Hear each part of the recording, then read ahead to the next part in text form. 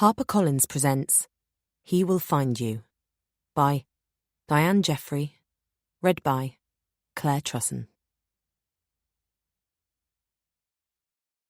For my three wonderful children, Benjamin, Amelie, and Elise. You make my world beautiful.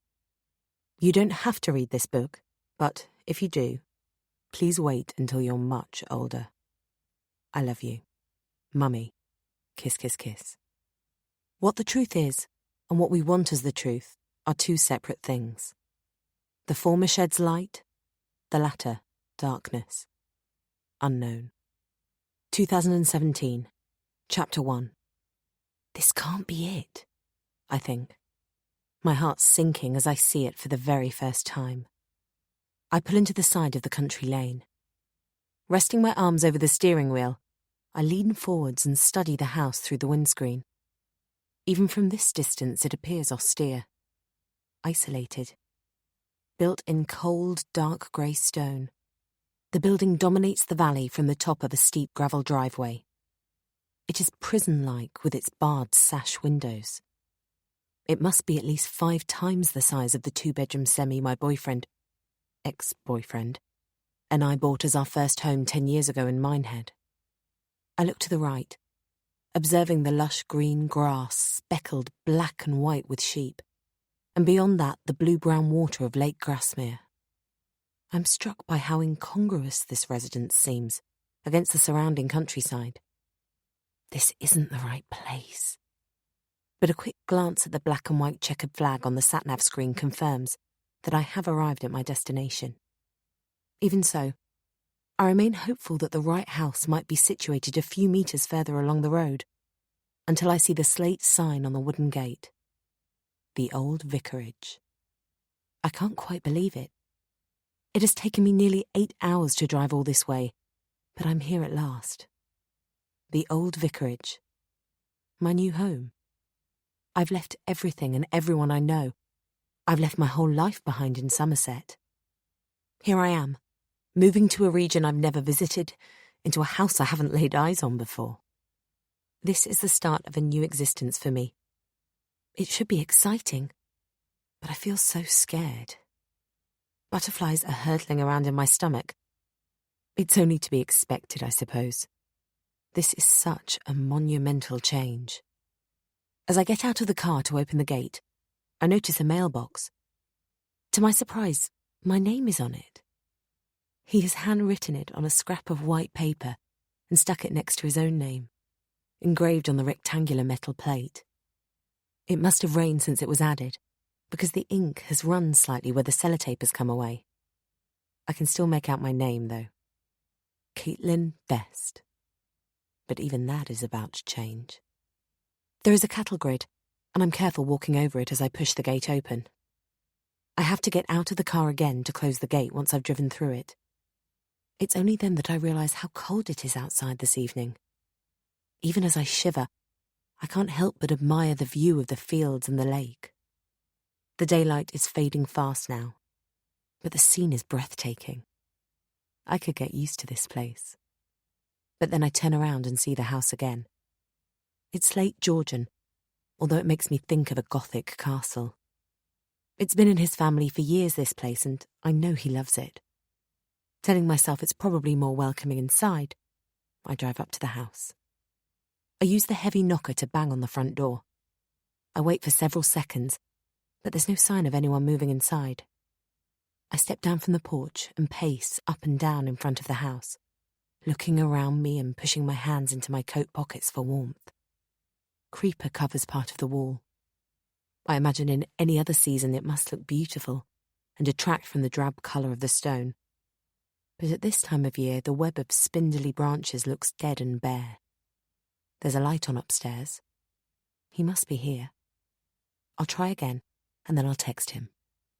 Am I making a terrible mistake? I wonder. Not for the first time. My dad and my elder sister both tried to talk me out of coming here. After all, I've only seen this man once in the past 20 years. I step forwards again and go to grab the knocker. But then I spot a metal handle hanging down to my right, and so I pull on it instead.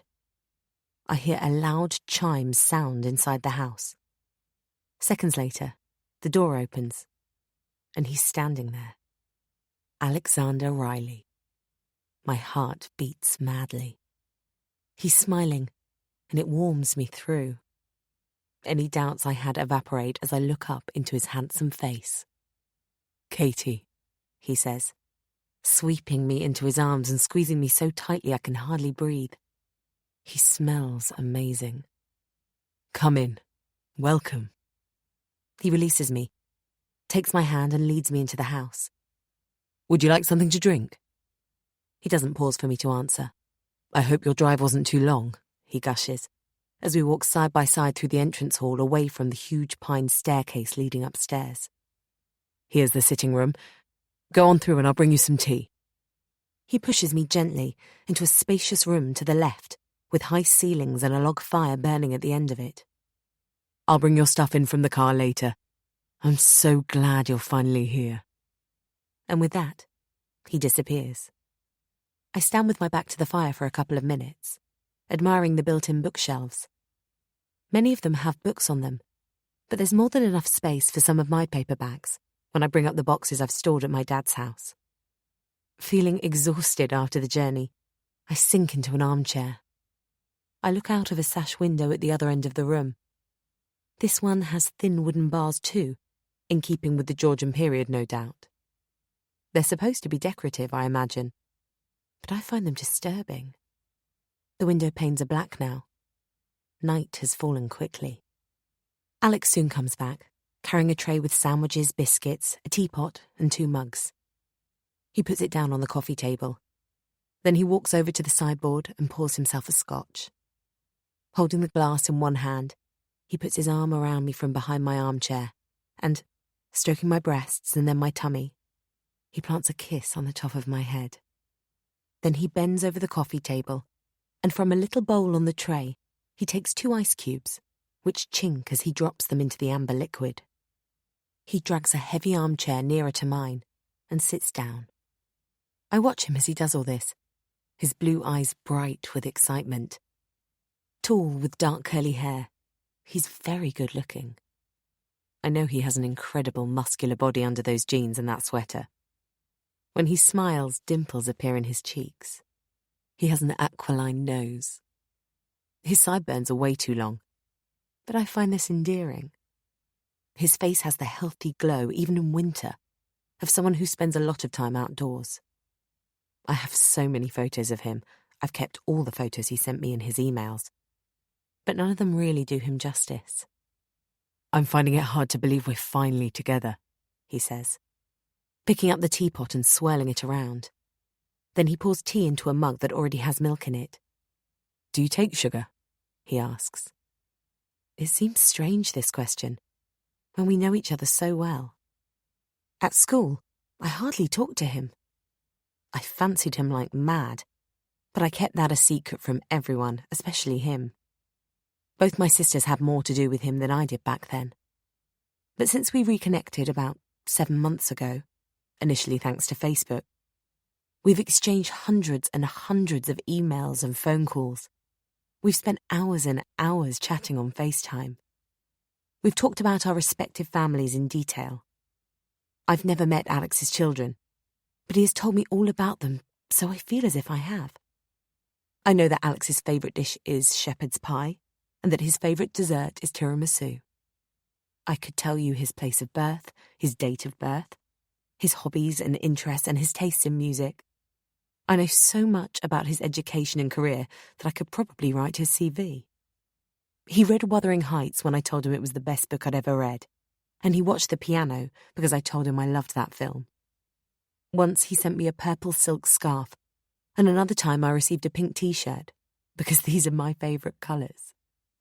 He knows I adore roses and lilies, and he has had bouquets delivered to both my place of work and home. He knows I hate takeoffs and landings on planes. He's familiar with my deepest fears and darkest secrets. He could even describe my sexual fantasies.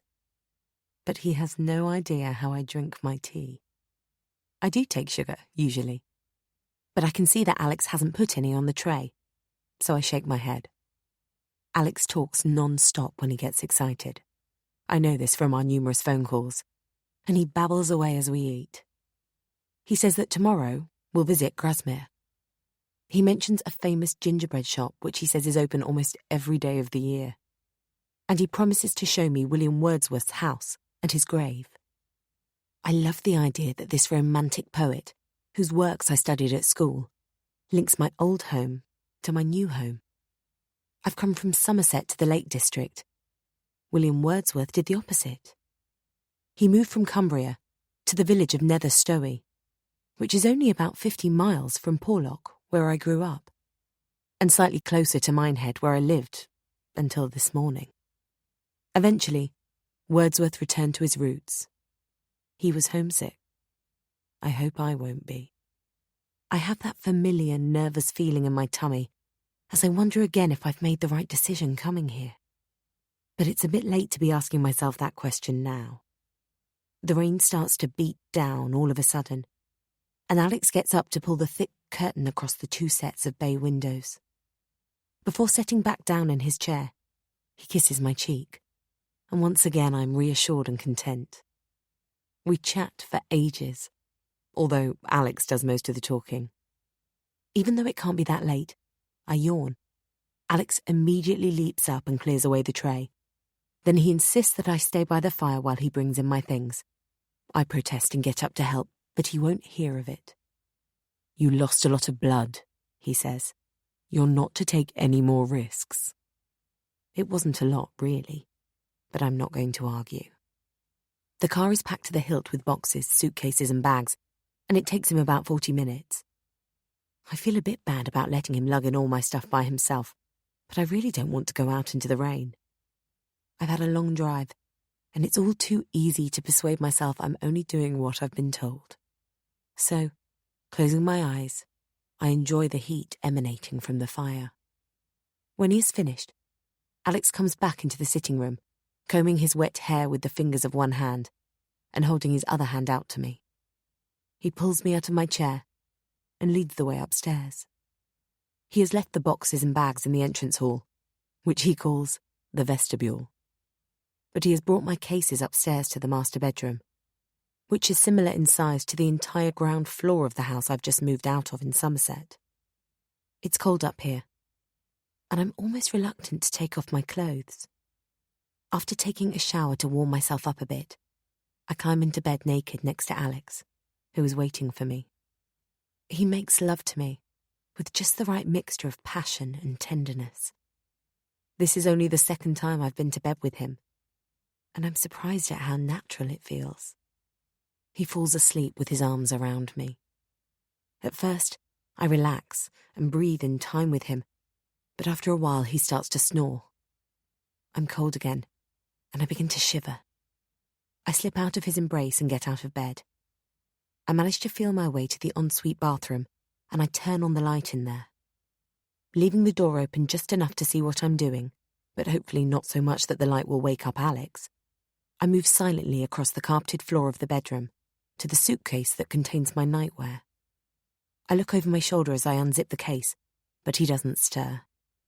When I climb back into bed a minute or two later, I'm snug in my fleece pajamas, but I'm wide awake. I can't get comfortable. The bed is lumpy and the quilt is tucked in tight around my feet, which I hate. For a while I toss and turn. After a few minutes I realised I've disturbed Alex, because he turns over and asks, "Are you all right?" "I'm fine, sorry," I whisper, feeling a pang of guilt for waking him. "Go back to sleep." "Night, Princess," he says into my ear, as he rolls towards me and puts his arms around me. I lie still, even though I can feel a spring digging into my lower back. Reminded of the story of the Princess and the Pea, I smile wanly in the darkness. Alex's body is like a hot water bottle against me, and now I'm sweating slightly. Listening to the rain outside, I wait for sleep to come. It's a long wait. The phone rings, waking me up with a start. It takes me a second or two to remember where I am, and by the time I'm fully awake, the ringing has stopped. I've been dreaming about Louisa, but I can't remember the details. I reach out for Alex, but he's not there. I get out of bed, stretch, and walk over to my suitcase to find my slippers and my dressing gown. I wonder if he could be in the bathroom, but I don't hear any water running. I open the door anyway and peep inside. Just as I thought, he's not in here. I freshen up a bit, and then I make my way downstairs to find him. "Alex!" I call out. I go into the sitting room where the fire was crackling last night. It's chilly in here this morning, and I wrap my dressing gown around me and knot the belt. "Alex!" I walk down the hallway and peep into the kitchen. He's not in here either. There's a strong smell of coffee which makes me feel queasy even as my tummy rumbles. As I'm hunting in the cupboards for tea bags and a mug, I catch sight of the note. He has written a message on a post-it and left it next to the kettle. "Gone training, back in a bit. Make yourself at home. Mi casa es tu casa. Alex. ALEXXX." I'm disappointed, of course I am, but it was nice of him not to wake me up. He has left out some bread, butter and jam on the worktop. As I wait for the kettle to boil, I look out of the window at a large tree in the back garden. I remember Alex telling me there was a damson tree, so this must be it. Its trunk is leaning at an angle that seems to defy gravity, but perhaps it's the visual effect created by the grassy slope. Not far from the tree there's a swing set, and behind that, a thick wood. The window bars give me the unnerving impression that I'm being kept prisoner.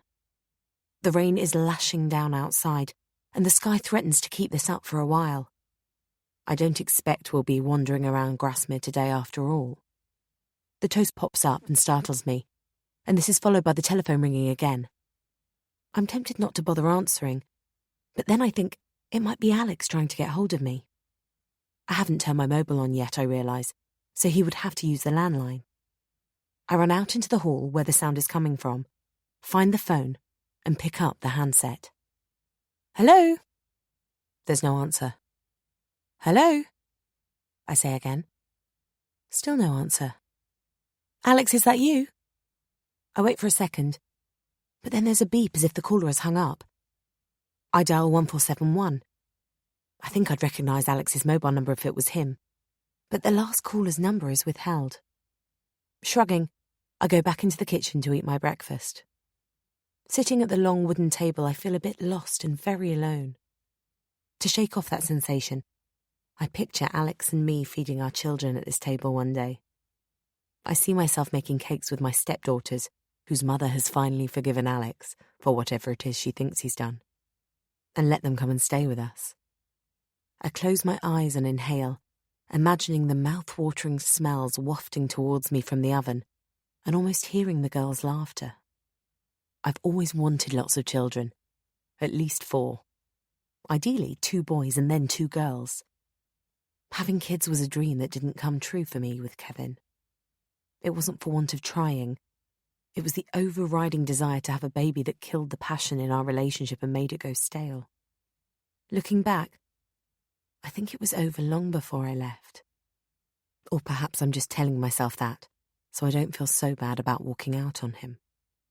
Alex still isn't back when I've showered and got dressed, so I decide to explore the house. On the ground floor, there are several rooms I haven't seen yet. There's another lounge, which also has an open fire, and opposite it, a study. It has alcove built-in wooden cupboards, and when I open them, I see they're empty. As I discover my new home, I keep mentally comparing it with the house Kevin and I lived in, which we've just put on the market. The upstairs bathroom in Minehead would easily fit into either the laundry room or the cloakroom in the old vicarage. Coming back through the hallway, just outside the kitchen, I notice a door near the staircase. I turn the handle, but it's locked. Briefly, I hunt around for a key. On the wall, in the cupboard under the stairs, but then I leave it. I realise the door probably leads to a cellar, and I don't want to go down there anyway. I walk on towards the staircase. Upstairs there are 5 bedrooms altogether. Ours is the only one with an ensuite bathroom, but there is another bathroom and a separate loo along the landing. Although the views are better from the master bedroom, You can see Lake Grasmere. I prefer the bedroom at the back of the house, which, like the kitchen below, looks out onto the garden. It's smaller and cosier, with some sort of period fire grate and surround. The walls are painted a warm peach colour, but I notice there are no pictures on them. And it strikes me that I've seen no paintings or photos, not even of Alex's daughters, anywhere in the house. While I ponder this, I push the last door open wider and step inside. Decorated in pink and lilac, it is a large room with 2 single beds. Fairies fly around on wall stickers, and a giant stuffed cuddly dog lies on a multicoloured rug on the floor. This must be Poppy and Violet's bedroom. Then a thought pushes its way into my head. Alex's daughters would be too old now for fairies and teddies. Alex's wife walked out on him 5 years ago, and the girls are in their teens now. He said he hadn't seen them for a year. Surely if they'd come to visit a year ago, they wouldn't have wanted to sleep in such a childish environment. They would probably each want their own space at their age anyway. Briefly, this puzzles me. But then I reason with myself. Alex didn't say the girls had ever come to stay with him before his ex-wife cut off all contact. Maybe they haven't slept at the old vicarage since his wife, ex-wife now, left him. That would explain it. Sitting down on one of the beds, I run my hand over the hearts on the quilt cover. Quite unexpectedly, a chill runs down my spine. I scan the room. It's beautifully decorated. There are toys, games, and children's books everywhere. And yet, there's something I don't like about it. I can't quite put my finger on what it is. The sense that someone was very unhappy in here? No, that's not it. Scared more than unhappy. In danger, even. As if something bad once happened in here. I laugh at my silliness. I've always had an overactive imagination. Julie would have taken it seriously, though. My elder sister is into feng shui and mental wellness. She's reluctant to set foot in Dad's house now, on the pretext that it has negative energy and bad vibes since Mum died. I'll have to invite Julie to stay with us at the old vicarage. She'll have the chi flowing, or whatever it is you need to do, in no time. I decide to start unpacking. Maybe when I've tidied away all my things, I'll feel at home in this house. Mi casa es tu casa. Hopefully Alex will be home soon. That will help too. Today is the first day of the rest of my life, I say to myself. A completely different life to the one I've had until now. To caitlin.best@newsmail.co.uk. From Alexander Riley 9987 @premiernet.co.uk. Sent Monday, 1st of August 2016 at 23:34. Subject Kismet, Kate. Dear Katie, I was thinking today how lucky I am that you sent me a friend request on Facebook. You can't imagine how glad I am that we've reconnected after all this time. And speaking of Facebook, I was beginning to think I'd never get to see a photo of you, other than with your family and friends on your wall. Thank you so much for your selfie. You're beautiful. I love you being part of my day. Thanks to all your emails and texts, it feels like you're close even though you're so far away. Plus, I like to know what you're doing and where you are. You're very funny, and you made me laugh out loud this afternoon when I was in a boring meeting with my accountant. Katie, you said this is moving too fast for you, and you feel a bit overwhelmed, but I've never felt a connection like this before. We've only been in touch again for a month, but it's as if I've known you for so much longer. Perhaps it's because of all we have in common. At the same time, I have this urge to make up for lost time. 2 decades. You understand, don't you? I don't believe in fate or anything like that, but I do wonder if things sometimes happen for a reason. And I think that you coming back into my life at this moment in time was meant to be. It feels so right. You're the real deal. You said Kevin was going to the pub with his mates tomorrow evening. Would you like to FaceTime? I love hearing your voice on the phone, but it would be even lovelier to see you. Sorry if I've come on a bit strong this evening. I've been on the single malt.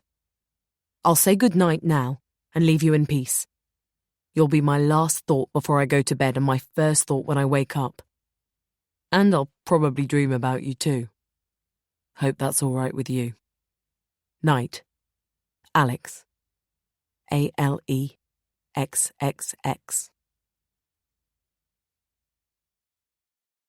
Chapter 2. I'm desperate to get out of the house, but it doesn't look like we're going to be able to go outside the next morning either. The rain is still beating down, although, looking out through the bars of our bedroom window, I can see a tiny patch of clear sky over the lake. My mother used to say if there was enough blue to make a pair of trousers for a sailor, the weather would turn out fine. Wishing I'd inherited her optimism as I stare at the sky, I reflect that the seaman in question would have had to be fairly small. I sigh, and Alex pleads with me to get back into bed. He's lying on his back, his hands clasped behind his head. He seems to be appraising my bare body. I kneel on the bed next to him. Lie on your tummy, I order. He doesn't move for a second or two, but then he turns over. I start to knead his shoulders. He groans, in pleasure, I hope, rather than pain, but just in case I massage his muscles more softly. Is this new? I ask, running my fingers over his right shoulder. I haven't seen it before. Is what new? Oh, the tattoo. Well, I had it done before Justin Bieber, if that's what you mean. You've lost me. Bastard has the same tat. It's Banksy. I know that, I say, admiring the artwork inked onto Alex's skin. The picture is of a girl with her hands stretched out towards a red balloon. My nephew Oscar is a big fan. We've taken him to Bristol a couple of times to see Banksy's street art and some of his works on display at the M Shed. Well, girl with the balloon appeared on a wall somewhere in London, not Bristol, Alex informs me. I still haven't decided if I want the caption inked on next to it. What is it? There is always hope, he says. I examine it again. The balloon is heart-shaped. It's not clear to me if the girl has let go of the balloon or if she's trying to catch it. Either way, it's out of her reach. Before I can ask Alex any more about it, he jumps out of bed. Breakfast in bed, he says. You wait here. I'm left for a while to muse on Alex's choice of body art design. I would have thought he'd go for something more athletic, but I'm not sure what exactly. I suppose you wouldn't have the 5 Olympic rings unless you'd actually competed in Olympic Games, or the Nike logo unless they sponsored you. And a slogan like, no pain, no gain, would be a bit trite. But something along those lines. I didn't even know he had a tattoo. I'm surprised at this, although I'd only seen him naked once before coming here, and on that occasion the lights were dimmed. I allow myself to reminisce about that night. It was 4 months ago. I close my eyes, and I can feel myself smiling. I remember Alex stripping off his clothes in a few seconds flat, and then climbing into bed. He lay on his back, propped up on his elbows, watching me undress as he waited for me to join him. I'd been amused and turned on by how keen he seemed. Thinking about it now, it's hardly surprising I didn't see the tattoo on the back of his shoulder. I noticed the scars, though. At the time, I didn't dare ask about those. Now, I'm burning with curiosity. Alex comes back into the bedroom carrying a tray. Smelling the toast, I'm conscious of how hungry I am. I plump the pillows up behind me and sit up straight as he puts the tray down carefully on my lap and gets into bed next to me. Don't get too used to this, he warns, twirling a strand of my red wavy hair between his fingers and then taking a mug from the tray. At first I don't understand what he's referring to, but then I catch him looking down pointedly at my tummy. Lions will soon be nothing more than a distant memory, he adds. Or is the plural lies in? He slurps his tea. No, you were right the first time. Lie-ins. Ask the language expert, he says. He puts his mug down on the bedside table and then he starts to fondle one of my breasts. And is it my imagination, or have these already got a bit bigger? It's wishful thinking on your part, I'd say, I reply, mirroring his grin. Seeing as we're on the subject of bodies, I begin in a more serious voice. Yes? Gently, I take his arm and stroke his wrists. Can I ask about your scars? Okay, he says. But then there's an awkward silence and I regret bringing it up. Well, it's not a big secret. I was 19, he says eventually. I'd left school. I was supposedly on a gap year, but I ran out of money very early on, got dumped by the girlfriend when we were in Australia, and came home. I started to hang out with the wrong crowd. We were taking drugs. I got depressed. Go on, I say when he pauses. Long story short, one evening I decided to end it all. I was a stupid, self-absorbed teenager. I ran a hot bath, got in, and slit my wrists. I'd only seen scars on his left wrist. I resist the urge to turn over his right arm, particularly as he's holding his mug, and I don't want to scold him. He sees me peering at the other hand, though, and adds, well, my wrist. I did it wrong. Used my right arm. Apparently, if you're right-handed like I am, you should start by slitting your right wrist. That way you can finish the job off better when you need to swap hands. And I managed to cut into a tendon in my left arm. I was in agony, even though I hadn't cut nearly deep enough to kill myself. So it was a botched job. I can hear my own breathing. It has become shallow. I'm uncomfortable talking about his suicide attempt, so I don't say the words that have just wormed their way into my head. There are more foolproof methods than slitting your wrists. Nor do I point out that he should have cut vertically rather than across his wrists. How do I even know that? I'm so glad it was a botched job, I say instead, nuzzling into him as much as I can without upsetting the breakfast tray on my lap or the mug in his hand. So am I, he murmurs, kissing the top of my head. And then it hits me, like a punch to the stomach. If Alex was 19, I would have been 17. My chest tightens at that thought and I feel nauseous. I have a sudden vision of Alex throwing himself off a cliff and plummeting to his death. I leap out of bed, making Alex cry out as I cause him to spill his tea. I make it to the bathroom just in time. Seconds later, he is next to me, holding back my hair with one hand and rubbing my back with the other as I throw up into the toilet. Morning sickness, he comments wryly when I've finished retching. It's not, but I don't contradict him. The sun comes out in the early afternoon, and so Alex drives us the short distance into Grasmere. I'd rather walk, but I don't protest. I'm just happy to get out of the house. There are lots of people out and about. From the car park, it's a short walk to St Oswald's Church, where William Wordsworth is buried. We follow the path round to the back of the church, walking on paving stones with people's names and hometowns engraved on them. From a much bigger paving slab, I read aloud the first verse of I Wandered Lonely as a Cloud, Wordsworth's most famous poem. After Alex has shown me the Wordsworth family tombstones, we go by foot to Dove Cottage, a little further up the road. The sign on the house says, "The loveliest spot that man hath ever found." It is really beautiful here, I say. I can see why the area inspired him to write his poetry. He lived in this cottage with his sister Dorothy, Alex says informatively. They were very close. Unbidden, tears well up in my eyes, and I brush them away with my sleeve before Alex can see. I miss Louisa terribly. When we were little, we swore we would live together in the same house with our husbands. Being without her is like being without a part of myself. Even now, all sorts of things remind me of her. Smells, songs, phrases. Not for the first time. I wonder if one day the void in me can be filled. By now I'm used to feeling I'm not quite complete. But I feel a very special bond with Alex. similar to the one I once had with my twin sister.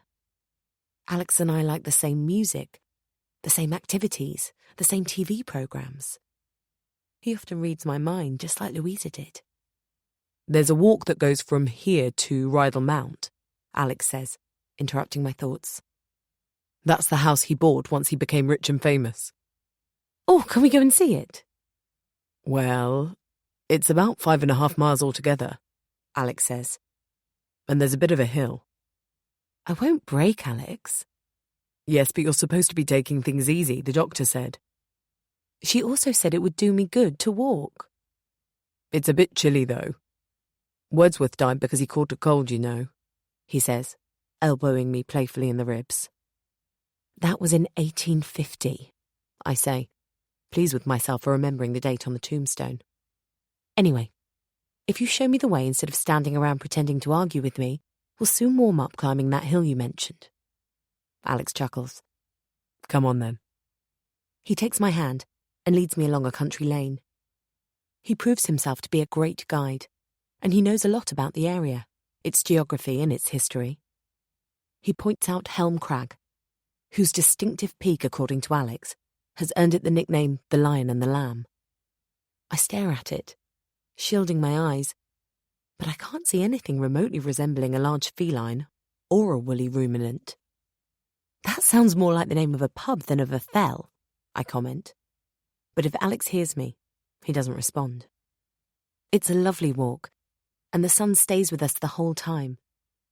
I'm so glad that the weather has brightened up and we weren't stuck in the house all day today like we were yesterday.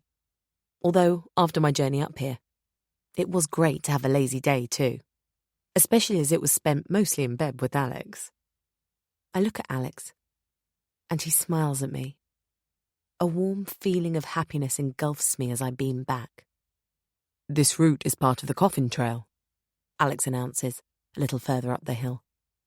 That wipes the smile off my face for a moment. "The Coffin Trail?" "Yes. People used to carry the coffins down this hill to St. Oswald's Church to bury their dead." We continue to walk up the hill, and after a while, we arrive at the tiny village of Rydal. A dog barks as we walk around the grounds of Wordsworth's home, and again as we walk away down the hill. On our left is a large sloping field. "This is Dora's field," Alex resumes. "Dora was Wordsworth's favourite daughter, and he was heartbroken when she died." "What did she die of?" I ask, intrigued. He shrugs. "No idea," he says. "He lost all his children. Dora was the only one left, but then she died too. He planted hundreds of daffodils in this field as a memorial to her. It's quite impressive in the spring when the flowers are in bloom." A line from the verse I read on the church paving stone echoes in my head. "A host of golden daffodils." "That's so sad," I say.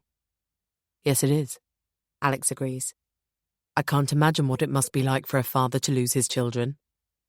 It crosses my mind that in a way, Alex has lost his daughters. For the moment, at least. His ex-wife won't let him see them. I wonder if that's what's going through his head. And then my thoughts turn to my own father and my mother. It seems to me that it's somehow far worse for a mother to lose a child, but I keep this to myself. Alex and I sit down on a wooden bench and admire the view over Rydal Water. "I've got something for you," Alex says, letting go of my hand and thrusting his hand into the pocket of his jeans. He brings out a small blue jewellery box. I open it and gasp at the necklace inside. "Thank you. It's beautiful," I say. And it is. It's a red heart crystal pendant on a silver chain, and I'm instantly reminded of his tattoo. Alex puts it around my neck, and I hold up my hair and bow my head so that he can do up the clasp. "Maybe you can wear it on the day," he suggests. I tilt my head upwards to kiss his lips, suddenly aware that the sun has gone behind a cloud and that the air has become cooler since we've been sitting on the bench.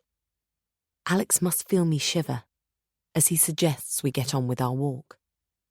I take his hand and we get up from the bench, but he pulls it away to scratch his nose. I turn my head to follow his gaze and see a woman coming down the path towards us, chatting away to her little white dog. I'm not sure what breed it is. I sense Alex hesitate next to me before striding more purposefully up the path. I have to quicken my pace to keep up. The woman widens her dark oval eyes, which seem to bore into me as she approaches. I think she's about to say something as she opens her large mouth, revealing a rather prominent set of very white teeth. She has short, dark brown hair with red highlights and severely plucked eyebrows, which only serve to heighten the look of shock on her face. She brushes my arm as we pass. "Do you know her?" I whisper. "Never seen her before in my life." He answered me so loudly that I nudge him, certain that the woman has heard him. But I can tell something is not quite right. I look at him askance. He glances over his shoulder. "I'm just a bit wary of dogs," he admits, in a much quieter voice than before. This amuses me. That white dog is so small after all, and Alex is tall and strong, and doesn't seem to be afraid of much. Something else I didn't know about him. Perhaps I don't know him quite as well as I thought. This idea makes me a little uneasy, but that feeling is quickly dispelled as I imagine the fun we'll have getting to know each other better. 2. Caitlin.best@newsmail.co.uk. From Alexander Riley 9987 at premiernet.co.uk. Sent Saturday, 10th of September 2016 at 22:56. Subject: See you. Dearest Katie, I'm sorry if my replies to your emails have been so brief lately. I've been really busy at work. I promise to make it up to you. Maybe I can do that very soon. I've got a proposition for you. Would you do me the honour of dining with me one evening? I have a supplier in Exeter, and he has just brought out a whole new collection of sports clothing, which I'd like to go and see for myself. I'm planning to go down by train next month. If you'd like to meet up, I can time it so it's on a day when you're working at the university. I'd love to meet up with you again after all these years. Now, I know we've been getting kinky in our emails recently. I love it when you talk dirty. You're so hot. And I know you wanted to try and slow things down a bit. But I assure you that I can be the perfect gentleman, and I'll be on my best behaviour. I'm just asking you to let me take you out for a meal. If you don't think this is a good idea, please say so. If I walk through the door of a restaurant with you on my arm or at my side, I will probably burst with pride anyway, so you'll be saving me from that fate if you turn me down. What do you think? See you soon, maybe? Alex. ALEXXX.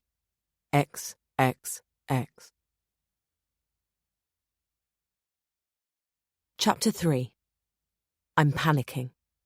Where on earth is it?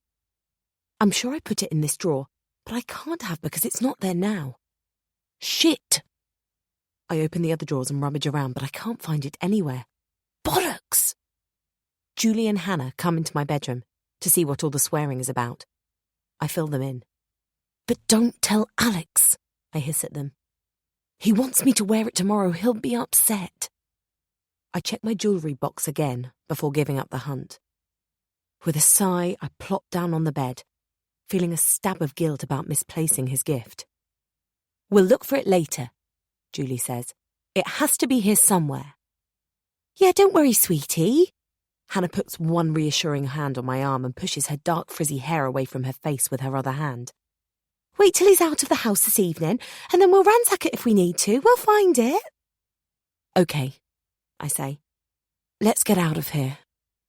The three of us are keen to escape and do our last-minute shopping in Keswick, a local town, which I know my sister and my best friend will fall in love with, as I have.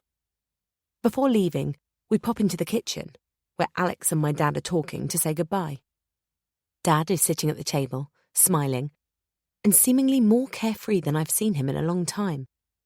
And Alex is standing at the worktop, his hands covered in flour making an apple crumble.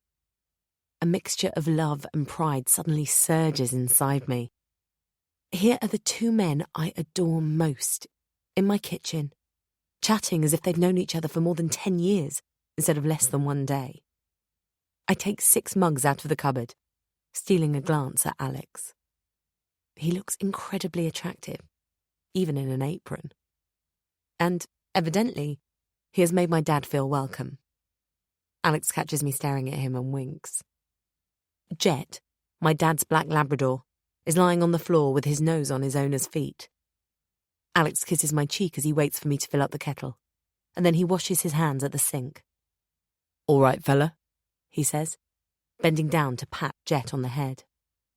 I turn away, hiding my grin from Alex, as he pulls out a chair and sits down at the table with Dad. Images flash before my eyes of our walk a few weeks ago, and I remember Alex confessing that he was scared of that woman's little dog. Yet, here he is, making an effort to get on with my dad by making friends with Jet.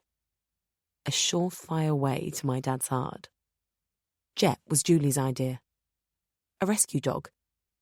It was in fact Jet that rescued my dad.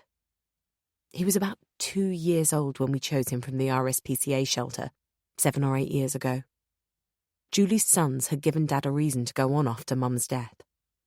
But although his smile was as permanent a feature on Dad's face as his deep worry lines, it wasn't until he had Jet that Dad's smile reached his eyes. Watching Alex, who is still stroking the dog, I feel very grateful to him for all he has done for my family since they arrived last night. He has gone to great lengths to impress them all, and he has been punctilious in providing every comfort he can think of for our guests. Yesterday, he cooked a delicious dinner, topped up everyone's glasses with wine throughout the meal, and was charming and witty the whole evening. He has even won over my best friend Hannah, who usually takes a while to warm up to people she has just met, particularly men. Julie saunters back into the kitchen, after taking a mug of tea into the living room for Daniel, her husband, who is watching a DVD of Rogue One with their 2 sons. "What are you going to do while we're out, Dad?" she asks. "We men are all going for a walk," Alex answers for him. "I'd like to show everyone around Grasmere, and we'll all get some fresh air." "Jet could do with some exercise," Dad adds. "He was stuck in the car for hours yesterday." Julie, Hannah and I finally speed away in my getaway Citroen C3, gravel flying up as I accelerate down the drive. Hannah has made me a playlist with 80s and 90s music as, like her, I grew up during those decades. She has plugged her iPod into the car stereo, and all 3 of us are rocking the Casbah at the tops of our respective lungs. I am happy, excited, and, if I'm honest, a little anxious as well. 20 minutes later, Julie voices what is still niggling me as I pull into a space in the car park. "You're certain about getting married, are you?" she asks. I've always admired my elder sister for her frankness. She speaks her mind, and sometimes it's not easy to hear. But I appreciate her open honesty. "I know you want your child to grow up with both parents, but this isn't just a shotgun wedding, is it?" "I'm nervous about the big day," I reply. But I love Alex so much. It's a bit more than pre-wedding nerves. I keep thinking I'm rushing into this marriage blindfolded, even though everything feels so right with Alex. Most of the time. I can understand why," my sister says, her eyes sparkling, and I can tell she's satisfied with my answer. "He's perfect for you," Hannah agrees. Her words move me, because she's always been very fond of Kevin, and she gave me a hard time when I left him for Alex. I understood where she was coming from. Kevin is such a loving person. I can't explain, to Hannah or even to myself, why I didn't love him enough. A lump comes to my throat, and I give Hannah's hand a quick squeeze, not trusting myself to speak. We all get out of the car, and I head for the pay and display machine, putting an end to the conversation. As I'd predicted, both my sister and my friend adore Keswick. It's a shame they didn't arrive earlier yesterday. They would have loved the market. A chocolate fountain in a shop window catches Hannah's eye, and she gives in to temptation and buys a box of chocolate fudge. Julie and I have a facial and get manicures, while Hannah chatters away, her mouth full of her recent purchase. Hannah is a hairdresser, and although her hair is usually an unruly mess, her skin is flawless and her nails are always impeccable. The beauty salon is not far from Alex's shop, and it also happens to be opposite a pub, so we have a late lunch there. Afterwards, we wander around the town a bit more, then decide to head back to the old vicarage. As I open the front door, a wonderful smell floats towards us. A mixture of cinnamon and thyme. It's not long before we're sitting at the table eating again. I'm still full from lunch, but Alex has gone to a lot of trouble cooking, and I eat as much of the roast dinner and crumble as I can. My round tummy has been protruding very noticeably for a couple of months now, so it's not as if I was trying to keep slim for my wedding day. After dinner, Alex gets his overnight bag ready and slings his suit in a protective cover over his shoulder. He has made arrangements to stay at his best man's house. "You won't change your mind?" I ask hopefully. A groom shouldn't see his bride on the big day before she walks down the aisle, or, in our case, into the register office, he says. It's bad luck. I know he's not superstitious any more than I am, but I expect he'll go out for a few drinks with his mates and enjoy his last few hours of bachelorhood. "As long as you don't have too much fun then," I say, pretending to pout. He gives me a tender kiss, and now I wish more than ever that he'd sleep next to me tonight. I tell myself that at least this way I'll get some time alone with my family and my best friend. I haven't seen them for about 2 months, and I've missed them. As soon as he is gone, Julie and Hannah appear from the living room and usher me upstairs to my bedroom. "Right, let's get to work," Hannah says, picking up books from my bedside table and checking under them. The missing necklace has been crouching in the back of my mind all day, and I'm thankful that Julie and Hannah haven't forgotten about it either. We've been searching upstairs for a while when Daniel offers to help. He rallies together Oscar and Archie, who were starting to bicker over a board game, but a full hour later, we give up. Upstairs, we've checked under the beds, in all the cupboards, drawers and bathroom cabinets. Hannah went as far as to search inside my shoes and in my coat pockets, in the wardrobe. And downstairs, Daniel and the boys have looked under the sofas, in the built-in cupboards and on the bookcases. Daniel says he has even checked in the laundry basket, washing machine and tumble dryer. We've looked everywhere, and at least twice in most places. Well, nearly everywhere. "So, do you want to open that box?" Julie asks. We found a cardboard box in the wardrobe of the bedroom with the peach walls, where my sister and brother-in-law are sleeping. I know Julie wants to open it, not because she thinks the necklace might be in there, but out of simple curiosity about what actually is inside. "No. I can't imagine where the necklace has got to, but it can't possibly have gotten into the box," I say. "It's all taped up." "I wonder what's in there," Hannah muses. "Maybe stuff belonging to Alex's daughters," I say. "You'd think that would be stored in their room," Julie says. My nephews are sleeping in Poppy and Violet's bedroom. Alex wasn't happy about it, but the other guest rooms were going to be taken by Hannah, Dad, and Julie and Daniel, so that only left Alex's daughter's room. "It's not as if it's used," I'd pointed out, regretting it instantly as Alex's face clouded over. For a second, I thought he might get angry, although he has never raised his voice at me. But in the end he said, "You're right." And that was that. Julie goes in there now. The boys are aged 12 and 10, but she still tucks them in. When she's finished, she joins Hannah and me in my bedroom. "It's a creepy bedroom," she comments, thumbing over her shoulder towards the door. "Oh, yeah.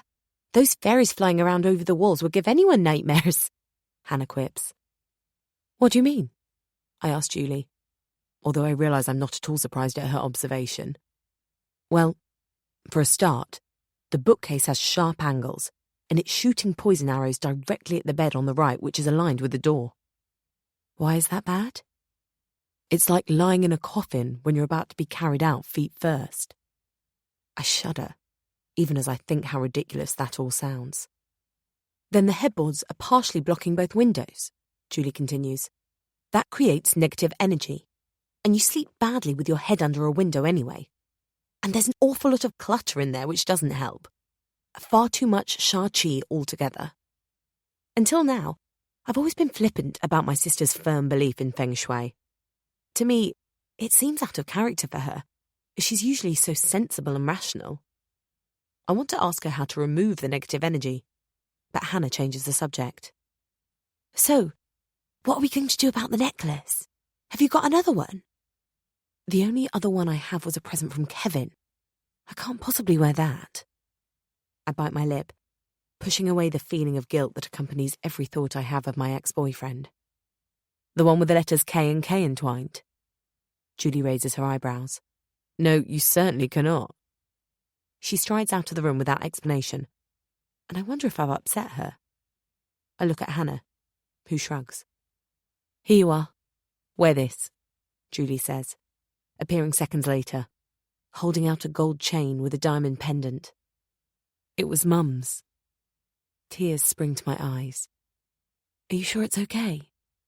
Of course I'm sure, Caitlin. I brought it here in case you wanted to wear it for your wedding day. I didn't know Alex had given you a heart for the occasion. She pauses, clearly replaying her sentence in her head. Hannah snorts. You know what I mean, Julie says. She puts the chain around my neck and does up the clasp. There. Now you won't lose this one. Thank you, I say. A few minutes later, when Dad, Julie and Daniel have all gone to bed, Hannah and I are both in our pyjamas, and Hannah is waltzing around my bedroom trying to talk with the toothbrush in her mouth. I can't make out a word you're saying. I start to giggle. She goes into my ensuite bathroom. I hear her gargle, and then she materialises in the doorway, her eyebrows raised in mock surprise. Who do all those bottles belong to? She says. What are you talking about? I ask, my tired brain conjuring up images of wine bottles, even though I haven't drunk any alcohol for months. All those cosmetics. We had to drag you kicking and screaming into the beauty parlour earlier, she jokes. And I know you're not that obsessed with your appearance. What she's referring to, I imagine, is that I wear minimal makeup and don't do enough with my hair for her liking. She's told me several times that people pay a lot of money to dye their hair the same colour as mine, whereas I've inherited this shade naturally from my mum's Irish genes. But I just scrape my hair back into a ponytail most of the time. No, I never take 2 bottles into the shower, I say, humouring her. They're mainly Alex's, actually. Oh, dear. Someone should have warned you. Never, ever, she prods me twice in the chest as she says this, ever, another prod, go out with a man who has more beauty products than you. I burst out laughing. Seriously, take it from me. It's hard to imagine that anyone could possibly own more hair care products than Hannah. Although, to be fair, that goes with a job. Nor do I tell her that I saw Alex pack 3 wash bags in his overnight bag. Sebastian, right? Big mistake. All Hannah's ex-boyfriends are big mistakes. I could never get into the bathroom. He smelt good and he looked great, but he was far more in love with himself than he ever was with me. Moron, I say. Yeah. Fuck him. Still, you won't have that problem. I think she's going to say that Alex is head over heels in love with me, but instead she says, You've got about 10 bathrooms in this house. It's a gross exaggeration, and we both laugh. Hannah sits on the bed next to me. I've known Hannah for a long, long time. We've been inseparable since our first day at primary school. We didn't have the same interests as we grew up. I was athletic, whereas Hannah was allergic to sport. I studied hard for my A-levels. Work was a welcome distraction that year. Hannah, on the other hand, skipped class to concentrate on the practical side of her sex education. I got good results, which was a huge relief as I was able to get away for a while and go to university. Hannah flunked her A-levels, but couldn't have cared less, even though this meant she had to carry on living with her parents for a few years. After I lost Louisa, Hannah was my rock. Leaving her behind in Somerset this time was harder in many ways than leaving Kevin. The conversation was a bit strained between us on the phone the first couple of times. Hannah made it very clear she thought I was making the wrong decision. I desperately needed her support, but Hannah had needed a little time to come round. She resented the fact that I'd made her complicit in all of this too. I'm so glad that things are back to normal between us. So, what's his family like? She asks, hugging her knees to her chest and pulling the quilt up around her.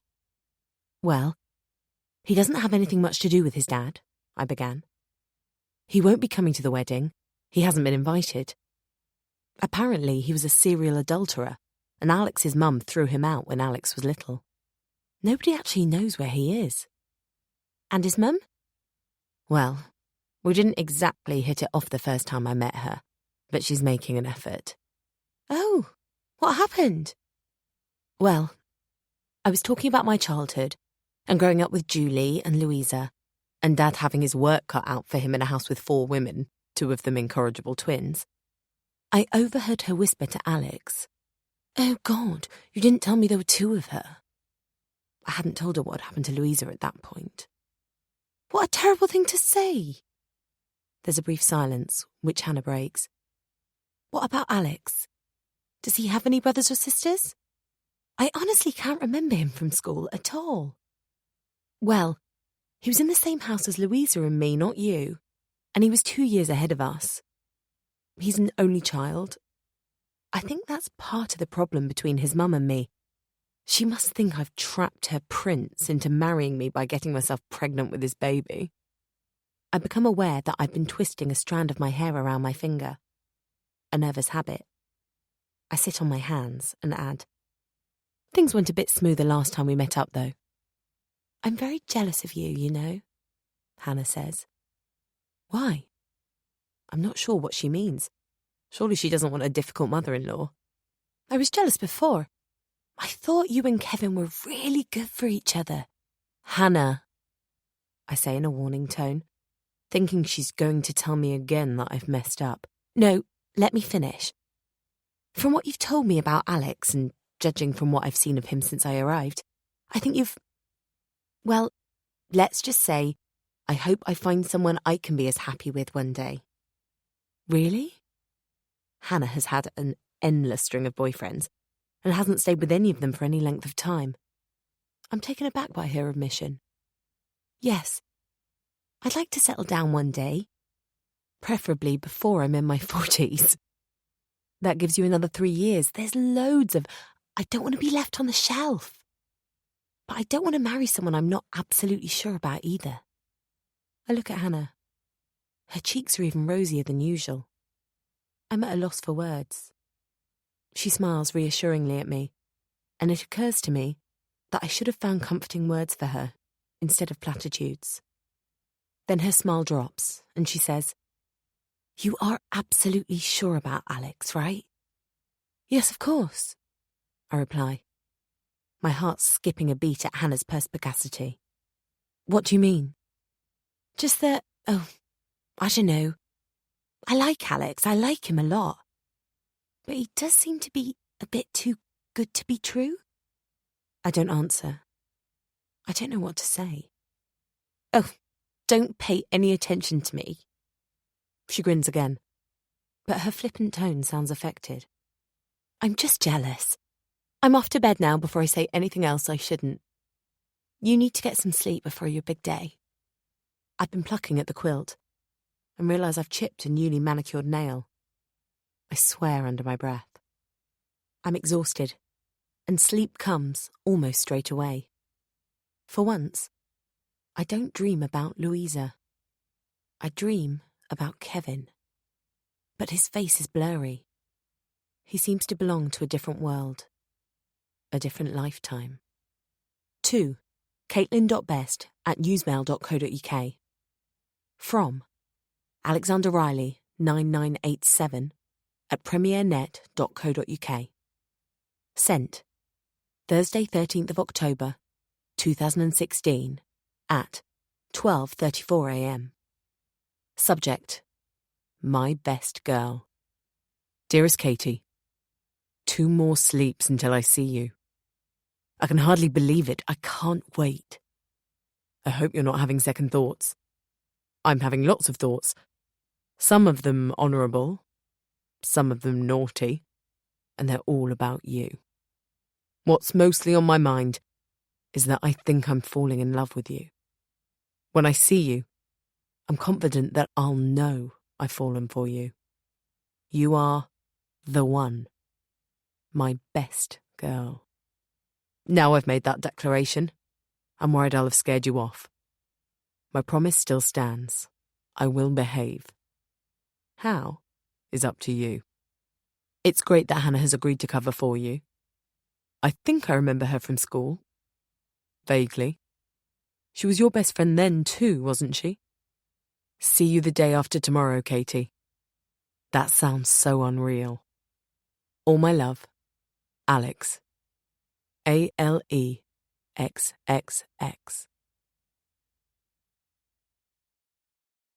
Chapter 4. I wake up to the noise of an argument and the smell of toast, both coming from downstairs. I close my eyes tight, thinking I'll go back to sleep for a few minutes. And then it hits me. It's my wedding day. I leap out of bed so quickly that the room starts spinning. I sit back down on the bed and wait for it to stop. Grabbing my mobile from the bedside table, I turn it on. It gives the notification sound for an incoming text message. I grin like a loon when I see it's from Alex. Good morning, Princess. See you in church. See you in the register office. I love you, my best girl. Alex. ALEXXX. My heart skips several beats. I read the text at least 4 times. Then, as I make my way to the bathroom, I realise his pun won't work for much longer. I'm about to become his wife. O'Reilly. After today, Best will be my maiden name. I shower, singing Depeche Mode's Never Let Me Down Again, which has been in my head since I listened to it yesterday on the playlist Hannah created for me. When I'm clean, I pull on my dressing gown and make my way downstairs. The kitchen is a mess. Oscar and Archie have apparently finished eating, and quarrelling, and have left the table and their dirty plates and glasses on it. My dad and Daniel are still seated, munching toast. Jet is sitting on the floor between their chairs, looking hopefully from one to the other with his huge dark eyes, and, at the far end of the table, Julie is drinking tea, while Hannah is standing behind her, drying her hair. She has cut it, too, judging from the clippings on the floor around Julie's chair. Alex would be appalled. He is rather OCD about tidiness, but seeing my loved ones making themselves at home in the kitchen, my kitchen, puts a huge smile on my face. Good morning, they chorus. Ready for your big day? My sister adds loudly to make herself heard over the hairdryer. Psychologically, yes, I say. But physically, I point one hand at my wet hair and the other at my dressing gown. Not quite. Hannah grins.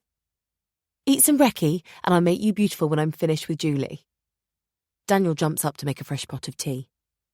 He and Dad fuss with me, forcing me to eat even though I have butterflies and no appetite. I was worried that Daniel would judge me. After all, he and Kevin are good mates, and I'm sure he had to pick up the pieces when I left. But Daniel has known me for a long time, and has always treated me more like a little sister than a sister-in-law. And, to my relief, he's been very supportive. If he thinks badly of me for hurting Kevin, he doesn't show it. I look at Julie. She is already made up and looks radiant. Julie has fine blonde hair, which she inherited from Dad, who was blonde before he went grey and then bald. Hannah has cut Julie's hair, which was long and a bit lank, into a sleek, chin-length bob, and, even with my inexpert eye, I can see that this has given Julie's hair a lot more volume. Hannah, who for the moment is dressed in her usual uniform of skinny jeans and a hoodie, has tamed her own stubborn hair into ringlets. I know she'll look uncomfortable when she has to put the dress on, but for now, she looks relaxed and absolutely gorgeous. At one point, the boys appear in the doorway to show off their outfits to their parents. They're wearing smart trousers and iron shirts, and I'm struck by how grown up they seem. But then Julie says, "Have you brushed your teeth?" The boys look at each other, turn around, and seconds later we hear them bounding back up the stairs. We all laugh. The girl staring back at me from the full-length mirror in my bedroom looks like my mum. Hannah has done an amazing job on my hair, and she's given me a hand with my makeup too. For the first time ever, I love my red hair. We don't have any waterproof mascara, which Hannah says I'll regret, as I'm bound to get emotional and cry at some stage today. She has convinced me to go for dark brown mascara instead of the green one I normally use. It's a bit of a squeeze putting on my ivory maternity wedding dress. My tummy a larger beach ball than I'd anticipated when I bought it. It's supposed to be knee length, but at the front it now comes down to mid-thigh. I have to breathe in and hold my shoulders back for Hannah to get the zip all the way up. "You should probably go easy on the wedding cake," my friend advises, as I tie the silk sash loosely above my bump. I'm so nervous that I don't think I'm going to be eating much of anything today, but I don't say that. I just breathe out and smile at Hannah in the mirror. I realise I've made Dad think of Mum too, because when he sees me coming down the stairs, he gasps. "Your mum would have been so proud of you," he says, quickly regaining his composure. This brings tears to my eyes. This is supposed to be the happiest day of my life. But how can it be without Mum and Louisa? My hand goes to my neck, and I close my fingers around the pendant of Mum's necklace. Reminding myself that my mascara isn't waterproof, I blink back the tears, and we make our way outside and to the bottom of the drive, where the cars that Alex booked are waiting to take us to the register office in Kendal. The ceremony itself goes by in a bit of a blur. Alex doesn't take his eyes off me throughout the vows. I can feel everyone else's eyes on Alex and me from behind us. He seems to bask in the glow of all the attention, but I shut out everything, so there's only him and me. The superintendent registrar conducts the ceremony with the swift aplomb of someone who has married countless couples before and has better things to do on a Saturday. Even so, he is a lot less grumpy than when we met him to give us our notice of intention to marry a month ago. Although, I suppose if Alex had remembered to bring his divorce papers, he might have been more affable. Sitting at the table next to Alex, I sign the register as Caitlin Best. The last time I'll use this name. Hannah is my witness, and I've never met Alex's witness before. He introduced himself as Mike from the Triathlon Club moments before we entered the register office. "It's so nice to finally meet you," I say now, as Alex takes his turn signing the register. He keeps his left hand on my thigh under the table as he does this. "It's a shame I had to get married in order to meet Alex's best mate." I'm joking, but Alex removes his hand from my leg, and I wonder if I've offended him. I try to catch his eye, but his gaze is focused on the register we've just signed. For our wedding reception, Alex has reserved a charming hotel at Ambleside, with stunning views of the lake. It comprises a country B&B on one side and a historic inn on the other. Alex described it to me, but I haven't seen it before. And as our chauffeur-driven car pulls into the car park, I take in the grounds and the building. "It's perfect," I breathe, and Alex squeezes my hand. If he was irritated earlier, all trace of it has gone now. The hotel is dog-friendly, which means Jet is on the guest list, much to Dad's delight. It's not far from Grasmere, which is convenient, as my family is staying at the old vicarage again this evening. Alex and I will be staying here, in one of the bedrooms upstairs. The photographer bustles about, and when he's satisfied with his work outside, we all troop through the hotel into a large reception room. I'm rather relieved to be going indoors, as it's a cool April day and my arms and legs are bare. Alex and I have to pretend to cut the cake for the final photo, and then the photographer leaves. I look around the room. There are only a few guests. Alex has more than me, but not that many more. His mum, grandfather, aunt, uncle and cousins are there, as well as some of his friends from the Triathlon Club. After the food and the speeches, a local band starts playing. Alex was able to book them at short notice because he goes running with the lead singer and one of the guitarists. They're really good and I'm impressed. As Alex leads me onto the wooden dance floor, everyone watches from their seats at the tables. I look around at the sea of smiling faces. All of the guests look relaxed, including Alex's mother. Alex holds me tight as we dance to All of Me by John Legend. It was his suggestion. I don't particularly like the song, but he was so pleased when he came up with the idea that I didn't have the heart to say so. And even I have to admit that with the lead singer's voice, it sounds wonderfully romantic. Then it is my dad's turn to dance with me, and my face feels like it will split from grinning at Alex as he twirls his mum around. My mother-in-law has drunk several glasses of Prosecco, and it seems to have agreed with her. Daniel and Julie join us on the dance floor, and out of the corner of my eye, I see one of Alex's cousins ask Hannah to dance. After a while, the band plays more classic rock and roll songs, and I'm enjoying myself in a little group with my sister and Hannah. As one of the musicians plays the opening chords to Chuck Berry's Johnny Be Good on his electric guitar, Alex comes to fetch me. "Do you know how to rock and roll?"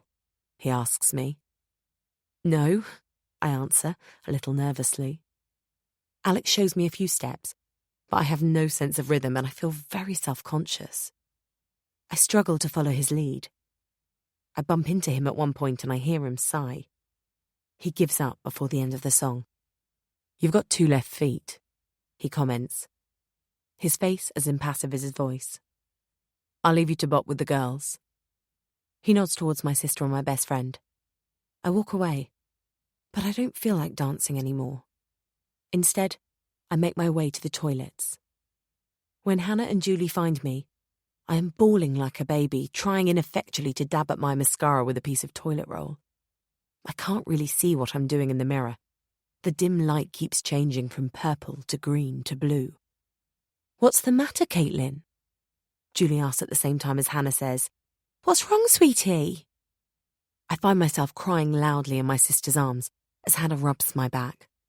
Eventually, even though my breathing is still uneven from my crying fit, I manage to tell them what happened. "Oh, I'm sure he didn't mean it," Hannah says, adding, "Although that's not a very nice thing to say, that bit about you having 2 left feet." "Well, it's an accurate assessment," my sister says jokingly. "You would have been in the dance-off on the very first round of Strictly." This makes me smile. I used to go round to Julie's to watch Strictly Come Dancing on Saturday evenings. Kevin always hated the show and went to the pub with Daniel, but Julie and I are fans. Hannah opens her handbag and takes out a packet of tissues. She hands me a tissue and takes out another one, which she wets under the tap and uses to wipe away the smudged brown lines running down my cheeks. "I knew you'd cry on your special day," she says. "You probably just got overwhelmed by all the excitement," Julie says, and I feel myself nodding. "You have a wonderful husband and you'll have a beautiful baby," she continues. "Don't let a throwaway comment get you down." "You're right," I say. It had felt disparaging, that remark about my clumsiness, but now I feel childish and silly. I've overreacted. And, as my sister pointed out, I'm no Ginger Rogers or Darcy Bustle. "It was probably the Prosecco talking," Hannah agrees. "Strange place," she says, changing the subject completely, for which I'm grateful. She looks around her, as if seeing the room for the first time. I follow her gaze. The wash basins are built into what appears to be the outside rock face. "It's very unusual," I say. "Yeah, the toilets really know how to rock," Julie says. That makes all 3 of us laugh. As we head back to the others, I identify the tune of Hound Dog. I cringe, hoping I won't be called on again to demonstrate how bad I am at dancing. But as we enter the reception room, I spot Alex dancing with Mike's girlfriend, whose name I don't even know. They're the only 2 people on the dance floor, and clearly she knows how to jive, or gyrate, or whatever they're doing, as well as he does. Everyone else has their eyes riveted on them. I study her. She has quite long, layered blonde hair, which she's flicking about all over the place like a model from a Head & Shoulders advert, as Alex guides her through the steps. In my mind, I'd like to describe her as whippet thin, but if I'm honest with myself, I envy her for her hourglass figure, which her short blue sheath of a dress shows off to perfection.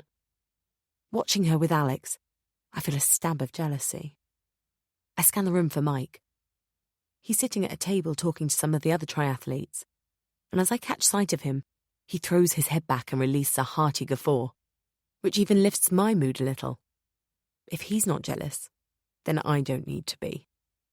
As the band finishes their Elvis cover, Mike and his friends start clapping and everyone else joins in. My new husband and his dancing partner take a little bow. Then Alex comes over to me and kisses me on the lips. "Where have you been?" he asks. I was getting worried. "I was talking to Hannah and Julie in the loos." "Yeah, they're well worth a visit," Hannah adds. Alex puts his arm around me. He squeezes my shoulder, a little too hard. Or maybe it just seems that way. It occurs to me that he may have drunk a bit too much.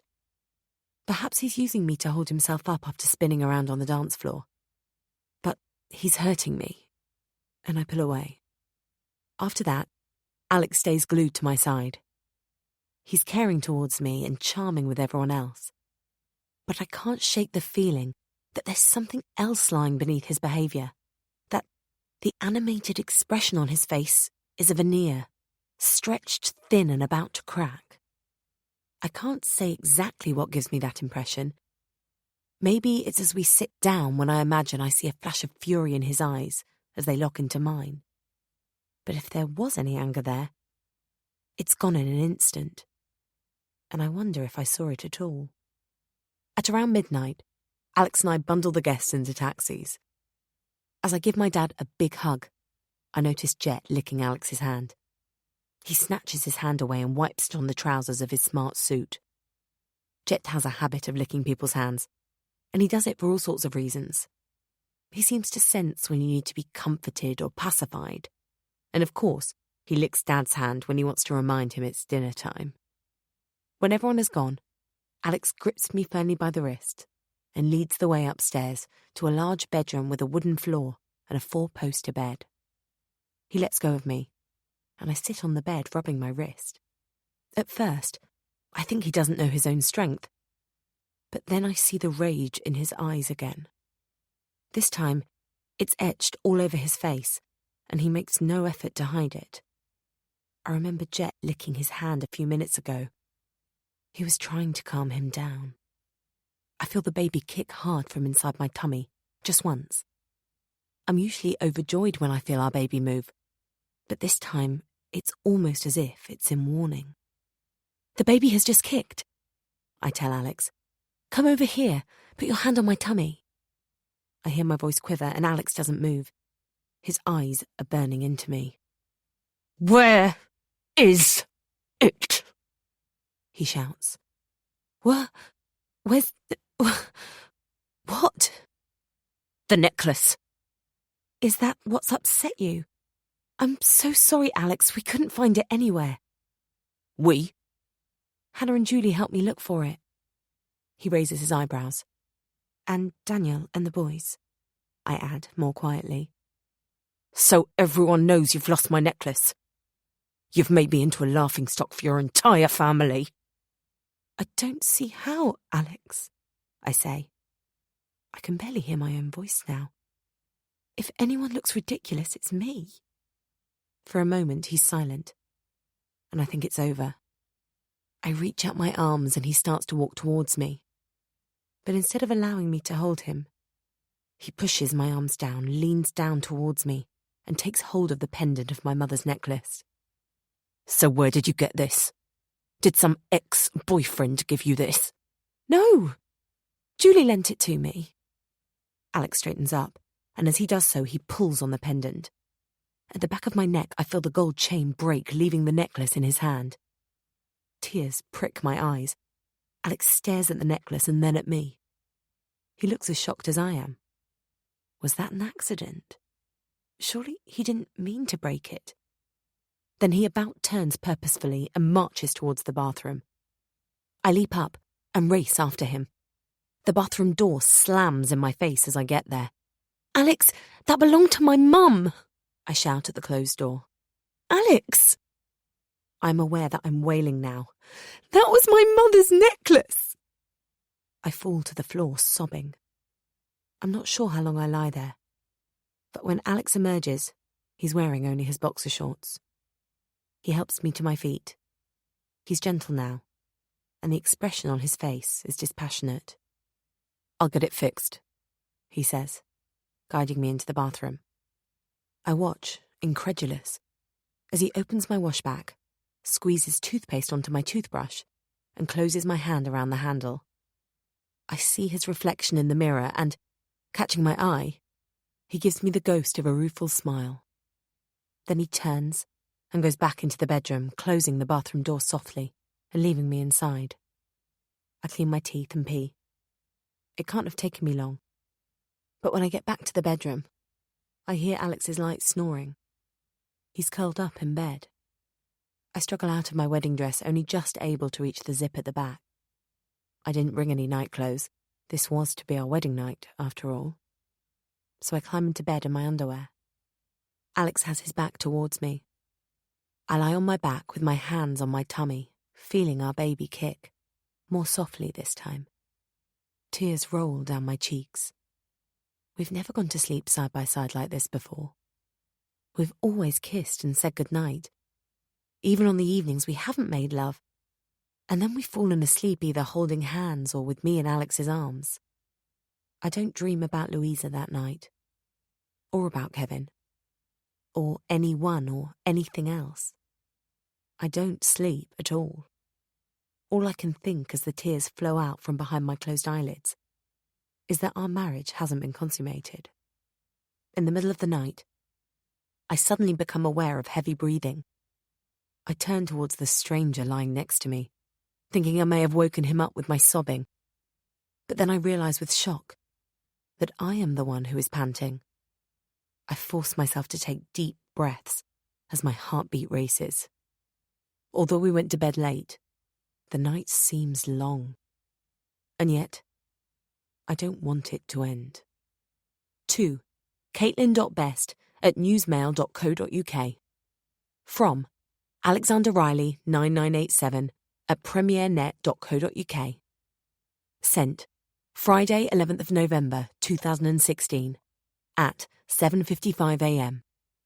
Subject: Communicate with me. Dear Katie, clearly you have taken my last email very badly. I'm sorry if you took offence at what I said. I don't think you interpreted what I wrote in the way I meant it. I didn't bring up my exes in order to make you jealous or to make you feel you have to compete with other women in my life. Firstly, they're not in my life anymore. And secondly, you would win anyway. Hands down, no contest. I'm happy to discuss this further if you want to, but I think it's just a misunderstanding. Maybe our emotions are spiraling a little out of control after the wonderful night we spent together. We're overreacting and seeing things that simply aren't there. Shall we ring or FaceTime soon? Far better to communicate that way. That's if you still want to talk to me. Emails are completely devoid of tone, so it's easy to read too much into casual remarks that are really intended only as jokes. I love you, and I hope to hear from you soon. Alex. ALEXXX.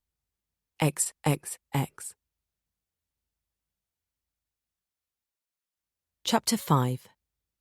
Alex sleeps soundly until about 9:30 the following morning, and when he wakes up, he reaches out for me and puts his arms around me. I feel wooden and cold in his embrace. He kisses the top of my head. I'm sorry if I upset you, he says. I open my mouth to object to the if, but I stop myself in time. Instead I say, I'm sorry too. I think I had one too many, he offers by way of an explanation. It was an emotional day. Hannah's words, as I was applying the mascara yesterday, echo in my head. She'd predicted, correctly, that I'd cry yesterday. I should have realised that it would all affect Alex too. He gets out of bed and stretches.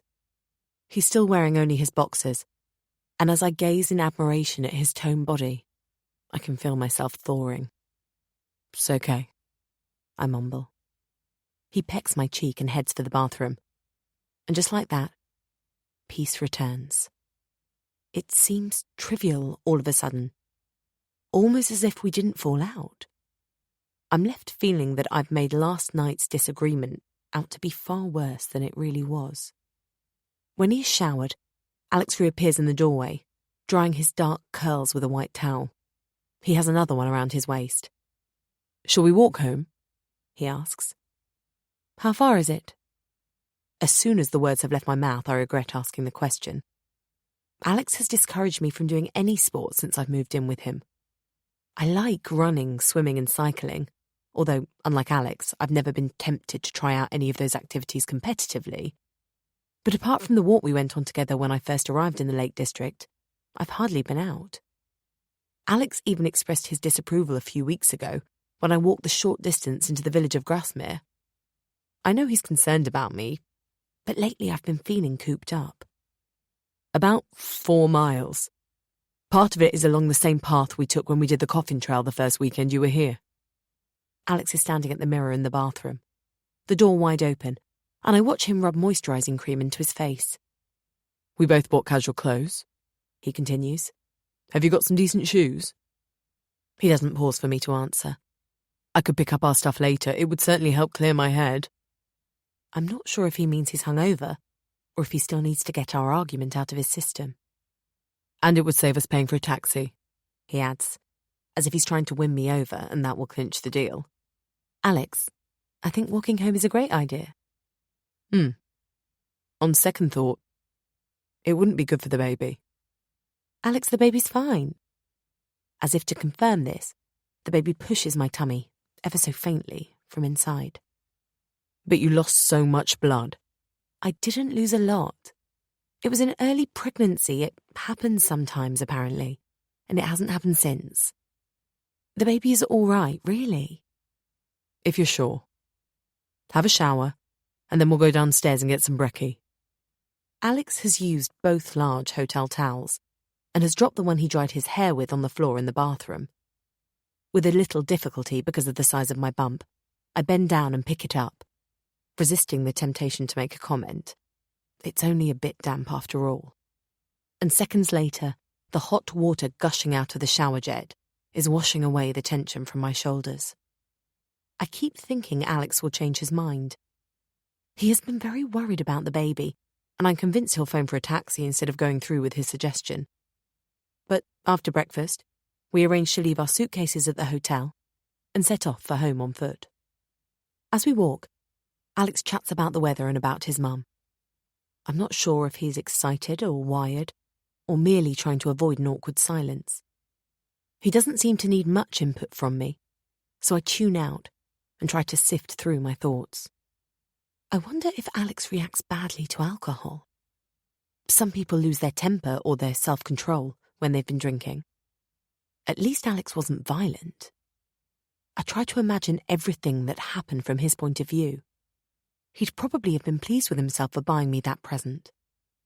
Perhaps he put a lot of thought into it, and the red heart was deliberate rather than a coincidence.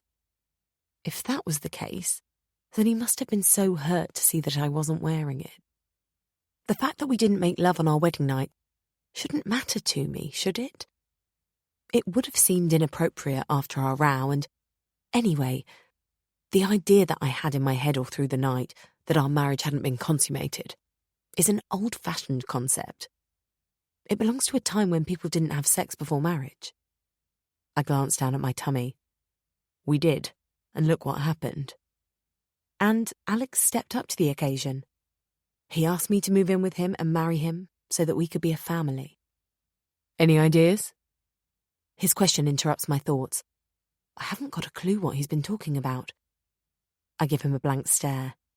Sorry, I was thinking Leo or Liam, if it's a boy. He wants to discuss baby names. I'm not keen on Leo. I like both of those, I say. Liam is an Irish name. It would go well with yours. Caitlin and Liam. And mine, come to think of it. Liam Riley. I smile, a little wistfully. My mum would have liked that. Her Irish heritage passed down to her grandson. Oh, God. He might have ginger hair, the poor thing, he says, elbowing me in jest. I don't find it funny, but I smile, a little tightly. He's right, though. Louisa and I got teased at school, even bullied a few times, just because of our hair colour. What about girls' names? He asks. I love the name Chloe, I say. I do too, Alex says.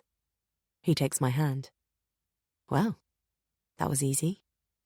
Alex is back to himself this morning. So why do I feel the need to weigh up every word I say before I speak? Why do I get the impression I'm walking on eggshells with him? Do you still want to know if it's a boy or girl? Alex asks. Why is he asking me that? I look at him trying to second-guess what's going on in his head, but his expression is inscrutable. When I'd gone for the first scan, alone, at the Musgrove Park Hospital in Taunton, it had been too early to tell the baby's sex. When Alex and I went together for the second scan at Helm Chase Maternity Unit in Kendal, Alex was adamant that he didn't want to know. I did. I needed our baby to have an identity. I wanted our baby to have a name. I dreamt of buying suitable baby clothes and not having to settle for neutral greys and yellows and whites. But Alex said he needed some time. He didn't want to consider a baby girl as a replacement for Poppy and Violet, or as a second chance at happiness when things had gone so badly with his ex-wife Melanie that he could now no longer see his daughters. He argued that as he'd already had 2 baby girls, he also had to get used to the idea that this baby might be a boy. We went in for the scan, without having come to an agreement, about a month ago now. In the end, it turned out the baby was in a position that made it difficult for the sonographer to be sure of its sex anyway. And that solved the problem. It's too late now, I say. Have you changed your mind? A bit, he admits. I'm ready now. Either way.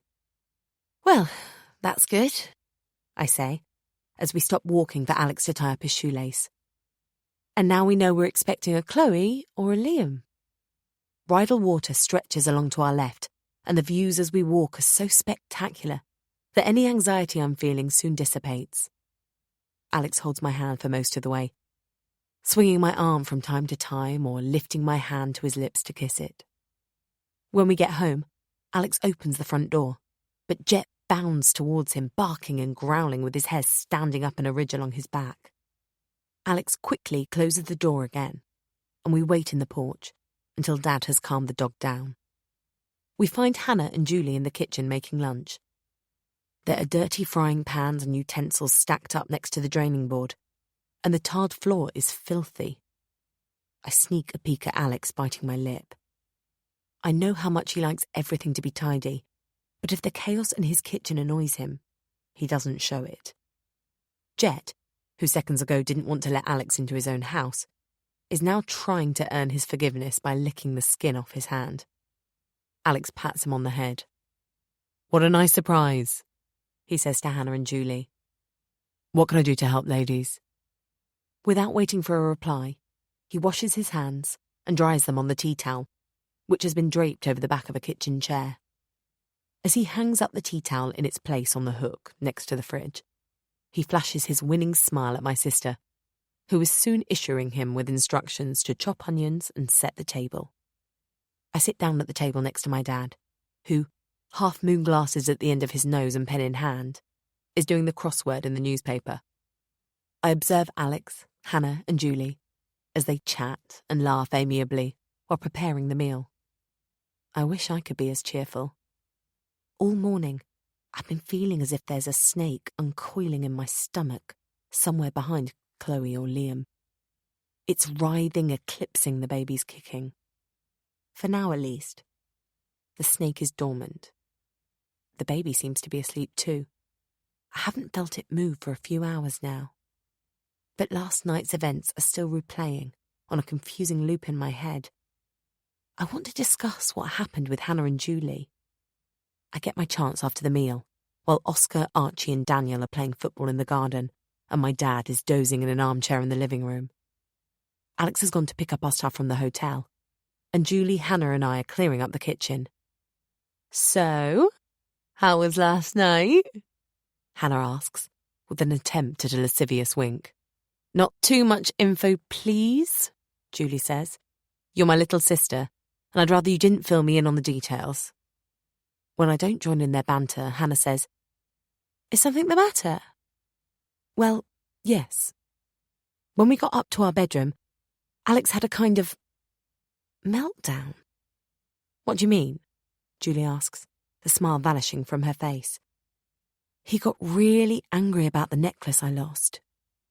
Only now do I realise I can't tell them the whole story. The necklace Julie lent me is broken. I can't tell her that." "Maybe that's understandable," my sister says. She puts the dishcloth down and turns to face me. "Yeah, I'm sure he was tired after such an emotional day," Hannah agrees. If anyone uses the word emotional again, I might throw a tantrum myself. I can feel my head moving up and down automatically, like one of those toy dogs on the rear shelf of a car. I sit down on a wooden chair. "What did he say?" Julie asks. "I can't remember his exact words," I say, furrowing my brow. "He was very upset that I'd lost it, and embarrassed that I'd roped you all into searching the house for it. Oh, yeah. Then he asked if one of my ex-boyfriends had given me Mum's necklace as a present." I sigh wistfully, reminded of the K&K necklace Kevin had given me long ago. Alex fell asleep while I was in the bathroom, so we didn't get to... you know. Hannah snorts. Sorry, she says, holding up her hands as though I'm about to shoot her. I know what she's thinking. The same thing occurred to me. I'm making a big deal out of this unnecessarily, aren't I? Now it's Julie's turn to do the plastic dog nod. Then she turns her back to the sink and starts to wash up a saucepan. "Oh, don't worry, sweetie," Hannah says. "You're bound to have a few teething problems." Alex seems to be thinking along similar lines as we get ready for bed that evening. "You know, I think we're coping pretty well with the situation," he says. "Most couples get to know each other, then they move in together, and if that works out, they start to think about getting married, and finally they start a family. We sort of did that all at once." He grins at me. "We'll get there." I return his smile. It has been a lovely day. Alex has been a hospitable host to my family, and he's been attentive and affectionate to me. So why do I still have this uneasy feeling in the pit of my stomach? Is it groundless fear or gut instinct? It all but disappears as we make love that evening. But when it's over and Alex wraps me in his arms, I realise with a jolt that I haven't felt the baby move for a while. When was the last time Chloe or Liam kicked? I try to remember. For a few minutes, I rub my stomach, making circular movements, hoping to stimulate the baby. But nothing happens. "Alex!" There's a grunt in response, but he's almost asleep. That's probably just as well. I'd say we shouldn't have walked home. Perhaps he was right. I sleep through the night, which is unusual for me, as I've been getting up nearly every night to pee since I found out I was pregnant. I'm surprised I've been able to sleep at all, what with the worrying about the baby not moving. I must have been very tired from my sleepless wedding night. I reach out my hand for Alex, but he's not there. I'm reminded of the very first morning I woke up, alone, in this strange house. I hear voices from downstairs. I wonder if he's having breakfast with my family. I get up and I put my dressing gown on. As I'm closing the bedroom door behind me, Julie comes out of her room. "Good morning," she says. "Did you sleep well?" "Yes, I did." I'm about to ask her the same question, but I hear myself saying, "Julie, I haven't felt the baby kick for a while now. Is that normal?" "When was the last time you felt it move?" she asks. I have to think about it. I remember the baby was very active while I lay awake all night in the hotel. Was that the last time? No, It wasn't. My tummy rumbles and it comes to me. It was just before breakfast at the hotel. Yesterday morning. It was a very gentle kick, though. Well, that's only 24 hours ago, my sister says. The baby could be sleeping, or it might have moved into a position that means you can't feel it dancing about so much. Okay, I say, but I don't sound convinced. Don't worry. Julie takes my arm and guides me towards the staircase.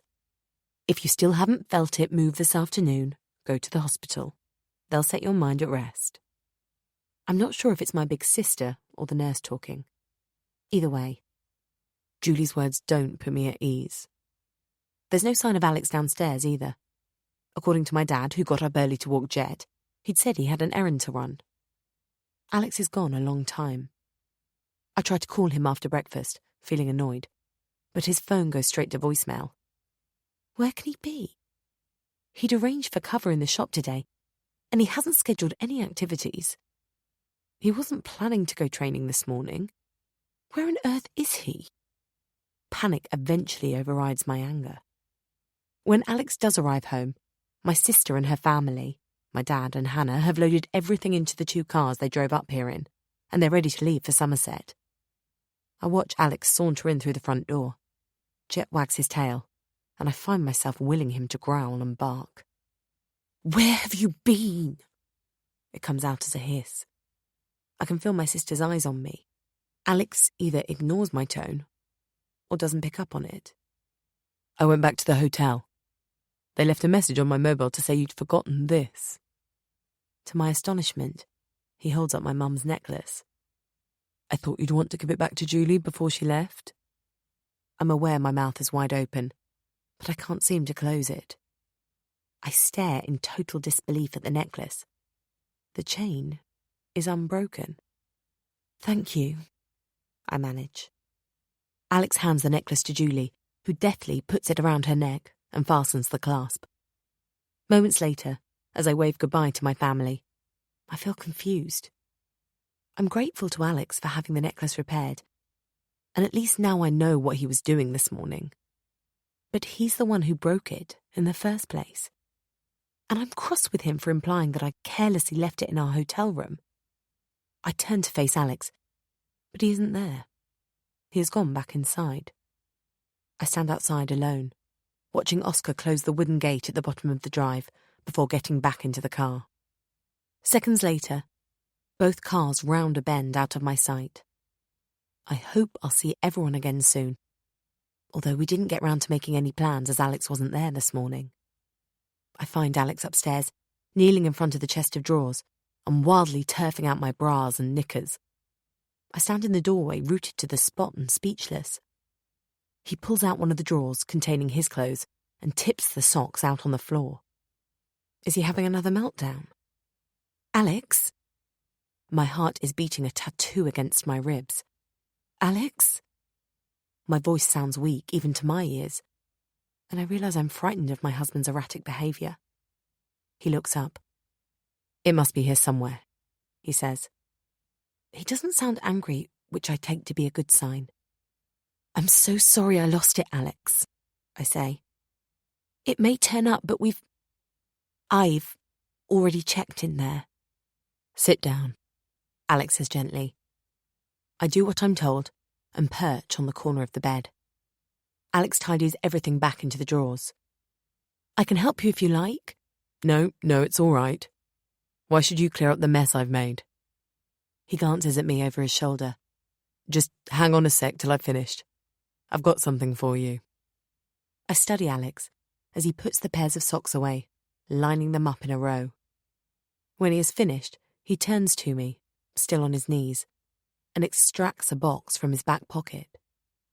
I got you this, he says, shuffling towards me on his knees. He looks comical, and I'm relieved that he's not mad at me again. I have a sudden urge to giggle, but although I can feel myself grinning too widely, I succeed in keeping the laughter down. Alex opens a small square box. Inside, there's a necklace. The third necklace in 3 days. He takes it out and hands it to me. To make up for my inexcusable behaviour, he continues. I had it engraved. I look at the wording on the necklace. I'm always yours, I read aloud. It reminds me of the sort of message you get on those sweets, love hearts. I find it a little childish, and then I scold myself for thinking that. Alex is making an effort after all. Look on the back, he says. There's a different inscription. I turn the medallion over and read the words on the other side, silently this time. The room feels chilly all of a sudden. Alex gets to his feet and puts the chain around my neck. There, he says, fastening it. He kisses me on the lips and smiles shyly. And I have a fleeting image of him as the diffident pupil I secretly fancied at school. I'm disturbed by the words on the back of the pendant. It's supposed to be romantic, but I find those words a bit creepy. You're mine forever. Promise me you'll never leave me, he says. Why would I leave you? Just promise me you won't. I don't know what I'd do without you. I promise. We belong together. And as he takes me into his arms, I feel goosebumps all the way down my own arms. He pulls me to my feet and he holds me as tightly as my bump will allow. Just as I'm about to protest that he's squashing the baby, Chloe or Liam starts to kick me so hard that Alex feels it too. To caitlin.best@newsmail.co.uk. From Alexander Riley 9987 at premiernet.co.uk. Sent Wednesday the 21st of December 2016 at 23:03. Subject: Out of the blue. Dear Katie, I'm sorry if I've upset you by taking so long to reply to your emails. Your news came as a complete shock, and it took me a while to get used to the idea. Clearly, I need to zip up the man suit and step up to the occasion, which I'm glad to do. We're both in this together, and you can count on me. Because of my business, I can't work anywhere else but here, as you'll appreciate. And you'll have to stop working at some point anyway, for a while at least. So I think the easiest thing would be if you came to live here with me. As you know, I live alone in a gigantic Georgian house. It's been in the family for over a century. You'll love it. And it needs a woman's touch. Please say you'll come. My best girl. We belong together. I expect you'll need some time to sort everything out, but I'm not going anywhere. I'll be right here, waiting for you. You're my world. My life. Alex. ALEXXX. P.S. I'm sending you yet another selfie. As you can see from the huge grin on my face, I'm very excited about your news. Chapter 6. I don't recognise her the second time I see her. And then I do that thing where you realise someone's face is familiar, but they seem out of context, and I can't immediately place her. If she wasn't wearing a swimming hat and goggles, it might help. She has stopped in the shallow end, and, as there are only two of us in the lane, we've said hello to each other. Do I know you? I feel stupid for asking that question. Sorry? She pulls the silicone hat away from her ears and tips her head from side to side. Have we met? It sounds like a cheesy chat-up line and I cringe inside. I don't think so, she says, moving her goggles up onto her forehead and giving me a quick wide smile. Her teeth stick out a bit, and now I'm sure I've seen her somewhere before. She rubs the inside of her goggles where they have misted up and puts them back on. Then she pushes off the wall. I watch in admiration as she glides through the water gracefully and tumble turns at the end. It doesn't look like she's going to stop for a rest anytime soon, so that seems to be the end of our little conversation. After my opening gambit, I'm not surprised she sprinted off. As I'm lathering shampoo into my hair after my swim, she reappears. Whipping off her swimming hat and goggles, she presses the button for the shower opposite mine. Now I can see she has short hair, and as she locks her large, dark eyes onto mine, It comes to me. She's the woman from the lake. You have a little white dog, I say. Yes, I do. She looks at me suspiciously. How did you know that? I saw you once a few weeks ago when we were out walking the coffin trail. Her pencil-thin eyebrows have shot right up and disappeared under her wet, soapy hair. We? My husband and I. Husband? She echoes. I'm sorry, but I'm afraid I don't remember you. Or your husband. We didn't talk. I probably only remember because Alex, that's my husband, was scared of your dog. Really? She introduces herself then. She has a soft, melodious voice. Hi, Vicky. I'm Caitlin, I say. Pleased to meet you. And I am. Apart from a few shopkeepers and some of Alex's friends, I've hardly talked to anyone local since I moved here. How far gone are you? She asks, lowering her gaze to my stomach. 7 months. You're looking very good for 7 months, she says, still focusing on my bump. I'm not. I'm huge. Which is why I wanted to swim today. I'm hoping to come to the leisure centre here in Kendal regularly from now on, but, of course, Alex mustn't find out. He seems to think any unnecessary movement I make might have an adverse effect on our baby.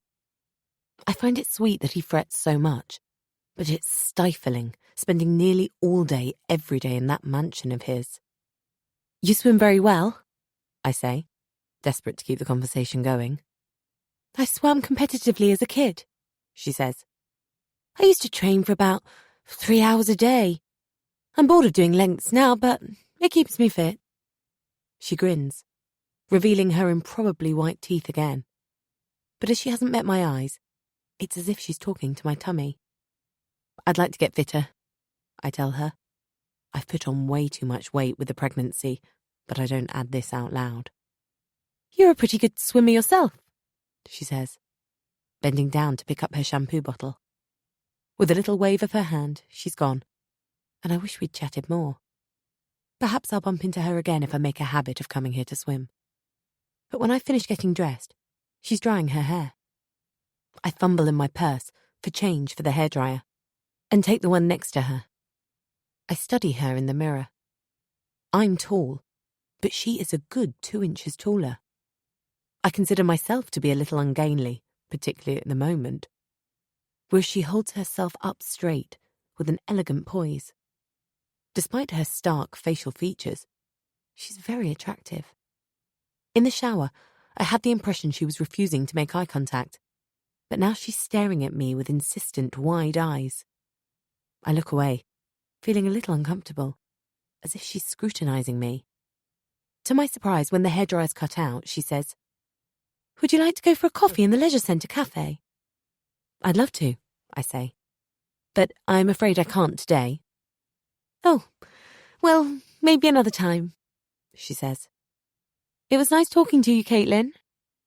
And with that, she disappears through the swing doors, and I'm left alone in the changing rooms. Damn, I should have made sure there was going to be another time. Just as this thought enters my head, she's back, rummaging in her handbag. She finds a pen and a receipt. Leaning on the little ledge by the mirror, she scribbles something and hands the scrap of paper to me. Give me a call next week if you come for a swim. Evenings or lunchtime suit me best. We could grab a coffee afterwards then if you want. I look at the paper and see she has noted down a mobile number. She hasn't written her name. Okay, thanks, I say, pleased at how eager Vicky seems to meet up with me again. This time she holds the wooden doors open for me, and I follow her through the reception area and out to the car park. As I get into my car, it dawns on me that I know hardly anything about this woman. I don't know what she does for a living or if she's married or single. All I know is she has a dog and she's an excellent swimmer. She knows even less about me. Maybe it's not such a good idea to see her again. I ignore the niggling doubt in my mind, thrilled at the idea I might finally be making a friend. I fish my mobile phone out of the pocket of my jacket, which I flung on the passenger seat, and as I add Vicky to my contacts, the phone beeps and vibrates several times. I have 6 missed calls, 2 voice messages, and 4 text messages. They're all from Alex. I read the text messages. Trepidation erases the joy I was feeling. I turn the key in the ignition, opting to get going rather than ring or text him back. "Hi," I say brightly, as I make an attempt at breezing through the front door with my large frame about 15 minutes later. I've left my swimming bag in the boot of the car for now. Alex is sitting on the stairs in the vestibule. "You're late." He sounds aggressive. I wonder how to play this and decide it's best not to snap back at him. I need to placate him before this gets out of hand. "Where have you been?" he barks before I can say anything. "Didn't you get my messages? Why didn't you answer your mobile? I was worried." "You don't need to worry about me." I can feel a bead of sweat roll down the side of my face. "I wasn't worried about you." He looks at me as though I'm unhinged. "We're supposed to be there at 6. "Oh, I see.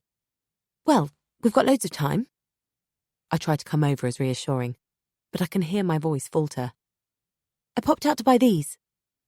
I thrust the huge bouquet of orange gerberas, lilies and roses, which I bought on the way home, into Alex's arms. I didn't want to answer any calls in the car. It's stretching the truth slightly, but it works. He calms down. I force myself to breathe in and out slowly. "She'll love them," he says, holding them up to his face and smelling them. "Oh, they're not for your mother," I say, unable to resist winding him up a little to get my own back. His face falls, and I burst out laughing. To his credit, he manages a smile. "Why don't you go and hunt out a bottle of good wine while I put some makeup on, and then we'll be off." "It's just that she thinks it's bad manners when people arrive late, you know?" "I know. Oh, and Alex?" "Yes?" "I made some brownies. They're on the worktop in the kitchen in a Tupperware box." He looks delighted, which gives me such a sense of relief. I turn and run up the stairs as fast as I can, feeling light despite my extra body weight. In the bedroom, I apply foundation to conceal the red marks the goggles have left under my eyes. I do a quick job with the mascara, blusher and lipstick, and I appraise my reflection. I don't look too bad. I feel good, too, for having done some exercise. Alex and I arrive 10 minutes early at his mother's house, and we sit in the car and listen to the news while we wait. As Alex has already told me, my mother-in-law is a stickler for punctuality. She hates tardiness, but she can't bear it when her guests arrive early either. There is an interesting debate on Radio 4 about the recent French presidential election. I know my colleagues will be discussing this topic amongst themselves, as well as with our students, and for a moment, I miss the world I used to live in. Just as I'm about to turn up the volume, Alex switches the radio off. "It's time," he announces. He comes around to my side of the car, opens the door and helps me out. I carry the flowers, and he takes the brownies and the wine. My mother-in-law opens the door before we can ring the bell. She's a stick-thin petite woman, with greying hair and the same hooked nose and blue eyes as Alex. She speaks with an annoyingly loud, shrill voice. She and Alex are very close, and that's an understatement. She gives me a perfunctory air kiss near my cheek, and then she hugs Alex for several seconds while I wait on the doorstep. She leads us into the living room, which is pristine. Not a speck of dust, nothing out of place. Even the magazines have been positioned dead centre on the coffee table.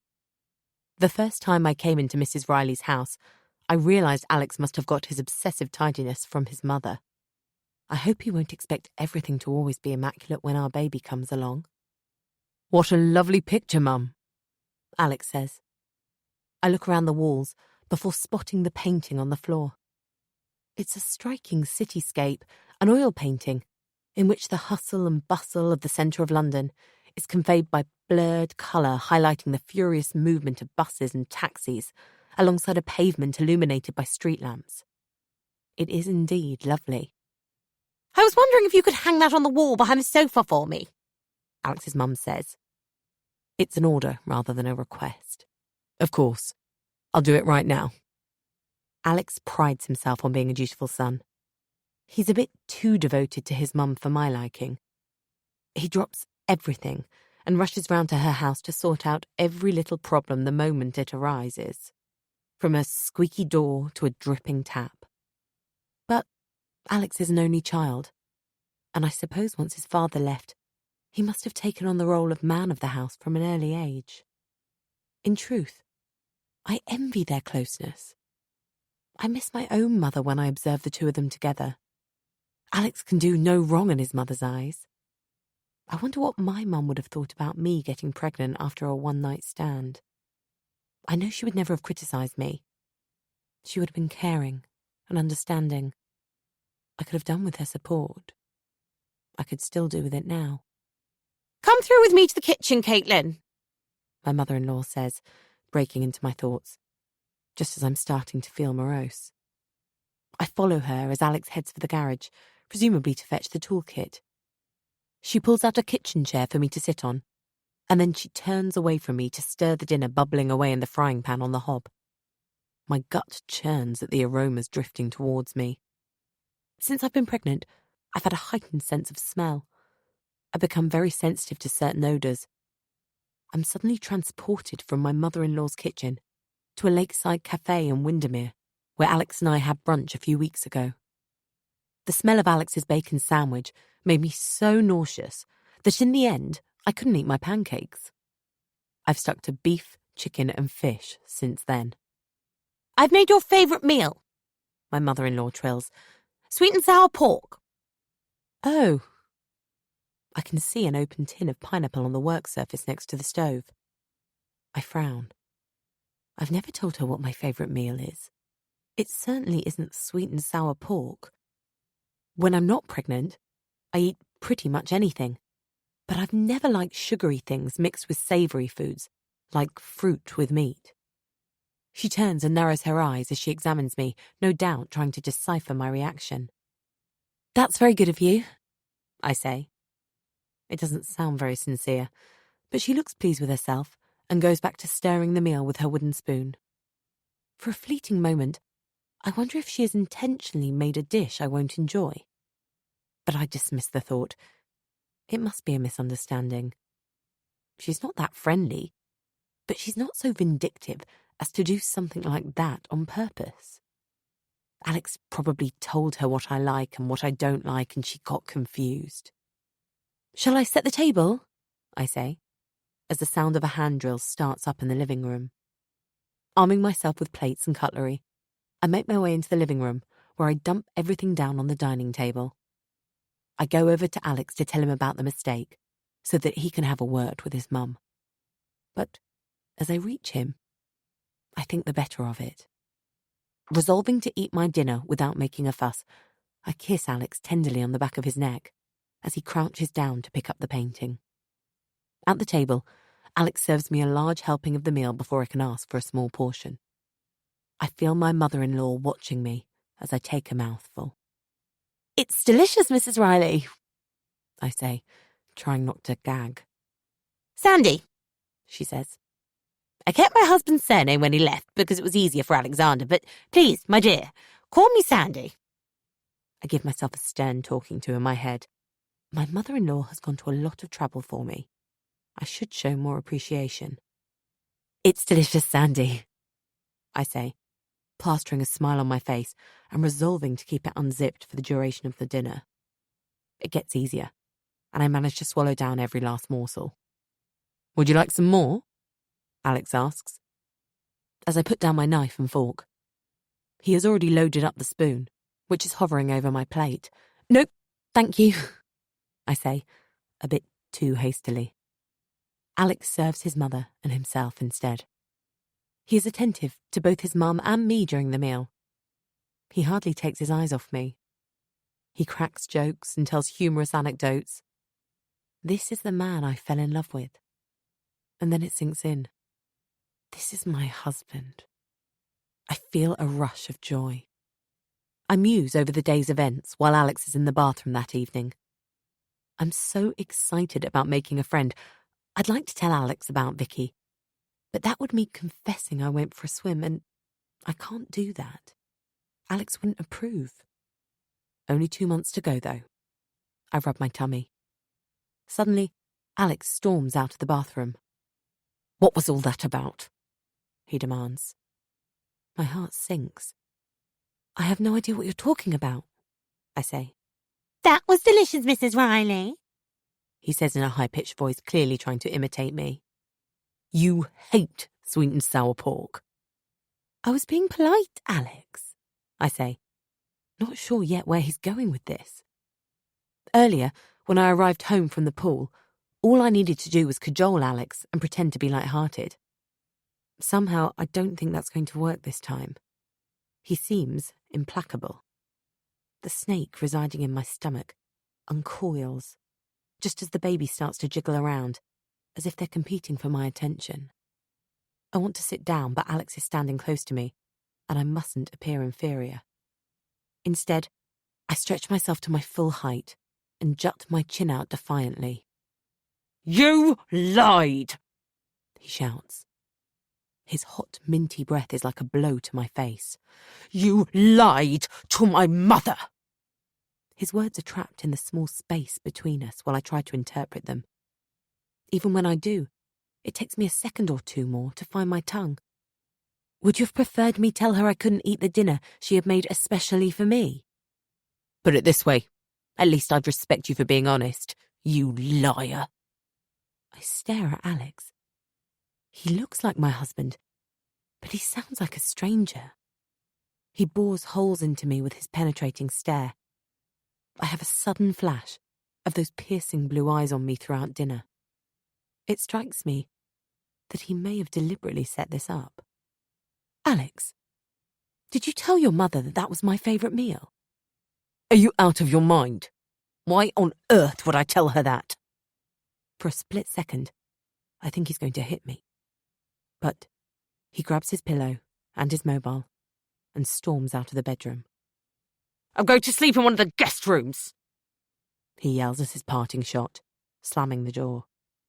In a daze, I drift into the bathroom and go through the motions of my nightly routine. I brush my teeth, hardly aware of what I'm doing. In the mirror, I catch sight of my reflection, and I'm stunned by how white my face is. I don't know how long I sit up in bed, trying to process what has just happened. A furious incomprehension has taken hold of me. The more I replay the incident in my mind, the more bewildered I become. My anger is rising inside me like milk about to boil over in a pan. How dare he talk to me like that? I'm reminded of the necklace incident on our wedding night. On that occasion, Alex acted out of hurt and jealousy, thinking I'd lost his necklace and worn a gift from an ex-boyfriend. But this time, there's no excuse for his behaviour. I won't put up with it. There's no point trying to sort this out with Alex tonight.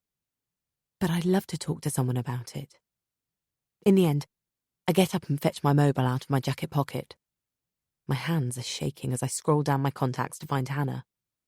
Maybe my best friend can help me make sense of all of this. But Hannah's phone goes straight to voicemail. I look at the clock on the bedside table. It's late, so it shouldn't surprise me that I can't get hold of her. But she hasn't returned any of my calls or text messages for about 10 days now. Usually we text each other a lot, every other day at least. We did even when I lived in Somerset. I rack my brain, but I can't think of any awkwardness between us since she's come to terms with me moving in with Alex. There's been no sign she has taken something I said badly. So why haven't I heard from her? This silence isn't like Hannah.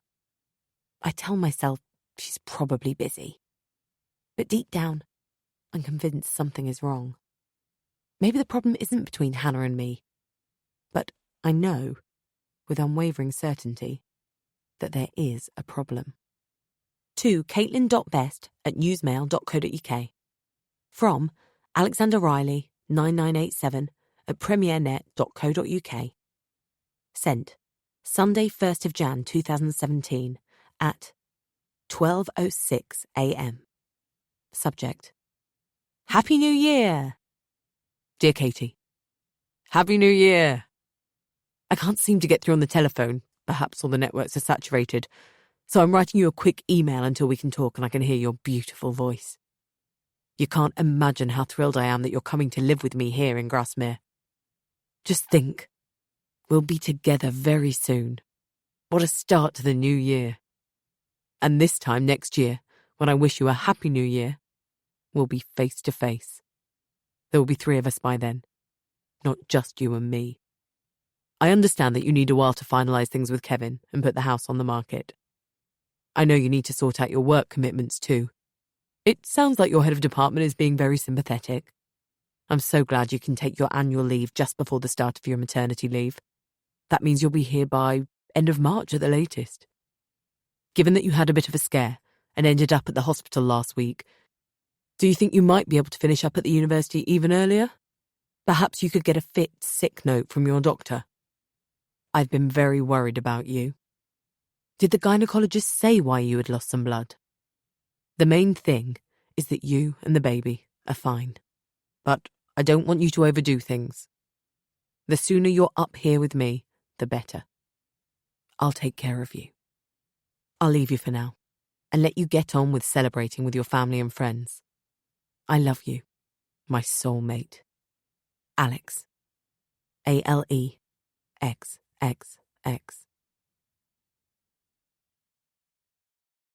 Chapter 7. I stare at the note in front of me. This seems wrong on so many levels. I reread it. Going for a bike ride. Back for lunch. A. After storming off last night to sleep in one of the spare rooms, he has gone out training this morning without making up with me first. I'm not one for holding grudges. A cup of tea in bed would have appeased me, Alex knows that. But it's more than that. The note itself is scrawled. His handwriting is usually very neat. And, I feel pathetic, but this is what's really getting me, he always signs off as Alex. ALEXXX. Alex with 2 kisses. We've been married barely a month, and he's already dropped the kisses. Back for lunch. I could make something for us to eat when Alex gets back. Perhaps that would clear the air between us. But apart from a couple of beers, some mouldy cheese and some overripe tomatoes, there's nothing in the fridge. I don't mind doing the shopping, even though it's going to be busy on a Saturday morning. But last time I went to the supermarket, Alex objected to me carrying heavy bags in from the car. I can't win. Is he setting me a trap? Will he get mad whether I do the shopping and make lunch or not? I'm probably reading far too much into an 8-word-long message.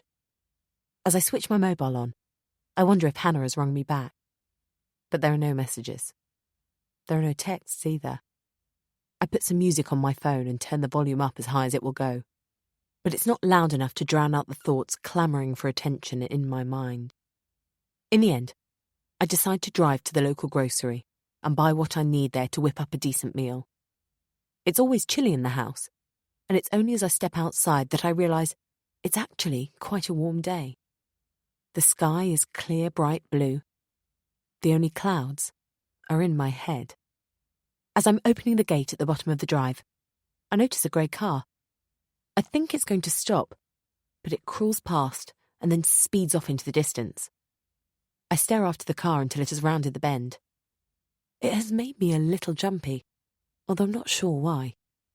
Maybe because I somehow got the impression that the driver was taking a good look at me, but because the sun was in my eyes, I couldn't make out the person in the car. I take my time in Grasmere, enjoying the weather and feeling a sense of release at being out of the house. I order a glass of freshly squeezed orange juice in a cafe near the church and relax, watching the people go by. Approaching the old vicarage on my way home, I pass a grey car going the other way, and it reminds me of the one I saw earlier. Was that the same car? It's a similar size, but I've no idea of the make of either of them. Seeing the car drive by so slowly unsettled me before. Now I'm determined not to become paranoid. Grey has to be the most common colour for vehicles on English roads. I push the car firmly out of my mind. My little outing has done me good. I'm feeling more serene. Until I go to turn my key in the front door and realise it's unlocked. Did I forget to lock it? Pushing the door open, I tiptoe into the house, a knot of fear tying itself tighter in my stomach with every step I take. I creep along the hallway into the kitchen, where I put the shopping bags down on the floor, open a drawer, and take out a pair of scissors. Feeling slightly braver now that I'm armed, I make my way stealthily back to the entrance hall, peeking inside the living room and then the study. I read once that burglars spend on average less than 5 minutes in your house. I'm not sure how long I've been home for, but I don't think there's anyone still in the house. If there was anyone in it at all, it certainly doesn't look as if we've been burgled. Scissors in hand, I head upstairs. By the time I get to the top, I've persuaded myself that I simply forgot to lock up and that I'm letting my imagination run amok. But then I step into the master bedroom. Someone has been in here. At that moment, the door bangs downstairs. Did I close the front door when I came in? For a few seconds, I'm rooted to the spot. Has someone just left the house? Or have they entered it? Without making a sound, I walk over to the bedroom window and, half hiding behind the curtain, I look out, through the bars, at the empty driveway. There's no one outside. I can hear someone walking through the entrance hall downstairs. I can just make out the footsteps over the sound of my own breathing. Katie?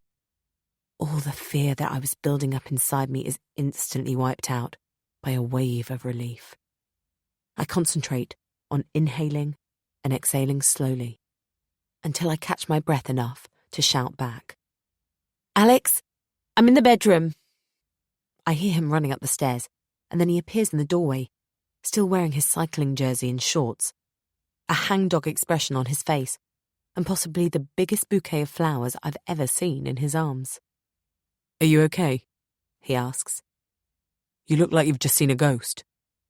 I'm fine, I say, reaching for the flowers, my trembling hands belying my words. These are beautiful. Thank you. To make up for my bad behaviour last night.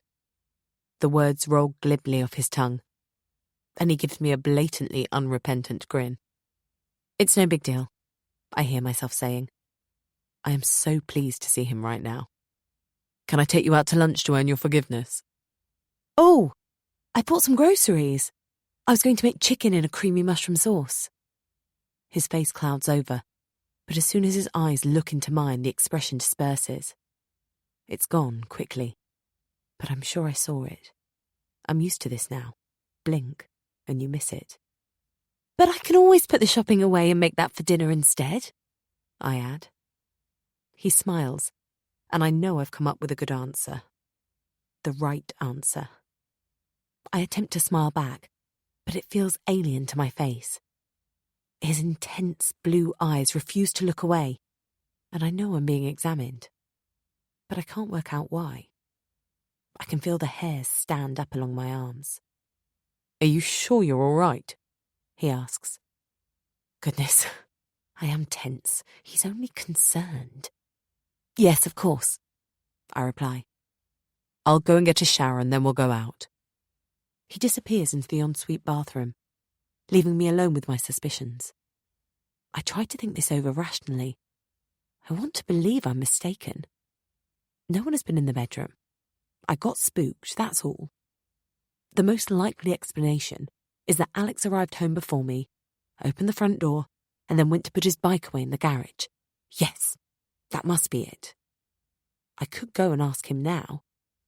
On second thoughts, no, I can't. Because if that's not what happened, then he'll blame me for leaving the front door unlocked. Surely I locked the door. Didn't I? Thoughts race around my mind, contradicting each other. I try to shut them out, but I know they won't go away until I think this through. I look around the room, my heart pounding. A voice in my head taunts me. Who's been sleeping in my bed? The bed is made, just how I left it. I put the bouquet I'm still holding on the bed and kneel down to look under it, not knowing if I'm checking for something or someone. There's nothing there. No one there. I'm starting to feel silly now. I haven't looked under the bed out of fear since I stopped believing in the bogeyman as a little girl. I'm being childish. Nothing is out of place. I check my jewellery box and my underwear drawer. Nothing is missing. But I'm certain that someone has been in the bedroom. Why am I so sure that there was someone here? And then it comes to me. It was the smell. When I walked into the room, I got a whiff of an unfamiliar musky fragrance I didn't recognise. It didn't smell like any of the gels and creams Alex uses, and it certainly wasn't from any of my bottles and jars. It smelled like men's cologne. But Alex doesn't wear aftershave. I inhaled deeply through my nostrils, but the air smells of Alex's sweaty body and the pungent scent of the lilies. If there ever was a strange odour, I can't detect it now, even with my currently enhanced sense of smell. My heartbeat starts to slow down to its normal pace as I visualise Alex's bottles in the bathroom. They are always lined up, whether it's on the shelves or in the shower tray, with the tallest on the right and the smallest on the left. As Hannah pointed out, he does have a lot of body care products. I smile to myself, partly at the thought of Hannah and me laughing together on the night before my wedding, but also at how stupid I've been. Alex must have added another bottle to his collection. That would explain why the smell wasn't familiar. But Alex didn't sleep in here last night. I shout down the voice in my head with one that sounds a lot more confident and a lot more like mine. In that case, the smell was already in the room, but I didn't notice it until I came back this morning. End of story. I catch sight of myself in the full-length mirror. I'm alarmed at the appearance of the woman staring back at me. Her hair is messy, her face is pale and drawn. No wonder Alex was worried. Only the trousers, low-cut maternity jeans that embrace my rounded tummy, and my favourite green long-sleeved t-shirt look familiar. The shocking sight of my reflection galvanises me into action. By the time Alex comes out of the bathroom, I've changed into a short cotton skirt and a thin purple and blue jumper. My hair is tied back, and my complexion is looking rosier, thanks to the copious amounts of makeup I've just applied to my face. Alex looks me up and down, and raises both eyebrows into an approving arch. "Have you seen my wife?" he says. "She was here just a few minutes ago." I punch him playfully on his arm, and he kisses me hungrily. And for a moment, I don't think we're going to make it out of the bedroom. But then Alex's stomach rumbles, which seems to be our cue to leave. I take his arm, and he takes the flowers to put in a vase downstairs before we leave. We have lunch at a pub near Grasmere. It has picnic tables in the garden, and as it's a lovely day, we opt to sit outside. Alex is ravenous and shovels the food into his mouth. Over lunch, he talks non-stop about his triathlon season, mostly with his mouth full and waving his fork around for emphasis. His enthusiasm is contagious, and I look forward to seeing him compete one day. When he has finally run out of things to say, or stopped talking for me to speak, I'm not sure which, I remain silent. I want to talk about last night. I need to tell Alex that he scares me sometimes, and that I don't want to be frightened of the man I married. I'd like to confide in him about Hannah not ringing or texting anymore. But, inexplicably, I'm struck dumb. I'm aware Alex is looking at my mouth, which is opening and closing repeatedly. I must look like I'm impersonating a goldfish, as I struggle to find the right words, any words. But when I do speak, it isn't any of the ideas I was trying to express. Does anyone else have a key to the old vicarage? "My mum does," he says, scratching his arm where the scars are. "It used to be her house, you know." That's good to know, I say, in case I lose my keys one day or lock myself out. I look at Alex. I think about how kind and sensitive he can be, how caring he is most of the time, and I wonder what triggers these mood swings, and what I can do to avoid them. "My father was a violent man," Alex says, as if reading my thoughts. "I haven't seen him for many years, not since I was 10 when he left us." Go on. He hit my mother, and from when I learned to walk and talk, he beat me too. He used to make me lie over a chair. Then he beat me with the belt from his trousers. Oh, God, Alex. How awful.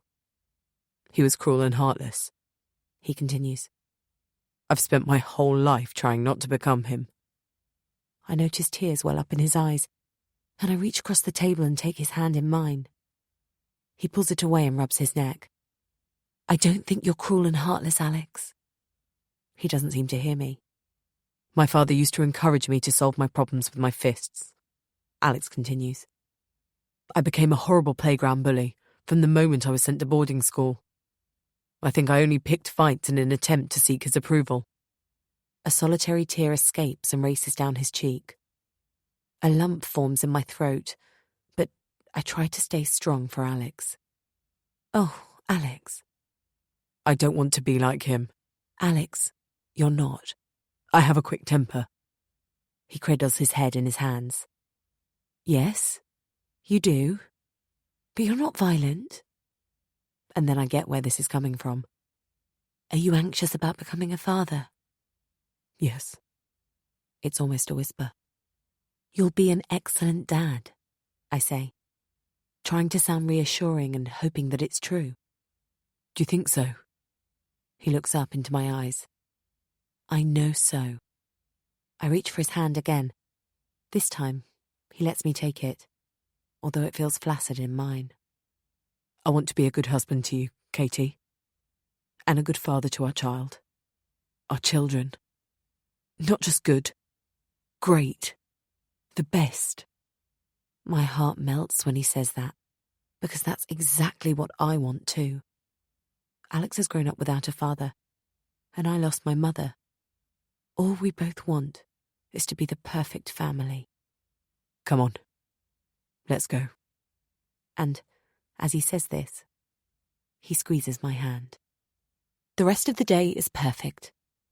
We go for a gentle walk by the lake after lunch. We watch a film on Netflix in the afternoon, snuggled together on the sofa.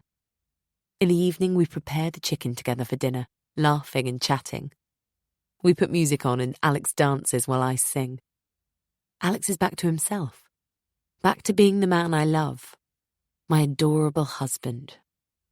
At the very back of my mind, I've buried the thought that this version, the one that feels genuine, is merely a mask that slips every now and then, revealing underneath it a glimpse of the real man, a damaged soul who is at war with himself and battling against the world.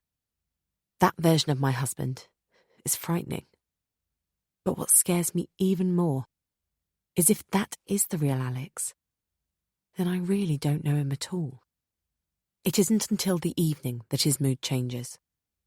We're in the kitchen. Alex has cleared up the dinner dishes, and he's sitting at the table typing away on his mobile while I make us mugs of tea. My face is itchy, Alex complains. He puts his phone down on the table and rubs his face with both hands. I turn to look at him. His cheeks are red and blotchy.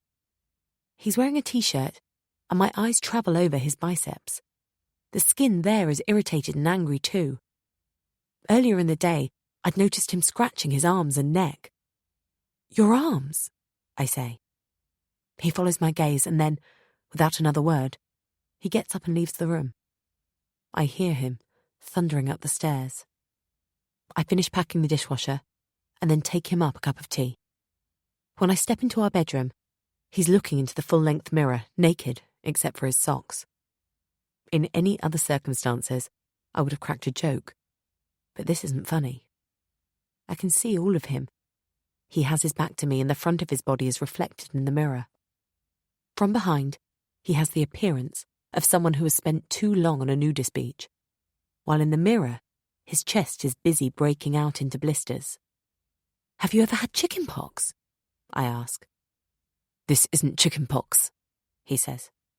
It's an allergic reaction.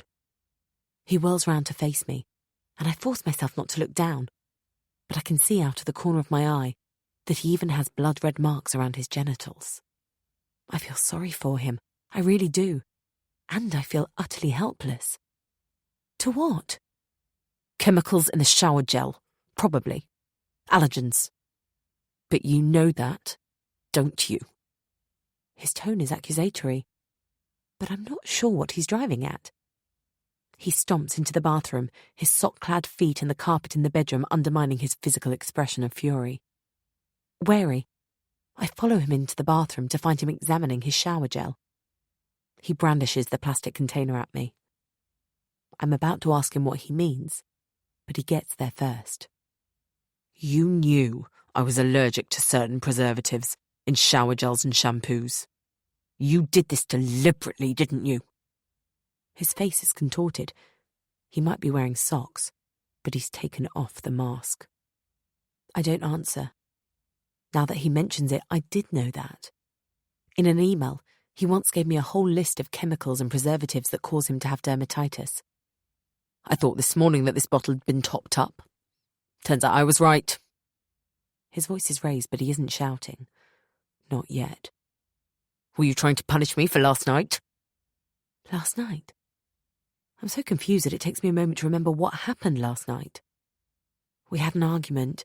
I can't even remember what about. When we got home from his mother's house, he ended up sleeping in one of the guest rooms. Alex, I haven't touched any of your stuff in the bathroom. And why should I believe you? You lied to my mother's face. How do I know you're not lying to mine? That's what the argument was about. My white lie to his mum about enjoying the meal. I brace myself for him to lose his temper completely and scream at me, but he suddenly stops, as if his battery has run out. I watched his blemished hand reach into the bathroom cabinet, as if in slow motion, and take out a large tube of cream. Then he gently pushes me out of the way and goes past me, back into the bedroom. I pick up the offending body wash, the biggest bottle, the one on the right. It's nearly full.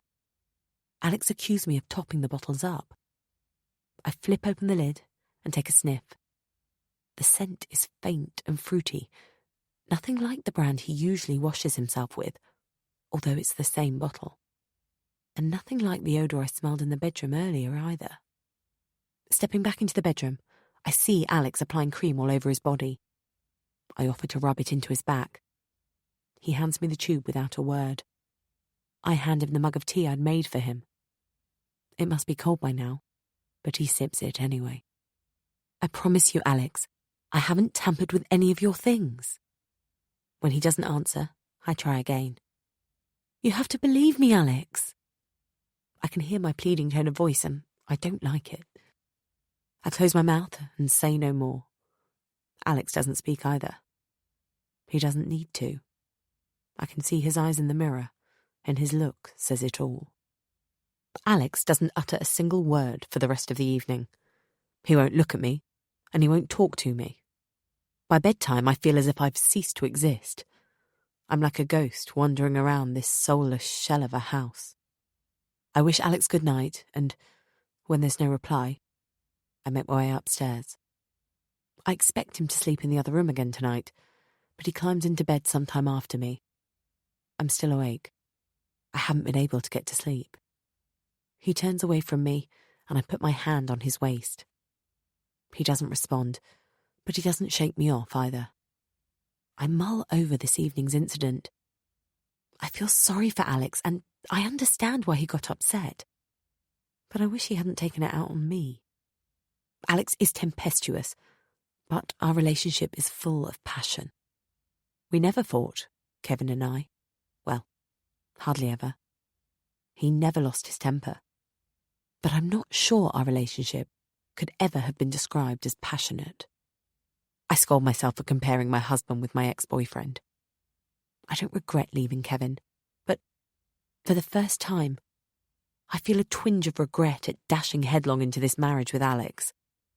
At times, I feel like I'm caught, ensnared in a trap I laid for myself. I curse myself as silent, self-pitying tears meander their way down my face. I try to focus on the wonderful afternoon Alex and I had. I wonder how to reach Alex, how to get him to talk to me. After opening up to me in the pub earlier, he has now raised an impenetrable wall of silence, resounding silence, around himself, and between the two of us. To caitlin.best@newsmail.co.uk. From Alexander Riley 9987@premiernet.co.uk. Sent Tuesday 14th of Feb 2017 at 19:35.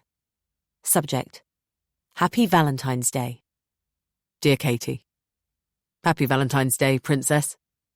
I'm so glad you liked the flowers I sent. Thank you for your card. It arrived in the post this morning. You're such a romantic. For Valentine's Day next year, I'll take you out for a candlelit dinner. You deserve to be spoilt rotten. The very best for my best girl. We'll have to get a babysitter, won't we? Oh, there's a thought. Katie, I have something important to ask you. I wish I could do this over a candlelit dinner this evening, but you're too far away. That said, I don't think I'd feel any more nervous asking you in person than I do right now typing it out on my laptop.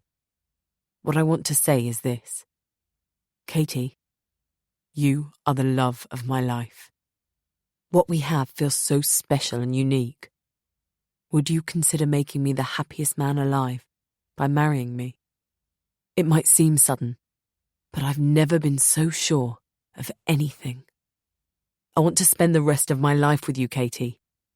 You're the one for me. After all, we're going to have a child together. I think it would be the right thing to do for the baby, don't you? I would be very proud to call you my wife. We'll be the perfect family. You don't need to answer straight away. Take as long as you need. But I do hope you'll think about it. I'll give you a ring later. See what I did there? Love, Alex. ALEXXX.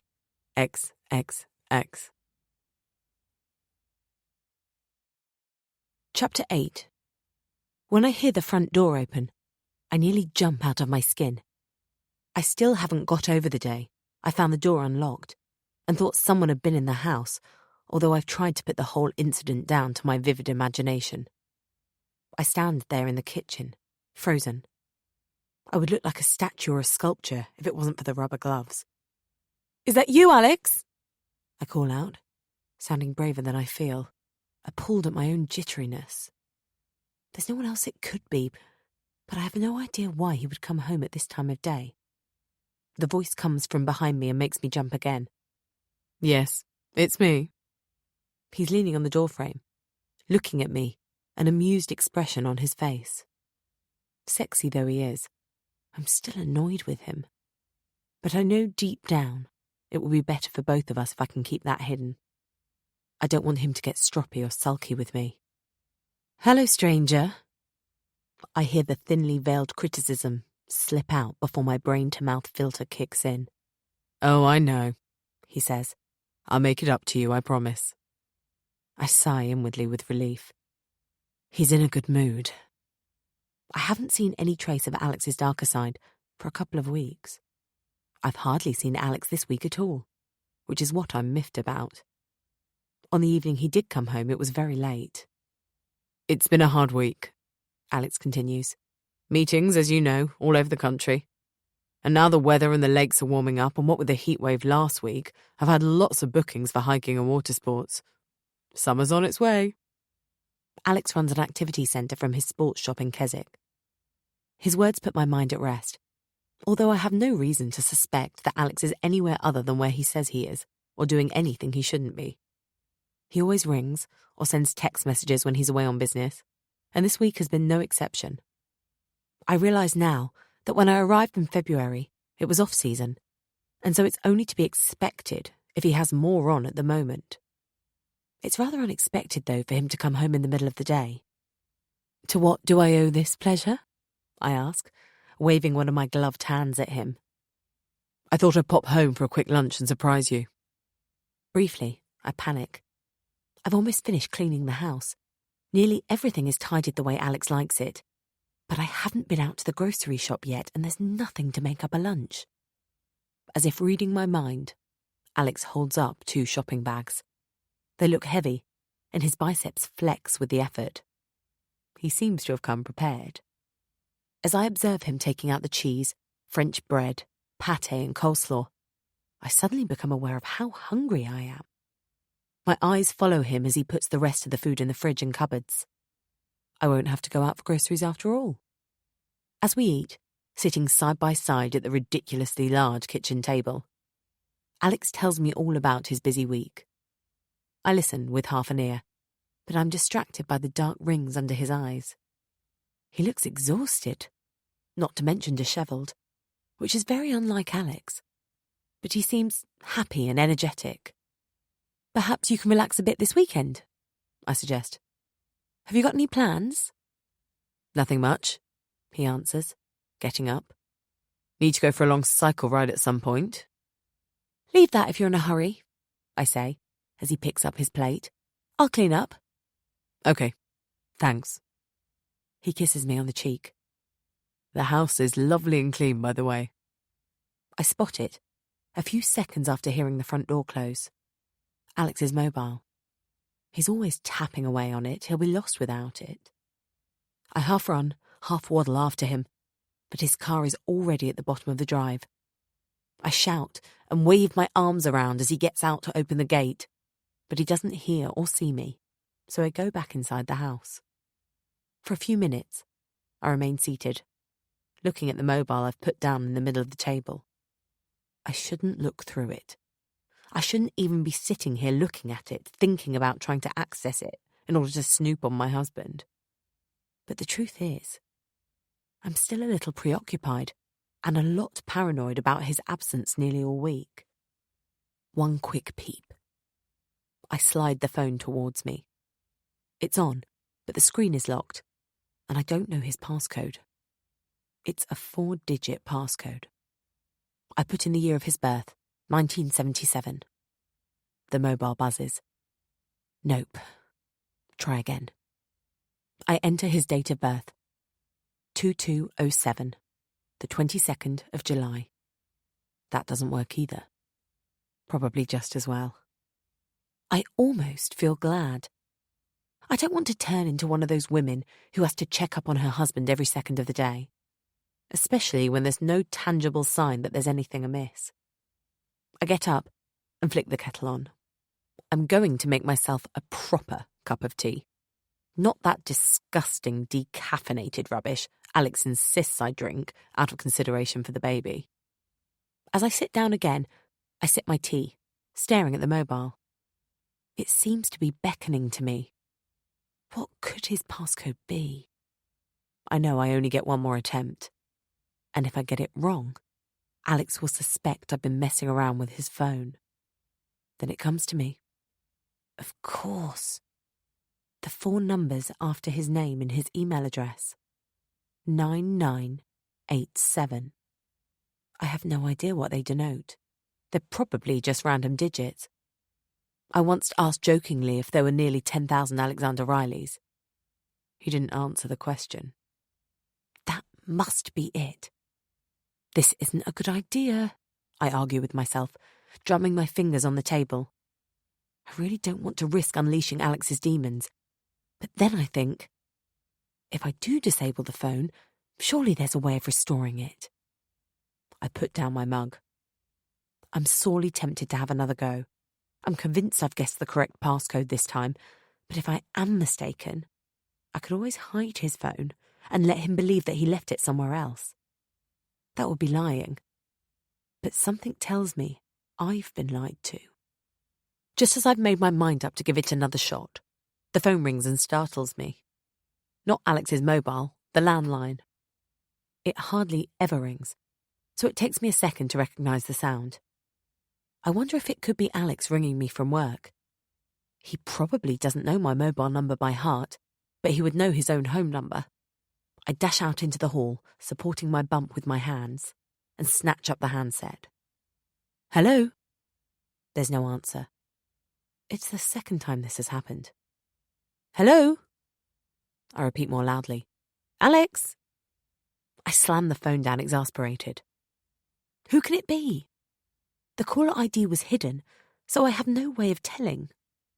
I'm assuming, though, it's the same caller as last time.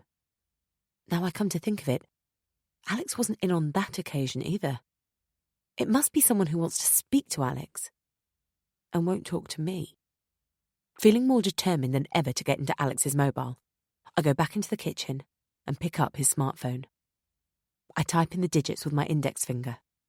9987. The screen unlocks. Result. Now what? I go into mail. He has 2 inboxes, and I scroll down the emails in one and then the other. I'm not sure what I'm looking for, but nothing strikes me as particularly suspicious. Then I see he has a mailbox set up for a VIP. My finger hovers over the screen.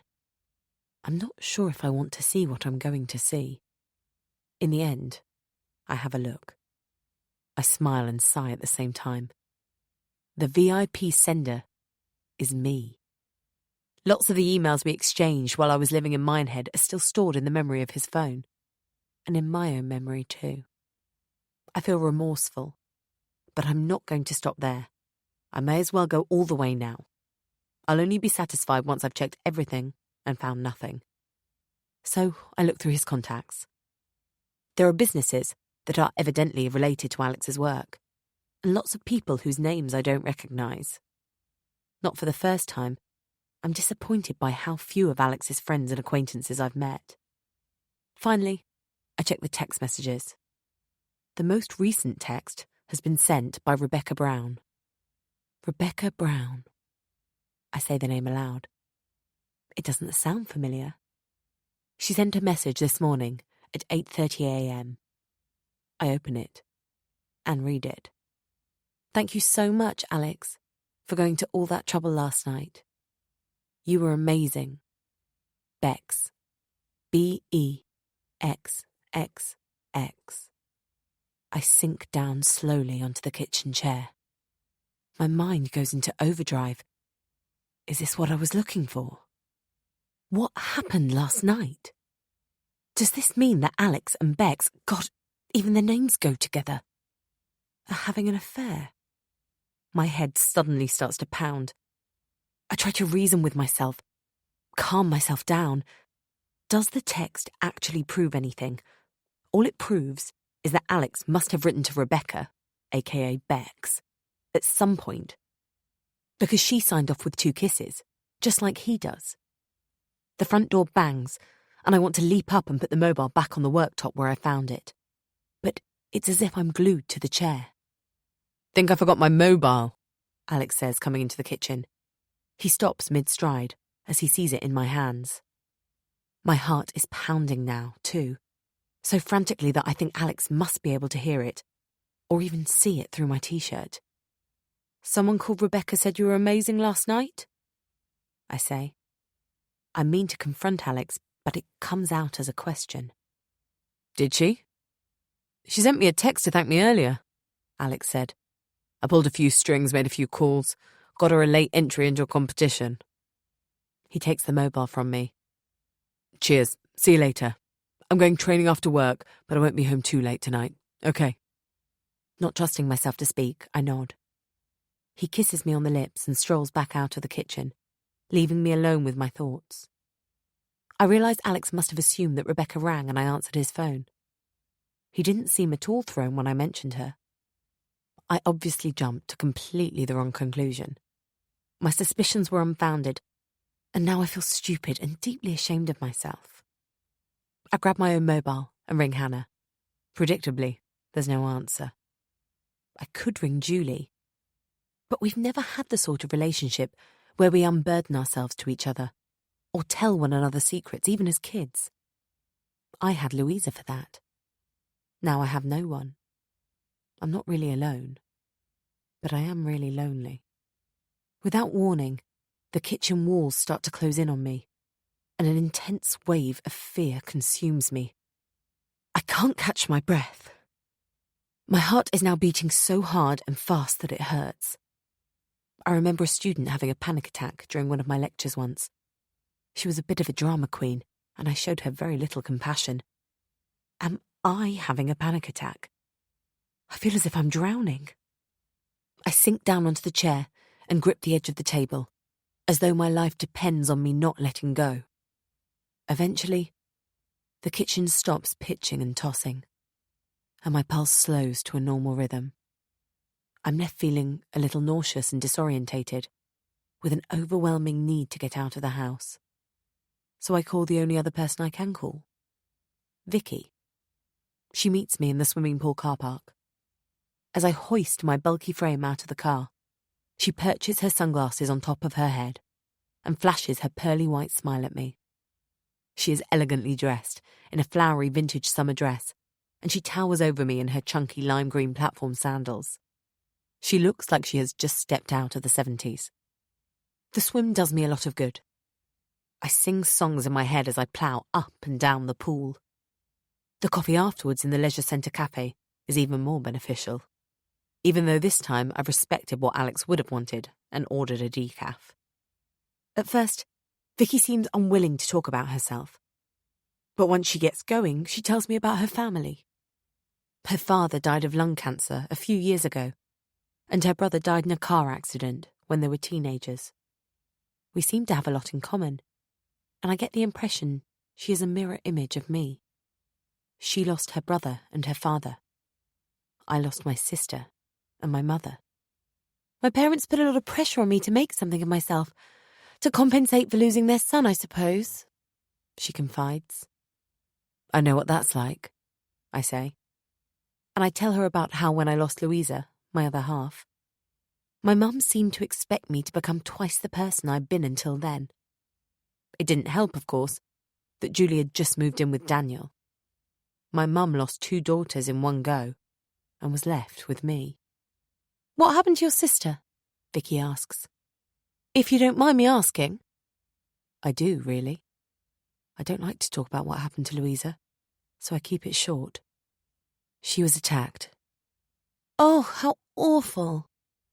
Vicky seems to sense my reluctance to go into detail, so she just asks, did they catch the person responsible? Yes. It was a local man, a known sex offender. He was arrested. He died while he was in police custody.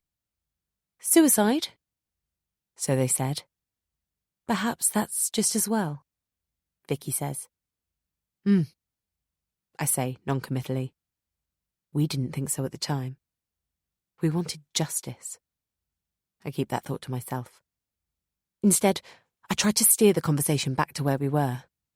So, did you make something of yourself? Vicky throws me a blank look. You said your parents put a lot of pressure on you to succeed. Ah, I see. Well, no, not really. She gives a self-deprecating laugh. I'm an estate agent. She chuckles again. She has this wonderful laugh. It's musical and infectious at the same time. So I should be able to find a place to live one of these days at least. Where are you living now? I wonder if I'm being nosy, but if Vicky minds, she doesn't show it. I split up with my boyfriend about 5 months ago, she says. So I'm at my mum's for the moment. It's not easy, living under the same roof as my mother, I can tell you. She pauses and then concedes. Although she does cook great food and puts up with all my canine friends. Canine friends? Yes. I have a Cocker Spaniel called Lady, Scooby, who's a Great Dane, obviously, and Shadow, an old golden retriever. She counts them off on her fingers as she introduces them. And the latest addition to the family arrived in February. That's Bestie, the Westie, the dog you saw me walking. It might even have been his first walk. She holds up the fingers of her right hand, her thumb bent into her palm. 4 altogether. How come you have so many? Well, I adopted Shadow from an animal shelter years ago, and they call me every now and then when they have a dog they haven't found a home for. I can't seem to say no. I hate the thought of them being put down. I take them in and rename them and give them a new life. In turn, I tell Vicky all about myself, my family, the job I used to do, and about Alex and the baby. She's a good listener, and when we've drained our mugs of coffee, I feel like I've known her for a while. We're still chatting as we push open the doors to leave the cafe. I hear him before I see him. His voice hits me like a well-aimed blow to my stomach, just as Vicky and I are coming out of the cafe into the foyer. Quickly, I turn around and push Vicky back into the cafe. She's looking over my shoulder and has spotted them too. The double doors swing closed, shielding us from their view, and I peer out of the round porthole window, feeling seasick. Vicky remains silent as I watch Alex show the receptionist something, a membership card maybe, and chat with her. There are 4 other people with him, 2 women and 2 men. I recognise Mike and his girlfriend, who danced with Alex at our wedding. I don't know the others. When he said he was going training, I thought he meant cycling or running, I hiss over my shoulder. Vicky arches what's left of her eyebrows at me. She steps forward and looks out of the window of the other door. Who's he? She asks this in a stage whisper. She's poking fun at me, I realise, and it highlights the absurdity of the situation. Alex. Your husband? Yes. And we're hiding from him because he disapproves of me swimming. He thinks the baby needs me to rest. I see. I take it he doesn't know about me then? No. I expect Vicky to be put out by this, but she grins. I get the impression she likes being complicit in my deceit, but perhaps she's just amused. They've gone. I feel my shoulders relax. I push the door open, and Vicky follows me into the reception area. He's handsome, your husband, she comments. It's not until we're in the car park that I wonder how she knew which one was Alex. Vicky asks me something, but I'm lost in my thoughts, and I don't catch what she says. Sorry? When's your due date? She repeats. The 8th of July. A week tomorrow. You're brave, coming swimming today. Vicky fishes her sunglasses out of her handbag and puts them on. Not really. If I'd known Alex was going to be here, though, I wouldn't have come. But I felt like a swim. By the way, how did you know which one was him? One of the men was groping the backside of one of the women, so I assumed that wasn't him. It's a joke, I think, so I laugh politely. And the other 2 looked to be a couple as well. Plus, Alex's face looked familiar, she continues. I think I vaguely remember him from the day I was out walking my dog after all. As I pull down the boot of my car, I promised to text Vicky early next week to meet up for another swim. Next time could well be your last session before the baby comes along, she says, voicing my own thoughts. When I get home, I have time to put on a load of washing and read some of my book before Alex gets home a couple of hours after me. I'm curled up on the sofa in the sitting room, and he sees me through the doorway, but marches straight through to the kitchen. Katie! His voice is imperious, and I feel like I'm being summoned. A little voice in my head begs me not to go to him, not to give in to him. But I ignore it, and I get up to join him in the kitchen. He's standing in front of the open fridge with his hands on his hips, his face stormy. Oh, no. What have I done now? Is everything all right? I ask. Stupid question. Clearly, something is wrong. Have you got the food ready? His voice is angry, with an undertone of world weariness. It makes my stomach flip. They'll be here any second. What food? Who will be here? He slams the refrigerator door, but it makes very little noise as it closes, and I doubt it had the desired effect. Bloody hell, Caitlin. Mike and his girlfriend are coming round for a barbecue this evening. I bought all the stuff you needed. The only thing you had to do was get it ready. A scowl contorts Alex's tanned face. He takes a step towards me and I take a step back. I wonder if he's going to strike me, and instinctively my hands curl into fists at my sides. But this is the first I've heard of it. I look over Alex's shoulder out the window. The sky is dark now, and there's not a trace of the earlier sunshine. It's going to rain. Rain on Alex's party. Bollocks. I told you on the phone earlier this week, and then I reminded you at lunchtime. Did he? I don't remember. I asked you to make a chocolate mousse and some salads. I don't believe him. I'm not the one who forgot. I fight the tears that threaten to spill down my face. I'd have remembered if Alex had mentioned this barbecue. I'd have been wildly excited about entertaining, and getting to know some of Alex's friends properly at last. You watched me put the shopping away. Yes, but I also asked him about his plans for the weekend, and he said nothing about this. Oh, for fuck's sake, Caitlin! Alex throws a glass at the wall and it smashes into smithereens. My eyes are drawn to the shards on the floor between Alex and me. The glass is not the only thing that is broken between us, even though I've tried so hard to hold us together. I want to storm out of the kitchen, but I feel so weak that I doubt my legs will take me. It's all I can do to stay standing. I lean against the worktop for support, an unwelcome and unwilling spectator to Alex's show of anger. In the end, he doesn't lay a finger on me, but his words hit me hard. He has never called me names before. I listen, speechless, to a string of insults as they stream from his mouth one after the other. Then his words become meaningless, muffled sounds, as if he's now beyond a closed door or underwater, and I can no longer make out what he's saying. I try to think on my unsteady feet. Alex, I say calmly. To my surprise, his mouth stops moving and the noise stops. We don't have enough time for the mousse to set, but I can make a chocolate fondant cake in next to no time, and salads are easy. If you get the meat ready for the barbecue, we can do the salads together. Alex nods, docile now. And I'm quite sure Mike and his girlfriend, what's her name, won't mind sitting at the table here and having a drink while we finish getting ready, I say, warming to my theme. They might a bit. They've just done a 2-hour training session. They'll be hungry. But the fight has gone out of him. I can breathe again. We've got crisps. I bend down to get the dustpan and brush from the cupboard under the sink. As I sweep up the fragments of glass, I tell myself that Alex is mistaken. He simply forgot to tell me he'd invited his mates, and he thought he'd mentioned it.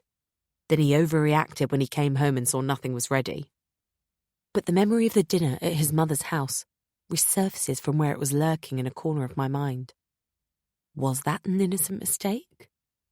Or did Alex lie about my favourite meal? Why would he have done that? And why would he lie about this evening? Surely he doesn't want to ridicule me in front of his friends. These questions stop racing through my mind abruptly. I look down at the floor aghast. Alex realises what has happened before I do. As I look at him, I can feel the shock etched on my face, and suddenly, the roles are reversed. I'm the one who is panicking, and it's Alex who takes control of the situation. Sit down here for a second, Katie. He speaks slowly and evenly, almost as if he's thinking out loud. He pulls out a kitchen chair and takes my elbow to guide me, making me feel like I'm an old woman in need of a walking stick. He takes the dustpan and brush out of my hands. I'll fetch your suitcase, he goes on. Then I'll help you out to the car. The smile on his face looks genuine, although I'm not sure whether he's excited or trying to be reassuring. We have to get you to the hospital, Katie. Your waters have broken. To caitlin.best@newsmail.co.uk. From Alexander Riley 9987 @premiernet.co.uk. Sent Thursday 23rd of Feb 2017 at 20:41. Subject: The Life of Riley. Dearest Katie, this is just a quick message to let you know that I'm not going to be able to make it the day after tomorrow, I'm afraid. I know we'd arranged for me to travel to Taunton by train so I could share the driving with you up to Grasmere, but I have an important competition I just can't get out of that day. I'd be letting the team down. The good news is that I'll be free by the evening. You don't mind, do you? I remember when I offered to come, you insisted you'd be okay by yourself, and I know how independent and capable you are. I can't make it down to Somerset, but I will make it up to you in Cumbria, I promise. I'll pamper you and make you breakfast in bed and basically let you live the life of Riley. Now you're going to be my wife. If you prefer, we could postpone your journey until the following weekend, and I could help you out with the driving then. I'd rather you came the day after tomorrow, obvs, because I can't wait to see you. That would only be 2 more sleeps. You decide what's best for you, my best girl, and let me know. I love you. Alex. ALEXXX.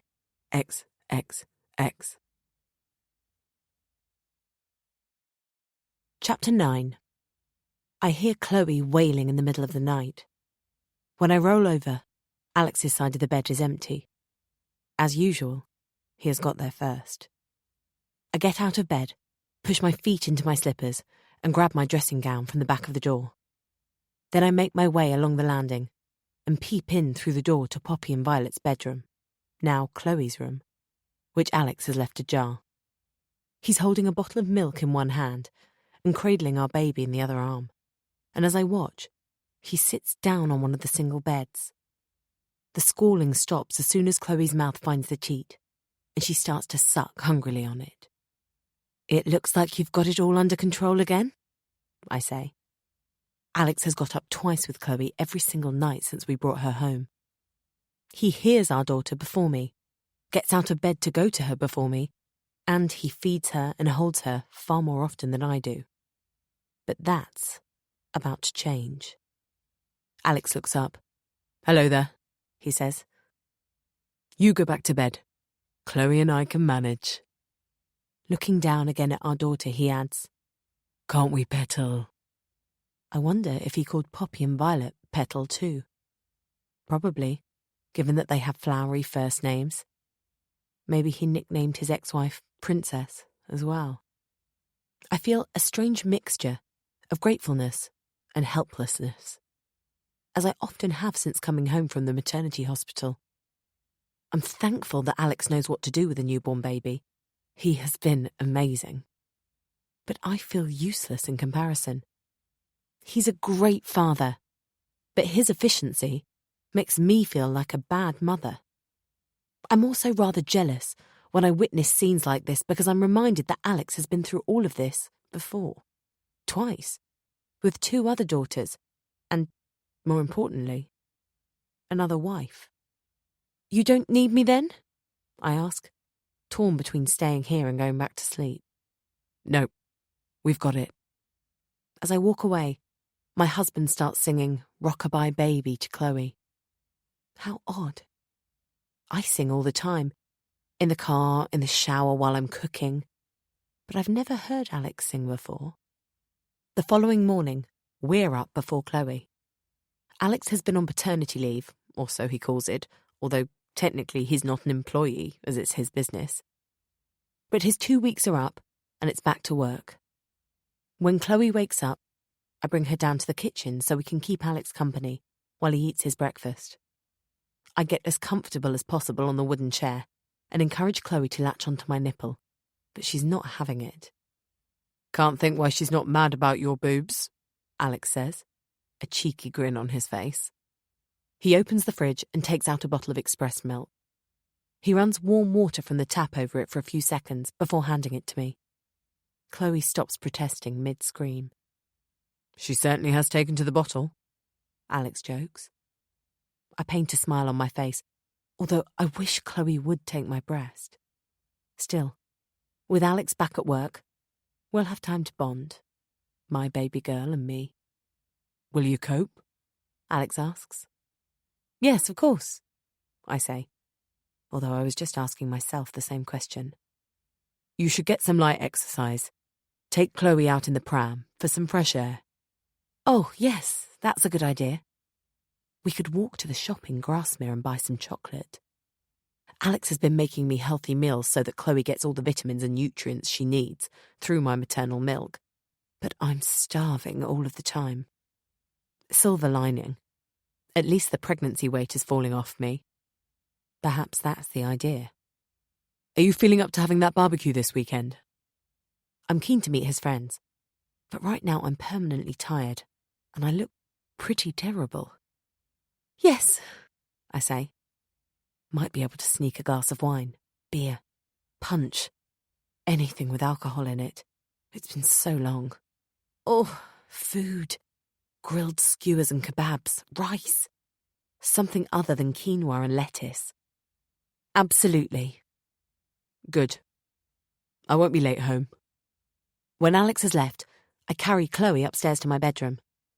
She falls asleep on her activity play mat on the floor while I shower with the Pet Shop Boys and Dexy's Midnight Runners blaring out of my wireless speaker from Hannah's playlist, which I put on my phone. Hannah. Phone Hannah. I sent her a text with a photo when Chloe was born, and she wrote back, succinctly, with her congratulations. That was a fortnight ago. And that's the only time I've heard from her for well over a month now. I stop the music on my mobile, but before I can ring Hannah, the phone rings in my hand. I swipe the caller ID in disbelief. What does he want? I'm tempted to let it go to voicemail, but I swipe the screen and take the call. Hi, Kevin. There's music playing in the background. Placebo, I think. Kevin's favourite band. I can't make out which song. Hi, Caitlin. I'm just ringing to let you know the sale on the house has gone through. It's all taken care of. The familiar sound of his voice and the dulcet tones of his West Country accent, the dropped H's and lengthened A's, instantly transport me to another place, another time. Home. I sit down on the bed, still wrapped in my towel, my hair dripping onto my shoulders. Oh, thank you, Kevin, for seeing to all that. Kevin always dreamt of building us our own home one day, a place with sea views. That's one of the reasons we stayed in that house so long, even though we could easily have afforded something bigger, something better. That, and the fact that with no children, we never really outgrew our place in Minehead. It might have been small, but it was big enough for the two of us. There's some paperwork to sign. I'll have to send it to you by post. All right, thanks. Maybe you could text me your address. Sure. Oh, and Caitlin. Yes? An awkward silence. What's that called? A pregnant pause. How inappropriate. Kevin breaks it. Many congratulations on your wedding and the birth of your daughter. That's wonderful news. Thank you. I realise I've thanked him 3 times and said very little else. I want to say so much more. I want to ask him how he is, where he's living now. I want to know how he found out about Chloe and if he's okay about that. But it's too late. Kevin has ended the call. I put on my underwear, which gives me a few seconds to breathe normally again, and then I grab the phone again to try Hannah. I don't expect her to answer, but I can leave her another message. I prepare it in my head as the phone rings on and on. Hello, Caitlin. She sounds out of breath. Hannah! I'm delighted to hear her voice, despite several weeks of confusion and concern. Why hasn't she been in touch? And then I hear it. This time, I can make out the song. Without you, I'm nothing.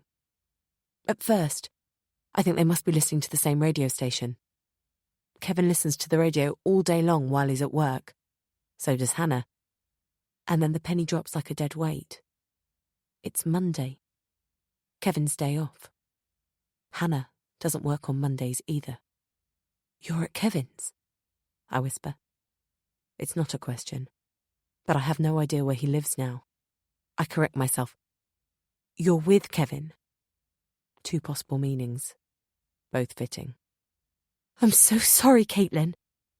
We didn't want you to know until we were sure it was serious. And then I didn't know how to tell you. I feel terrible about avoiding you all this time. We don't talk for long. The conversation is stilted. I no longer want to tell her about Chloe. I can't confide in her about Alex. I don't tell her how much I've missed her. At the end of the call, Hannah asks if I think we can still be friends. Hannah, you've been my best friend nearly all my life. I'll get used to the idea. I'm going to need some time, but I don't tell her that. You're right for each other, you and Kevin. As I say it, I realise it's true. Hannah has always needed someone kind and dependable. Someone exactly like Kevin. I can hear the smile in her voice as she says goodbye. I do my best to keep the tears out of mine. I don't want to mope around the house all day, so I decide to go for that walk. Thinking about it now, I realise there's no pavement for at least 200 yards if I walk from my home into Grasmere, as I planned. I don't relish the idea of pushing Chloe along the road, so I change my mind about setting out by foot and decide to drive into Ambleside instead.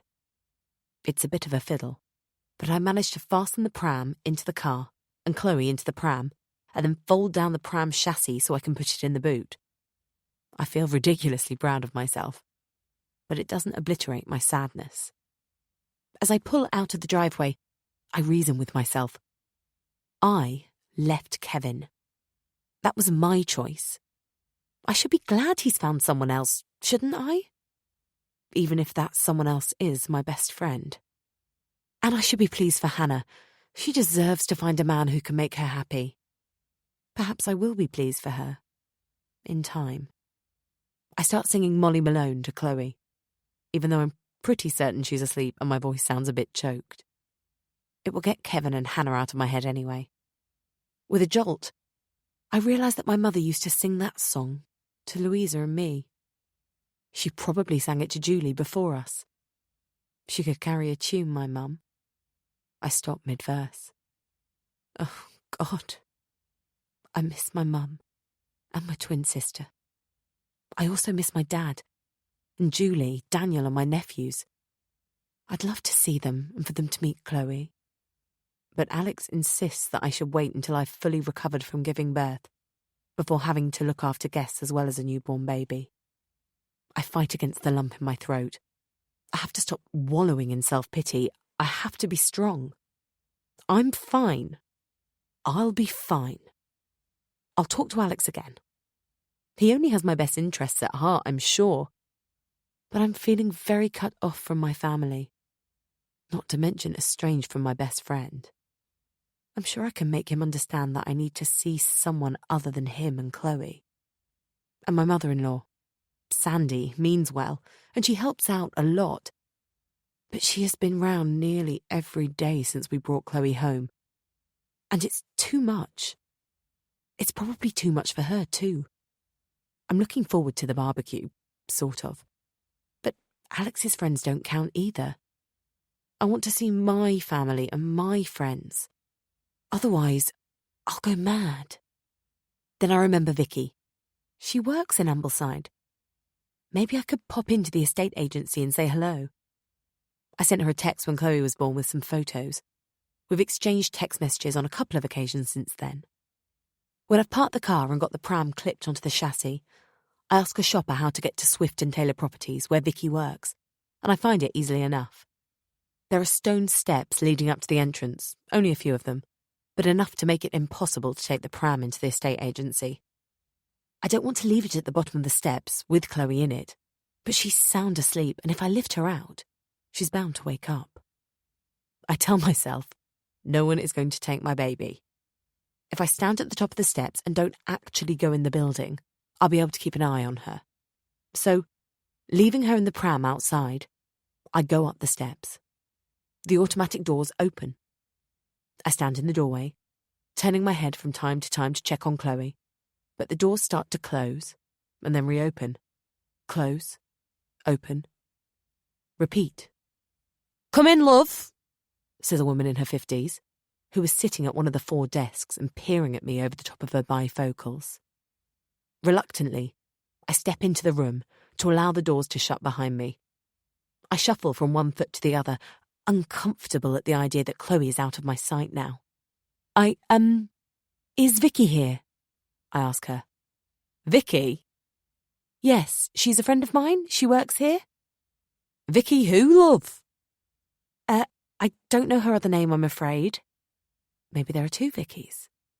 Her phone rings, and she picks it up. "Swift and Taylor Properties, how can I help you?" She covers the mouthpiece, and, nodding in my direction, she hisses at her colleague. "Dennis, can you help this lady?" Her colleague grunts grudgingly from his desk, without taking his eyes off his computer screen. He's the only other person in the office. The other desks are unoccupied.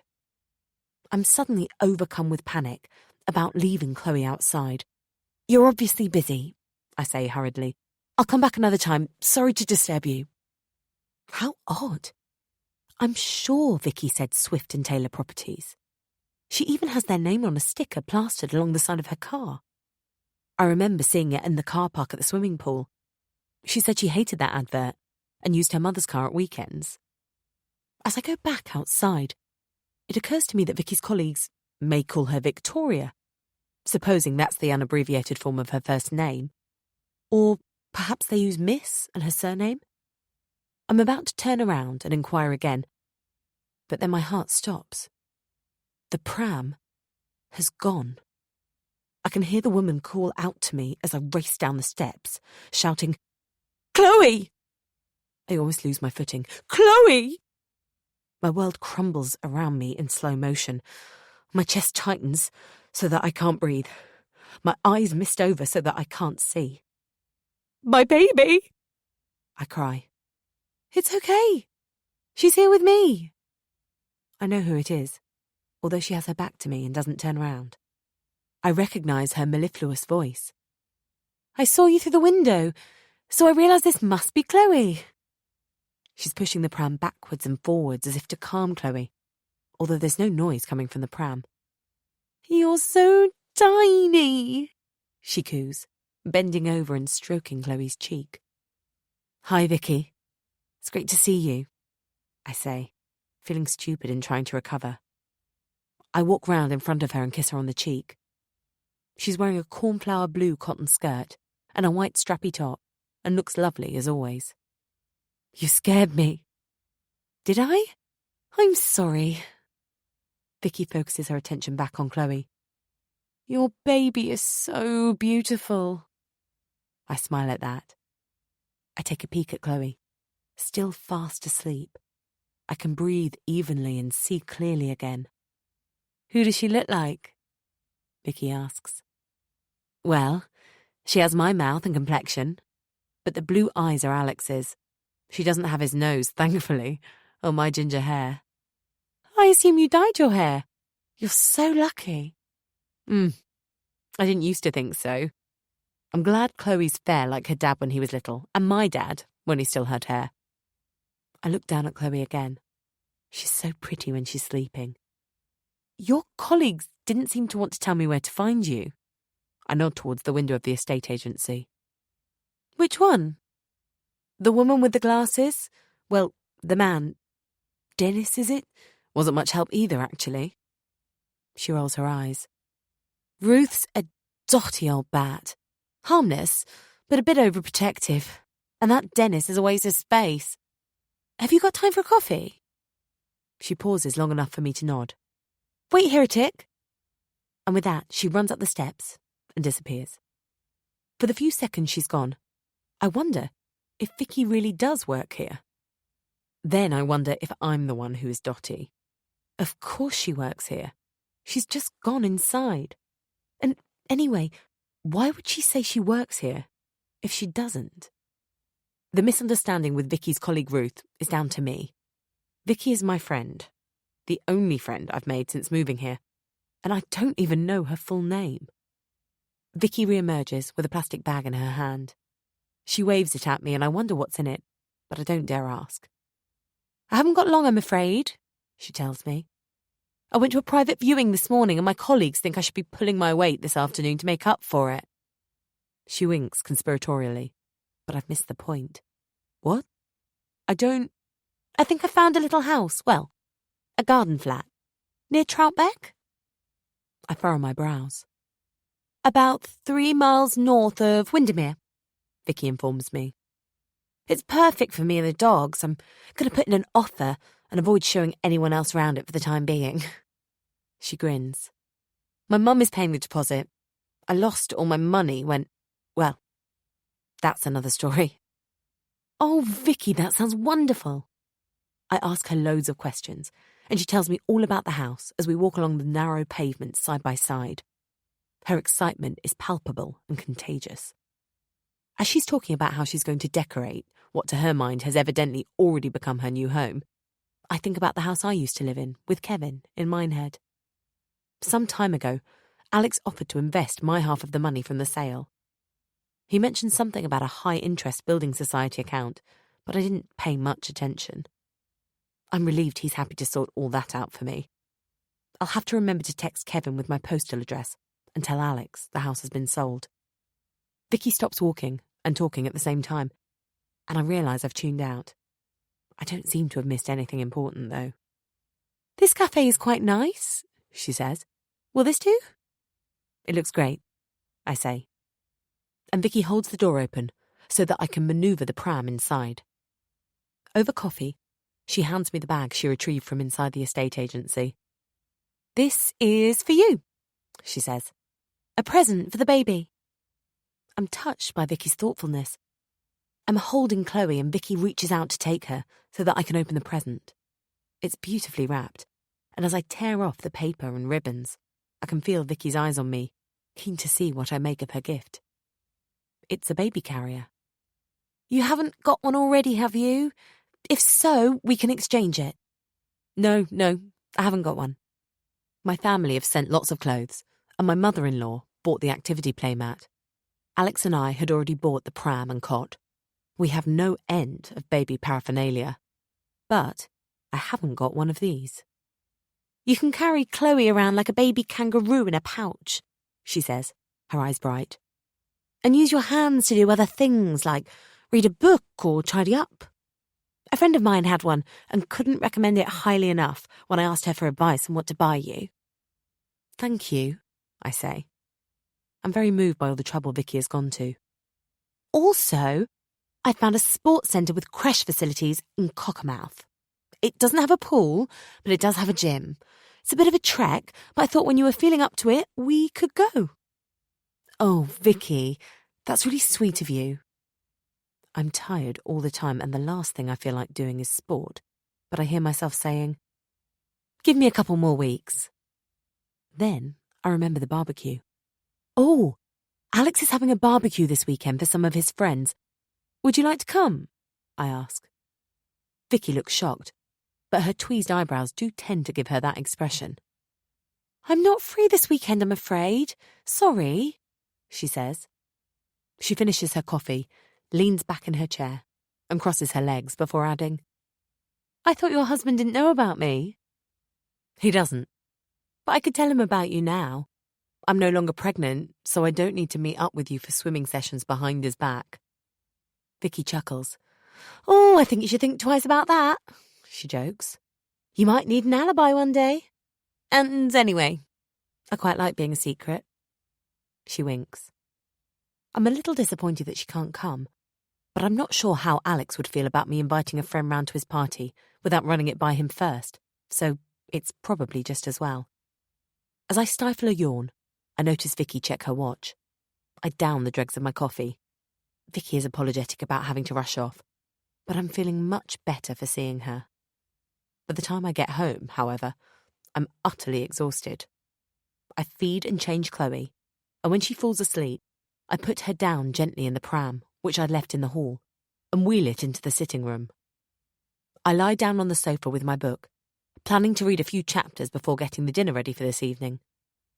If I can show Alex I have a handle on everything when he comes home, there's a good chance we'll spend an evening without him losing his temper or me getting upset. I immediately feel guilty for thinking along those lines. Alex has been terrific recently. In fact, there hasn't been a cross word or a bad mood since the day Chloe came into the world. He seems to be back to his default setting. But at the same time, I'm not going to take that for granted. I'd like things to stay the way they are, keep on top of things, keep him happy. Before long, though, my eyelids get heavy. Slight change of plan. Plenty of time. Right now, I'm going to take a nap. Chapter 10. It's 6 o'clock in the evening when Chloe wakes up and wakes me. My neck is stiff from the position I've slept in on the sofa. I carry her upstairs to give her a bath. I cherish this moment with my daughter. Keeping up an endless stream of chatter, I talk to her about Hannah and Kevin, about feeling lonely and homesick, about my dad, whom I haven't seen since the wedding, and who hasn't seen his granddaughter yet. About the things I can't tell Alex. Then I talk to her about her daddy, who should be home soon. She starts to whimper, so I end my monologue, lift her out of the baby bath, and pat her body and fine hair dry. Then I hurry to put on her nappy, body, and pyjamas before she gets too vocal in demanding another feed. Again, Chloe refuses to breastfeed. Her face going through every shade on the palette, from pink to puce as she howls in objection. It's only as she's guzzling away happily on yet another bottle that I wonder where Alex is. Sitting cross-legged on the sofa, I rotate my head in an attempt to ease my sore neck. By the time Chloe has finished her milk, it's gone 7, and I'm a little annoyed. Alex must have gone training. He could have told me. Then I realise he might actually have told me.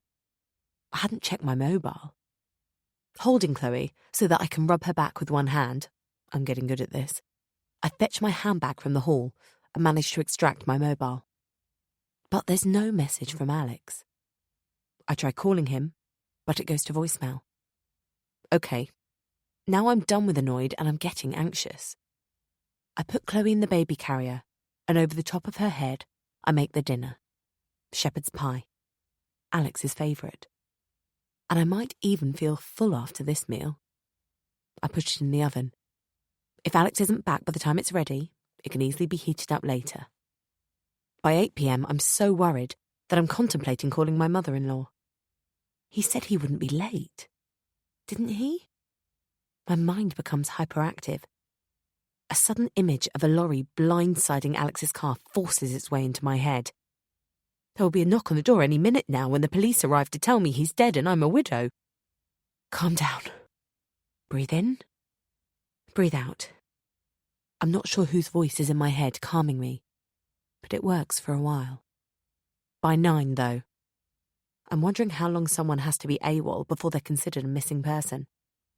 How long are you supposed to wait before notifying the police about a missing person? Is it 24 hours, or is that just on TV? I look it up on the internet on my phone.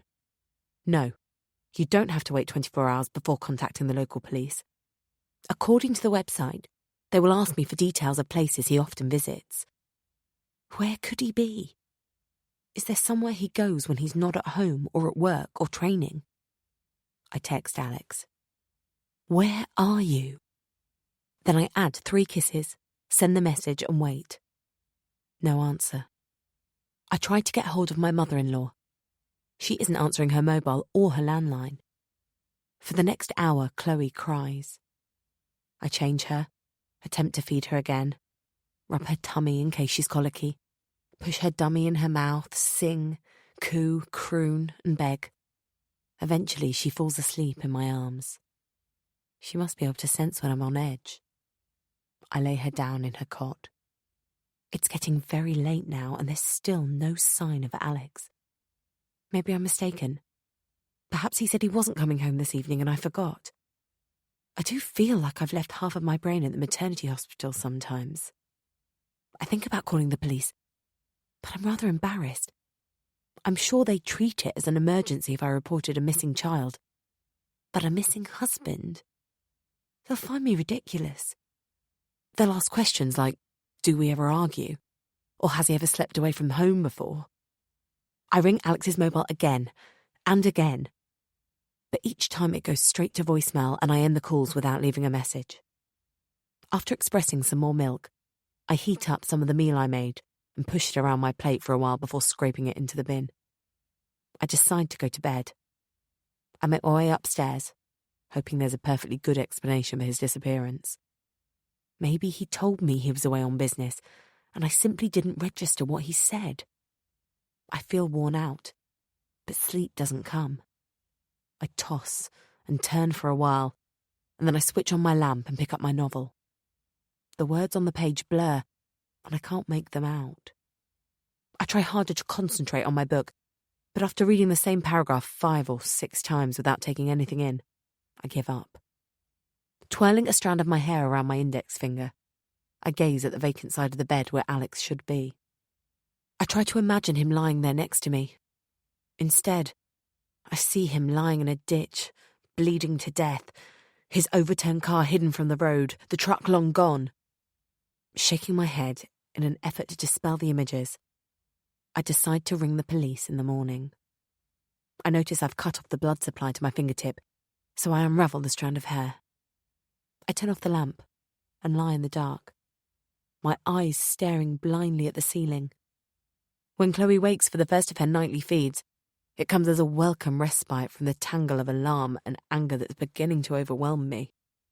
I do sleep for a couple of hours, and I immediately check my mobile when I wake, although I've left it on with the volume right up, so I would have heard if it had rung or even beeped with a message.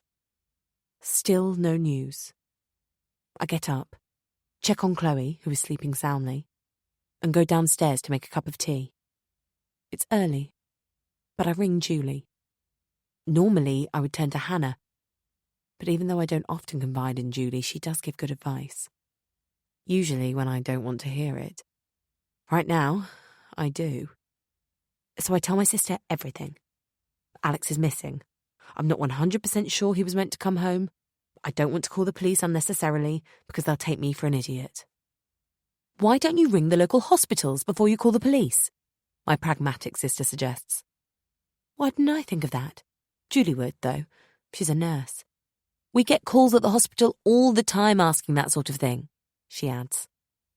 Good idea. I'll do that. I'm going to come up there, Julie says. What? When? This weekend. I'll have to discuss it with Daniel, but I don't see why that would be a problem. It might not be a problem for her. I'm not sure Alex will be too happy about it, though. But Alex thinks, I know what Alex thinks, Julie says. But I think, and so does Daniel, that you need some help. Especially now Alex has gone back to work. He might say you need rest and can do better without having people around, but I can assure you, a sleepless night does not constitute rest. And you could do without that when you've got to look after a newborn baby. Anyway, I'm not people. I'm family. Okay. I sip my tea and make a face. It's cold. I'll come up with Daniel and the boys on Friday evening and we'll book a hotel. Then Daniel can take Oscar and Archie home on the Sunday, and I'll stay with you for a while. I'm due some paid leave. Okay, I repeat. I'm not sure how Alex is going to take this, assuming he has resurfaced by the weekend. But I desperately want Julie with me for a while. I swallow down a lump in my throat, as I realise that my sister wouldn't be doing this if our mother was still alive. Mum would. And Caitlin? Yes? Don't panic. No news is good news. I'm so touched by Julie's kindness that Alex's barbecue this Saturday completely slips my mind. As soon as I've finished talking to Julie, I look up the nearest hospitals on the internet. I start by phoning the urgent care centre in Kendal, and then the A&E in Whitehaven. I get the same result. No patient with that name. Then I ring the number for the A&E in Barrow-in-Furness. Hello, I begin. I can deliver my spiel fluently now. My husband has been missing since yesterday, and I'm worried he might have had an accident. I wonder if you could tell me if he was brought in. His name is Alexander Riley. I'm afraid I'm not at liberty to disclose that information, comes the answer. This throws me. Who talks like that? Why not? What do I say now? We have a baby girl. I'm worried sick about... I sigh. Please? I start striding up and down the hallway. I'll put you on hold for a second. Don't go away. Thinking I'm going to get an earful of some tinny music, I hold the mobile away, but she's back a few seconds later. No one called Alexander Riley has been admitted, she says. I'm going to have to call the police now. But then the receptionist adds, but there is a Mrs. Sandra Riley. My mother-in-law. I stop pacing and end the call. My mother-in-law is in hospital.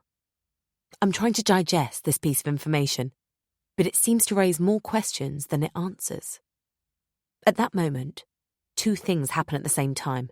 Chloe starts crying, and Alex bursts through the front door.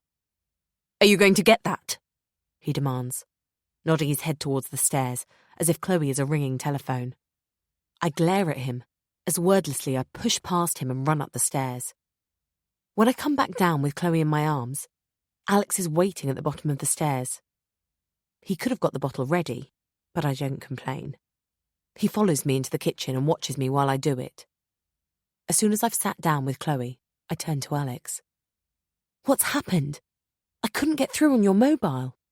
The battery was dead. I had no way of charging it, as if you care. Alex, I barely slept a wink. I was that worried. Really? You have a funny way of showing it. What do you mean? You didn't call? You haven't even asked how my mother is. I did call Alex. You didn't leave any messages? No, I didn't, I realise.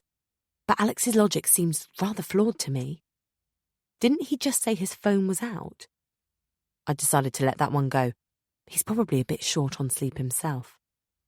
I sent you a text. How's your mum? Is she ill? You didn't bother asking in your text message how she was, after everything she's done for you, helping with the baby and all. Alex, I'm asking now. What happened? Why is your mum in hospital? She fell. They're keeping her in for a few days for observation and a few more x-rays and until the swelling goes down.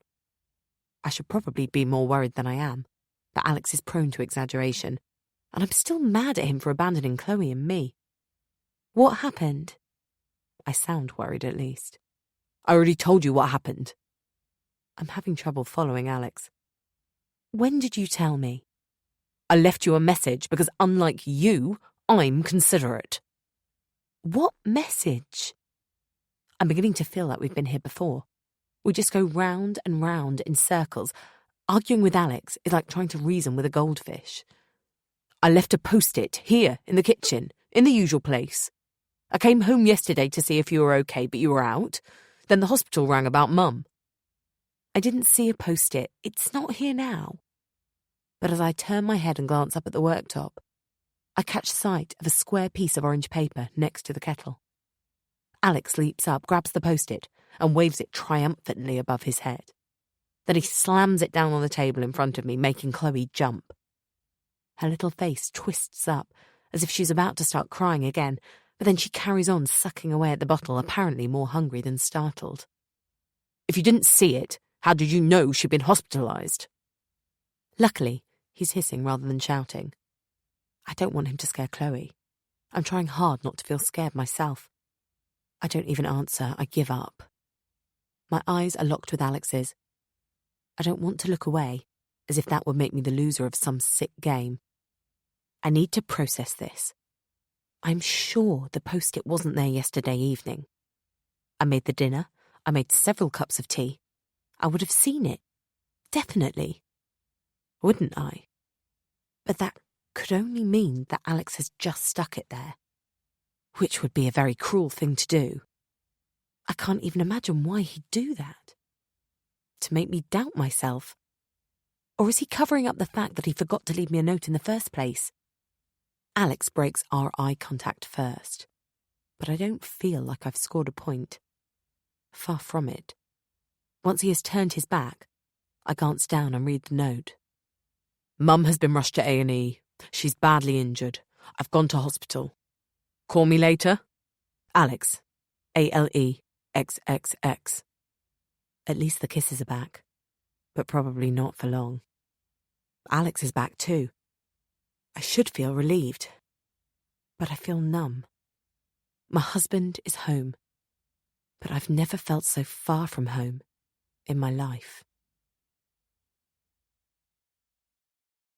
Chapter 11. As it happens, Alex isn't home for long.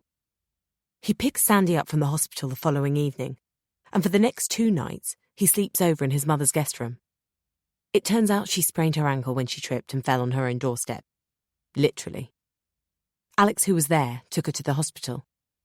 He pops home after work on the Wednesday, just long enough to drop off his dirty clothes for the wash and to fetch a freshly ironed shirt. I seem to have gone from one extreme to the other. Just a few days ago, I resented the fact that Alex and Sandy were around, so much that I could hardly pick up my own baby, and I was looking forward to having some time to myself with Chloe. Now, I'm on my own every minute of the day and night with her. Be careful what you wish for. On the Thursday, Julie calls to confirm that she and her family are coming up to the Lake District this weekend. As it will be late when they arrive, they plan to go straight to the hotel on the Friday evening, tomorrow evening, and come round to the old vicarage on the Saturday morning. Julie intends to stay at the old vicarage for a week, when everyone else goes home. "You'd clean forgotten, hadn't you?" she asks, when she gets an embarrassing silence in response. I hadn't forgotten, but it's only sinking in now that it's nearly the weekend. Every day seems to be the same at the moment, and I'm losing track of time. As soon as Julie mentions their visit, I panic. I haven't said a word about it to Alex. Then she says they found a hotel that accepts dogs, and they're bringing Dad and Jet too. I can't wait to see them all, but I'm dreading Alex's reaction when he finds out my family are going to be here. He has scarcely spoken to me since we rowed about the post-it, and somehow I don't think this is going to help matters. It's not until I've hung up that I remember the barbecue. Shit! I feel like slapping my palm on my forehead. I'm just not joining up the dots at the moment. I really did lose part of my brain in childbirth. Alex comes home again a little later that same evening. My family are going to show up on his doorstep the day after tomorrow. I have to tell him. He's not going to like it. But why shouldn't my family visit? After all, we see a lot of Alex's mother. Politely, I ask Alex how Sandy is. I'm stalling. I sent my mother-in-law a text message earlier in the day to inquire about her health. I already know from her reply that she's feeling foolish, but better. I feel a twitch at the corners of my mouth as Alex describes a woman in considerable pain and in a critical condition, but I manage to suppress the smile. Mum is more mobile on her crutches now, Alex admits, so she doesn't need me to sleep over at her house anymore. He sounds a little wounded, as if he would rather tend to his mother's needs than help look after his own baby daughter.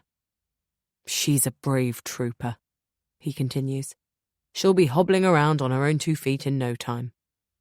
To my surprise, when I do announce my news to Alex, he takes it really well. So well, in fact, that I'm suspicious. I narrow my eyes at him. "What?" he demands. He's holding Chloe while I heat up the shepherd's pie from Monday for tonight's dinner. "I thought you'd be angry." "Why would I be angry?" He combs his fingers through his tousled hair. "I didn't want them to stay until you recover from childbirth, but if you think you're up for it, that's fine." "I'm up for it, Alex," I say, giving him my warmest smile. "I'm ready, really. I coped very well while you were at your mum's." "There'll be lots of guests then. The more the merrier, though, I suppose." His voice hardens. "Better make sure everything is perfect." I can't decide if it's meant as a warning or not. "For everyone." Alex tells me he's invited 5 friends. "You already know Mike and his girlfriend Sarah," he says. "So, Mike's girlfriend is called Sarah." I nod, but I don't say what I'm thinking. That I don't know the first thing about Mike and I've only met Sarah once at our wedding, but that I've just this second learned her name.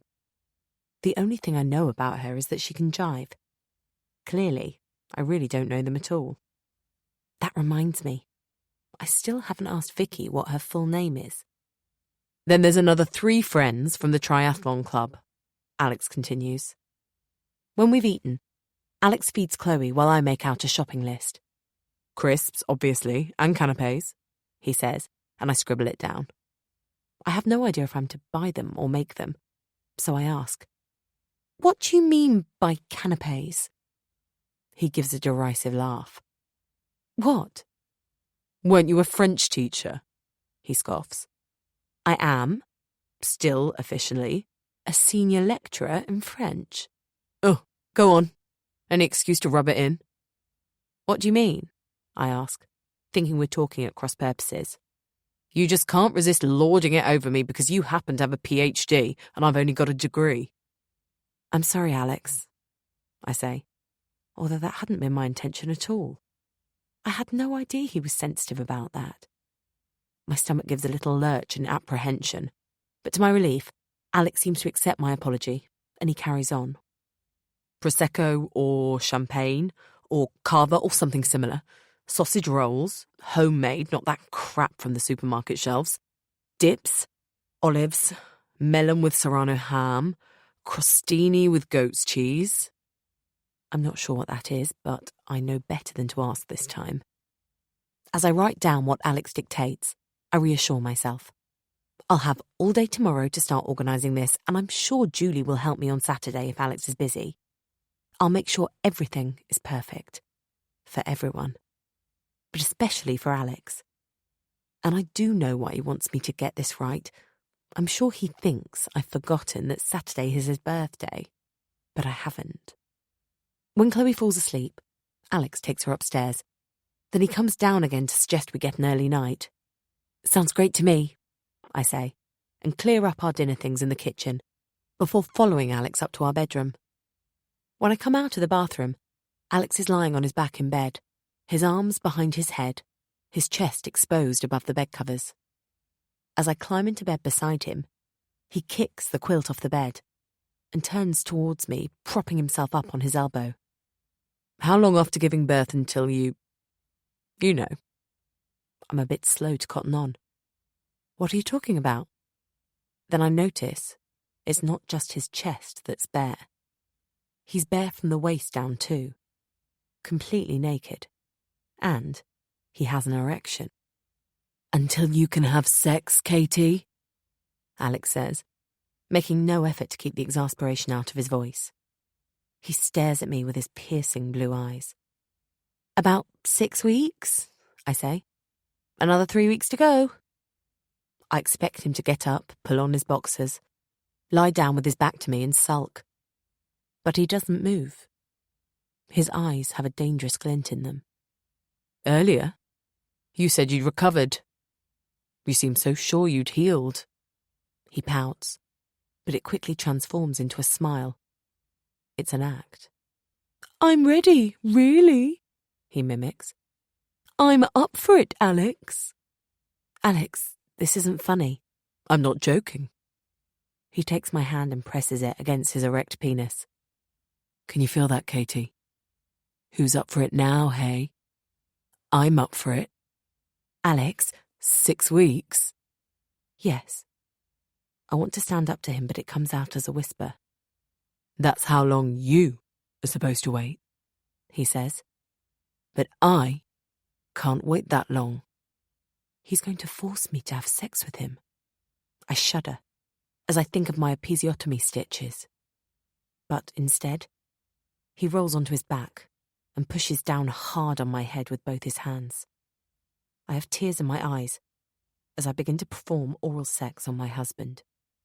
Alex wraps my hair around one of his hands and pulls on the makeshift ponytail. Then he pushes down on my head with the other hand. Like a puppeteer controlling the strings, he repeats this, pulling and pushing to dictate the rhythm. It gets faster, rougher. He's hurting me. Thankfully, it doesn't last long. As Alex moans loudly and releases his hold on my hair, I'm left feeling dirty and used. I even get the vague notion I should receive payment for what I've just done. But I'm the one who was paid. That was the price I had to pay for my family gate-crashing his barbecue. Alex doesn't even look at me. He rolls onto his side and curls up into a ball facing away from me. I get out of bed and pick up the quilt from the floor, throwing half of it over his naked fetal body. Night, Katie, he murmurs as I get back into bed. I don't reply. Night, Katie, he repeats, without turning towards me. This time, when I ignore him, he sighs emphatically. I anticipate a stronger reaction and my stomach twists in dread. But before long, his breathing slows, and I can tell he's asleep. My breathing slows too. A few months ago, before Chloe came along, I would have been staggered and distraught at what has just happened.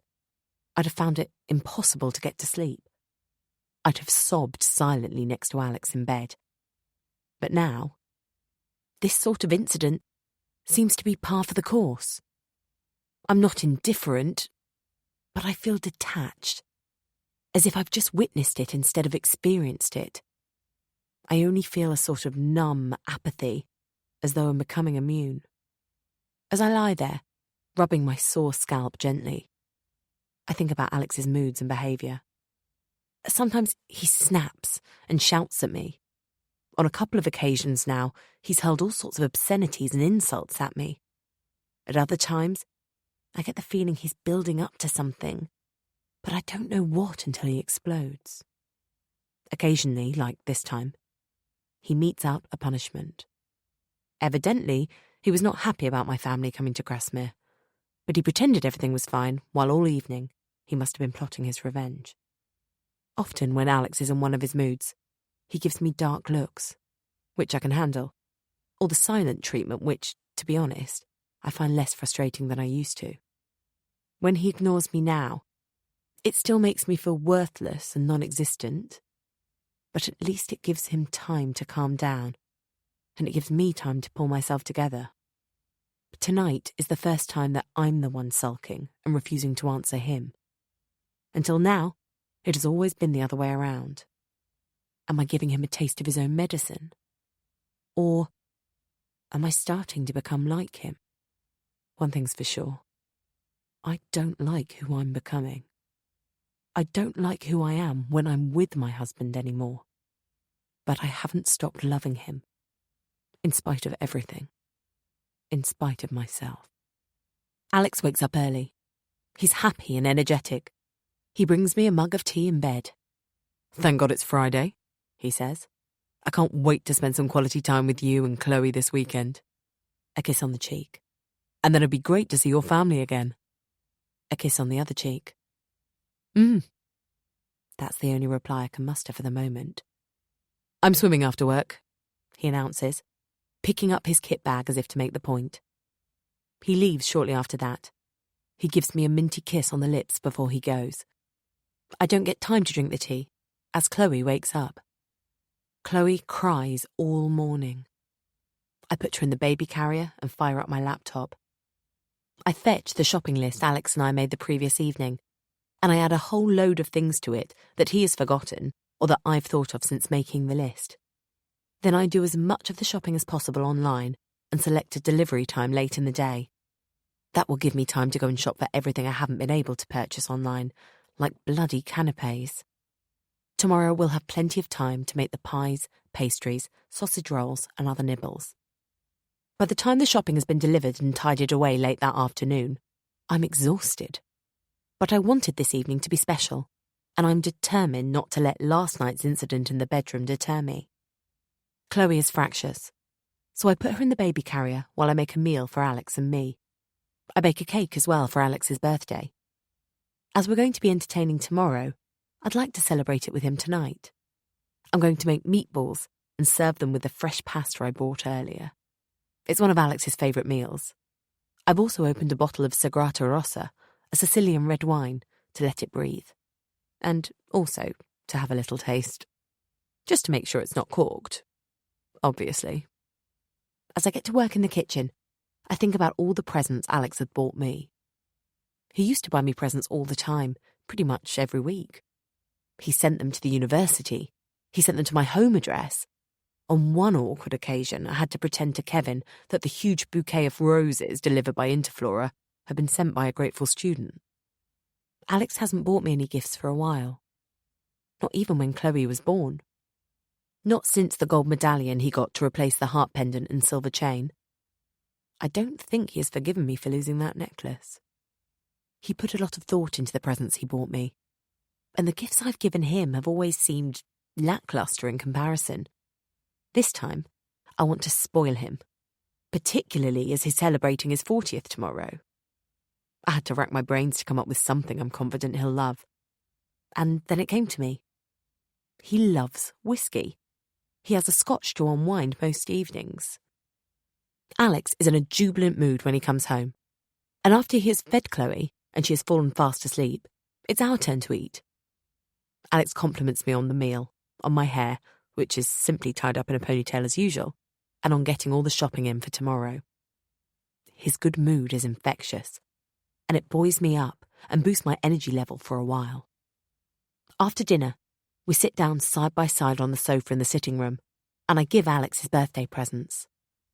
I watch him eagerly as he unpicks the sellotape and unwraps the bottle of 21-year-old Irish whiskey I ordered online from a distillery in my mother's hometown in Northern Ireland. I let the memory of my family and me visiting that distillery many years ago play out in my head. Louisa held her nose the whole time, including in the gift shop, and complained about the smell. Lost in my thoughts, I smile nostalgically to myself as Alex folds up the wrapping paper painstakingly. "It's rare," I say, "and it's supposed to be the best Irish single malt that exists." I don't mention how much it cost. Alex hasn't noticed I've had the glass bottle engraved with his name and date of birth. He's carefully opening the second present. He's so meticulous in his task that I tell him what it is before he gets there.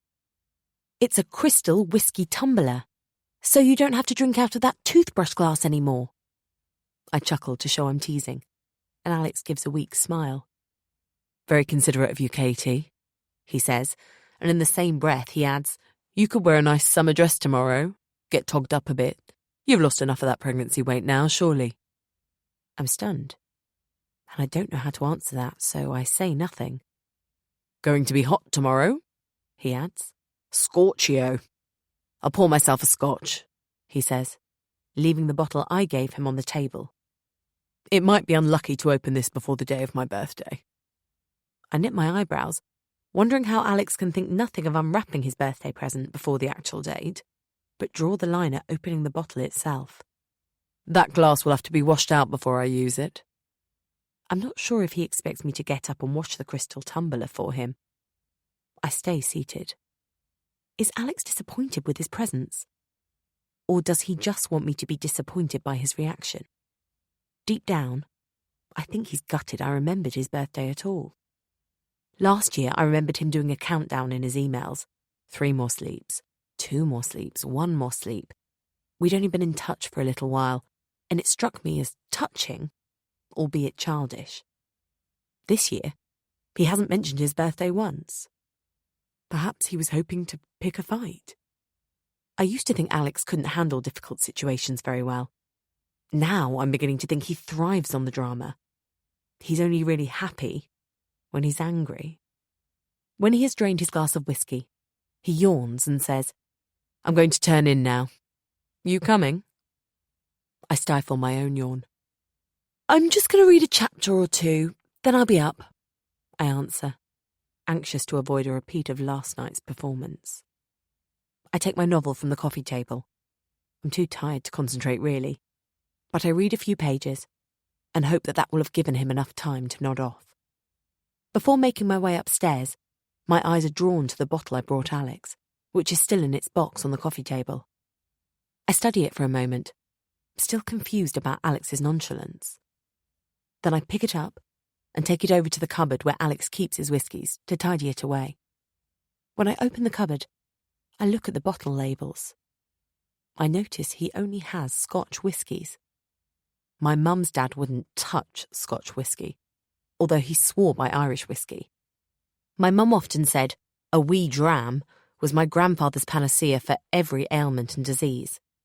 Maybe it's an acquired taste, or maybe Alex simply prefers Scotch. Perhaps Irish whiskey wasn't a good choice. While I'm pondering this, a small packet catches my eye. I almost don't see it.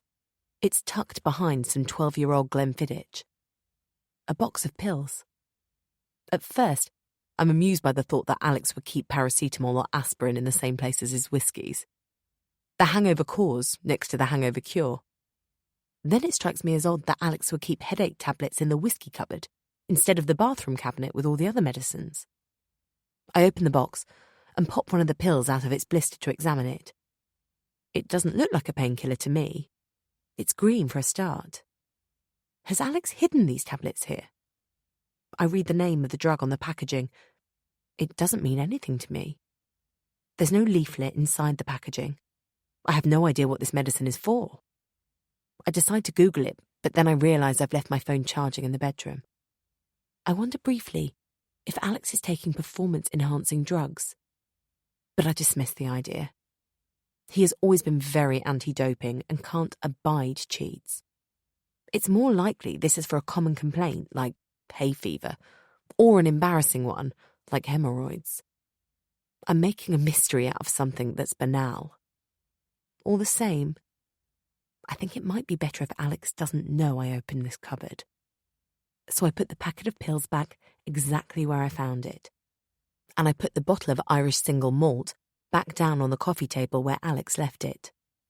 Then I tiptoe upstairs to bed. Chapter 12. The sun is shining on the morning of the barbecue. Alex is in good spirits, and Chloe is gurgling in his arms as he sits in the kitchen chatting to me. Leaning against the worktop with my arms folded, I watch them together, but somehow I can't quite catch their carefree air. Observing Alex with Chloe, I wonder, not for the first time, why his ex-wife refuses to let him near their daughters. I understand that it might not have been plain sailing being married to Alex, but he really is a wonderful father. Perhaps I should try and track Melanie down. If I tell her Poppy and Violet have a sister, maybe she'll change her mind about keeping them from seeing their father. It's as if Chloe knows she's in good hands now her daddy's home. She's so much calmer this morning than she was when Alex was away at his mother's. She cries a lot less and seems happier when it's her daddy who's taking care of her. Either she prefers him to me, or she can sense that he knows what he's doing, whereas I still feel like I'm fumbling it inexpertly every time I take my baby girl into my arms. I wish I could say the same for me, that I'm calm when Alex is around too. But I'm not. Far from it. He's having the opposite effect on me. I seem to be in a permanent state of anxiety. Soon I won't be able to remember what it felt like to not feel anxious, to feel safe and adored, instead of scared and despised. Alex is going for a long run before checking in on Sandy. He calls me over and gently transfers our daughter, who is now sleeping, into my arms. Then he bends down to tie up his shoelaces. His chest scrapes as he stands up, startling Chloe. Alex pecks me on the cheek and then blows a raspberry on Chloe's hand before he leaves. Chloe starts to wail just as the front door bangs closed. The spell is broken. I stand up and position Chloe on her tummy across my arm. When she screams even louder, I rock her. I talk to her, but my soothing voice and words are as much for my benefit as hers. My family arrive at the old vicarage before I've had a chance to get dressed. I'm overjoyed to see them again. My father doesn't even look at me. He goes straight for Chloe, who, by now, has cried herself to sleep. "You better get used to it," Julie laughs. "Once you have a baby, no one pays attention to you anymore." "It's the same when you have a dog," my dad says, still engrossed in his granddaughter. "So, what would you like to do today?" Daniel asks me. "Do you want to go out with Julie while your dad and I look after Chloe and the boys? Or do you need help with something?" Julie has obviously briefed Daniel on his mission for the weekend. "Well, actually, we're having a barbecue this evening. There'll be quite a few of us. I could do with a hand. I need to make a lot of food." "Okay," says Daniel. "All hands on deck then." "Where's Alex?" Julie asks, as if she has just noticed he's absent. "Oh, he's out training, and then he's going round to his mother's. She had a bad fall." "Poor Humpty," says Daniel, who knows I'm not that fond of Sandy. "And he left you to get everything ready for this evening?" Julie asks incredulously. I see everyone's gaze on me. Even Dad has torn his eyes away from his granddaughter, and I feel my cheeks go red. "Yes, well, no. It's his birthday today."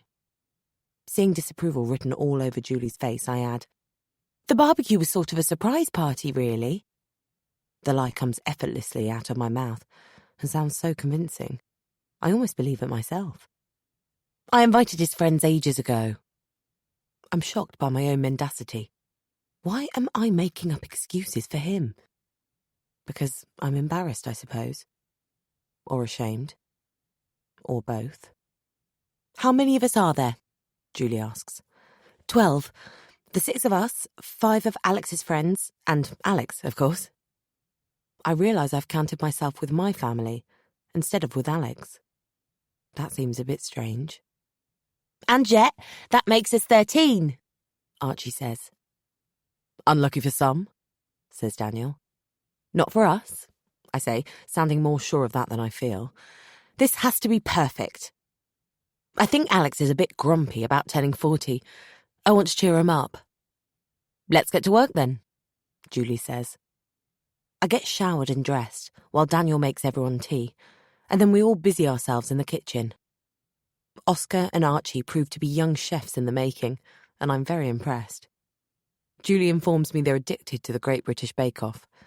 Daniel also turns out to be a big help. Chloe alternates between sleeping very deeply, despite the noise we're making, and squalling. When she cries, nothing seems to pacify her.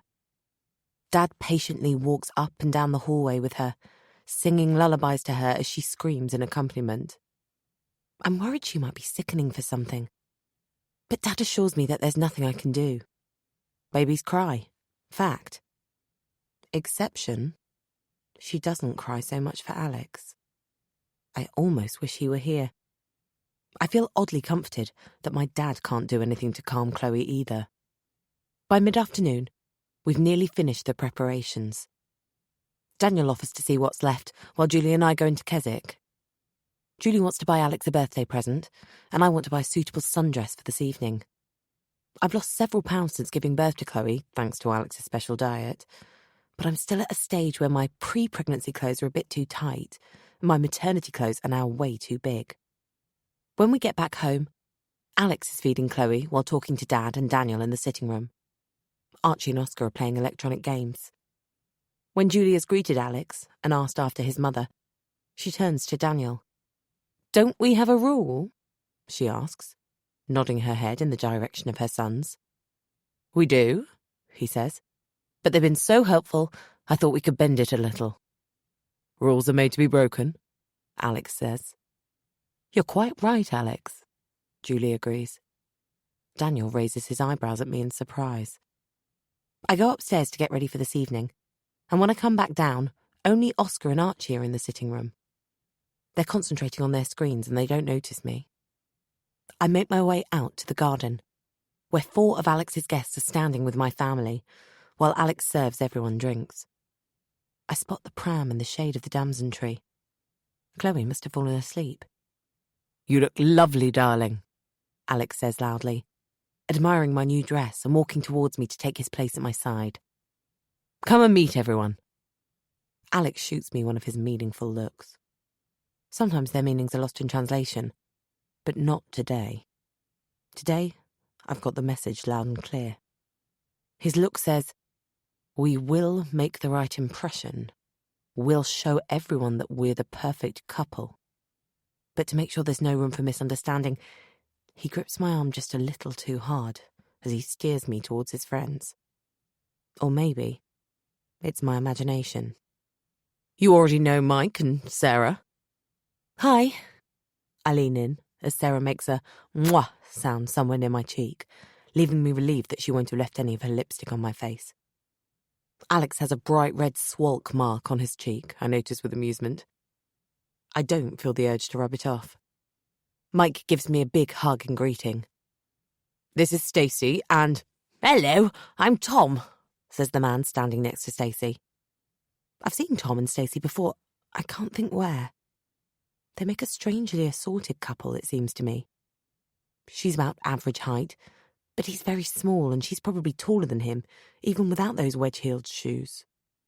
She has a mane of brown, wiry hair, held back by a thick Alice band, whereas he's completely bald. He has a handsome face and she's rather plain. He has lovely eyes. Hers are hidden by sunglasses.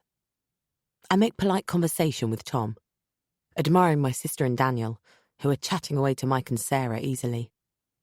I feel self-conscious and clumsy. I'm out of practice at making small talk. Out of the corner of my eye, I see Stacey making a fuss of Jet. You look like you could do with a drink, Tom says. You're the only one who hasn't got one. We head over to the kitchen table, which Daniel and the boys carried outside earlier, so that we could put all the food onto it and let everyone help themselves to the buffet. Tom and I chat amiably for a while. He claims he's a boring accountant, but he strikes me as interesting and cultivated. I'm only half listening to what he's saying even so, as I'm still trying to remember where I've seen him before. I almost make the mistake of asking him, but then it comes to me. At the pool. The day I heard Alex's voice and made Vicky hide in the cafe with me until he'd gone in for his swim. He was with Mike and Sarah, Tom and Stacey. I eat a couple of canapés and then cram a mini sausage roll into my mouth. "Stacey wants a dog," Tom says, watching her playing with Jet and talking to my dad. "She doesn't want babies yet because she's competing. She's been on about a dog for a while." He's smiling fondly. "I'd better go and make friends with your dad's lab. Excuse me." Realising I haven't touched the drink that Tom poured for me, I bring the glass to my lips and take a sip of the chilled champagne. And then a gulp. The bubbles explode in my mouth, and for a second, I feel like I'm in my own blissful bubble. Until Alex saunters up to me and bursts it. "Better not eat too many crisps," he says. The expression on his face belies his jovial tone of voice. When I scowl, he adds, "Just saying, you've still got some pregnancy weight to lose." Julie walks by us at that moment, but she doesn't appear to have heard Alex, who follows her with his eyes. "If you're not careful, you'll end up with an arse like that sister of yours." He squeezes my bottom. "It's the only thing about her you could call generous." I think Daniel has overheard, though. He doesn't turn around, but I see him stop in his tracks briefly, ever so briefly, as he walks behind my sister across the lawn. Oblivious to Daniel, Alex gives a guffaw that, combined with the words he has just uttered, leave me feeling chilled to the bone, despite the warm summer evening. He nudges my arm a bit, making me spill some of my champagne. "Only joking," he says. "I know, it was a bit below the belt." This makes him laugh even more. "See what I did there?" At that moment, to my relief, his phone goes. "Oh, I'll come and let you in," I hear him say before he strides into the house, pushing his phone into the back pocket of his ripped jeans. I reflect bitterly that Alex hasn't really got togged up. A minute or so later, I hear Alex's voice behind me. I hadn't seen him come back and I jump. "Katie, there's someone I'd like you to meet." I turn around to see a blonde woman, who's a bit younger and a lot smaller than me. She looks like she's dressed for the beach in denim shorts and silver sandals, showing off legs that are both toned and tanned. She's got a low-cut top on, which matches her baby blue eyes. She smiles sweetly, revealing teeth so white they probably glow in the dark. In short, she looks like a less dainty and more muscular version of Barbie. "This is Becca," Alex says. "Caitlin," I say, holding my hand up formally as my mind races with questions. "Pleased to meet you." "Becca is a top triathlete," says Alex over his shoulder, as he walks away to fetch her a drink. "Rebecca Brown?" I ask. "That's right," she says. "How did you know that?" "Oh, Alex has mentioned you once or twice." Alex reappears at my side and hands Becca a flute of champagne. She's holding 2 wrapped gifts in her hands, and she hands him one of them in order to take the glass. "Happy birthday, Alex." He rips the gift paper off and scrunches it into a ball. It's a bottle of scotch. Alex makes such a fuss about it that I have a flash of myself snatching the bottle from his hands and hitting him over the head with it. He reads the label out loud. "Highland Single Malt Scotch Whisky, Blair Athol." "The distillery's near the Grampian Mountains where my Gramps lives," Becca informs him, with a little giggle. "I know it, actually. Well, I recognise the name, and the logo with the otter," Alex says. "Thank you so much, Becca." I can feel myself frowning, but neither Becca nor Alex notice. I look around for an escape route, someone to go and talk to, but I spot Julie and Daniel making their way towards us. I'm trapped. "And this is for you," Becca says, thrusting the other present into my hands. "Well, it's for the baby, really." "Oh," Thank you. I open the card first. There's a printed message, and Becca has written underneath. To Caitlin and Alex, best wishes on the birth of your beautiful baby. Love, Bex. BEXXX. I suddenly see her text message to Alex in my head. She signed it the same way. I open the present and look at the picture on the box. It's a beautiful handmade wooden mobile with princesses and flowers. I make an appreciative ooh sound. It's for the baby's bedroom, Becca says, unnecessarily. I'll put that on Chloe's cot tomorrow, Alex says, taking the box from my hands. It looks easy enough to assemble. Turning to me, he adds, it's high time we made a proper bedroom for Chloe, don't you think? Each time I've suggested making Chloe's bedroom into a nursery, Alex has come up with excuses. We don't know whether it's a boy or girl, but it's already a perfectly decorated girl's bedroom. We don't have any free time at the moment. My breasts suddenly start tingling and I look down. A squeak of horror escapes my mouth. I have 2 big, round, wet patches on my dress. Oh dear, I say, feeling Alex's eyes on me. Small emergency. Please excuse me. Embarrassed, I walk briskly towards the house. As I reach the back door, I turn my head and I see Alex staring after me. It seems to me he can barely disguise his disgust. I'm blinking back tears as I go upstairs to my bedroom. With getting everything ready for tonight, I completely forgot to express my milk, and now it has leaked all down the front of my brand new sundress. Now what am I going to wear? Rummaging around in the chest of drawers, I find a long, colourful t-shirt that I've forgotten all about among the non-maternity wear. When I've expressed my milk, I wriggle into my black jeans, leaving the button undone, and pulling the t-shirt down to hide it. My hands are shaking so much, I don't think I could have done up the button, even if I was slim enough. Feeling strangely disconnected from my body, I walk slowly down the stairs. Julie appears at the bottom. I was just coming to see if you were okay, she says. Now, let's go and see if they've left us any food. And champagne. Taking my arm, she leads me into the garden. Outside, Alex is handing around plates of food. Everyone seems to be standing in a group around him, drawn to him like a magnet. We walk over to join them. You look just as beautiful in that top as in your sundress, he says, putting his arm around my shoulders. And just as beautiful as the day I met you again after all those years. Sometimes he says all the right things, and I remember why I fell in love with him. Ah, Sarah says. I didn't realise you'd known each other before, Stacey says. I'm glad she ended her sentence there. In my head, though, I finish it. Before your one-night stand. This is all the encouragement Alex needs. He tells his captivated guests about how we fell in love. About the friend request I sent him on Facebook. About our emails and phone calls and FaceTime conversations. He says he had a crush on me at school, which is news to me. I thought it was the other way around. I suspect he's embellishing our story to make our marriage appear unblemished. Or to make our wedding seem less precipitated.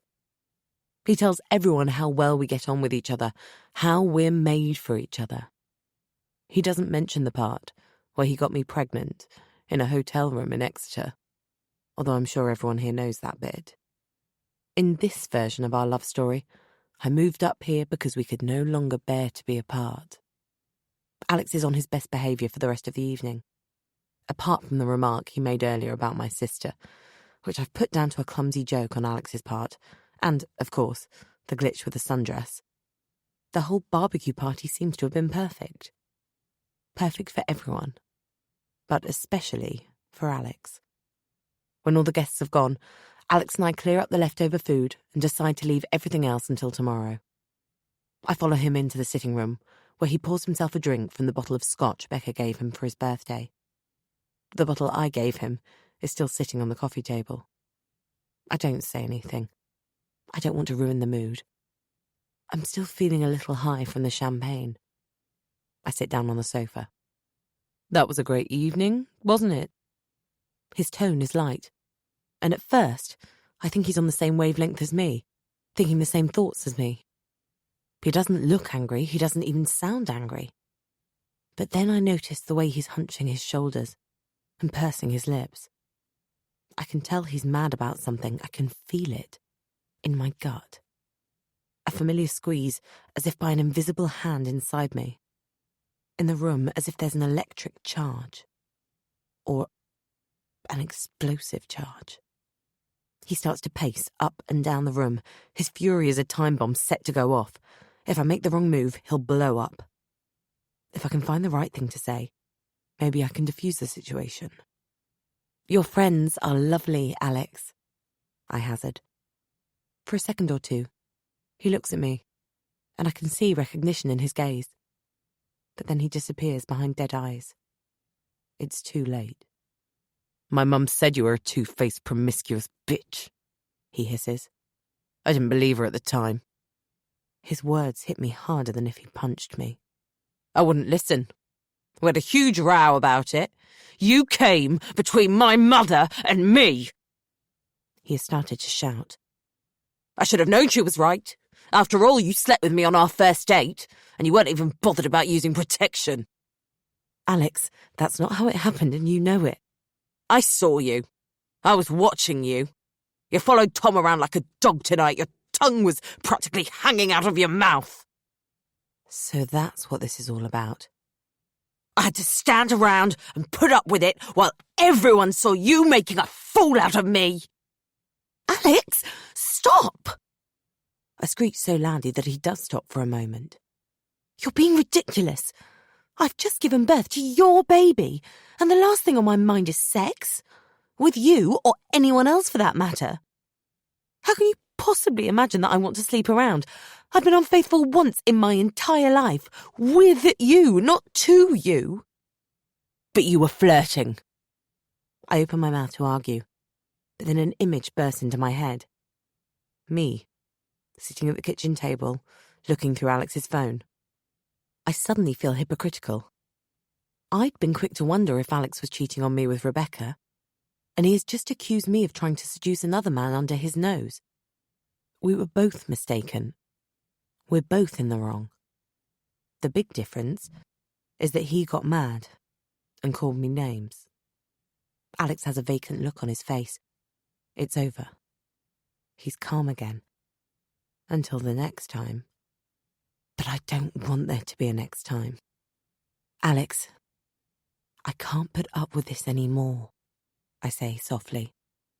I'm going to go back to Somerset with my family tomorrow. I'm not certain I mean this, but I don't have the strength to go another round.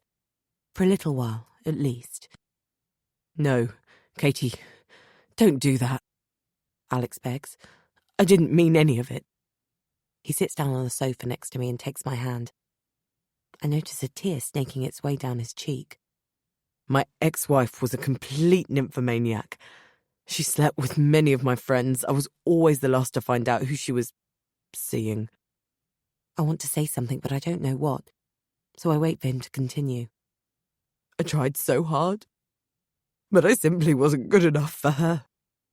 I wasn't enough for her. His whole body is racked with sobs now. I pull my hand away and put my arm around him. He lies down across my knees. My hand hovers for a second or two, but then I run my fingers through his hair. Melanie left me on my birthday. I only just make out the words as he spews them into my lap. I'm paranoid now. I ask myself every day, if I wasn't good enough for her, how can I possibly be good enough for Katie? I'm terrified of letting you in, sometimes because I'm afraid I'm going to lose you. If you ever leave me, I'll lose another daughter too. I can't go through that again. I still can't find anything to say. Alex doesn't truly believe I love him, I realise. Not because he doubts me, but because he thinks he's unlovable. He seems so convinced he'll wreck everything between us that he waits for the damage he has caused to prove him right. I love you, Katie. I couldn't live without you. I wouldn't want to. I'd rather die. I rub his back with one hand and finger the medallion around my neck with the other, while I let Alex's words sink in. They instantly bring to mind his suicide attempt all those years ago, after his girlfriend had broken up with him in Australia. I don't think that's what's going through his head, though. I don't believe he'd try to end his life if I left him. In fact, I'm sure that's not what he meant. Alex, you can't hurt me just because you've been hurt, I say. It's not an excuse. I know. You're the last person on earth I want to hurt, Katie. I'll do better. It'll get better. I'll get help, see a therapist, whatever it takes. I don't deserve you, he continues, but I want to become worthy of you. You make me a better person most of the time. Please say you'll help me learn to be that person all of the time. All I want is to make you and Chloe as happy as you make me. You were vile tonight, I say, but I'm caving in. I know. He sits up, sniffing. I shouldn't drink so much, it brings out the worst in me. He lowers his head, looking suitably sheepish. I didn't mean what I said about your sister. Julie is one of the most generous people I know. I'm just jealous, because I'm an only child, and you're so close to her. He dabs his nose with his bare forearm. I'm fucked up, aren't I? Anyone would be with what you've been through, Alex, I say. I don't add what I'm thinking. I hope he's not so messed up that he can't be patched up. I get up and fetch him a tissue. As he blows his nose loudly, I think about what he has said. The one word he should have said, but didn't, was sorry. The words, I love you, roll off his tongue easily, but he seems to find it almost impossible to apologise. Not that sorry would make it all okay. I'm well aware Alex uses words to berate and belittle me. He chooses his words carefully when he wants to cajole or control me. And he invariably finds the right words to inveigle his way back into my heart. I work with words, or I used to, I reflect. That's my job. That was my career. And yet, I'm falling for this. I'm falling for him all over again. I should know better by now. But I'm letting him talk me into getting back onto this endless roller coaster ride with him. As these thoughts chase each other around in my head, Alex kisses me. A slow, tender kiss. I don't stop him. I can't decide if I'm strong or weak. Chapter 13. On my way back from dropping Julie off at Windermere railway station, I feel a little empty, a little scared, and a lot homesick. My sister was a big help and a great company while she was staying, and now she has left, I'm filled with uncertainty. Can I do this by myself? Can I look after Chloe properly? I was very tempted to get on the train with Julie. As I pull up in front of the house, I sternly remind myself that I'm not alone. I have Alex. He's such a good father, it all comes naturally to him. I'll get the hang of this parenting thing too, eventually. And as for feeling homesick, well, that's just ridiculous. My home is here now, at the old vicarage. Julie and Daniel brought everything up I'd left at Dad's, and I've unpacked my stuff and tidied it away. It's comforting to see my books on the shelves and photos of my family on the windowsills. It still doesn't quite feel like home, but I'm sure it will. One day. I get the pram and Chloe out of the car. As I open the front door, Chloe starts to cry at the same time as the phone starts to ring. I rush to pick up the handset and then come back to push the pram to and fro as I answer the call. Hello? There's no one there. Or rather, if there is someone there, they aren't saying anything. Hello? This hasn't happened for a while. I hang up, feeling slightly relieved as this leaves my hands free to pick up Chloe. But I also feel flustered. Who is calling? What do they want? Do they only want to speak to Alex? Or are they trying to spook me? If the caller is trying to unsettle me, it's working. A thought troubles me. Could it possibly be Alex who is behind these calls? He never seems to be at home when I get them. Is he playing some sort of warped mind game? Or just checking up on me to see that I'm home where he likes me to be? I shake my head, as though to dispel these illogical thoughts. At least half an hour later, when Alex arrives home after this morning's long run, Chloe is still wailing. Alex barely has time to set foot in the hall before I thrust my baby into his arms. I want to take her to the doctor's. Is that really necessary?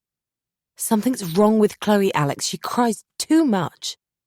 All babies cry too much. My dad also said something like that, I recall now. He and Alex both have had lots of experience bringing up baby girls. But I'm not convinced.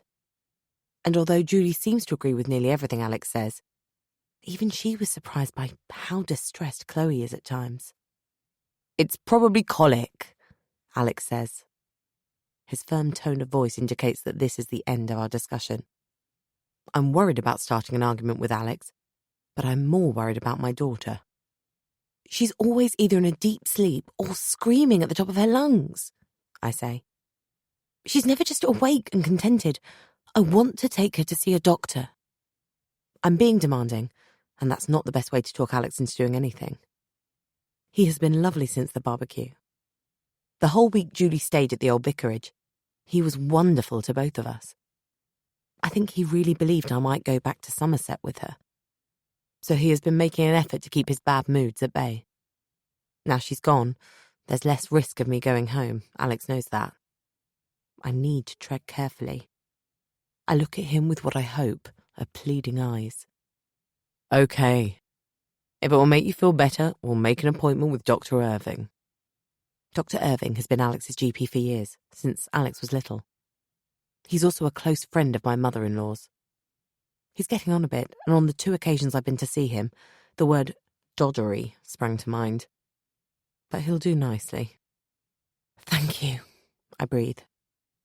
My relief is short-lived. But he won't be able to see us so late in the morning, and the surgery is closed on Saturday afternoons, Alex adds. We'll have to wait till Monday. Alex gets a bottle ready and feeds Chloe, and she calms down and falls asleep. He flashes me a smile that's only slightly smug. I'll put her in the cot, then I'd better take a quick shower, he whispers, leaning forward to kiss me on the cheek. I'm still not feeling reassured, but Alex has everything under control. I follow him into the hallway. As we walk past the locked door next to the cupboard under the stairs, I realise I've never asked Alex where it leads.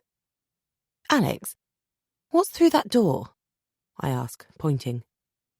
It's the cellar. I'm slightly behind him now and I can't see his face, but it sounds as if his voice is strained. Why don't we use it? He pauses a beat too long, and I know I won't believe his answer even before he gives it. I lost the key some time ago, when I didn't see the point in calling a locksmith. Then he mutters a few sentences I don't quite catch. Something about unnecessary expense and a room that serves no useful purpose, I think. He doesn't turn around as he heads upstairs with Chloe in his arms. I'm not sure how long I stand there at the bottom of the staircase. I'm not sure what's going through my mind. Everything is misting over. I sense it coming. I am suddenly swamped by a fear so intense, I can hardly move. My legs buckle under me, and I sink down onto the stairs. I can't think straight, but instinct tells me to put my head between my legs. Suddenly, 2 hands are around my throat, strangling me, choking me. I know they're imaginary, but they feel so real that I claw at my neck, trying to loosen the vice-like grip. I'm losing my grip. I'm losing my grip. I'm losing my grip. Just when I think I'm going to black out, I manage to catch a breath. My heart is still thumping way too fast, but it feels now as though it will stay inside my chest instead of hammering its way out of my body. I break into uncontrollable sobs, and after a few seconds, I hear Alex's voice. He's right behind me on the staircase. I didn't hear him come down. How long has he been there? He sits down behind me with his legs either side of me. He wraps his arms around me and holds me against him. I pull his arms down from my neck so that his embrace is around my chest instead. I can feel the rise and fall of his chest against my back, and my heartbeat gradually slows down. We stay like that until I stop crying and start breathing normally again. Stay there. I'll be back, he instructs. He gets up and squeezes past me on the stairs. I watch him take his mobile out of his jeans pocket as he makes his way into the kitchen. He closes the door behind him. I can hear him talking, but I can't make out what he's saying. He isn't gone more than a minute. Dr. Irving has made an exception, he says, coming back into the hallway. He'll see us at 1 o'clock. His tummy rumbles. We'll have to eat lunch afterwards. He directs this sentence at his stomach, and when he looks up, grinning, I manage a weak smile in return. Alex goes upstairs to fetch Chloe. I get up and walk gently towards the kitchen to get a glass of water. Just as we're leaving, the landline phone goes. I look at Alex. Leave it, he shrugs. Probably some telesales bollocks. Alex, someone rang earlier. I grab his arm. But they wouldn't speak to me. It wasn't the first time. Don't worry about it. We hardly use the home phone anyway. Don't answer it, or unplug it altogether if it bothers you. Alex is right. I'd more or less dismissed the calls myself until I got worked up over them today, and even so, I wouldn't have given them another thought if the phone hadn't just rung now. It's not as if there have been that many calls. 3 at most. Something else occurs to me on the way to the health centre in Grasmere. Alex can't have been the one making these calls, as he was with me when the phone went just now. He could feasibly have rung from his mobile without me seeing, I suppose. But that thought is just too far-fetched. When we arrive at the doctor's surgery, Dr. Irving leads the way into his consulting room. He slides into his black leather chair, and Alex and I sit down in uncomfortable metal chairs opposite him. The GP peers at me with watery blue eyes through rimless glasses. Let's start with you, he says, leaning across his desk towards me. I can smell garlic on his breath. I sit back, trying not to wrinkle my nose. Alexander tells me you had a panic attack. I wish Alex hadn't told him that. It's humiliating and it makes me sound weak. Oh, no. We didn't ask for an appointment. Can you describe the symptoms you had when you experienced it? His voice is flat, soporific. I look at Alex. It's meant as a reproach, but he takes it as a prompt and answers for me. She has difficulty breathing, he says. And she feels dizzy. That's right, Katie, isn't it? I nod. Dr. Irving hasn't taken his eyes off me. Go on, please, Mrs. Riley, he says. I get frightened. My pulse races and I feel the need to escape, sort of, to get out of the house, I suppose, but my legs won't hold me up. The doctor swivels in his chair, so he's facing the computer screen, and jiggles and clicks his mouse. Uh-huh. Anything else? I feel sick. Nausea? He says, typing slowly, using mainly his index fingers. Insomnia? There's no rising intonation, and it takes me a second or two to realise that this is a question. No. I find it hard to get to sleep sometimes, but I've been tired since, well, you know, with Chloe. So once I fall asleep at night, I don't wake up until she does. I see. Any chest pain? No, just a pain in my stomach, like bad nerves. Okay. How long did this panic attack last? I'm not sure. Less than 5 minutes, I'd say. Alex offers. 3 or 4 minutes, tops. Again. I wonder how long Alex was behind me on the staircase before he came to my aid. Did he just stand there while I was struggling to catch my breath? Did he watch me panic for 3 or 4 minutes without intervening? Have you had an anxiety attack like this before, Mrs. Riley? I'm staring at Alex, lost in my thoughts, and the doctor has to repeat his question before I hear it. Yes. I can't find it in me to elaborate. Any crying episodes? I remember sobbing earlier as Alex held me against him on the stairs. Again, Alex answers for me. She did cry earlier, and she cries sometimes in the evenings or at bedtime. I look at Alex, but he seems to be avoiding my gaze. Surely he's not referring to our wedding night, when I sobbed next to him in bed. Or the evening he accused me of tampering with his shower gel and made me cry. Dr. Irving rolls his office chair round to my side of the desk and unwinds the stethoscope from around his neck. I'll just check your heart and lungs, he says, and then I'll take your blood pressure. When he has finished examining me, the doctor types up a few more notes. Then, without further comment to me, he starts talking to Alex about Chloe. I hear them talking, but I can't decipher what they're saying. I'm in a daze.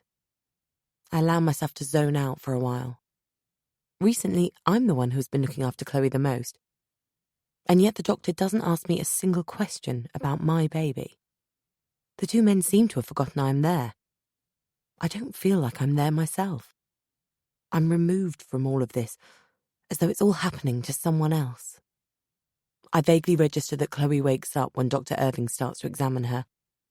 Although she cries, it is not the high-pitched screeching that I'm used to hearing. It's a cry that I find less disturbing and normal. I'm going to prescribe you some low-dose antidepressants, Mrs. Riley, the doctor is telling me when I tune back in. The anxiety, bouts of crying and tiredness you've described indicate to me that you have postnatal depression. I'm not depressed, I protest, but I think my words might have stayed in my head. Your family live far away, so it's hardly surprising, the GP continues. I understand that you're worried about bonding with your daughter when Alexander went back to work. Well, I was looking forward, And of course, I know about your mother-in-law's bad fall, but now she's on the mend, I think it would be a good idea if she could help you out with Chloe, he says. Alexander seems to think that Sally would relish the chance to see more of her granddaughter. Alex takes my hand. I resist the urge to snatch it back. Can I continue to give Chloe my breast milk on this medication? I hear the words coming out of my mouth, even though I'm not aware of the thought going through my mind. I have no intention of taking antidepressants anyway. Yes, you can. It's very mild. Perhaps we should switch to formula, Alex says. Chloe prefers feeding from the bottle anyway. That's up to the two of you, Dr. Irving drones. But it could be a good way of monitoring how much milk Chloe is taking. Monitoring? As I was saying to your husband, Mrs. Riley, I don't think there's anything wrong with your baby girl except for the fact that she's a little underweight.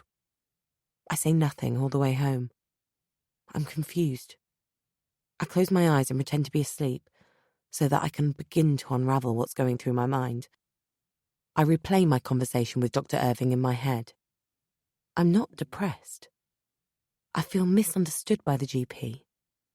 I feel betrayed by my husband, as if he didn't stick up for me when Dr. Irving made his diagnosis.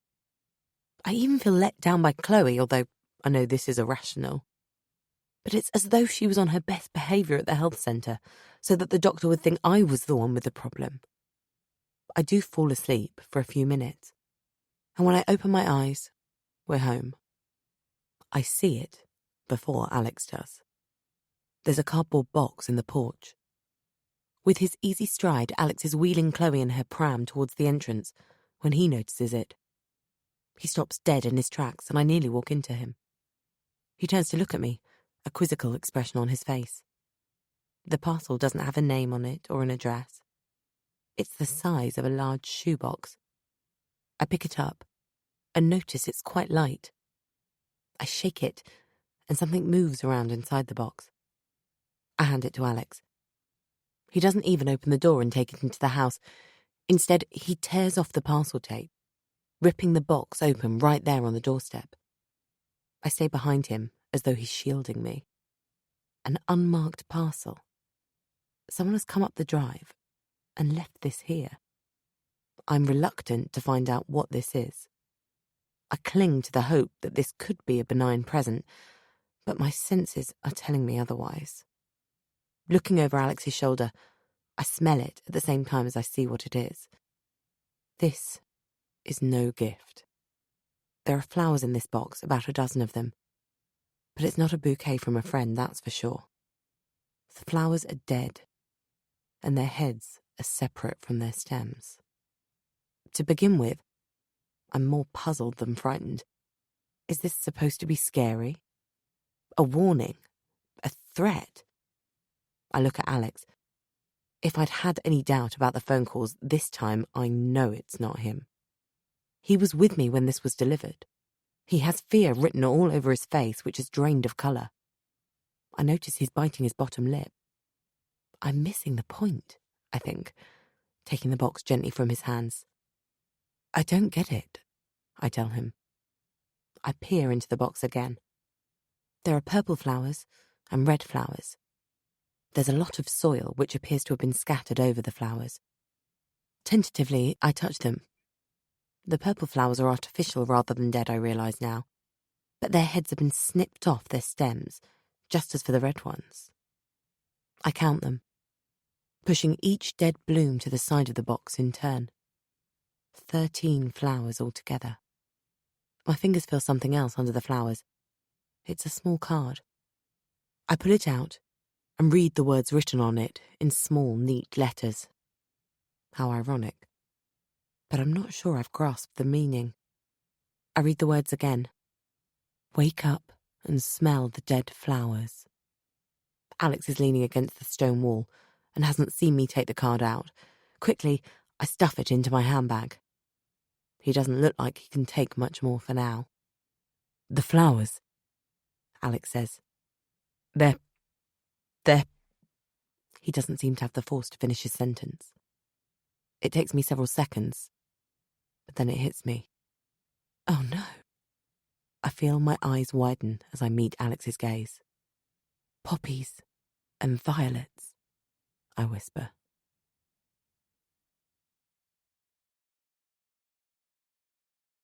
Chapter 14.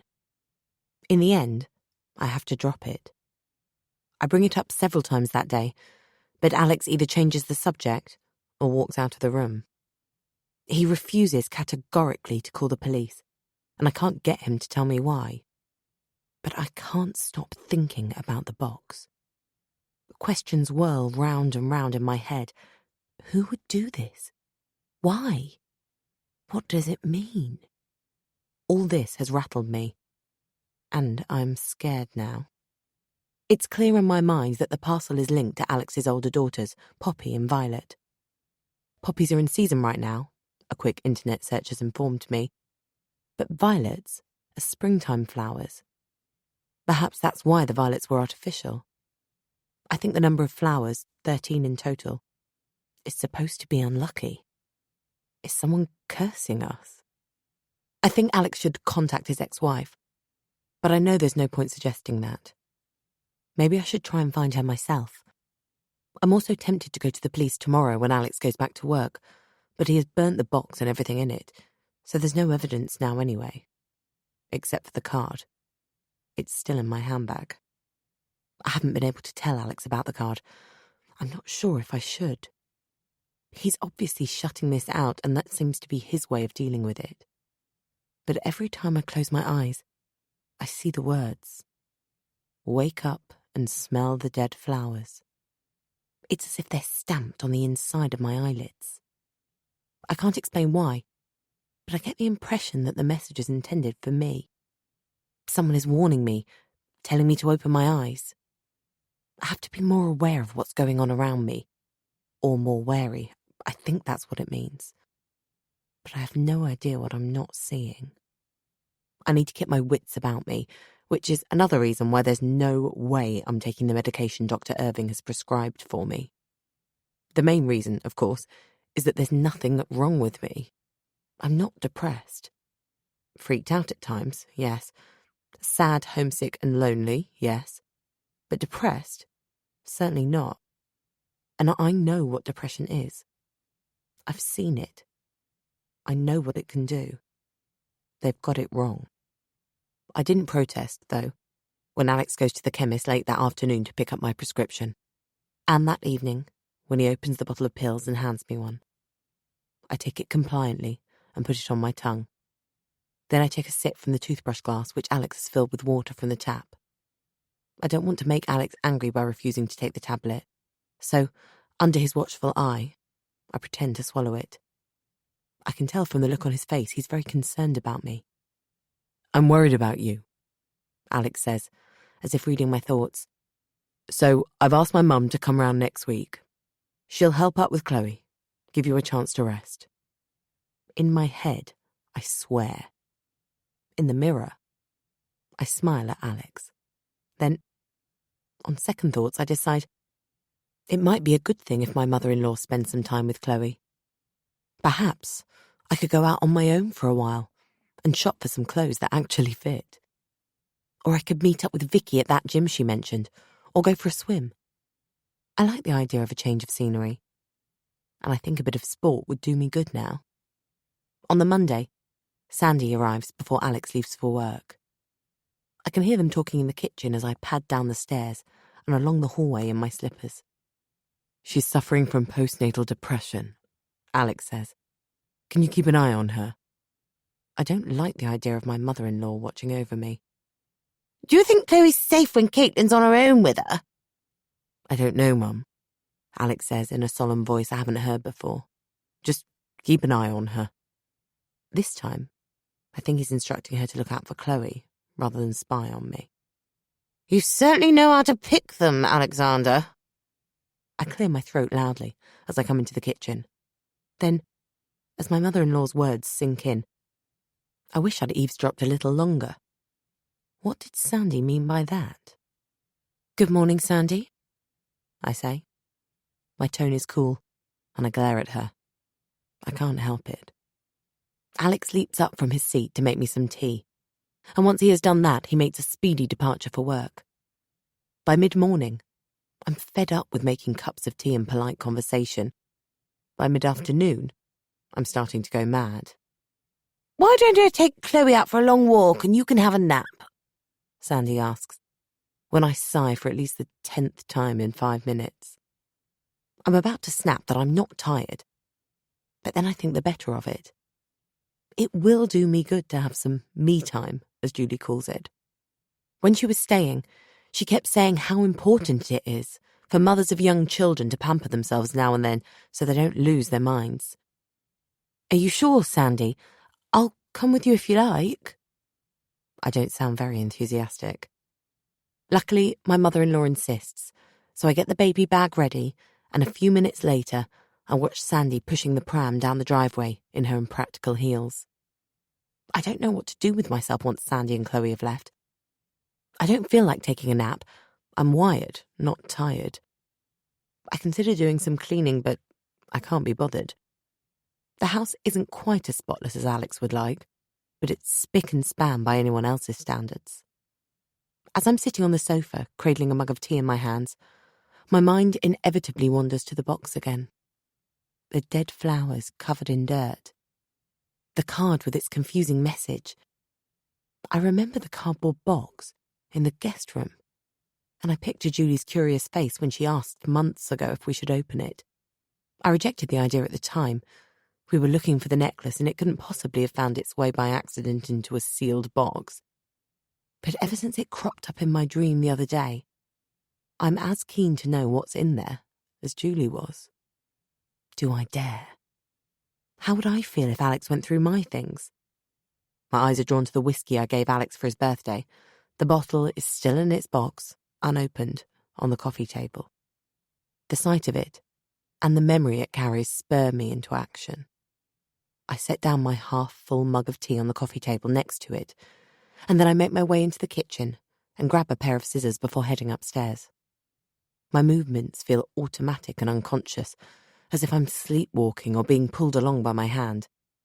I don't resist. Moments later, I find myself kneeling in front of the open box, hesitating.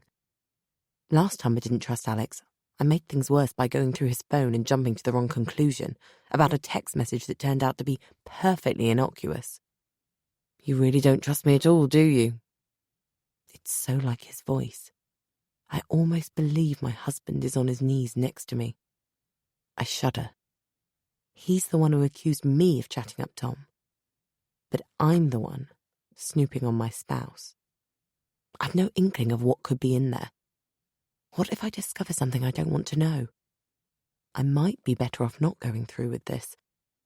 But that parcel has reminded me of this box, and now I have to find out what's inside. I feel bad about not trusting Alex, but he has told me so many lies that I can no longer see the truth. I've been blind or blinded. I need to open my eyes, and therefore, this box. Inside, there might just be one more piece that's missing from the puzzle my life is becoming. If I don't open it, I may not ever see the bigger picture. All this wavering is getting my adrenaline going, but it's also giving me pins and needles in my calves.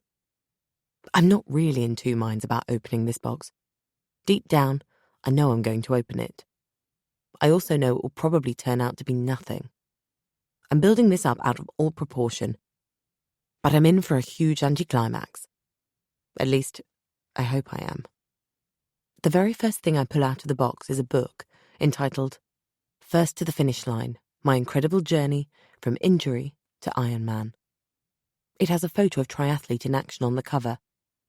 Thumbing through it, I notice there's a handwritten dedication at the front of the book. To Alex. With all my love, always. Nicola. Kiss. My heart misses a beat or two. Then I reason with myself. The spine of the book is quite worn, and I'm pretty sure this box was taped out long before I got here. I've never heard of Nicola. She must be one of Alex's ex-girlfriends from before he married me. Under the book are lots of trophies. I inspect each of them in turn. Unsurprisingly, they're all for triathlons. Under the cups are medals with pictures of swimmers, cyclists and runners embossed on them. I'm surprised Alex doesn't have them on display. He likes to extol his athletic prowess at every opportunity, and I think he's quite right to be proud of his sporting results. But then, on closer examination, I notice the athletes on the medals are female. Do these belong to Nicola? Or to another of Alex's ex-girlfriends? The jealous thoughts just keep coming. He must have lived with this woman at one point if he still has her trophies. I imagine he packed them away when they split up, whoever she was. It can't have been Melanie. I've heard him criticise his ex-wife many times for being intellectual rather than athletic. His words. Wondering if the whole box contains mementos of Alex's past flames, or belongings one of them has left behind. I breathe in deeply and exhale slowly before carrying on. The next thing I take out is a pair of handcuffs with black fur. For fuck's sake. I'm starting to feel sick now. I need to stop now. I don't want to know any more. But I push my hand into the box again and rummage around to see what else it contains.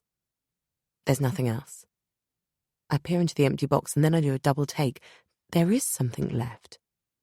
A large white envelope at the bottom of the box. Opening it, I find a photo. Its colour faded with age. I turn the photo around so it's the right way up. I feel my mouth and my eyes opening wider and wider as I take in the picture. It shows a young boy, aged 8 or 9, lying across a wooden chair, his jeans and his pants around his ankles. Next to him, a man stands over him, a belt in hand. The boy is Alex. Tears spring to my eyes. He told me his father used to beat him with the belt from his trousers. Even as my heart thuds against my ribcage, I force myself to look at the photo. The room isn't furnished. It's not inside a house, but more like inside a garage. I can make out shelves in the background, but the quality has suffered over time and it probably wasn't a good photo to begin with. It looks as if the photographer took this without a flash. The photographer? A disturbing thought strikes me. Who took the photo? It couldn't have been Alex's own mother, could it? Was she complicit in this with her husband? And then, an even more unsettling thought. She's alone with Chloe. Oh, dear God. She may have physically abused her own son, and now she's with my daughter. I try to get hold of Sandy, but she isn't answering her mobile. I ring again. Then, throwing my phone onto the bed, I hear the growl escape my mouth. It sounds like a mixture of frustration and fear. My hands shaking, I start throwing everything back into the box. Book, trophies, medals, handcuffs, the works. Well, nearly everything. As I go to put the photo back into the envelope, I look at it again. My attention is drawn to the orange digital date stamp in the bottom right-hand corner. 08-09 1987. The 8th of September 1987. 10. Alex had just turned 10 years old when this photo was taken. I decide to keep it, and I close up the box with everything else in it. You can tell the box has been opened. The parcel tape won't stick back down properly. I'll have to buy some tape and do a better job later. As I'm pushing the box back into the wardrobe, I scan the room for my phone. There it is, on the bed where I tossed it. Sitting down on the edge of the bed, I call my mother-in-law's mobile once more, but there's still no reply. Making my way back downstairs, I look at my watch. Sandy and Chloe have been gone for 3 hours now. 3 hours is a long time. What if Sandy has a quick temper like Alex? Chloe cries all the time. What if my mother-in-law can't handle that? To fight my raising panic, I try to think things through. I don't know if Sandy took the photo, and even if she did, it doesn't mean Chloe is in danger. I tell myself Chloe will be fine and no harm will come to her with Sandy. All I can do now is wait and try not to fret. By the time another hour has gone by, I've chewed off all my fingernails and twirled my hair into knots. I'm not sure what to make of the photo I've just discovered. Have I opened up a can of worms? Or Pandora's box? When all the evils flew out of Pandora's box, only hope was left inside. A hope to God Chloe is okay. Chapter 15. I need to know more about the photo. I have to find out who took it and why. I need to know, if only so I can be sure that my mother-in-law won't harm my daughter and that Chloe isn't in any danger. But I can't ask Alex. Apart from the fact that it might open up old wounds if I show him the photo, he'll be furious that I've been prying. I feel a stab of guilt for firstly looking through his phone and then opening the box. It occurs to me that once upon a time, Alex and I used to talk about everything. There was no topic we couldn't bring up. Now there are so many tricky subjects I avoid for fear of setting him off. Countless things we would have once confided in each other have become taboos. Instead of telling my husband secrets, I keep secrets from him. Most of what I do tell him is only half the truth, and often anything I say seems to be weighted with the echo of every argument we've ever had. Not knowing what to do, I pick up the mug of tea I didn't finish earlier from the coffee table and take it into the kitchen, where I make myself a fresh cup. Then, sitting on the sofa, my hands shaking visibly every time I lift the mug to my lips, I try to convince myself that my daughter is in safe hands with my mother-in-law. Sandy won't hurt Chloe. Sandy wouldn't hurt Chloe. I repeat the words over and over in my head like a mantra. It certainly doesn't cross my mind to tell my mother-in-law what I stumbled across in the box. But when she arrives home with Chloe, I'm in the living room with the photo on the coffee table, poring over it. I hear her come in, banging the front door against the wall as she tries to get the pram into the house. But my instinct is to run and check on Chloe rather than hide the snapshot. Chloe is sleeping, her thumb in her mouth. Kissing her gently so as not to wake her, I decide to leave her in the pram in the hallway. I hear myself offering to make Sandy a cup of tea. I expect her to follow me into the kitchen, but she kicks off her heels before going into the sitting room and flopping down onto the sofa. I can feel the look of horror on my face as I peer through the doorway and see my mother-in-law pick up the photo to examine it. I hesitate, but then I continue to walk towards the kitchen. I can't ask Alex about this, but I might be able to get his mother to shed some light on it all. In the end, Sandy needs no prompting. Putting the mugs on the table, I sit down next to her. trying to read her expression, but she won't meet my eye. She's still staring at the photo in her hands. Alex was so young. No child should have to go through that, she begins. His father used to take him down to the cellar and discipline him. She spits the word out vehemently, her husband's word. So, the photo was taken in the cellar. No wonder Alex keeps it locked and won't go down there. Did you take this picture? Yes. I'm about to ask her why, but she repeats, No child should have to go through that. She pauses, then adds, And no child should have to witness one of his parents hurting the other one. Physically, I mean. Your husband hit you? It comes out no louder than a whisper, and at first I think she hasn't heard, but then she nods. He beat both of us. I remember Alex said his father left when he was 10. Why did you... What made you stay so long? I don't know, really. Her voice becomes distant. I still ask myself that question every day. The good times were very good. I loved them. I loved him. He was genuinely sorry after each of the bad times. He kept saying he wanted to get better and that things would improve between us. Her words bring to my mind what Alex said after our row on the night of the barbecue. I'll do better. It'll get better. He said he needed me to help him. She continues. You make me a better person most of the time. Please say you'll learn to help me to be that person all of the time. I believed him. I also thought a lot of the time that it was partly my fault. I wound him up. And then when he lost his temper and lashed out, I retaliated. I shouted obscenities at him too. I even hit him back or threw things at him sometimes. I thought I was being strong to stand up to him.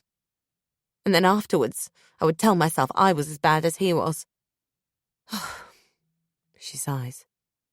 The truth is, I felt too weak to leave. I hoped he would sort himself out, but deep down I knew that was never going to happen. Things could only get worse. I want her to carry on, but she seems as surprised as I am that she has said so much. So how did it end? I remember Alex's description of his father as a serial adulterer, so I ask, did he leave you for someone else? What? No! Her voice is back to its usual shrillness again. She turns on the sofa to face me, her eyes narrowing. She waves the photo at me. Did Alexander give you this? Sandy is questioning me with the same piercing eyes my husband has. No. I found it. Oh. I see. Thankfully, she doesn't ask where. She removes an imaginary thread from the leg of her neatly ironed trousers. Well, perhaps it would be best if he doesn't find out that you've seen this. I didn't know he had it. I can tell she doesn't want to discuss this anymore, but I can't let it go. Alex said you'd separated from his father. He told me no one knew where he was. Weren't you afraid he would come back? No.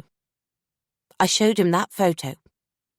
It was the only one of Alexander, but there were others of me, my bruises. I had the film developed the following day. She brandishes the photo again. And that evening, when he came home, I told him to get out. I said if he came back, I would go to the police and the press. So that's why she took the photo. And that probably explains why she didn't use a flash. She didn't want her husband to realise she was there. Sandy scoops up the envelope from the table and puts the photo inside. Then she picks her handbag up from the floor. May I? I nod. Slipping the envelope into her bag, she gets up to leave. This conversation is over. After she has left, snatches of her story run through my head. The good times were very good. I loved him. Some of the things my mother-in-law has said are resonating with me. He was genuinely sorry. There are similarities between her marriage and mine. Things could only get worse. Then the voice of reason pipes up in my head. It's Alex's voice again. Not everything is always about you. My mother was abused. I've never laid a finger on you. My father didn't love her. I do love you. It's what he would say, or a watered-down version of what I imagine his reaction would be anyway. I feel bad about comparing Alex's father to Alex. After all, Alex is trying so hard not to be like him. And I feel terrible for imagining that Sandy could have been complicit in her husband's abuse of Alex, and for worrying about leaving my daughter alone with her. For a few minutes, I stay sitting on the sofa, my head in my hands and my eyes shut. I can visualize the photo. Alex's father standing over him, about to beat him with a belt. I can see the detail as clearly as if the photo were right in front of me. The shelves, the chair, Alex's trousers around his ankles, the date stamped in the bottom right-hand corner. There's something about the date. 8th of September, 1987. The next day, according to Sandy, she threw Alex's father out. That would have been the 9th of September. The 9th of the 9th. Numbers start swirling around in my mind. At first I can hardly visualize them, but then they spin more slowly. The passcode for Alex's mobile. The numbers after his name in his email address. 9987. It can't be a coincidence. Perhaps Alex considered it was a new start. The first day of the rest of his life. I resolve not to breathe a word about the photo to Alex. When he comes home, he finds me upstairs giving Chloe a bath. "Hello, my two loves," he says, kissing me on the back of my neck. "How was your day?" "Fine," I say, just as my mobile phone starts to ring. "Where is it?" he asks. "In my back pocket." I've lifted Chloe out of the bath, and she's in my arms. Alex slides his hand into my pocket, gives my backside a little squeeze, and pulls out my phone. I lay Chloe on the changing mat, cooing to her and drying my hands in her towel. I assume Alex will take over with Chloe and enable me to take my call. But he leaves the room, and I hear his voice booming from the upstairs landing. "Hello, Julie. How are you?" I feel irritation spark up inside me. We've never answered each other's phones. Not only has he taken my call, but he has also taken my mobile out of the bathroom. I have nothing to hide, but that's not the point. Then I remember accessing Alex's phone to check up on him, and the spark of irritation is replaced by a pang of guilt. "No, she's busy with Chloe right now." "I don't think that will be possible. You do know that she's been..." He either lowers his voice or goes into another room, and I can't make out any more of his side of the conversation. I see Alex before I hear him. I catch sight of him in the bathroom mirror. He hasn't got my phone, so he's not going to put me on to Julie. "What did Julie want?" I ask. I make an effort to sound curious rather than demanding. "Oh, she just wanted us to go down to Somerset to visit," Alex says. "I had to tell her that we really can't get away at the moment." I'm still watching him in the mirror. He seems to be avoiding eye contact. He's lying. When he looks up, he misinterprets my expression of disbelief for disappointment. "Oh, don't you worry, Katie," he says. "We can go down at the end of the summer if you like. You understand, don't you? There's so much going on at work in August."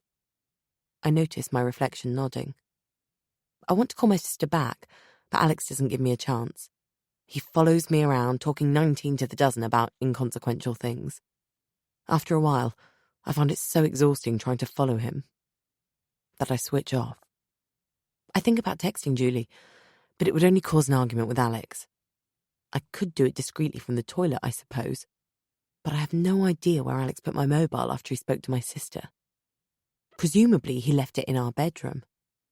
Just as I'm trying to come up with an excuse to go upstairs, Alex suggests we go to bed. I sigh. I'll ring Julie tomorrow. It can't have been urgent, or Alex would have handed me the mobile when she called. I find my mobile on the bedside table before I go to bed. But the next morning, my heart sinks for the second day running. Sandy arrives before Alex leaves. I'll have to wait until she goes home before I can ring my sister back. Discreetly, I send Julie a text message while Sandy is fussing over Chloe. Hi. Sorry I didn't get to talk to you last night. My mother-in-law is here right now, but I'll ring you later. Hope you're all well. Love, Caitlin. Kiss. The reply comes back a few minutes later. Hello, Caitlin. The rest of us are fine. We're worried about you. Call me when you get a mo. XO. XO. I puzzle over Julie's message all day. What does she mean, the rest of us are fine? And why would she be worried about me? When I'm not trying to work out what her text message means, I'm wondering how I can subtly steer Sandy back to yesterday's conversation. I'm desperate to find out more, but she seems determined to stay on safer ground with mundane matters. I catch Sandy looking at me expectantly and realise she has said something that I haven't taken in. I have one of those moments where you wonder whether to say yes or no, or just grunt noncommittally. I stare at her blankly. I'm going to get going. Oh. Inside, I sigh with relief, both that she has helped me out by repeating herself and that she's leaving. I pick up her handbag and hand it to her, and I just about refrain from physically pushing her out the front door. As soon as she has left, I call Julie. I actually cross my fingers hoping she's not at work. I don't know what shift she's on. But she answers after 2 rings. Julie, what was your message about? I burst out, dispensing with formalities. I've been thinking about it all day. Hello, Caitlin. How are you? Thinking this is her big sister way of reminding me of my manners, I don't immediately pick up on the concern in her voice. Oh, I'm sorry, Julie. It's just I was a bit confused by your message. I'm fine. How are you? There's a pause, and that's when I realised I've misinterpreted. Why do you ask? Well, Alex told me. You know, but he told me not to tell you he'd said anything. Another pause. Then I say, Julie, I have no idea what you're talking about. About your postpartum depression, she says. Oh, that. I'm not depressed, Julie. Alex has got it into his head that I am, but I'm absolutely fine. I'd be even less miserable if his mother gave me some space. I give a hollow laugh at my feeble attempt at a joke.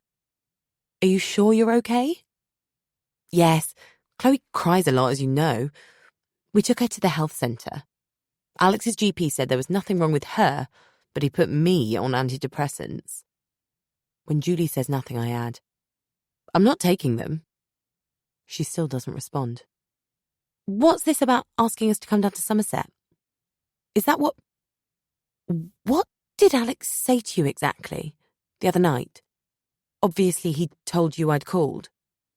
Yes, he said you'd rang because you wanted us to visit. He said he'd told you he's really tied down at the moment. I'm about to back Alex up, explain to Julie how busy he is at work during the summer season, but then I remember thinking at the time that Alex was lying about something. He wouldn't look me in the eyes in the mirror. You make it sound like we invited you down for the weekend or something, Julie says. That's sort of how he made it sound. A feeling of unease washes over me. What's going on? I expect Alex is trying not to burden you, you know, if he thinks you're depressed. He sounded very worried about you on the phone. I'm not depressed, I spurt out. Why did you ring yesterday? I ask. What didn't he tell me? What has he kept from me? She doesn't answer straight away. I can almost hear her asking herself if I really am able to cope with what she rang to tell me. I think the best way to convince her I'm stable, strong, and of sound mind is to remain silent. After several seconds, I hear her take a deep breath. Caitlin, I'm afraid I've got some bad news, she says. Chapter 16. By the time Alex gets home from work, my bags are packed. He arrives just as I'm throwing the last of them onto the back seat of my car. Bad timing. I was hoping to have this discussion as calmly as possible inside the house before leaving. He has a clear view of the chassis of Chloe's pram and the suitcase in the open boot of my car as he storms up to me. Imagining the scene through his eyes, it does look a bit like I'm baiting him. His face is a picture of indignation, tinged with confusion, and I realise I've misjudged the situation. I should have made sure I'd be gone before he got home. I can see my own anger reflected in him, but he takes a step closer to me and my fury is jostled away by fear. I want to step away from him, but I stand my ground.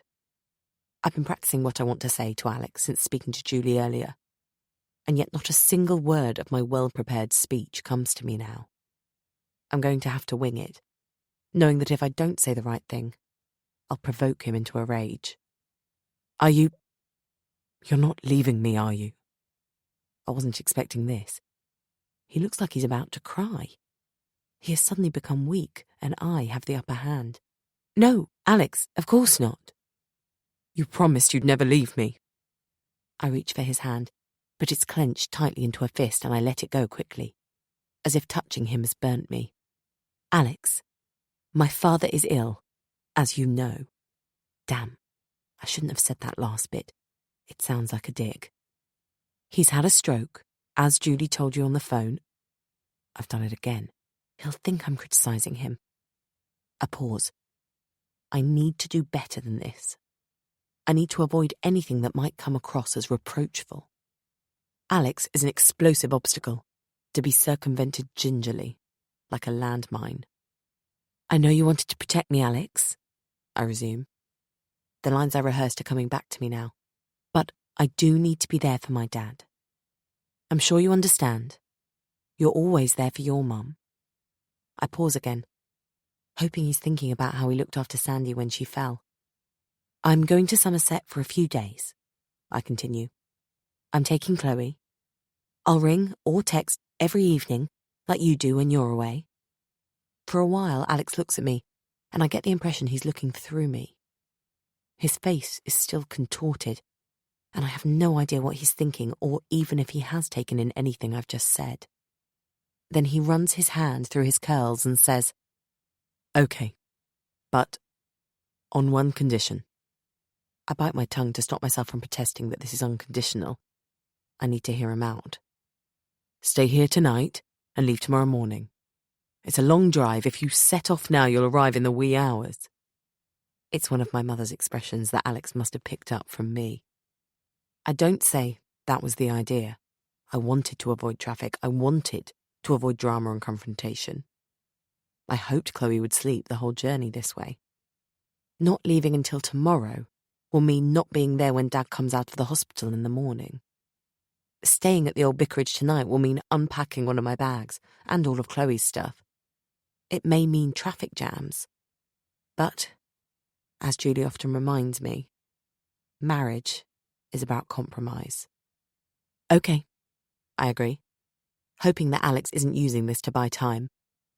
Maybe by tomorrow morning he'll have come up with something to stop me going after all. It's not until I come off the M5 the next day that I relax. I really thought, right up to the last minute, that Alex would pull out some trick so that I couldn't go. Instead, we had a lovely evening, and Alex held me in his arms all night long. Glancing at the lush green trees rolling away from me towards Bridgewater, I wonder how I could have suspected that he would try to prevent me from returning here. Before Chloe came along, I wanted to come back for a week or so to put in some kit days, keeping in touch days, at university. I wanted to see some of my PhD students and stay in close contact with my head of department during my maternity leave. It would also have been a good excuse to visit my family and friends in Somerset. Alex wouldn't hear of it. I tried to argue that I could defer my return to work after the baby was born if I put in a few days at the university, but it wasn't negotiable. Somehow, I got it into my head that Alex didn't want me to see my family and friends. Now, reflecting on all that as I drive along the Bristol Road, past Minehead where I used to live, I think I've got it wrong. I feel bad for underestimating Alex. While I was pregnant, he didn't want me to work or travel, by train or by car. And at the moment, he thinks I need his help, and his mother's help too. Clearly. I don't, but I can see that he's only looking out for me. A few miles further along the A39, I drive past the ornate signs at the side of the road. welcoming me to Porlock, where my dad still lives in the house Julie, Louisa and I grew up in. For once, the sky is almost as blue as it is on the sign. My heart starts to thump in excitement, even though I haven't come here in ideal circumstances. I take a turning just after the Lorna Doone Hotel and, opening my window, I inhale the fresh, salty air through my nose. I drive through a labyrinth of lanes, each one narrower than the previous one, and then up a steep hill. At the top of it, checking there is no one behind me, I stop the car for a minute to admire the sea view. I took the beauty of this area for granted, I realise. I never appreciated how beautiful this village was when I was growing up here. Feeling at times walled in by the hills of Exmoor on 3 sides and the sea on the other. I feel so small and unimportant in such a vast expanse of beauty that now I wonder how I ever felt enclosed here. Now I've moved away and come back, everything around me seems at once familiar and different. I know this view. I've seen it so many times that I can visualise almost every detail, even with my eyes closed. I know this place. I know these roads like the back of my hand. But I don't feel I belong here. I'd like to, but it's no longer my home. And I don't think you can ever find again exactly what you've left behind. I feel nostalgic and homesick, but my longing is for the past. A time when my mother and my sister were part of my life and not reduced to painful memories. There's a word for this in Irish Gaelic. My mother once told me. Wakeness. Melancholy and wistfulness for the past. The picturesque setting somehow only serves to accentuate my grief. I put the car into gear and drive down the hill. The very last leg of the journey now. I park in the road in front of my dad's house and behind my sister's car, deciding to leave my bags in the car for now. Before I even undo my seatbelt, I send a text to Alex as promised, letting him know we've arrived safely. Best to do that before I forget. As I push Chloe in her pram towards the front door, I notice how unkempt the front garden looks. My dad used to mow the lawn regularly. The petunias in the hanging baskets either side of the door are wilting too. That's not like Dad. Any trace of my earlier excitement is now replaced with concern about my father's health. I feel guilty for not ringing Dad more often since I've been living in Grasmere. I never really know what to say when I call, but that's no excuse. Opening the door without knocking, I hear Julie's voice from inside the house. "Hello?" I call, lifting Chloe out of the pram and leaving it in the porch. I nearly shout, "I'm home," but instead I add, "It's Chloe and me. We're in the lounge," my sister calls back. My father is sitting in his favourite armchair, with a rug over his lap despite the warm weather. He looks just the same as the last time I saw him, which wasn't long ago.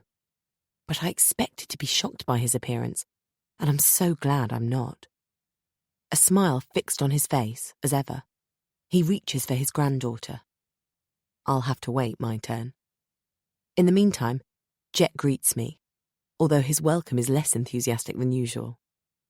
He thumps his tail on the floor and rolls over lazily for me to tickle his belly, instead of jumping up and attempting to lick me to death. I leave Chloe with Dad, as Julie leads the way into the kitchen, ostensibly to make tea, but really to give the two of us some privacy.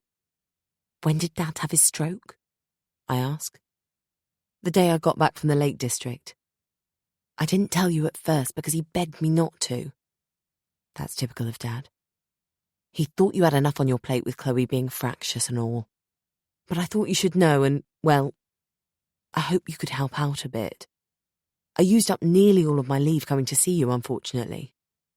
"Oh, Julie, I do wish you'd told me before. Listen, it's no big deal. It was a minor stroke. Dad's had an MRI scan and he's taking anticoagulants. The main thing is that there's no permanent damage. You know Dad. He insisted on being discharged as soon as possible." "So he's on the mend?" "Yes, But there's still a slight risk of him having another stroke. It's only been 4 days. It's way too soon for him to come home, really. Julie, in full nurse mode, then proceeds to outline all the symptoms and tells me exactly what to do if Dad should have a stroke while I'm caring for him. I can feel the panic written on my face, and Julie must see it, because she reassures me that it's very unlikely to come to that. The first few days go by in a blur. I walk Jet, look after Chloe, look after Dad, eat, sleep, repeat. Dad says he feels well, and indeed he looks on form, and Julie has insisted he must rest, and so I make sure he does. Every day, I send a text to Alex as promised, and every evening I phone him and leave him a message when he doesn't answer. The few replies he does send to my text messages are laconic. They leave me with the impression that he's determined not to strike up a conversation. Hope your dad is better soon, rather than, how's your dad doing, for example, or love to Chloe, and no mention of me. To begin with, I'm annoyed, but then I just feel sad. It's his busy season and life is getting in our way. Each time I think about our emails and texts when we fell in love last year, my eyes threaten to brim over with tears. I miss Alex so badly. I have a visceral craving for him, a basic need for him to make me feel whole. Everything was fine when I left the old vicarage, or so I thought. But I can't reach Alex from here. He's not nasty, he's not even rude. He's just not there.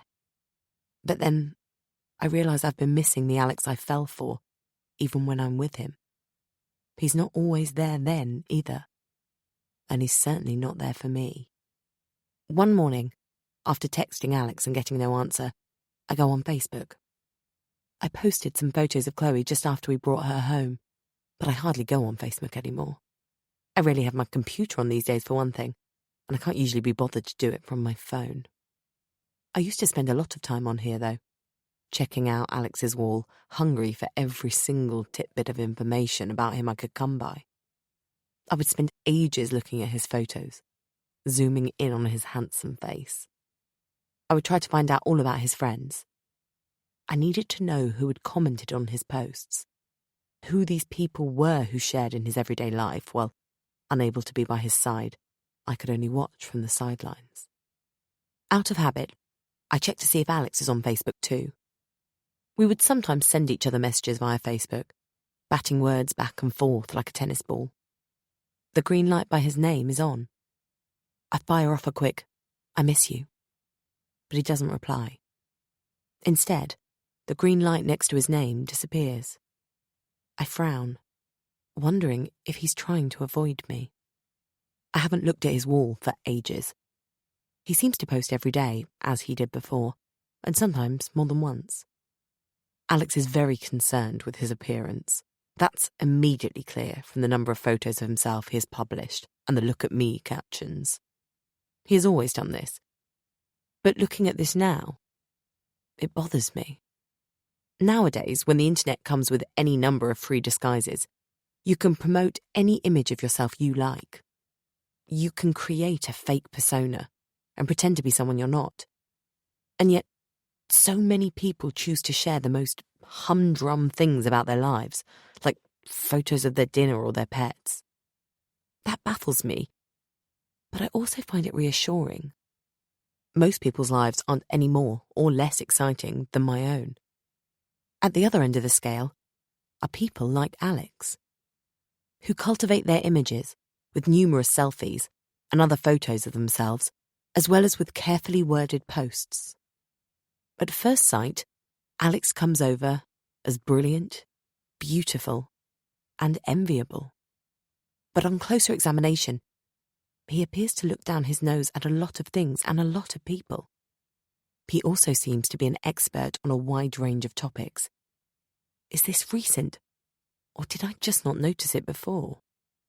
For a moment, I wonder if I'm on someone else's Facebook page, but I take another look at the profile picture. A fit, sun-tanned man wearing a short, tight-fitting wetsuit. Despite the hat and goggles, I can see it's definitely Alex. I start to read his posts. Some would be amusing if he wasn't being so scathing, but he seems to criticise everyone and everything. We've never discussed politics, and yet he's censorious of both Theresa May and Jeremy Corbyn, not to mention Diane Abbott. He has no end of things to say about Brexit and its aftermath. He can't abide breaststrokers in his lane at the swimming pool, any more than runtards at his marathons. He also has it in for Ed Sheeran, The French, The Guardian, The Voice, and vegetarians and vegans. And that list is far from exhaustive. I scroll down Alex's post to the time when I first got in touch with him, after a gap of 20 years. He kept cropping up, making comments on mutual friends' posts, and in my people you may know notifications, and so, curious to see what my school crush had become, I sent him a friend request. I reread some of my comments on his posts. Seemingly innocent remarks with an in-joke that only he would get, or congratulations on his competitions. I remember how proud I felt. There are no photos of the two of us, not even on our wedding day. In fact, Alex hasn't added any information about his relationship status. Not for the first time. I feel insignificant, as if I don't exist for Alex. But then I reason that there are no photos of Chloe either, or of Poppy and Violet, come to think of it. Alex just likes to keep his private life private. I scroll back a few months before we were together. There were fewer rants at that time, fewer posts altogether. And then I see her name. Nicola Todd. My heart stops dead for a beat or two, just as it did when I read the dedication in the book about the triathlete that she gave Alex. And I can still see the words in my mind. To Alex, with all my love, always. Nicola. Kiss.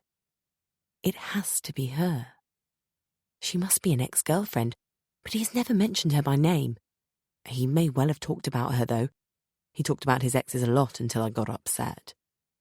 I click on her name, but her privacy settings are on friends only. I can only see her profile picture, which is a picture of her from the side, taken when she wasn't looking at the camera. She has long dark hair, and she's gazing at something only she can see behind the photographer. It's not a great photo. It's a little blurred when I zoom in. But it's good enough for me to see that I've never met her. Something about it disturbs me, but I can't put my finger on exactly what it is. I stare at it, trying to pinpoint what has stirred some hazy memory, but even the memory itself is out of my reach. As I try to work out what's troubling me, Julie, Daniel, and the boys burst in. I didn't know they were coming, and the noise they bring with them, the boys bickering and Julie shouting at them, makes me jump. Shh, I urge, putting my phone down on the arm of the sofa. Dad's having a nap. I stand up and hold my arms out to catch my nephews as they run to greet me, nearly bowling me over in the process. We thought, seeing as you've been caring for Dad for the last few days, you might like a break, Julie says, pecking me on the cheek. Do you want to get out for a bit while we take over? Daniel suggests I leave Chloe with them, but she has got noticeably calmer as the week has gone on, and I'm enjoying her company. Oscar and Archie will be cooking dinner this evening if you'd like to join us, Daniel says, holding up a shopping bag. But if you have other plans, that's okay too. No, I'll be back in time, I say, smiling. That sounds great. I fetch my handbag and a cardigan, and I get Chloe's stuff together. Jet wags his tail, thinking he's going for walkies. I haven't made any plans, but there is something I need to do while I'm here. Chapter 17. It's usually a 15-minute drive from my dad's house to Minehead, but it's the weekend, and the good weather and Butlins have attracted families in their droves, so it takes me a bit longer. I find a space to leave the car in a side street, and I walk to the parks with Chloe in the pram. Past a playground where a boy is pushing a younger girl, his little sister perhaps, on a swing. There are children on the merry-go-round too. I can hear their squeals from here. Hiya! Faster! Stop, I want to get off! I stand still for a moment and watch. The boy has stopped pushing the girl now. The swing still goes up and down. The highs are becoming ever lower. The merry-go-round continues to spin, though, going round and round at a sickening pace. Up and down, round and round. The story of my married life so far, I think, walking on. When I get there, I stand on the pavement opposite for several minutes, trying to pluck up the courage to cross the road and go in. I think I'm going to bottle out and go back to the car, but then I take a deep breath and push the button at the Pelican Crossing. It's now or never. I push open the narrow door and walk in backwards, pulling the pram in behind me. When I turn round, she looks shocked to see me, but she quickly recovers her composure. Her hair is unusually tidy, and she's beautifully made up. I'm amused to see she's still wearing a hoodie and her Dr. Martin boots, as always. Her only concession to summer being that she has swapped her jeans for a short skirt. She puts down her scissors and comb, saying something into the ear of the middle-aged lady whose hair she was doing, and then she comes towards me. There's a moment's hesitation before Hannah gives me a big hug, and for a second or two, it's as if nothing happened, as if I never left, as if we're still best friends. How are you? She doesn't pause for me to answer. Oh, let me see Chloe. She peers into the pram where my daughter is sleeping. I watch Hannah as she gently strokes Chloe's cheek. She frowns, and I wonder why. Perhaps she's worried Kevin can't have kids. There was nothing wrong with either of us, the doctors said. It was just one of those things. I hope the chemistry works better for them. I have a break for lunch in half an hour. If you'd like to join me, she says, studying the floor as if it needs attention. I almost follow her gaze, but then I understand her body language. She expects me to refuse. Actually, I was hoping you'd cut my hair, I say. She smiles. Okay. 30 minutes later, the back of my neck aching from the sink and my scalp smarting from Hannah's massage, I'm sitting in front of the mirror. So, shall I just take off a couple of inches, get rid of these split ends? Hannah asks, inspecting the strand of long ginger hair she's holding between two of her fingers. No. Cut it short, I instruct her. I catch Hannah's surprised face in the mirror. I'm as taken aback as she is. I was only going to ask her for a trim and a blow-dry, just as an excuse to see her, really. Hannah gets to work. I study her in the mirror as she cuts my hair. Every now and then, she glances at Chloe next to us in the pram. And each time she does, I'm struck by the strange expression on her face. At one point, the hand holding the scissors shake. Whatever is going through her mind, I can't ask her. We're nowhere near that place now. By unspoken agreement, we don't talk about Kevin. I know from Julie and Daniel that the company he works for has been contracted to build the new sports centre in Minehead. But I don't ask after him, and Hannah doesn't mention his name. He's the elephant in the hair salon. When it's over, I admire my reflection and then turn and beam at Hannah. She has transformed me. Having my red hair around my face instead of tied back in a ponytail brings out the emerald colour of my eyes. The same eyes as my mother and Louisa. It also suits the shape of my face, which is a bit long for my liking. You look beautiful, Hannah says, though I say it myself. As I dig into my handbag for my purse, insisting on paying Hannah, even though she protests, Chloe makes herself heard. She's awake, but she's not screaming. She's not even crying. Dad says the sea air suits her. Can I hold her? Sure, no problem. I'm delighted Hannah has asked. Red hair falls to the floor all around me as I get up to lift Chloe out of the pram, but Hannah is already walking around the room with Chloe in her arms, supporting her head and talking to her gently. After stripping off the protective cape, I carry on hunting in my handbag. Suddenly, Chloe screeches sharply and then starts crying, as she does sometimes when she's been frightened or hurt. I look up. Hannah walks towards me and gives Chloe to me. I don't know what happened, she says. I'm sorry. It's all right, She cries a lot, I say. But she hasn't cried much for the last couple of days. In the end, Hannah won't let me pay, and I leave. We promise to keep in touch. When I get home, Daniel is deadheading Dad's petunias in the hanging baskets. Seeing the scissors in Daniel's hand, I think of Hannah snipping away at my locks just a few hours ago. But at the smell and sight of the decaying blooms, another memory soon superimposes itself. The box, left on the doorstep of the old vicarage, with the handwritten message. Wake up and smell the dead flowers. I shudder. Wow, you look stunning, Daniel says, as I push Chloe in the pram up Dad's drive. He looks a little embarrassed and turns back to the petunias. I notice a small balding patch on the back of his head as he tips it back to look up at the flowers. I've never noticed it before. His dark hair is greying, pepper and salt, and his kind face has quite a few wrinkles that weren't there when he first started going out with Julie. Just trying to sort out your dad's plants, he says, unnecessarily. He seems a lot better, by the way. Julie's very relieved. I expect you're keen to get back to that man of yours, aren't you? Oh, there's no hurry. I'll stay another week, I expect. Daniel turns around to face me again. You know, Caitlin, he begins. If it doesn't work out, and you want to come home, no one here would think any less of you. Like Julie, my brother-in-law is straightforward.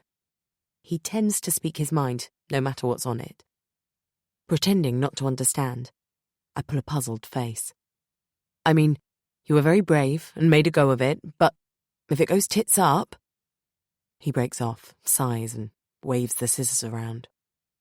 It's not so much what he says as what I can't say. All the thoughts and feelings that I can't put into words and wouldn't express even if I could form a large lump in my throat. And in that moment, I don't know if I'm going to cry or suffocate.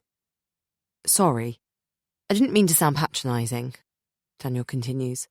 I just wanted to say, I know Julie thinks Alex can do no wrong, but if you need to talk about anything, at any time, I'm here too. I can feel my cheeks burning, and I can see Daniel's are as well.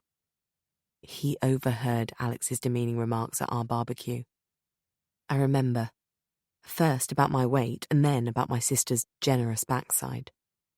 I wonder if that's what's going through Daniel's head too. Thanks, Daniel, I say, kissing him on the cheek. I appreciate it. I mean it when I say it.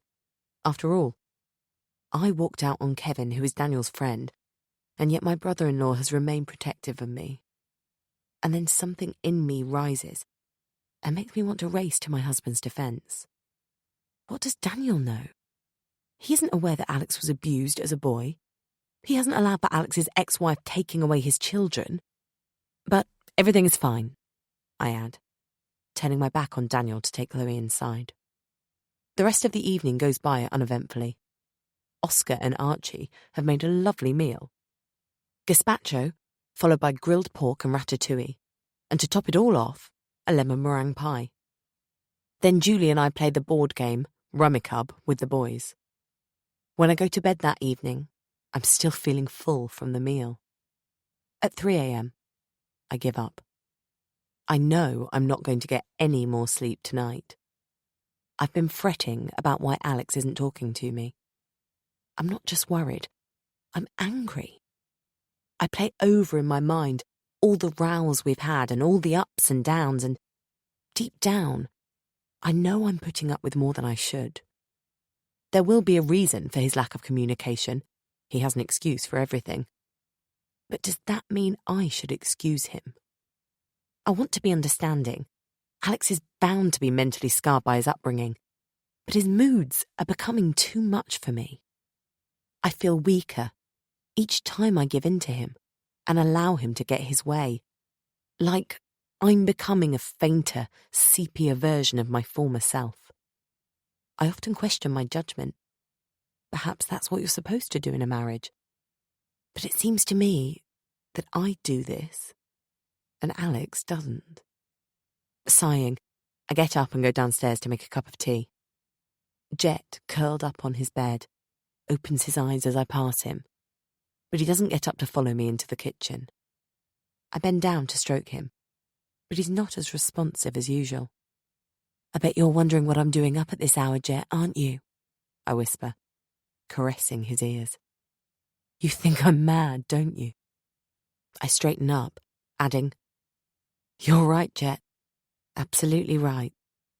I'm not going mad, so much as hopping mad." I spend the rest of the night sitting on the sofa with Dad's rug over my lap. I drink tea, flick through TV channels, and read my novel without taking much of it in. There's a confused jumble of thoughts piling up in my head, but I can't sort them out just yet. I don't know what to think about this. I don't want to think about it at all. But the TV and my book don't hold my attention for long, and I'm desperate to find something to take my mind off this. I play Words with Friends, in French, on my mobile for a while, but after taking a few turns, I only have consonants and no vowels, so I resign. I look forward to Chloe waking up for her first feed, for her company and for something to do. And I want to be able to hold her. But for the first time ever, she sleeps all the way through the night. I creep upstairs and check on her several times, but she doesn't wake up until nearly 7 o'clock. When my dad gets up, he fusses around me, asking me every 5 minutes if I'm all right. He seems to sense that something is wrong, so I try my best to put on an act and sound carefree and happy. After all, I'm the one who's supposed to be looking after him. Over the next week, I do look after my dad, even though he's a lot better and he doesn't really need me to stay on much longer. Alex has texted me a couple of times to ask after my dad's health. More to find out when I intend to come home, I think, than out of genuine concern. I've been evasive in my replies. I haven't made up my mind when I'm going back to the old vicarage. A part of me doesn't want to go home at all. But it's only a small part. I miss Alex. I love him. Most of me wants to run to him, but at night I lie awake, thinking I should be running from him. The following Saturday, Julie, Daniel and the boys come round again, and I decide to get out and get some fresh air. I'm hoping I can go alone. Well, with Jed. It will help clear my head and wake me up a bit, and hopefully tire me out at the same time so that I sleep better tonight. I want to go for a long walk, along the paths my twin sister's feet took her. I can't tell Dad where I'm going. He wouldn't understand why I need to go there sometimes. He hasn't been to Hurlstone Point since the day we lost Louisa. He certainly wouldn't want me anywhere near those wind-swept cliff tops. But just after Julie and her clan have arrived, the doorbell goes. "Caitlin!"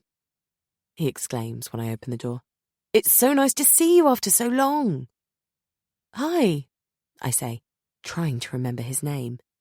I haven't seen him since he left school, a year before me. And then it comes to me. His name is Edward, but no one called him that. "Good to see you too, Teddy." Although he was slightly tubby back then, he looks very lean and fit now. A bit pale.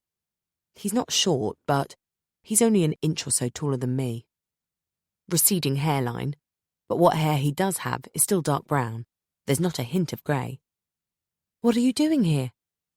"I'm your dad's physiotherapist," he says. "But..." My sleep-deprived brain tries to remember the name of the physio who has been coming to see Dad. "Joe's away on holiday for 2 weeks. I think this is your dad's last session. It'll be with me today." I step back to let Teddy into the house.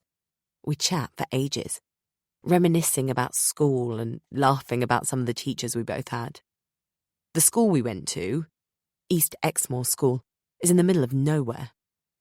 It's a private boarding school, where Julie, Louisa and I were day pupils like Teddy. Because Alex's parents lived up north, he was a termly boarder. Alex has since told me he was there on a sports scholarship, and he often spent the weekends at his aunt and uncle's in the nearby town of Exford. In the end, instead of going out alone to Hurlstone Point, I wait until Teddy is finished with Dad's physio, and the two of us walk down the road to the Whortlebury Tea Room, where we sit outside and have a cream tea. I listen as he tells me about his work and about his 10-year-old daughter, Olivia. He giggles nervously, sometimes in the middle of a sentence, which I find charming. And I notice that he twists his wedding band around his finger. I observe Teddy as he eats the last of his scone and wipes his mouth with a paper napkin. Then he takes an electronic cigarette out of his pocket. "I've given up smoking," he says, waving it at me. "I'll need to give this up next." As he draws on his e-cig and exhales the vapour, I get a very faint whiff of a pleasant lemony smell, a bit like air freshener. But when I try to breathe in the smell, it has already gone. "So, does Olivia go to our old school?" I ask. "Oh, no, I couldn't afford it." "What does your wife do?" I ask, clamping my hand over my mouth just after the words escape from my mouth and I hear how they sound. "Forgive me." That was clumsy of me. "Not at all," Teddy says. "Actually, she died 3 years ago." Now I'm mortified. "I'm so sorry, Teddy." "Brain aneurysm." "Oh, how awful." Her parents help out a lot with Olivia, as do mine, and we get by, but she won't be going to East Exmoor, that's for sure. He stops turning his ring and picks up his teacup.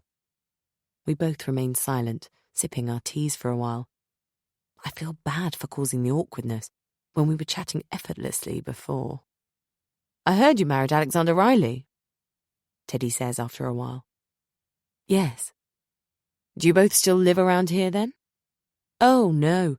We live in the Lake District. In Grasmere?" I don't know what else to say.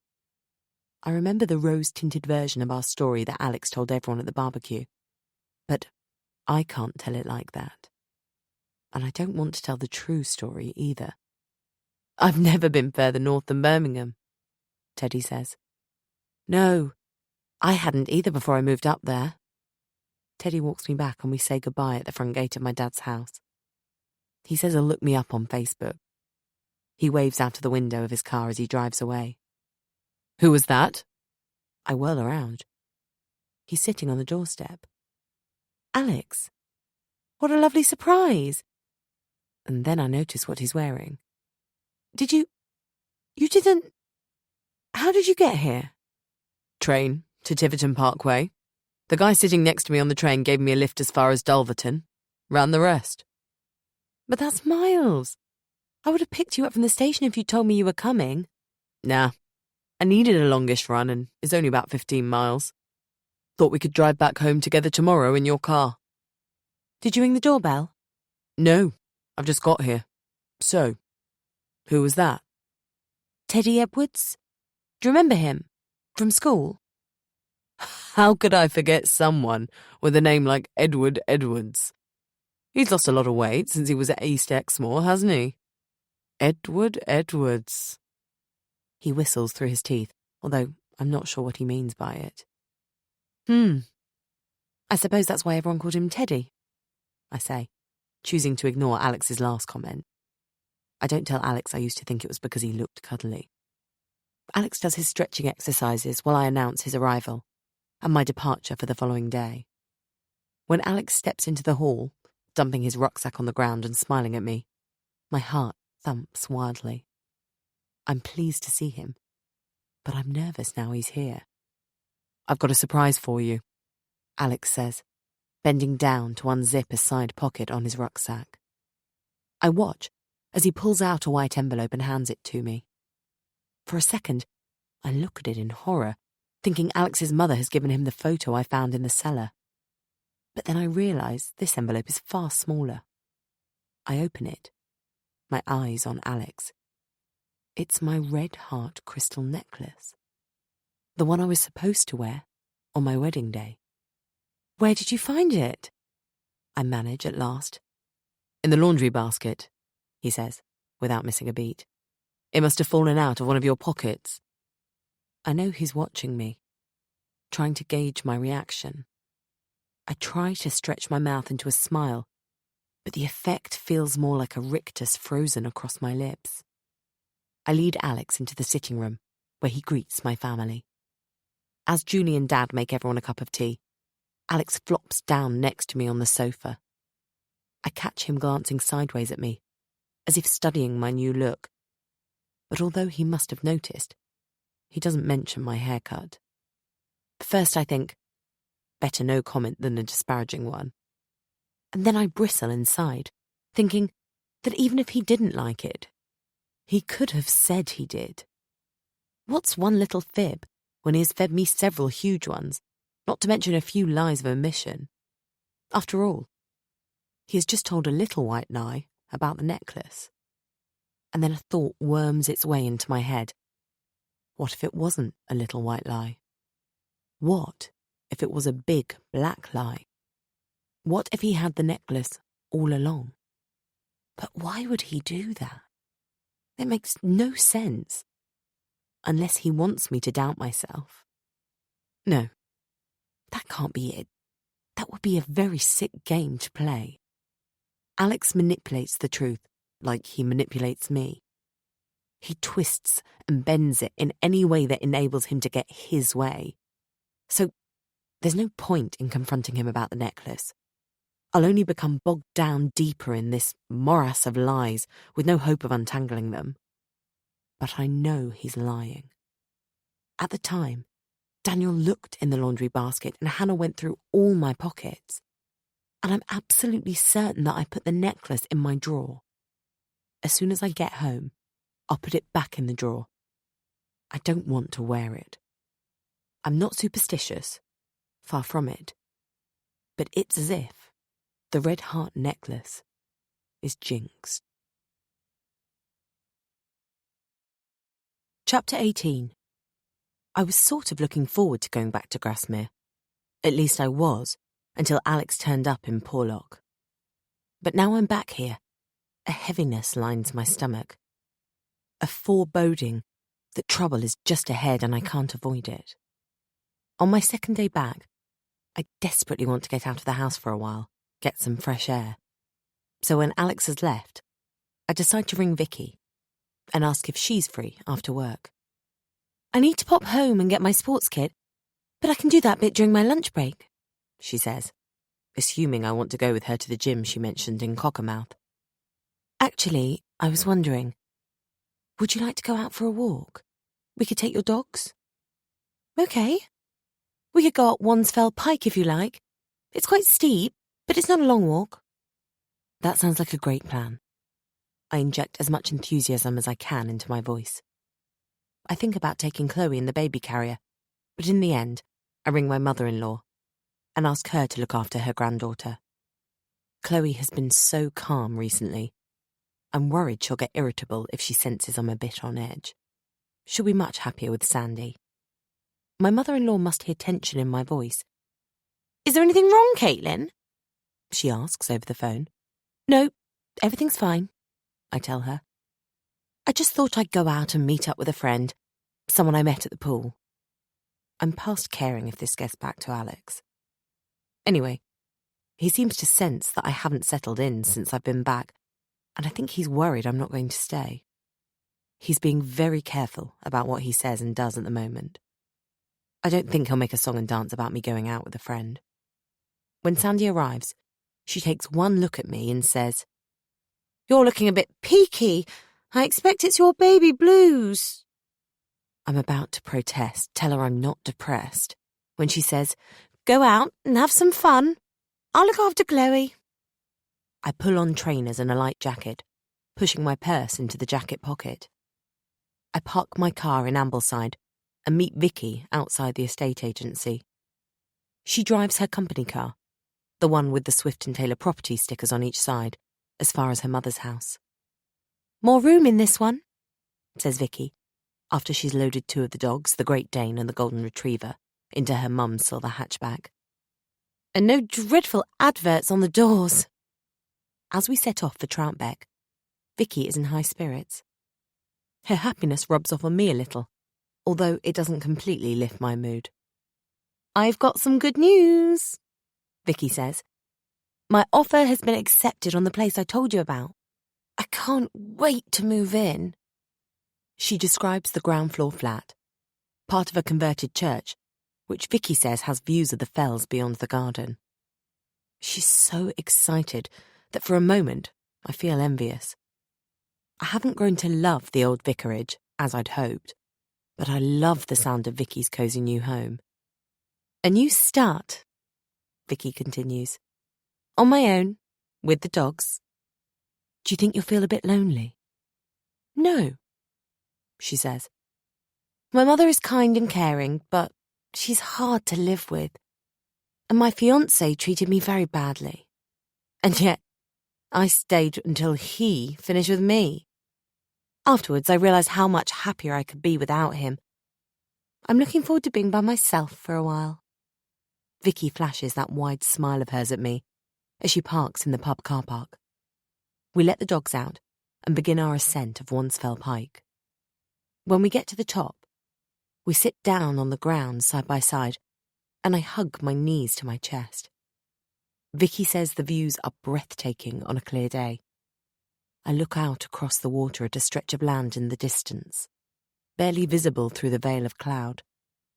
I have no sense of direction, but it occurs to me that this expanse of water might be the Irish Sea. Could that be Northern Ireland, do you think? I ask Vicky, thinking of my mum. I like the idea that from where I'm sitting, I can see where she came from. No, those are the Coniston Fells over there, Vicky points. And that's Lake Windermere. Oh, I got that wrong. I feel a quick stab of almost physical pain. It leaves me short of breath. I feel a long way from home, further than ever right now. I wish my mum were here to hold my hand and tell me that everything will be okay, because I'm no longer sure that it will be. What on earth's the matter, Caitlin? It's only when I hear Vicky's words and clock her worried tone that I realise a tear has made its way down my cheek, followed by another one, and then a torrent of tears. It's a while before I can tell her what's wrong. And then, like the tears, it all gushes out. I start at the end with the red heart necklace. Then I let things unravel backwards. I tell Vicky about the parcel. I tell her about Hannah and Kevin. I explain that I met up with Alex in Exeter, which resulted in us conceiving Chloe. I tell her I'm feeling cut off from my family and friends. I describe the knot in my stomach that just won't go away. And I finish with Alex's moods and controlling behaviours. Even when he's telling the truth now, I think he's lying to me. I'm getting paranoid, I say. It's cathartic putting all of this into words. But at the same time, I feel disloyal. I usually jump to Alex's defence instead of criticising him. I justify his actions in my head all of the time by finding fault within me.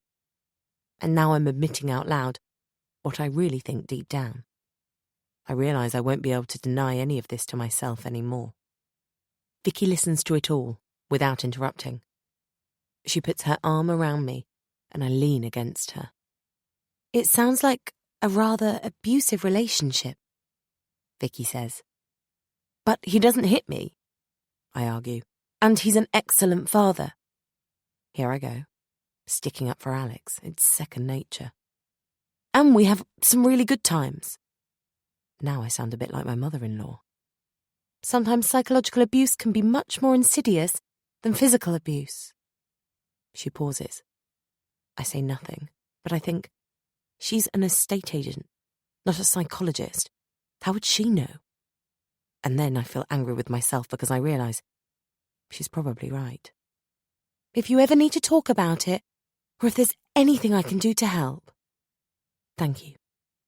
I don't know about you, but I'm starving, Vicky says, getting up and taking my hand to pull me to my feet. I'm about to say that I have no appetite whatsoever, but then my tummy rumbles faintly. It's loud enough for Vicky to hear, and she persuades me to have a pub dinner with her in the Mortal Man, where we started out on our walk. As we begin our descent, the sun breaks through the cloud, and I realise I've forgotten my sunglasses. When we're at the foot of the fell, I ring my mother-in-law, who tells me Alex is home and puts him on. I haven't had time to think up a story, and there have been more than enough secrets and lies, so I say, I'm having dinner with a friend.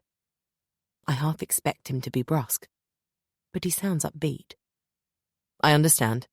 You have a lovely time, he says. Chloe and I will be fine.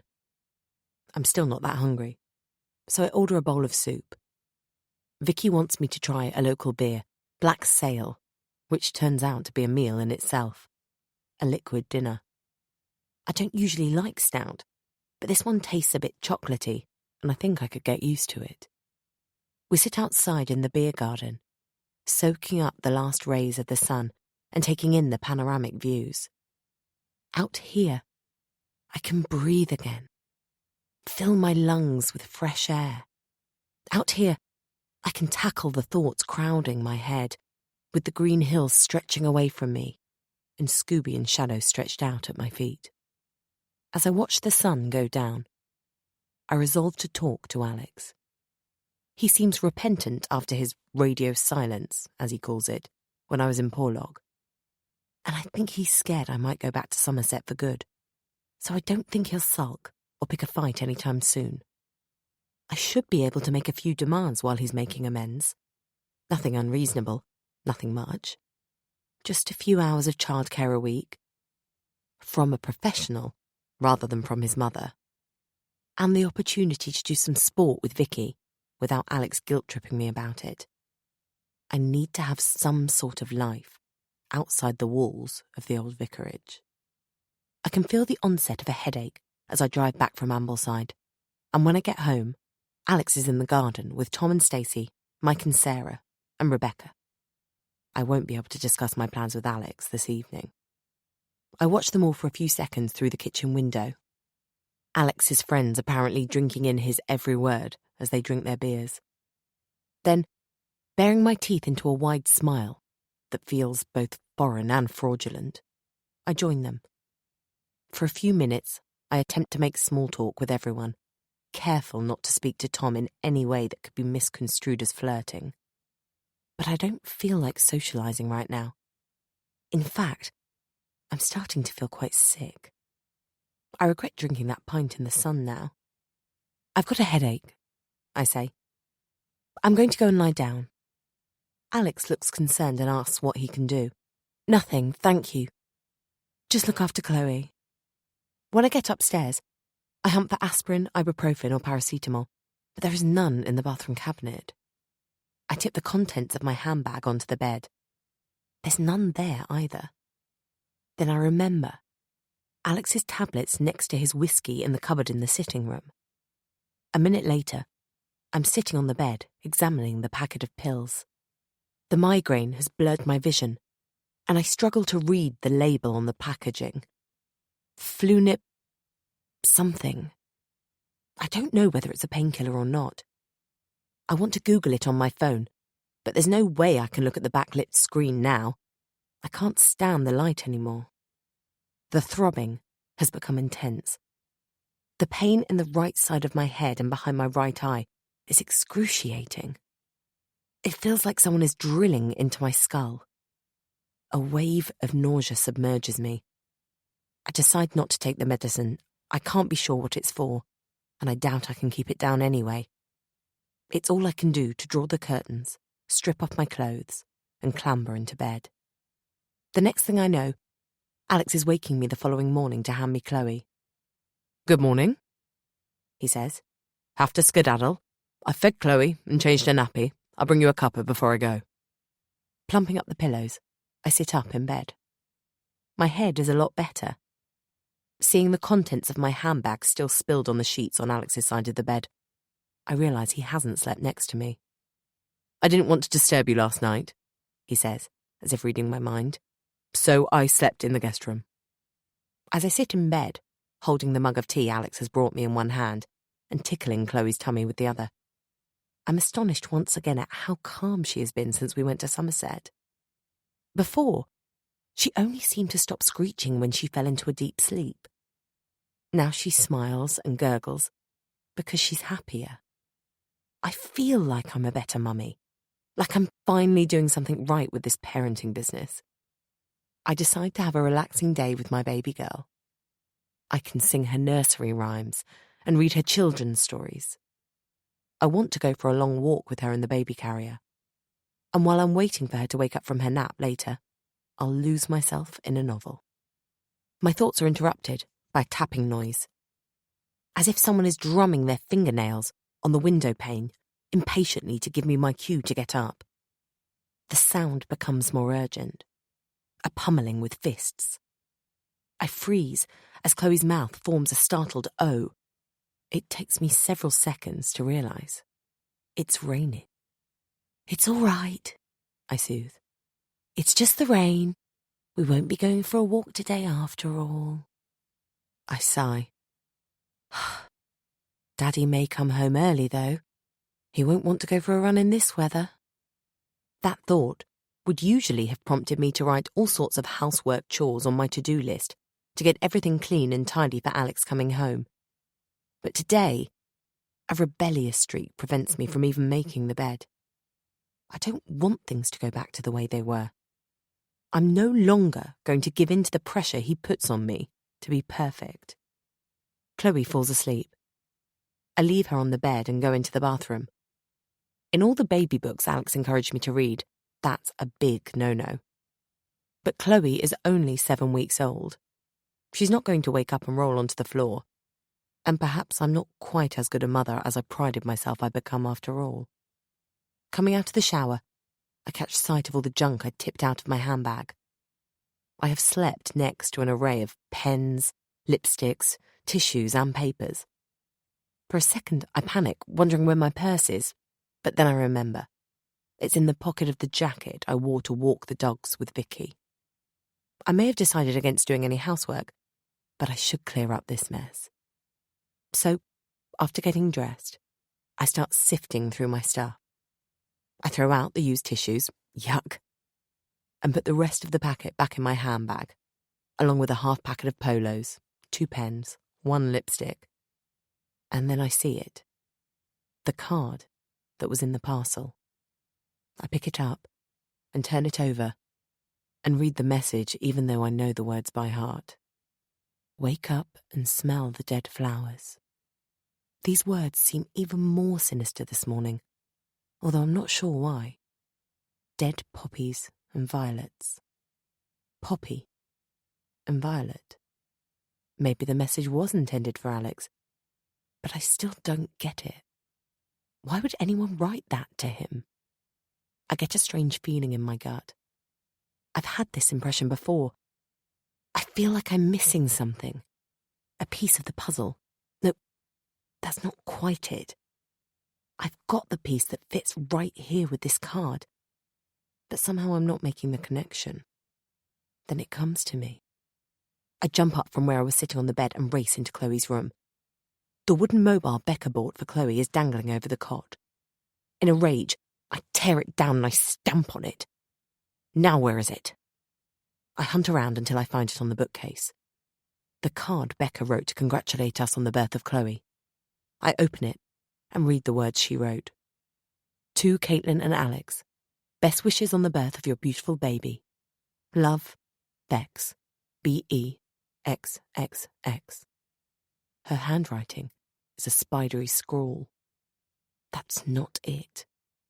That's not what I'm after. False alarm. I tear Becca's card into tiny pieces and let them fall to the floor. For some reason, I was convinced it was her.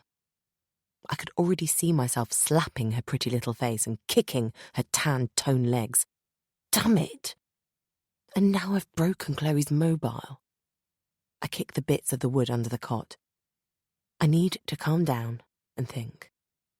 Then an image bursts into my head. And this time, I know I'm right. I walk slowly into the Peach guest room, knowing what I'm going to find, but scared of confirming it all the same.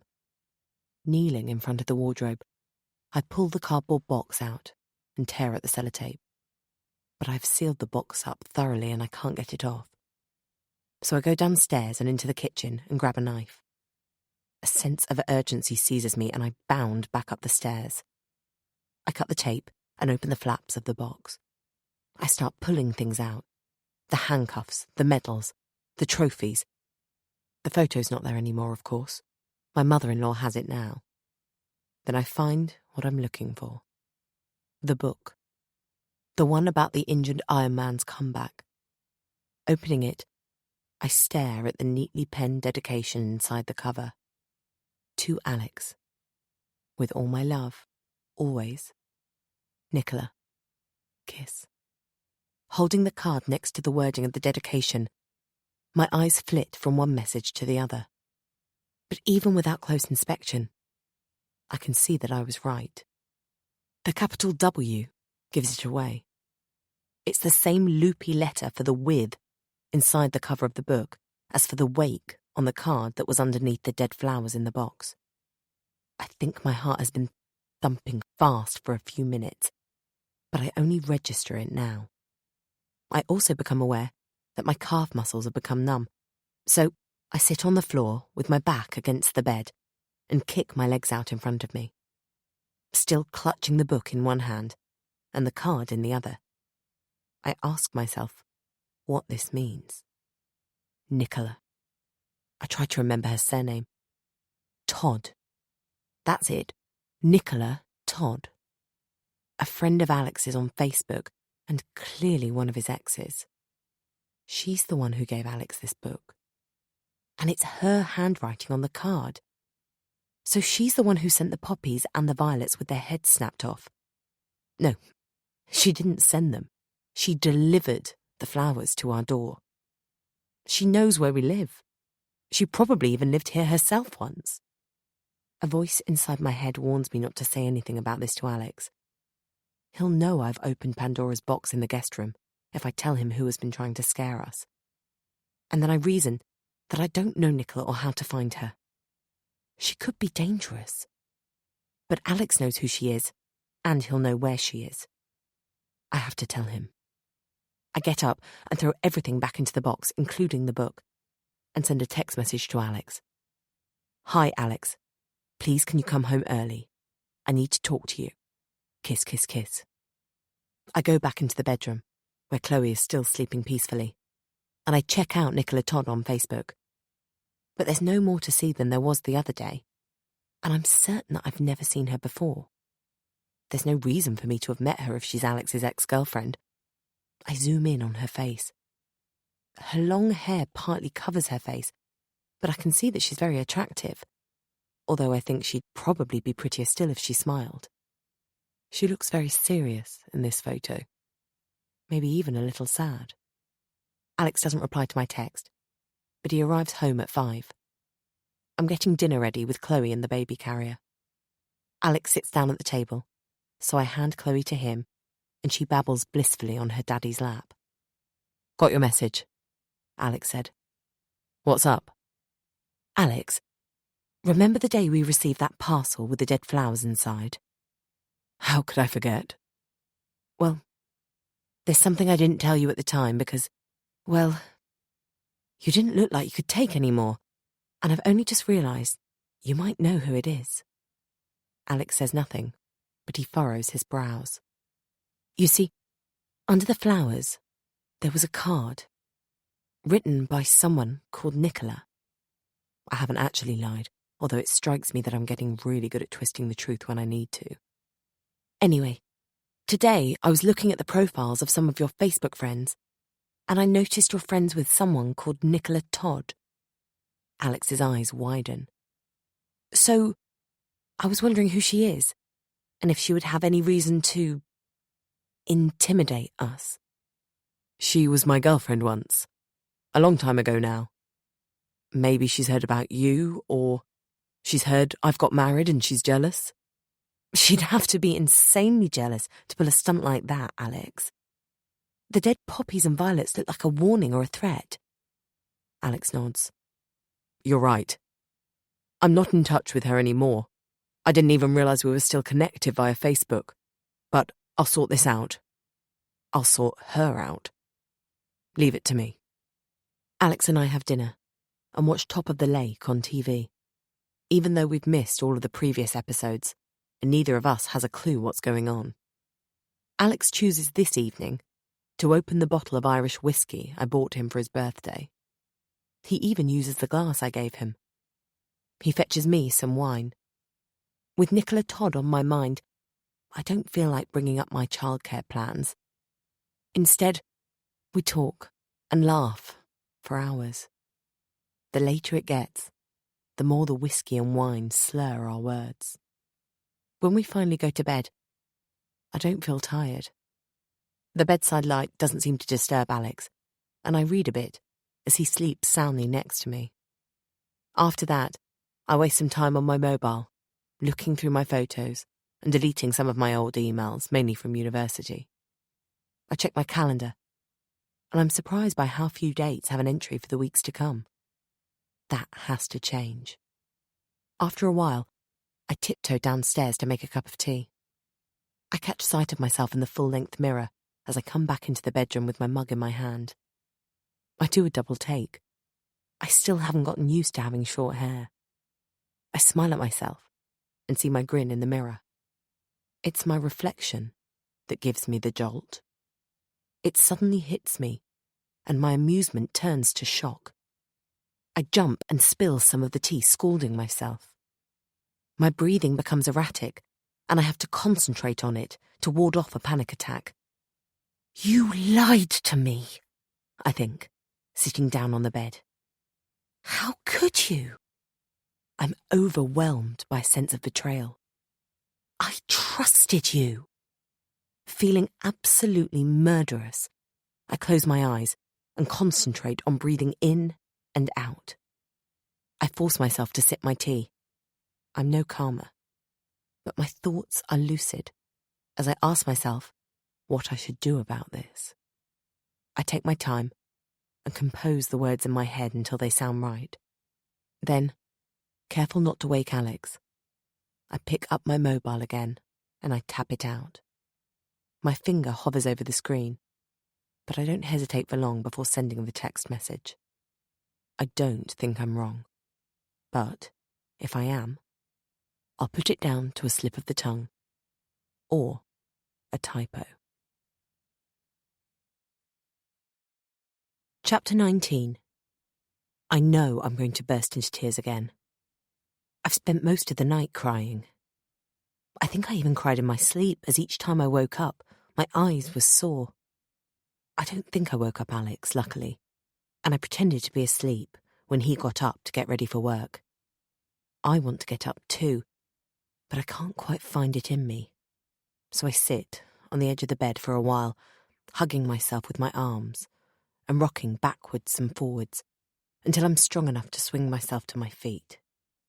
In the shower, I tilt my head back and let the water from the jet mingle with my tears and wash them away. I don't know how long I stand there, but when I get out, the mirror is steamed up, which, I think, is a good thing. I can't imagine how I look. Puffy-faced and red-eyed. I don't need to see it. My mobile is ringing as I step into the bedroom. It's Julie. Hi, how are things with you? She asks. She doesn't sound very happy. I don't answer straight away. I don't know what to say. Mustn't grumble, I say in the end. Isn't that what you're supposed to say when your world is falling apart? I've been thinking, I'd like to come home again sometime soon, I add. For a weekend. It did Chloe and me a lot of good to stay at Dad's. And then my heart skips a beat when Julie doesn't respond. Is everything all right? Is everyone okay? Well, Dad could probably do with you coming home for a while, too, she says. That's why I'm ringing, really. Jet might have to be put down. Oh no! Why? Has he had an accident? Dad must be devastated. No. He has lymphoma. What? He has cancer. Of the lymphocytes. Dad was worried because Jet wasn't eating, so he took him to the vets. I should have known something was wrong. Jet didn't seem to want to go out for walks and didn't even jump up to greet me in the mornings when I stayed at Dad's. Yes, Dad said that too, Julie says. So Jet has to be put down? Maybe. The cancer is quite widespread, apparently. He can have chemo, But it will only give him a bit longer. He won't get better. I'm crying. Again. Julie sounds choked up too. This is an awful thing to happen to Dad. Mum died of cancer, although Dad always says she died because she lost her will to live the day she lost Louisa. Poor Dad. Poor Jet. I know. Julie pauses, and for a moment I think we've lost the connection. Then I hear her voice again. Dad is worried that Jet's suffering too much despite the painkillers. Jet is 10 now, and I don't think Dad wants to watch him get weaker and weaker until he... You know. Yes, I do. I know exactly what Julie is thinking. Dad will relive the loss of his wife through the loss of his dog. I'll have a word with Alex and see how soon we can come. Okay. I need to get going. I've got to get to work. Are you sure you're okay? Don't worry about me. I'll be fine. I do worry about you. You're my little sister. I'm in a rush right now. I'll call you again soon. As I put the phone down on the bedside table, lost in my thoughts, I knock something to the floor. It's the medicine I nearly took when I had a headache. I pick up the packet and put it back next to the phone. I could have asked Julie what it is, although it doesn't seem at all important right now. Everything is paling into insignificance next to my friend's treachery and my sister's bad news. I get dressed, see to Chloe, and then have breakfast before calling Alex to let him know about Jet. He says he'd like to drive down to Porlock with me, but he has a competition this weekend, and as it's Friday today, it's too late to scratch from the race. At the end of next week, I'm away on business for a few days, he continues. How about the weekend after that, the first weekend in September? His voice is fainter, and I imagine him holding his smartphone in front of him to examine the events in his calendar. I already know I have nothing on. Sounds good, I say, wishing we could go sooner, but grateful for Alex's support. I'll tell Julie when she rings back. The weather is good, much brighter than yesterday, although dark clouds loom ominously on the horizon. I decide to get out and go for a walk.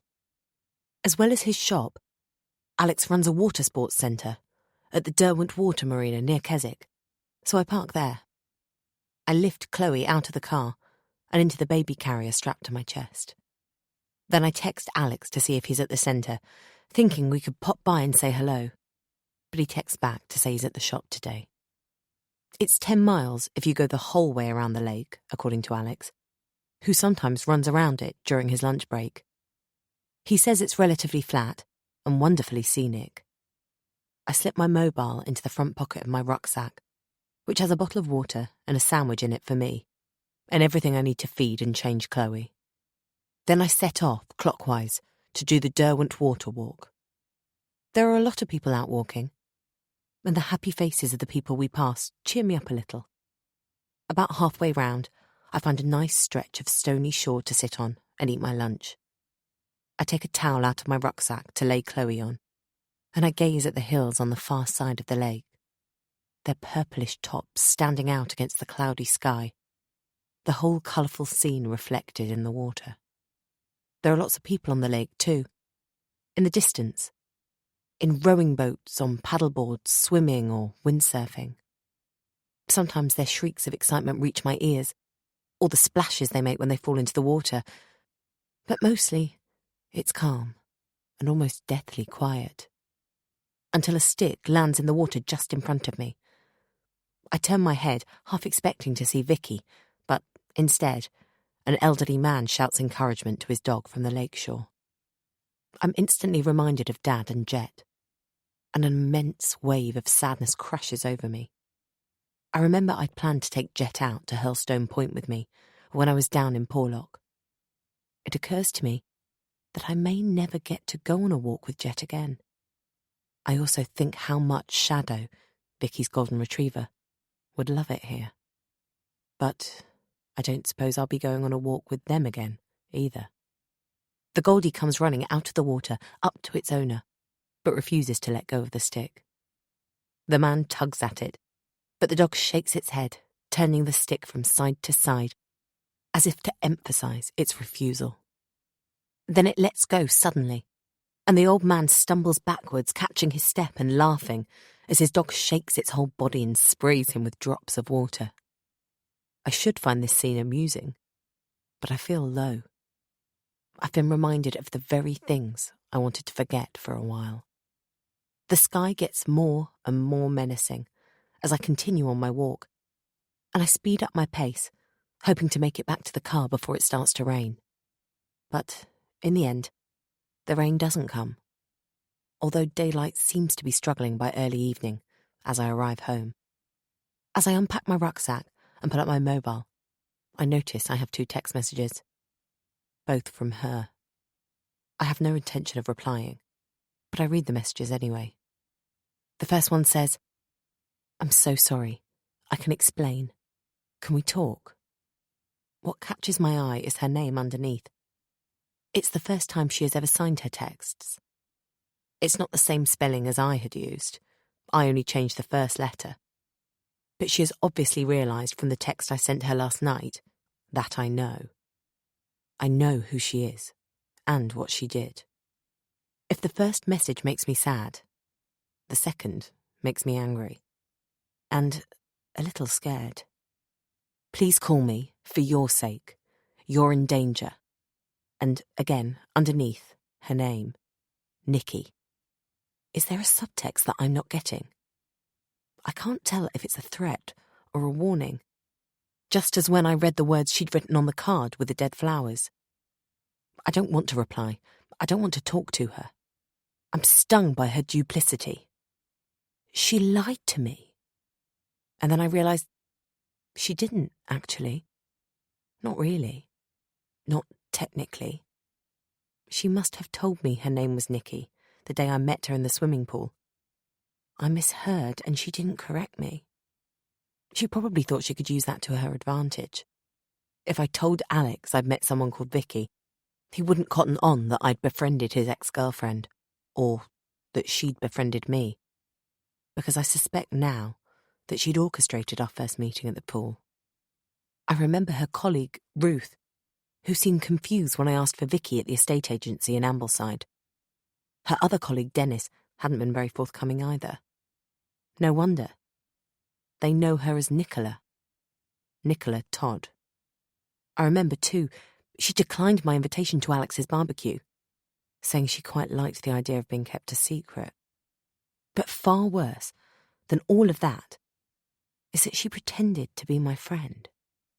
It's not just what she didn't say, it's what she did. She held me whilst I cried, and she comforted me. And yet she'd caused some of my pain. She listened when I told her about the box of dead flowers with its disturbing message, when she'd been behind that all along. And then she offered to help me. Why? I wonder if she was taking revenge somehow. I replay some of our conversations in my head and try and read between the lines. If she was telling the truth, it seems more than likely that her fiancé she told me about, who treated her badly and split up with her, was Alex. Did he throw her out so I could move in? That would certainly explain why she'd have it in for me, and yet I really did think we were becoming friends. And if she wanted to make me pay, she'd had ample opportunity to do a better job of it. I sigh. Unbidden, the image of Nicola Todd's face, free from her Facebook profile picture, forces its way into my head. I close my eyes, but I can still see her behind my eyelids. Her long hair in the photo, the serious look on her face. It was when I was surprised at my reflection in the mirror last night that I realised. I'd forgotten Hannah had cut my hair. It made me smile. And then I saw her. The Vicky I know, or thought I knew, with her short hair and wide grin. Next, I visualise Alex's face the day we were walking along the coffin trail. He pretended to be scared of the little white dog, but, in fact, he was reeling with the shock of seeing Nikki. He must have been terrified she would say something to me, or to him, as we passed her. I suddenly realised I'd dropped Nikki in it. I implied to Alex that the card with the flowers was signed Nicola. He said he would sort her out. What did he mean by that? And she thinks I'm in danger. Does she think that Alex might harm me? In that case, Nikki may be in danger herself. But then I reason, Alex has been an utter bastard to both of us. But he's not dangerous. I've been giving my imagination free rein and blowing this up out of all proportion. I'll have to talk to Nikki at some point, I suppose, if only to understand her motives and intentions. I decide to call her after all. But not today. I'm not ready yet. I'll do it tomorrow. Chapter 20. I've switched the ringer to silent, but I can feel my phone vibrating in my back pocket again as I walk past the moot hall. It's bound to be her. I know I resolved to talk to Nikki today, but I still can't face it. It's always heaving in town on Saturdays. But today, Keswick seems to be even more packed than usual. There are groups of tourists spilling out from the information centre or milling around in front of it. And I'd completely forgotten it was market day. I regret coming here now. Everyone seems to be walking in the opposite direction to me. And as I weave Chloe's pram in and out of the multitudes of people making their way down Keswick High Street, it's as if I'm trying to swim upstream. After a while, I feel as though I'm struggling to keep my head above water, and I wonder if it's possible to drown on dry land. It's hard to breathe. I'm choking.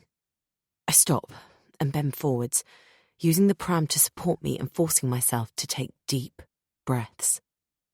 What am I doing here? The plan was to buy a present for Dad to cheer him up a bit. When Julie and Hannah came here just before my wedding, Julie spotted a waterproof wax jacket she said Dad would love in the window of a sports shop. It's a bad idea, I realise. Firstly, Alex will go mental if I buy something in a sports shop that's not his. And secondly, I expect Dad would have worn it to go out for walks, and as Jet isn't likely to be around for much longer, it's a stupid idea for a gift. Moreover, it's unlikely 6 months on that it's still in the shop window or even available in the same shop. Why on earth did I come here? And I don't just mean Keswick. I don't belong here, and I never will. And I don't know why it's taken me so long to realise this, but it's crystal clear now. A woman barges into me and walks on without apologising. I don't know whether to yell at her or cry. I turn around and head back to the car, feeling both angry with myself and disappointed. I should drive back to the old vicarage, but I don't find the thought of going home very appealing right now either. I pull out of the car park, functioning on automatic pilot. After a while it dawns on me that I've passed the turning I should have taken for Grasmere. I don't know where I am. I've been driving around aimlessly. I start to read signposts. At a junction I realise I'm somewhere between Ambleside and Troutbeck. And then I recognise the road I'm on. It takes me a while to find it, but I finally pull up outside the right house. Her mum's silver car is in the driveway, but Vicky's black company car isn't there. Nikki, works every other Saturday. I stare at the front door for a few minutes, wondering what I would do if it opened or if Nikki did arrive home. Then my eyes fix on the car. I don't know why the thought didn't cross my mind before. I'd forgotten all about the grey car in front of the old vicarage that day. The one that crawled by as I was closing the gate at the bottom of the driveway. It spooked me, because I thought I saw the same car a little later when I came back from doing the shopping. Of course, I can't be sure. I'm hopeless with car makes and models. And grey is such a nondescript colour. But I have a feeling my suspicions are right. I have a feeling Nikki was spying on me that day. As I turn the key in the ignition, it occurs to me that I'm now sitting in my car, peering at her house, just as I imagined she was driving past that day in her mum's car, trying to get a good look at the old vicarage. The roles have been reversed. Is this what I've stooped to? Spying on my husband's ex-girlfriend? I type Grasmere into the sat-nav and see that I'm facing the wrong way. Turning the car round, I start heading for home. Alex! I call, as I step over the threshold into the entrance hall. I try not to shout too loudly, since Chloe is sleeping. Leaving the pram in the hall, I go into the kitchen to make a cup of tea. There's a post-it next to the kettle. A yellow one this time. But it still reminds me of the orange post-it I didn't get. Sighing, I read it.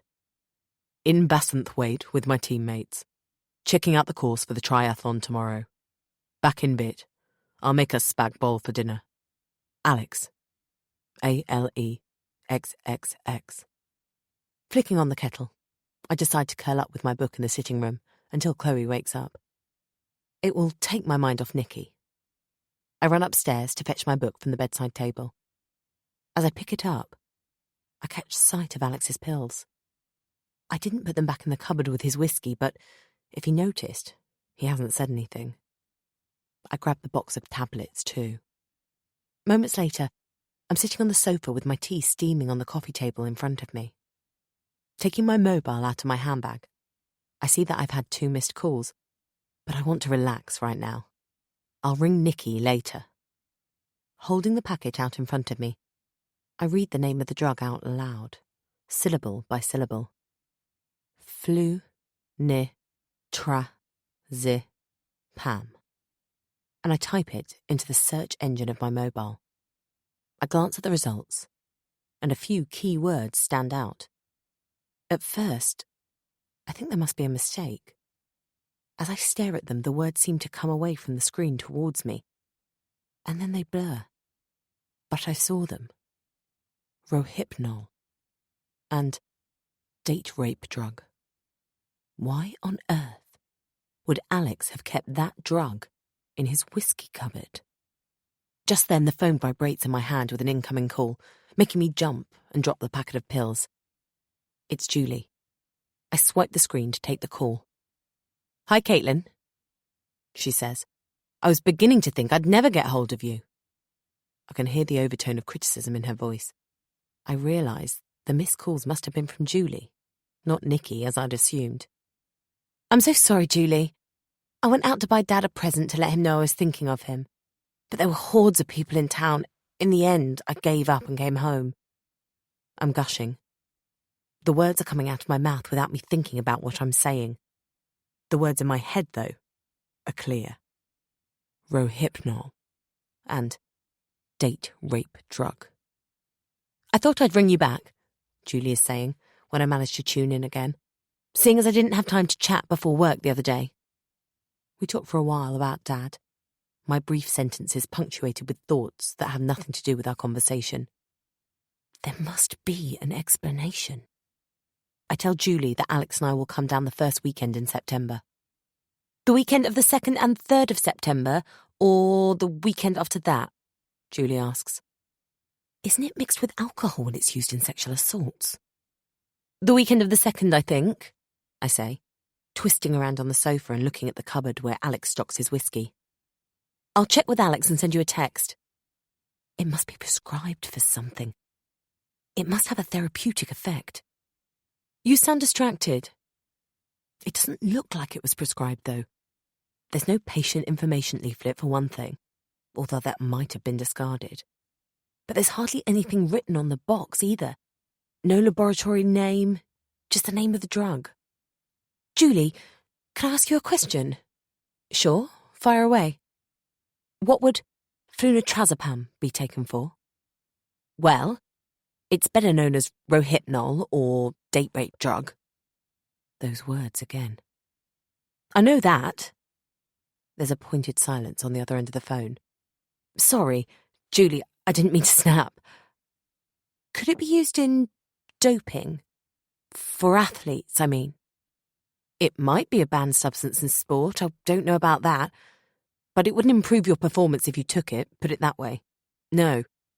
It used to be prescribed for patients having difficulty sleeping. Used to be? Well, for all I know it still is, but I expect there's far better medication for insomnia. Flunitrazepam is horribly addictive, and the withdrawal symptoms can be very unpleasant. I see, I say, although I'm still none the wiser as to what these tablets were doing in the drinks cupboard. Why do you ask? I can't come up with anything plausible off the top of my head. Why should I lie anyway? I found a packet of tablets in a cupboard, and I wondered if it was okay to take them for a headache. Not the full truth, but at least it's true. Well, I wouldn't take them if I were you, Julie chuckles. Unless you want to knock yourself out. Julie and I say our goodbyes, and I promise to confirm the dates for our visit to Somerset. After I end the call, I think over everything my sister has told me about flunitrazepam. Addictive. Withdrawal symptoms. She seems certain it wouldn't enhance an athlete's performance. Prescribed for insomnia. Though the more I look at this discreet packaging, the more I'm convinced that Alex didn't get this from the doctors. I think he ordered this online. But the question remains, what for? Surely not for insomnia. Alex has never had difficulty sleeping. He always sleeps like a baby. Even when we argue, he rolls over and he's sound asleep in mere minutes. It doesn't make sense. I can hear Chloe making funny sighing and cooing noises in the hallway. She has woken up. I picked the tablets up from the floor where I dropped them when Julie rang. I put them away in the cupboard, pushing them out of sight behind Alex's bottle of Glenfiddich, where I found them in the first place. Hopefully, Alex never noticed they were gone. Making my way out to the hall, I decide to leave this for now. I need to have a think. I'm not sure why the flunitrazepam seems important, but I don't want to confront Alex just yet. I need answers, but I won't get them from him. It's as I'm picking up Chloe that it suddenly comes to me. At first, I don't believe it, and then I feel so dizzy that I have to put Chloe back in the pram and let myself sink to the floor. My earlier thoughts echo in my head. Alex always sleeps like a baby. The linguist in me ponders that expression as I sit on the floor. I suppose the idea is a baby has no real worries and can rest easy. But it always seemed to me that Chloe slept deeply rather than peacefully. I thought she must be exhausted from the wailing she kept up for most of her waking hours, and that she just conked out. She used to wake up screaming again. She wouldn't breastfeed and we had to give her the bottle. Chloe was calm for Alex. She wasn't calm for me until I took her to Scotland. And she's been calm ever since. I make a vain effort to push my thoughts out of my head before they are fully formulated. Alex is an excellent father. He wouldn't hurt Chloe, would he? But the more I tell myself I'm jumping to conclusions, the more I convince myself that I'm right. Alex has been drugging our baby. Did Chloe refuse to breastfeed because she was addicted to the drug Alex was spiking her milk with? Did she get distressed because she was experiencing withdrawal symptoms? She's been calm ever since we went to Somerset. How odd she didn't start wailing again once we got back. But as that goes through my mind, I realise I already have the counter-argument. Since we've been back at the old vicarage, the drugs have been on my bedside table. Why would Alex do that? Why would he drug Chloe? Chloe starts to whimper in the pram. I leave her there while I go to make up a bottle, not trusting myself to stay upright. My legs are heavy and unresponsive as I walk through the hallway, as if they're sinking in quicksand. In the kitchen, I lean over the sink, feeling both dizzy and sick. As I straighten up again, I look through the barred windows and fix my gaze on the damson tree. I marvel that it's still standing there, not because it's leaning at such an improbable angle, but because my world is falling down, and my marriage is falling apart, and somehow it seems like the house, the tree, and the swing should all collapse too. I can't quite comprehend how everything looks the same when everything has changed. While I feed and bath Chloe, I turn the radio on to try and drown out the voices in my head. But then I think I should pay attention to them, so I switch off the meaningless background noise. The silence in the large house unnerves me, however, and I find myself pacing up and down the hallway with Chloe in my arms as I wait for Alex to come home. I feel as if my world has been twisted inside out. I've never wanted to be wrong so much in my life. After a while, I bring down Chloe's playmat and leave her lying on it in the living room, while I go into the kitchen and pour myself a large glass of white wine. I down it without tasting it, as if I were parched and the wine were water. Without thinking, I pour myself another glass and take several huge gulps of that before topping up the glass and taking it and the bottle into the living room. Watching over Chloe, I force myself to take sips, although the temptation to knock it all back is very strong. I've just drained the last drop of wine when I hear Alex's car on the gravel outside. My heart pounding. I pick Chloe up and carry her upstairs. It's not her bedtime, but I lay her in her cot, drawing the curtains and leaving on a light. I put some toys in her cot and admonish myself for breaking her mobile the other day. She seems happy enough, though. When I turn around, Alex is standing in the doorway of Chloe's bedroom. I didn't hear him come up the stairs and he startles me. Is she asleep already? He asks. No, I answer curtly, brushing past him. He follows me down the stairs and into the living room.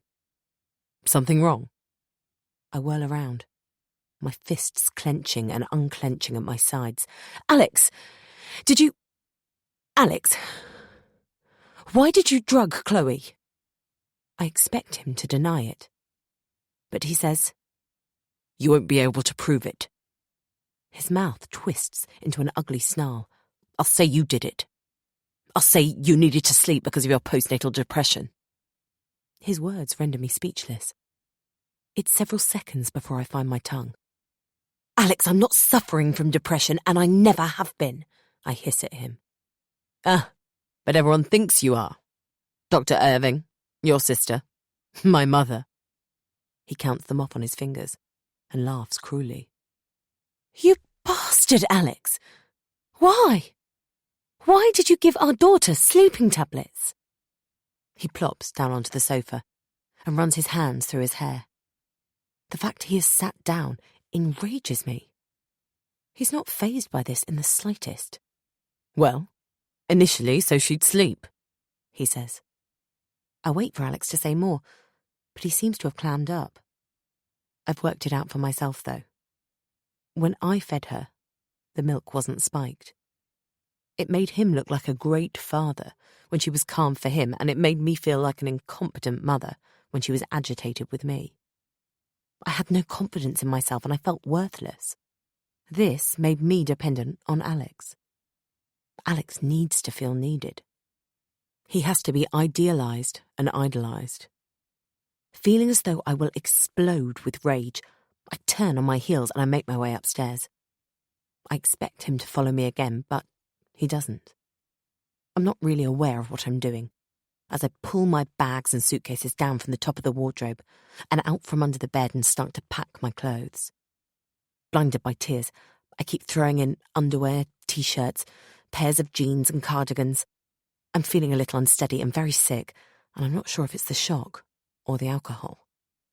I realise I haven't planned my next move at all. I know I need to be one step ahead of Alex at all times, but I haven't thought this through. Deep down, I was hoping so hard that I was wrong. I didn't think further than confronting Alex. Here I am, packing my bags, but I can't go anywhere. Not tonight. I scold myself for being so stupid. I've drunk almost a whole bottle of wine. I'm well over the limit, and I have nowhere to go unless I drive all the way to Somerset. I'll have to wait until tomorrow. But that doesn't stop me. When I've filled one suitcase and one big holdall, I tiptoe into Chloe's bedroom. She's fallen asleep. I look around the room at the 2 single beds that Poppy and Violet used to sleep in. Alex promised to make this into a nursery and take out those beds to let in some light. But he never got round to it. There won't be any point now. I take some of the clothes out of Chloe's chest of drawers and carry them back into my bedroom. As I'm zipping up the second case, the hairs on the back of my neck stand up. I haven't heard a sound, but I can sense Alex behind me. Standing up, I turn round to face him. "Don't go," he says. He's pleading. "I fucked up. I only wanted to look good in your eyes." Alex, I can't stay. Not after this. "You promised you'd never leave me." "You can't leave me." This time his voice has hardened. It's not a plea. It's an order. An interdiction. I should have taken that as a warning sign, at the very least. I should have moved away from him. But when he does it, I'm caught completely off guard. Ironically, I've often thought he was about to hit me, but he never did. And this time, he does strike me, and I didn't see it coming. His blow has knocked me to the floor. I can taste blood, and I realise that my lip is split. It's the first time he has ever hit me, and I think he's as shocked as I am. "I'm so sorry," he says, kneeling on the carpet next to me. "Oh, Caitlin, I'm sorry. I promise you, it won't ever happen again." On that, at least, we agree. But we're not on the same page. Not by any stretch of the imagination. I think this might be the first time he has ever apologised properly. And apart from on the day of our wedding, when he pronounced his vows, it's the first time I've heard him call me by my full first name. I hated his abbreviation, Katie. It sounded truncated, as if he were belittling me by undermining my identity. But now he has used my full first name. I don't want that either. I no longer want that intimacy. I'm in a daze, my head spinning from the pain. I let him help me to my feet and sit me down on the bed where I wait for him as he runs downstairs and he comes back with frozen peas wrapped in a tea towel. Gently, he presses the ice to my face. All trace of the angry monster he turned into a few minutes ago has gone. "Stay here tonight," he says. "We can discuss this tomorrow." I nod. I have no choice but to stay. But I have no intention of discussing this with him. I'll be gone first thing tomorrow morning with Chloe. I don't feel in any immediate danger anymore. The storm in Alex has blown over. Knowing Alex, he'll be contrite and loving now. "As soon as I get back from Bassenthwaite tomorrow, we'll work this out." He's still planning on doing his bloody race. Unbelievable. Some people climb mountains to see the world. Alex runs and cycles up hills so that the world can see him. I try hard not to shudder as he pulls my sweater off over my head and tugs at my jeans. My heart starts thumping inside my chest. Surely he doesn't expect me to make love to him. He wouldn't rape me, would he? But he leaves my underwear on and dresses me in my pyjamas, then helps me into bed and tucks me in like a little girl before leaving the room. I lie there, wide awake for a few hours. It's strange to think that this is my last night here. The last time I will sleep in this bed. In this house. This is the second time I've decided to walk out on my life. But I haven't really been living it. Instead, I've been trapped in a life that has never felt like my own.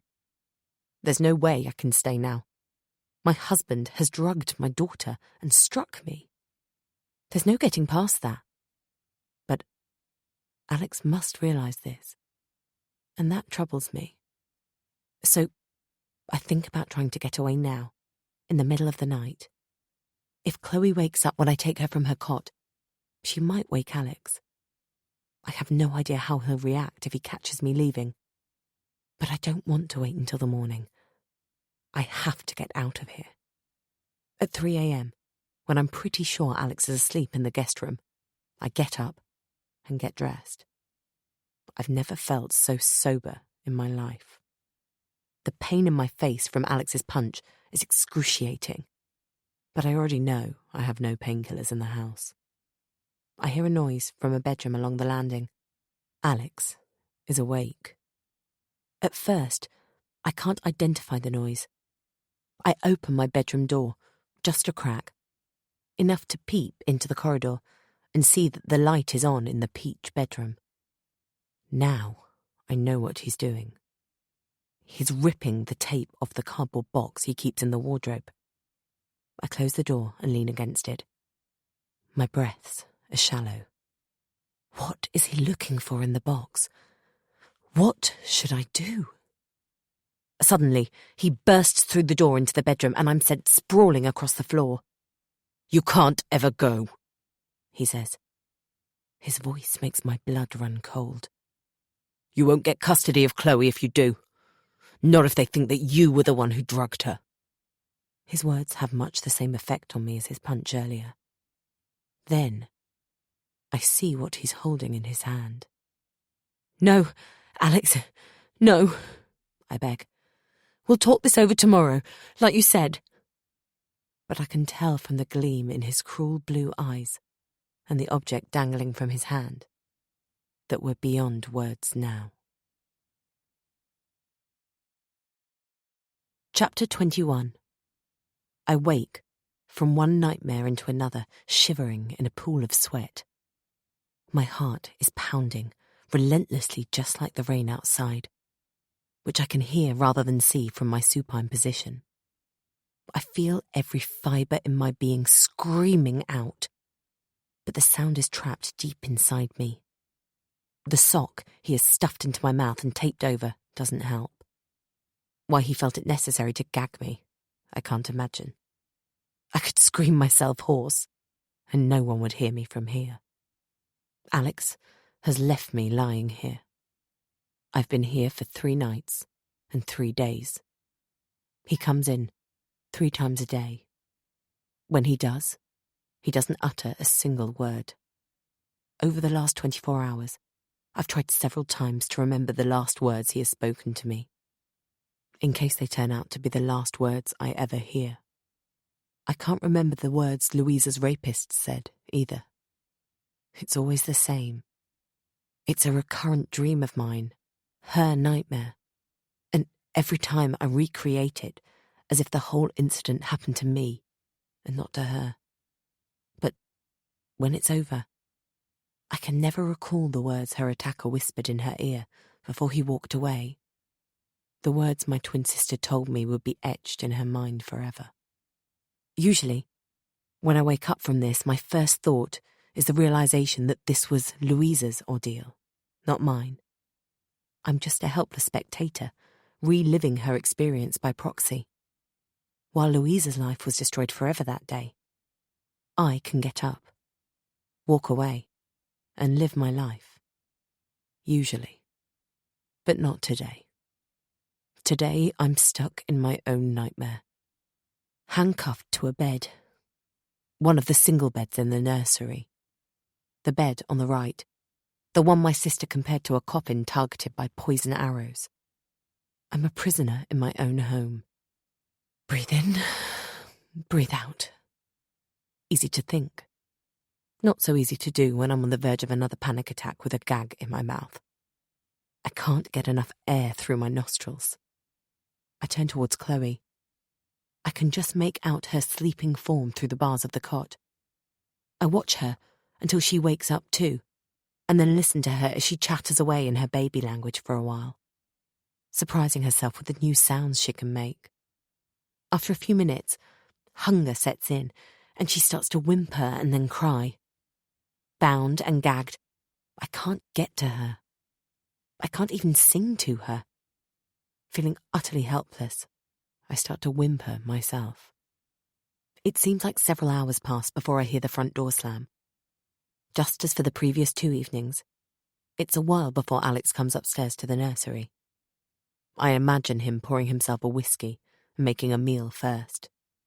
Taking his time. I'm not going anywhere. Every day, it's the same routine. I wake up, handcuffed to the bed. He feeds and changes Chloe here in the nursery and lays her back down in the cot, before fetching me breakfast. I'm allowed to use the bathroom while he watches. He ties me to the bed again before leaving for work. At lunchtime, he pops home from work, but he doesn't stay long. I don't get fed, but Chloe does, thankfully. I do, however, get to go to the toilet and drink some water from the tap. In the evenings, he takes Chloe downstairs for a while, and when it's her bedtime, he brings her back to the nursery. Then he brings me dinner, and finally he lets me take a shower and clean my teeth. I'm trapped in a time loop. It feels like the film Groundhog Day I watched with Louisa when we were 13 or 14. Except that I wonder if I'll ever escape out of it, or if I'm doomed to live the same day for the rest of my life. I'm not sure I'll ever work out what I need to do to escape.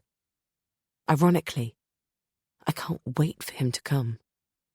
Not because I'm hungry, I have no appetite. No, I'm looking forward to his visit, because time goes so slowly here.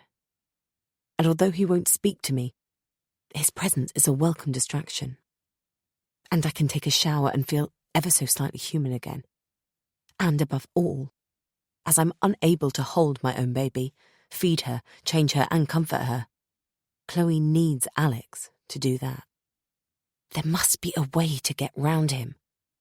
I replay the evening drill over in my head to see if there's a moment when this opportunity arises. I have to make a move when he's least expecting it. I close my eyes to try and see more clearly, but it's hard to see a way out when there isn't one. And when I open them again, everything is just as muddled and murky. If I do manage to grab Chloe and make a dive out of the door, how far am I going to get before he catches up with me? If I'm fast, I might just about make it down the stairs and as far as the front door. And even if I did make it as far as the drive, I'd be barefoot and with Chloe in my arms. Alex is a runner. I wouldn't stand a chance. My mind wanders back to Louisa. She was a runner, but she didn't manage to get away from her attacker. She used to win all the school cross-country races. She won the day she was raped. I'd skived off school because I didn't want to compete. I should have been with her, walking by her side, as she took the shortcut through the woods on her way home that day. If I'd gone to school, Louisa would still be alive. She wouldn't have been raped, and she wouldn't have committed suicide. The door opens, and Alex comes in. He picks up Chloe, who is screaming now, and leaves the room again, cradling our baby in his arms. I'm left in the nursery alone, apart from the fairies frozen mid-flight on the walls, observing me. When Alex comes back, I need to be alert. Anything that he does or doesn't do that differs from the usual routine could be my chance. In the meantime, I need to keep building up his trust. That way, he might lower his guard. More time ticks by. When Alex has laid Chloe clean and calm once more in her cot, he fetches my tray. He puts it down on the bed next to me and puts his index finger against his lips. When I nod, he rips off my duct tape, making me wince from the sting. Then he removes my gag and I glug in the air greedily. I decide to talk. Alex has decided, for reasons known only to him, not to speak to me. He doesn't even speak to Chloe, at least, not in front of me. But it doesn't mean I have to be mute. "Thank you," I say. He looks a little surprised, but he's not about to break his silence, apparently. He takes the key to the handcuffs out of his pocket and releases my wrists. I sit up, rubbing my sore wrists. Not for the first time over the last few days, I scold myself for not taking the key to the handcuffs when I opened that box. Or not taking the handcuffs themselves. I eat the dinner. Slowly. Partly because it's an effort to keep each mouthful down, but also because the longer Alex is here, the more chance I have of coming up with a way to get out of here. It's delicious. This time he looks at me suspiciously. Time to change tack. "Alex, is it really necessary to keep me tied up?" You could put a lock on the bedroom door and keep me prisoner here without having to attach me to the bed. I could look after Chloe. She needs me. I look behind me where the handcuffs are lying on the pillow. I've picked off most of the black fur. I had the idea that the cuffs might be a little larger that way, enabling me to pull my wrists out of them. It didn't work. I merely succeeded in pulling off the skin around my wrists. He has a smirk on his face, and I think he's amused by my one-sided conversation. He sits on the bed close to me, so close I can smell him. His smell mixed with a tinge of sweat from working all day in the warm weather. That familiar scent that once turned me on. Right now, it's making me feel sick. I turn my head away from him and load another forkful of food into my mouth. I have to eat. I need to keep strong for Chloe. Do you have to gag me? No one would hear me if I shouted anyway.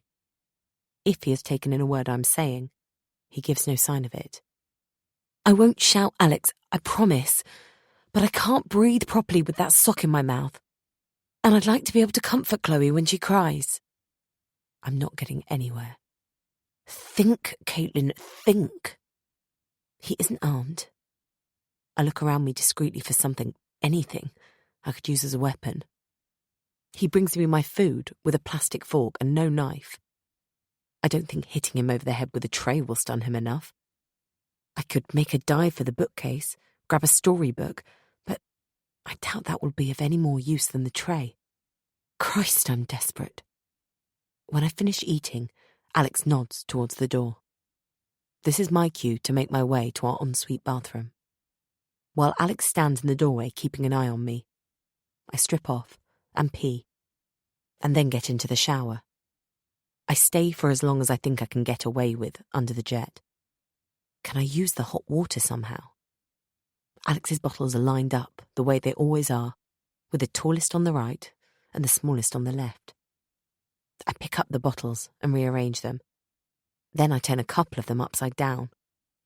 I feel a strange sense of satisfaction at this small act of defiance, even though it's short-lived.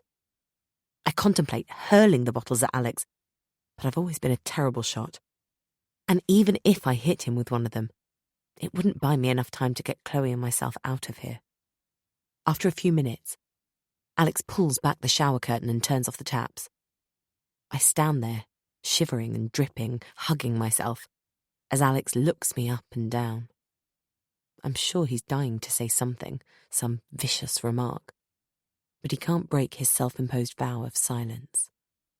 Eventually, he hands me my towel.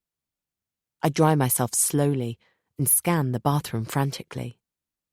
A little bird settles on the windowsill, a wren or a sparrow maybe, looking in at me, emphasizing just how helpless I am.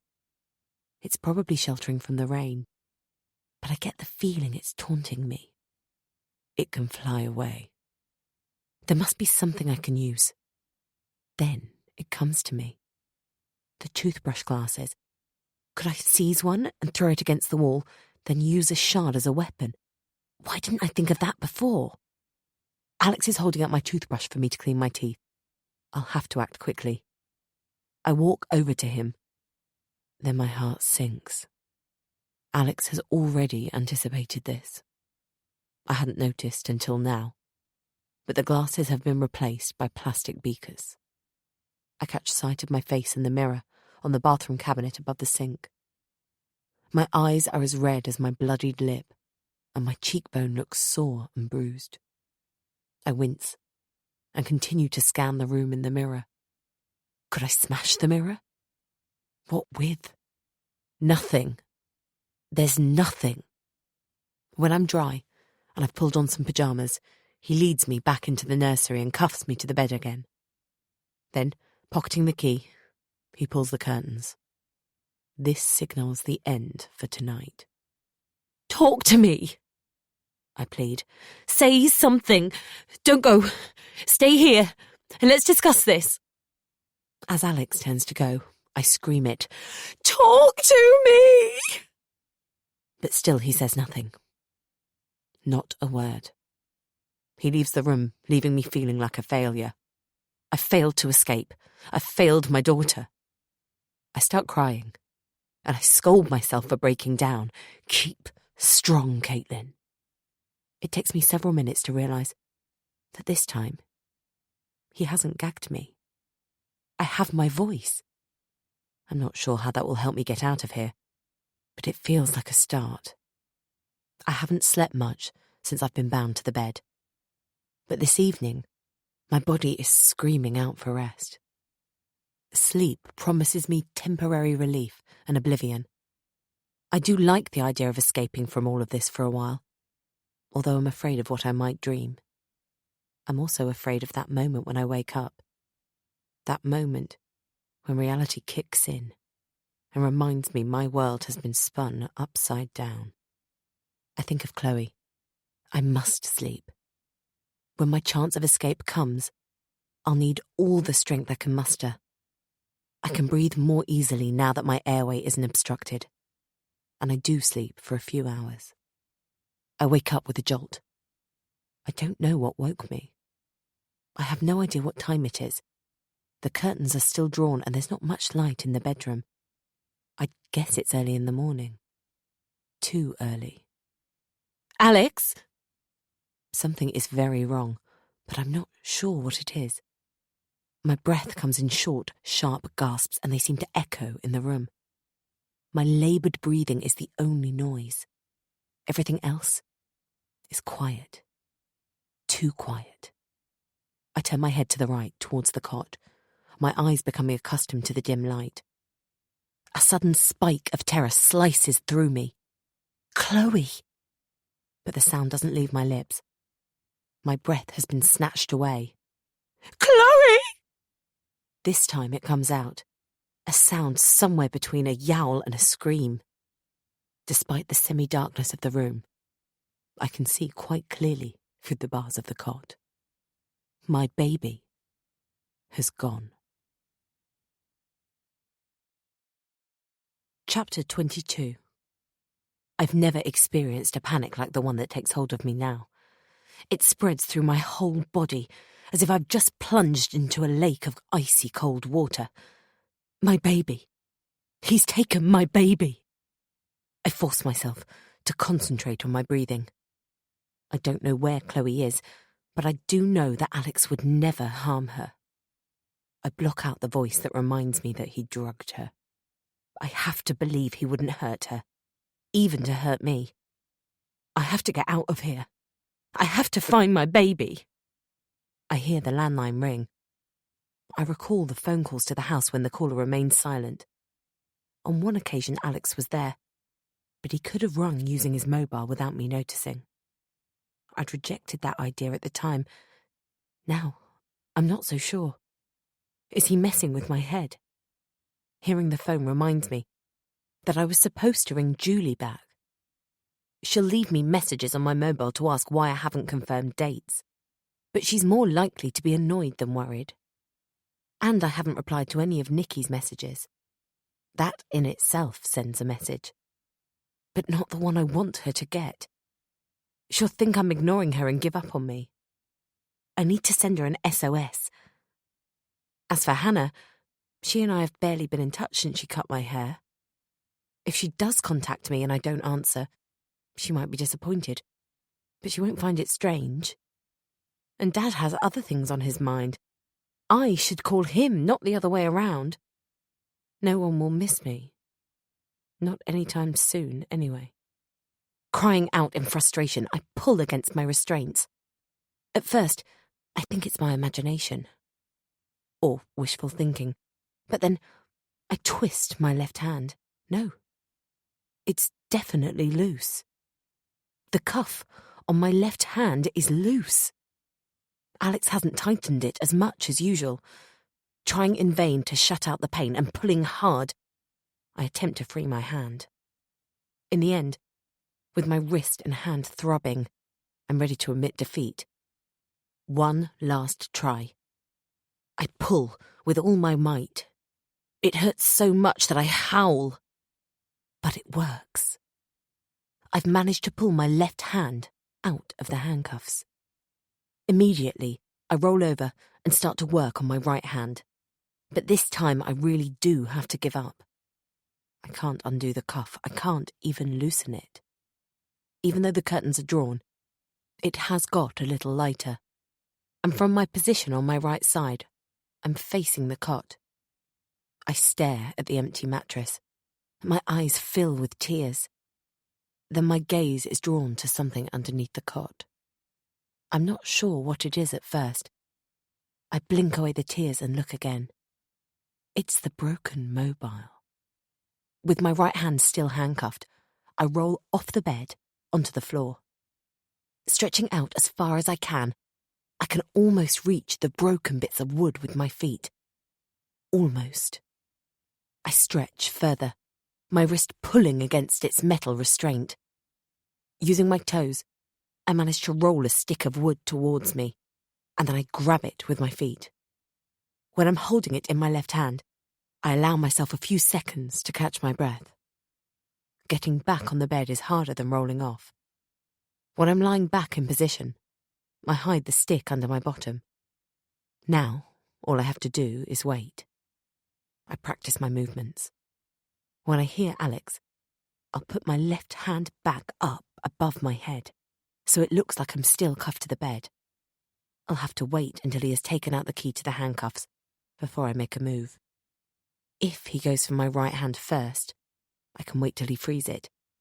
If he goes for my left hand, I'll have to go for the stick and hope I can get the key off him and unlock the right cuff myself. I'm going to aim for his eye.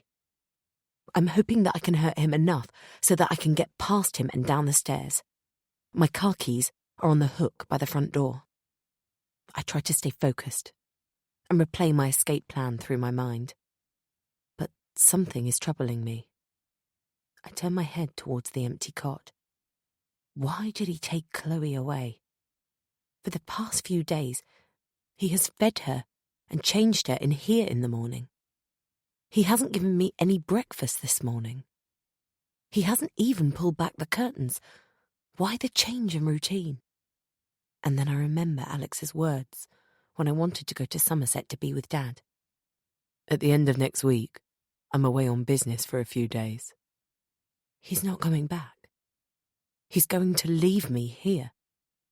How many days? The reality of my situation soon sinks in. I'm going to die. I'm going to starve to death. Tears flow down my face as images of my daughter stream through my head. And then I hear it. Footsteps coming up the stairs. I assumed Alex had left. Has he been in the house all this time? I push the fingers of my left hand through the cuff. I'm ready. As ready as I'll ever be. I hear the door to the master bedroom close, and then footsteps going back down the stairs. No! I scream. No, no, Alex, don't leave me. Come back. I'm hysterical, banging my head against the pillar repeatedly and pulling at the cuffs. When I see the handle of the door turn downward, it takes all the mental and physical strength I can muster to refocus on my plan. I stare in disbelief as the door opens. It's not Alex. It's Nikki. Initially, I'm overcome with relief, but then a thought strikes me. What is she doing here? Is she in cahoots with Alex? Caitlin! She looks horrified. Oh, dear God! She comes over to the bed and sits down next to me. Let's get you out of here, she says. Any idea where the key is? I can't seem to say anything. I shake my head. Okay, well, it looks like a novelty toy, she says. It shouldn't be too difficult. She's trying to be reassuring, but I can hear the panic in her voice. I'll be right back. She comes back a minute or so later with bolt cutters, without having needed to ask where Alex's toolkit is. In seconds, I'm free. I can't quite believe it, and at first, I don't move from the bed. Then, sitting up, I fling my arms around Nikki, all traces of animosity and mistrust towards her gone.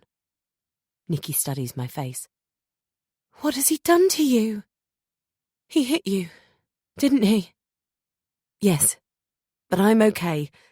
Chloe. He's taken Chloe. I shout, leaping up. I have to fetch her. Any idea where she might be? Yes, but I can't seem to get the message from my brain to my mouth in order to answer.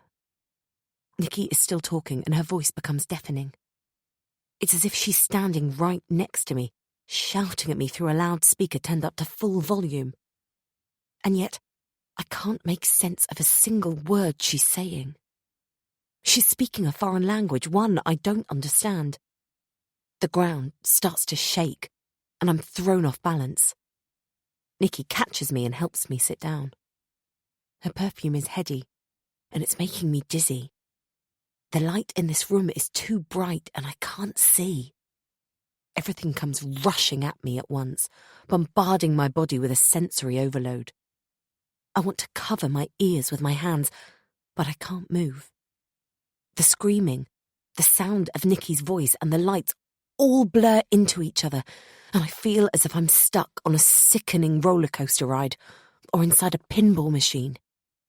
I want to press pause, stop the world, and get off or get out. When the floor becomes stable underneath me and the room stops spinning, Nikki is sitting next to me, holding me. The screaming stops too, and I realise it was me all along. Now, when Nikki speaks, it's softer. Are you all right? I nod. She gets up and disappears along the landing. Then she's back, holding out a plastic beaker of water from the bathroom. My hands are shaking so badly that I need both of them to take it. I'm going to call the police, Nikki says. No, don't do that, I plead. Not yet. I have to find Chloe first, and then I need to get out of here. I want to be with my family. In that case, can you stand up? She asks, when I've taken a sip of water. I nod, and she helps me to my feet. I think we should get out of here, she says, before he comes back. He said he'd be gone for a few days, I say. My voice is almost inaudible, even to me. Let's not take any chances. Where should we look for Chloe? At my mother-in-law's. My brain is thinking with a lot more lucidity now. It's the only place I can think of. There's nowhere else she can be. I sound more certain than I feel. My suitcases and bags are on the floor of the master bedroom where I left them, with Chloe's and my clothes still packed inside, ready for us to leave Alex. Nikki and I haul the luggage down the stairs. I take my car keys off the hook in the hall, but Nikki holds out her hand. Leave the keys, she says. We'll go in my car. You're in no state to drive. But I was hoping to drive to my dad's once I've got Chloe. If I get Chloe. I still think you should go to the police afterwards, Nikki says, raising an over-pruned eyebrow at me. Nikki's right, but I really need to be with my family. Listen, if Chloe isn't at Sandy's house... I trail off and swallow. That eventuality doesn't bear thinking about. We'll call the police, immediately. Otherwise, I'll go to the police station in Minehead as soon as I get to my dad's, I promise. Okay? I'll take you to your dad's house then. You can't drive to Somerset. Why not? Allow yourself a moment of stillness, where time slows and the world feels gentle for just a breath. Let me get away. Yeah, I'm running. Yeah, I'm running. So love me or leave me, I'm standing alone. Can't shake a feeling that lives in my bones. Lie to me, tell me you wish you could, but nothing you gave me is worth what you took. 'Cause I'm all love.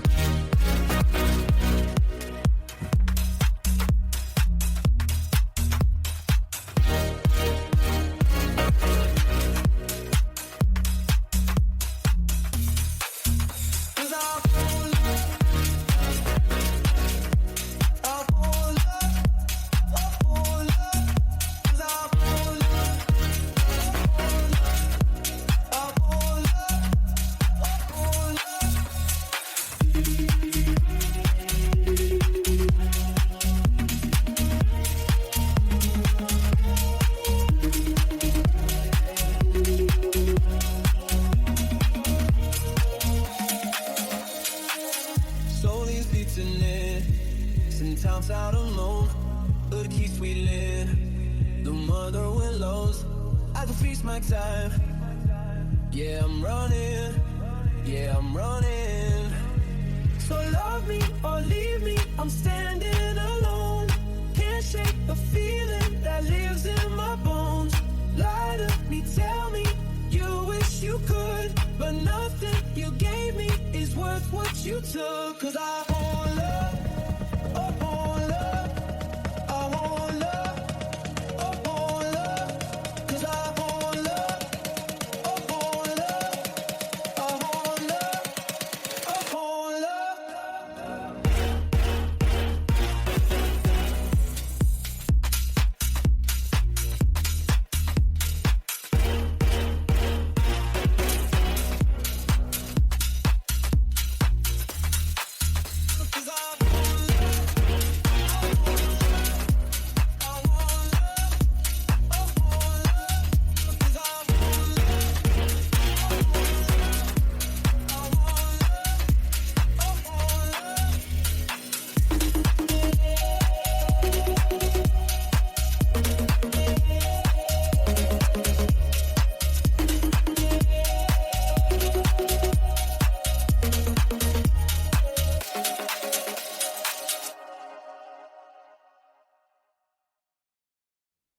It's too far. You can't drive all that way.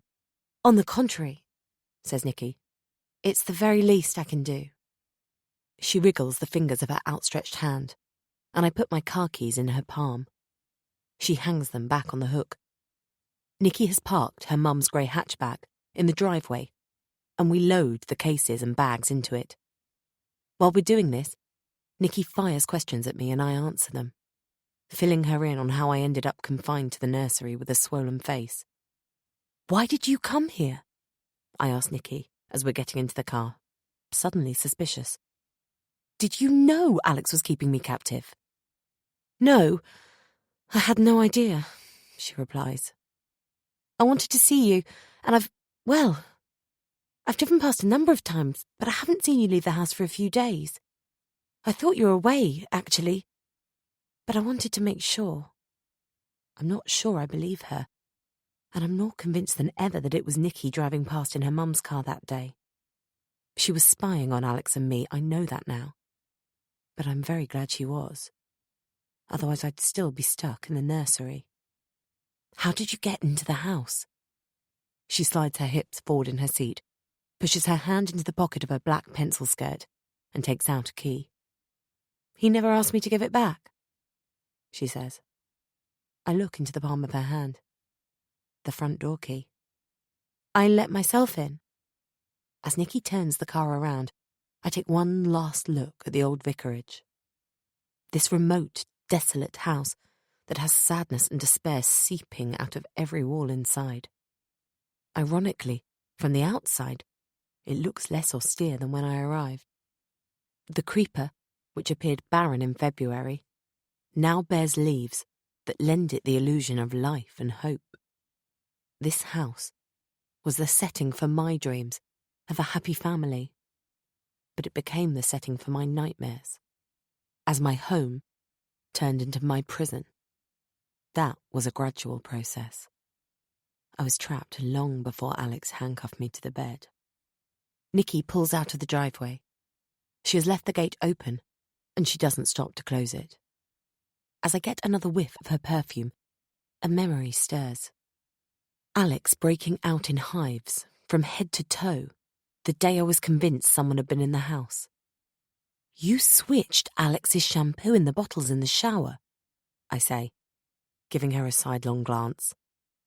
I knew he was allergic, she admits, keeping her eyes on the road. It made him blotchy all over his body. I imagine in other circumstances, we might laugh about this, as two scorned women whose man has had a taste of his comeuppance. But Nikki shows no signs of amusement. In fact, she doesn't react at all. And I know she's thinking of Chloe right now, as I am. She turns left, without asking for directions. She knows the way. She must have been to Sandy's house several times before now. After all, Sandy almost became her mother-in-law, instead of mine. How did you know? She asks. Your perfume. I smelt it in the house that day. For a moment, Nikki doesn't speak. Then she says, It's aftershave, actually. I bought it for Alex. He wore it once. That's how I know he's allergic.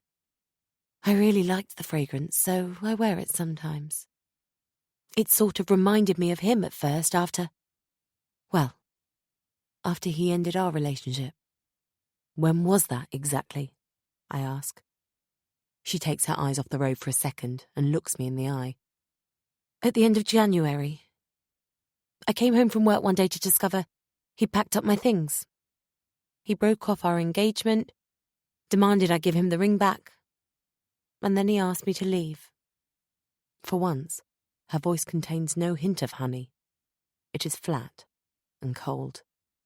I didn't see it coming, and I didn't get an explanation. She takes a deep breath and then continues. I lost all of our mutual friends. I've no idea what he told them, but they wouldn't speak to me. I had to pack in the triathlon club. So those are her medals in the box in the peach room. And that's why she's such a good swimmer. She was a triathlete. It's probably how she met Alex too, through sport. For the first time, I see Nikki's point of view. I understand what I did to her. I stole her fiancé. She was engaged to Alex, who discarded her and threw her out of the house when I came up to the Lake District to live with him. I also realise Alex waited until the very last minute, before he got Nikki out of the picture. He'd known for several weeks I was pregnant, yet it sounds like Nikki had lived at the old vicarage until a few days before I moved in. Perhaps he was boxing up her stuff the very weekend I arrived. I drove all the way up here by myself, as he'd offered to come down by train and share the driving with me, but he let me down at the last minute. And you found out about me the day you saw us out walking? Nikki nods. I could see you were pregnant, and I put two and two together.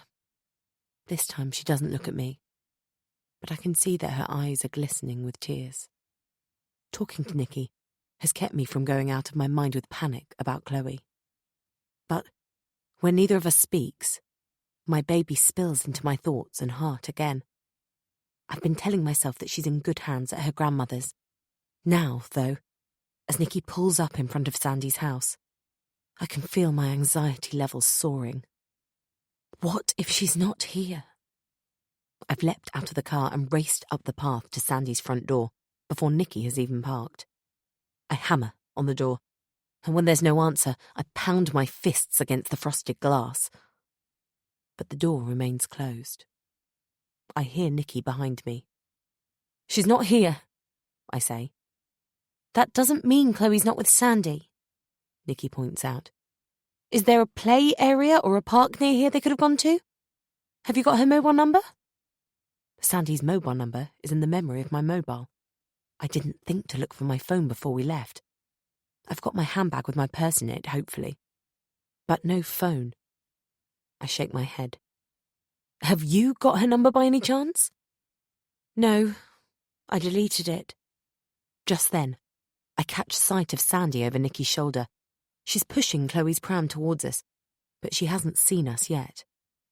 I push past Nikki and sprint towards my mother-in-law. She stops in her tracks. I can see I've startled her. What on earth is wrong, my dear? She asks, recovering from her shock. What has happened to your face? Is Chloe okay? Let me see Chloe. Without answering either of her questions, I push her out of the way more roughly than I mean to, and she wobbles on her inappropriate shoes as I reach into the pram. As I take Chloe into my arms, I feel myself smile. It hurts, not just because of the split lip and the bruise on my cheek, but because my muscles are no longer used to stretching my mouth upwards. But a split second later, hunched around Chloe's tiny frame, my body starts shaking with long, racking sobs. Tears of relief. What's wrong? Sandy repeats, her strident voice faltering this time. I glance at my mother-in-law and see she has spotted Nicky, who is walking towards her. Nicola? Sandy says, nodding at her. If she's puzzled, she's hiding it well. She sounds curt rather than confused. How's your father? Sandy tries again, turning to me. This is a question I can answer. I try to get a grip and politely I reply, He's well. He's been better, I suppose. I think he's devastated at the idea of having his dog put down. I see Nicky flinch out of the corner of my eye. She would hate that idea too, of course, being a dog lover. I meant, has he recovered from his stroke? Oh, yes. I frown. A while ago now. But I thought... Sandy breaks off. It's clear to me that she's not going to say any more. Did Alex tell you that's where I was? At my dad's house? Sandy pushes a strand of grey hair behind her ears. Alex... Did Alex... She's looking at my face. But she can't bring herself to ask. I feel inexplicably angry with her all of a sudden, as if she's somehow responsible for what her son has done to me. Your son kept me prisoner for several days after beating me and threatening to take Chloe away from me, I inform her. My mother-in-law casts her eyes downwards. My words have hit her like a slap in the face. Alexander asked me to look after Chloe until his return, she says, and for a moment I think she's going to refuse to give me my daughter. But then she adds, He's due back on Friday. Friday? That's 3 days. I would have spent another 3 days and nights in that nursery with no food. Do you know where he's gone? Nicky asks. No, she says. He doesn't like me to pry. I only know he's away on business. She pauses, then asks, Are you going to the police? I scrutinise her, trying to work out if she's going to plead with me not to. Yes, I have to. My mother-in-law nods. He rings me every day, she says. I'll pretend Chloe is still here, to make sure he does come back on Friday. For a few seconds I'm stunned. Then holding Chloe in one arm, I place my other arm on Sandy's shoulder. Why would you do that? She lets out a weary sigh, the lament of a mother who's suffered for years in a marriage to someone evil, and who knows she didn't manage to eradicate his evil from her own child. He pushed me, she says. At first, I think she means that Alex has made her do something she didn't want to do. Pushed you to do what? I breathe, not sure that I really want to know. She shakes her head almost imperceptibly, and just when I think she isn't going to say another word, she continues. We had an argument over something inconsequential. She waves her hand dismissively. He was angry with me, so he pushed me, and I fell down on my own front doorstep, and that's how I sprained my ankle. I'm so sorry, Sandy, I say. It was deliberate, my mother-in-law continues. He had this malevolent gleam in his eye. Sandy reaches out and gently touches my face. Go now, both of you. She lowers her voice, and I only just make out her words. Caitlin, make sure the police find him before he finds you. Chapter 23. As Nicky drives away, the enormity of what I've lost and of what I'm leaving behind hits me with as much force as Alex's blow. I've lost my dignity, my self-respect, and my confidence. I'm not just abandoning my dream, my home and my husband, but also part of my identity. Not for the first time in my life, I feel as if half of myself has gone. I've spent all my adult life coping with being a twinless twin. And now I'm a wife, with no husband. I can hardly breathe or speak until we turn onto the M6. And then the knot in my stomach loosens a little. I have Chloe, I keep saying to myself over and over again. I can feel the tension lift ever so slightly from my stiff shoulders, and at the same time, my eyelids become heavy. There's a lot I want to talk to Nikki about, but I'm mentally and physically exhausted. I allow my eyes to close, intending to rest for a moment. I don't want to sleep. It wouldn't be fair to Nikki. Besides, I don't know if I can trust her completely. She's put my dad's address into the sat-nav, but I want to check she stays on the right road. The next thing I know, Nikki is calling out to me. Caitlin? Wake up! Caitlin! Where are we? I ask, just as my sleepy eyes spot a sign for Gloucester services. Then reading the time on the digital clock on the dashboard, I add, How long have you been driving? We've done a good 3 hours of the journey now, Nikki says. I could do with some coffee to wake me up in a bit, otherwise I'll fall asleep too. Her words chill me. Wake up and smell the coffee, I whisper. Or, wake up and smell the dead flowers. Biting her lip, Nikki pulls into a parking space. I can see she has heard me. She wraps her arms around the steering wheel and, resting her cheek on her hands, she fixes me with her large chocolate eyes. Were you responsible for that parcel? I ask. Yes. It's no more than a whisper. And you delivered it yourself? Yes, she repeats. But weren't you scared you'd get caught? We could have seen you. Without meaning to, I've raised my voice, and Chloe starts to stir in the carry-cot on the back seat of the car. I always rang the house first to make sure no one was in. At first, I think she means the doorbell, and then I get it. The calls to the landline. They were from Nikki. When I answered, she didn't say anything. She was hoping no one would pick up. Checking, there was no one home. I remember hearing the phone ring while I was imprisoned in the nursery. She called today before coming out to the old vicarage, I realise. But why did you deliver poppies and violets? I don't get it. And that message, what the hell was that supposed to mean? It was just I wanted to... I suppose my aim was to freak Alex out. I didn't want him to do the same thing to you and your daughter. I take a few seconds to process this. Then I ask, the same thing? Are you talking about Melanie, Alex's ex-wife? Yes. Melanie and the girls. What happened to them? I have no proof, she says. But I think he killed them. I inhale sharply. Chloe begins to whimper. What makes you think that? I asked. He planted poppies and violets under the damson tree in the back garden. They didn't grow. So then he planted daffodils. They died too. Smell the dead flowers. A series of images plays through my head, like in the trailer of a film. St. Oswald's Church. William Wordsworth's gravestone.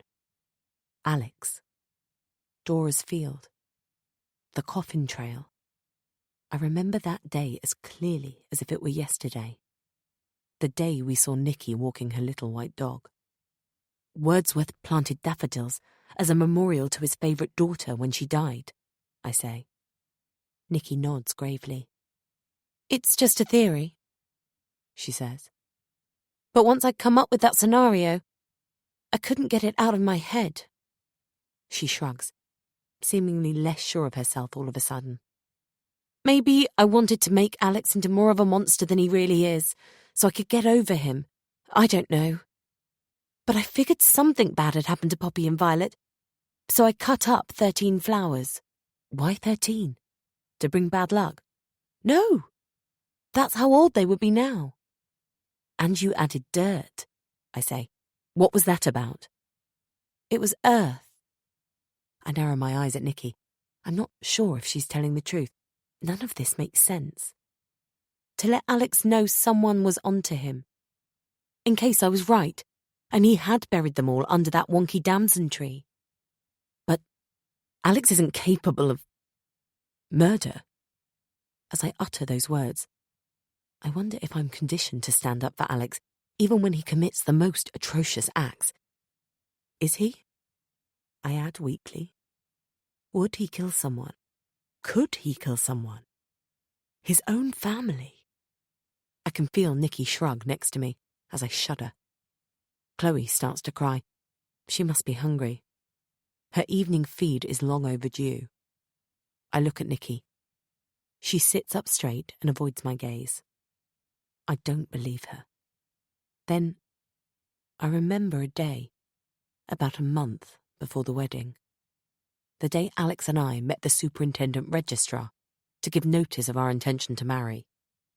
The officer was irritable because Alex had forgotten his divorce papers. Alex went back with them later. Is it possible he handed in a death certificate instead? Would he have a death certificate if no body had been found because his wife is buried under the damson tree? Maybe he provided false documents. I wouldn't put it past him. I open the car door and get out on shaky legs. Leaning against the car, I'm vaguely aware of Nikki getting out of the car and taking Chloe out of her carry-cot. I hear her soothing Chloe, and her words soothe me a little too. I desperately need a pee, and this primal need enables me to function in spite of the state I'm in. I take the baby bag, and Nikki carries Chloe, and we walk towards the entrance of the motorway services, side by side, in silence. Inside, I make up a bottle of formula, and Nikki starts to feed Chloe, while I race off to the loos. When I get back, I suggest we have something to eat. For the first time in several days, I'm famished. Good idea, Nikki agrees. Anything, as long as it comes with a double espresso. I ordered 2 plates of spaghetti bolognese and 2 double espressos. But my card is declined. It's a debit card. I haven't spent any money recently, so I should have more than sufficient funds in my account. I have another card, a credit card, the one for our joint account, so I try that. But to my dismay, it doesn't work either. Leaving my tray by the cash desk, I have to ask Nikki to lend me the money. She gets up immediately and, handing me Chloe, she pays for our dinners. I'm so sorry, Nikki, I say, soon as she comes back. I'm mortified. You've driven all this way, I didn't keep you company on the journey, and I can't even buy you a meal. I burst into tears. I'm aware that people are staring at me, but right now I just don't care. I've shed so many tears recently. I should be all cried out by now, but I've a feeling there's a lot more to come. Nikki places her hand on my arm. Think nothing of it, she says. I've deceived you terribly, and I'm trying to make it up to you. You mustn't feel you owe me anything, not even dinner. She gives me a quick, toothy grin, and it makes me feel a bit better. When I've calmed down, and we've nearly finished eating, Nikki asks me, Have you got any idea why your cards might have been refused? I shake my head. It's odd that neither of them work, though. They haven't expired? Nope. You've definitely got money in your account?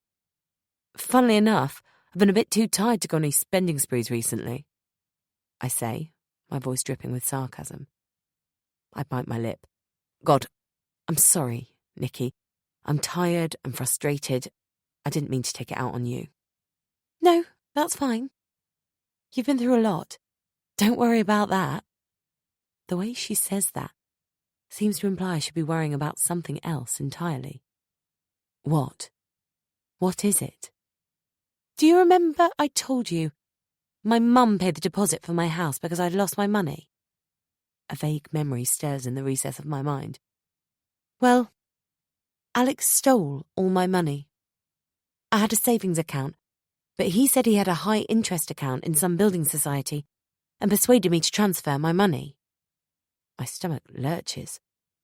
The money from the sale of the house in Minehead. The house I'd used to live in with Kevin. I'd let Alex handle the money. He said he'd pay it into a building society. Stupid of me, really, Nikki continues. But we were engaged, and I trusted him. Oh, God. A wave of nausea suddenly rises inside me, and I leap up.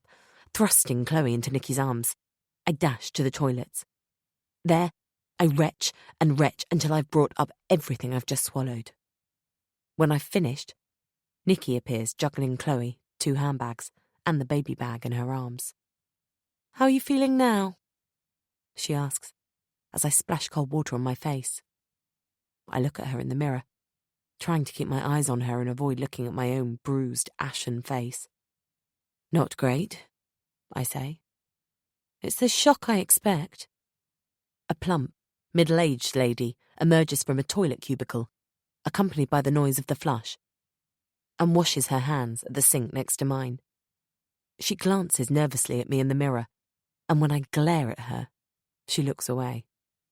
I wait until she's at the hand dryer before I turn to Nikki and tell her what I suspect happened to the money from the sale of my house.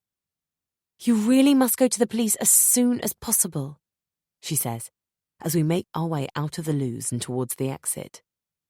"Tell them that Alex beat you up, locked you up, and emptied your bank accounts. They'll protect you and Chloe. Alex is the father of my child. Somehow, it seems wrong to report him to the police. But I suppose sometimes doing the right thing feels wrong, and it has to be done anyway." I will. We pass the chairs we were sitting in a few minutes ago. There's a couple there now, holding hands across the table while steam rises from their styrofoam cups. They look happy and carefree. Nikki strides on towards the sliding doors, and I almost have to run to keep pace with her, even though she's the one carrying Chloe and all the bags. Once we're back on the motorway, Nikki picks up the conversation from where we left off. "I didn't report Alex for taking my money. I should have gone to the police, but, I don't know. At first, I thought I was stupid enough to hope he might come back to me. That was what I wanted. I was completely in love." Her voice cracks a little, and a lump forms in my own throat. "Then I was ashamed," she continues. "I imagined telling the police, seeing them all roll their eyes at each other, thinking how gullible and naive I'd been. We hadn't even been together that long before we got engaged. It was a bit of a whirlwind romance." Now why doesn't that surprise me? In the half-light, I notice Nikki's knuckles whitening as she tightens her grip on the steering wheel. "Then I thought maybe he'd threatened me," she continues. "Although he'd never been violent when we were together. Controlling, yes. Violent, no. Perhaps we simply hadn't gotten to that stage." She pauses for a second, lost in her thoughts.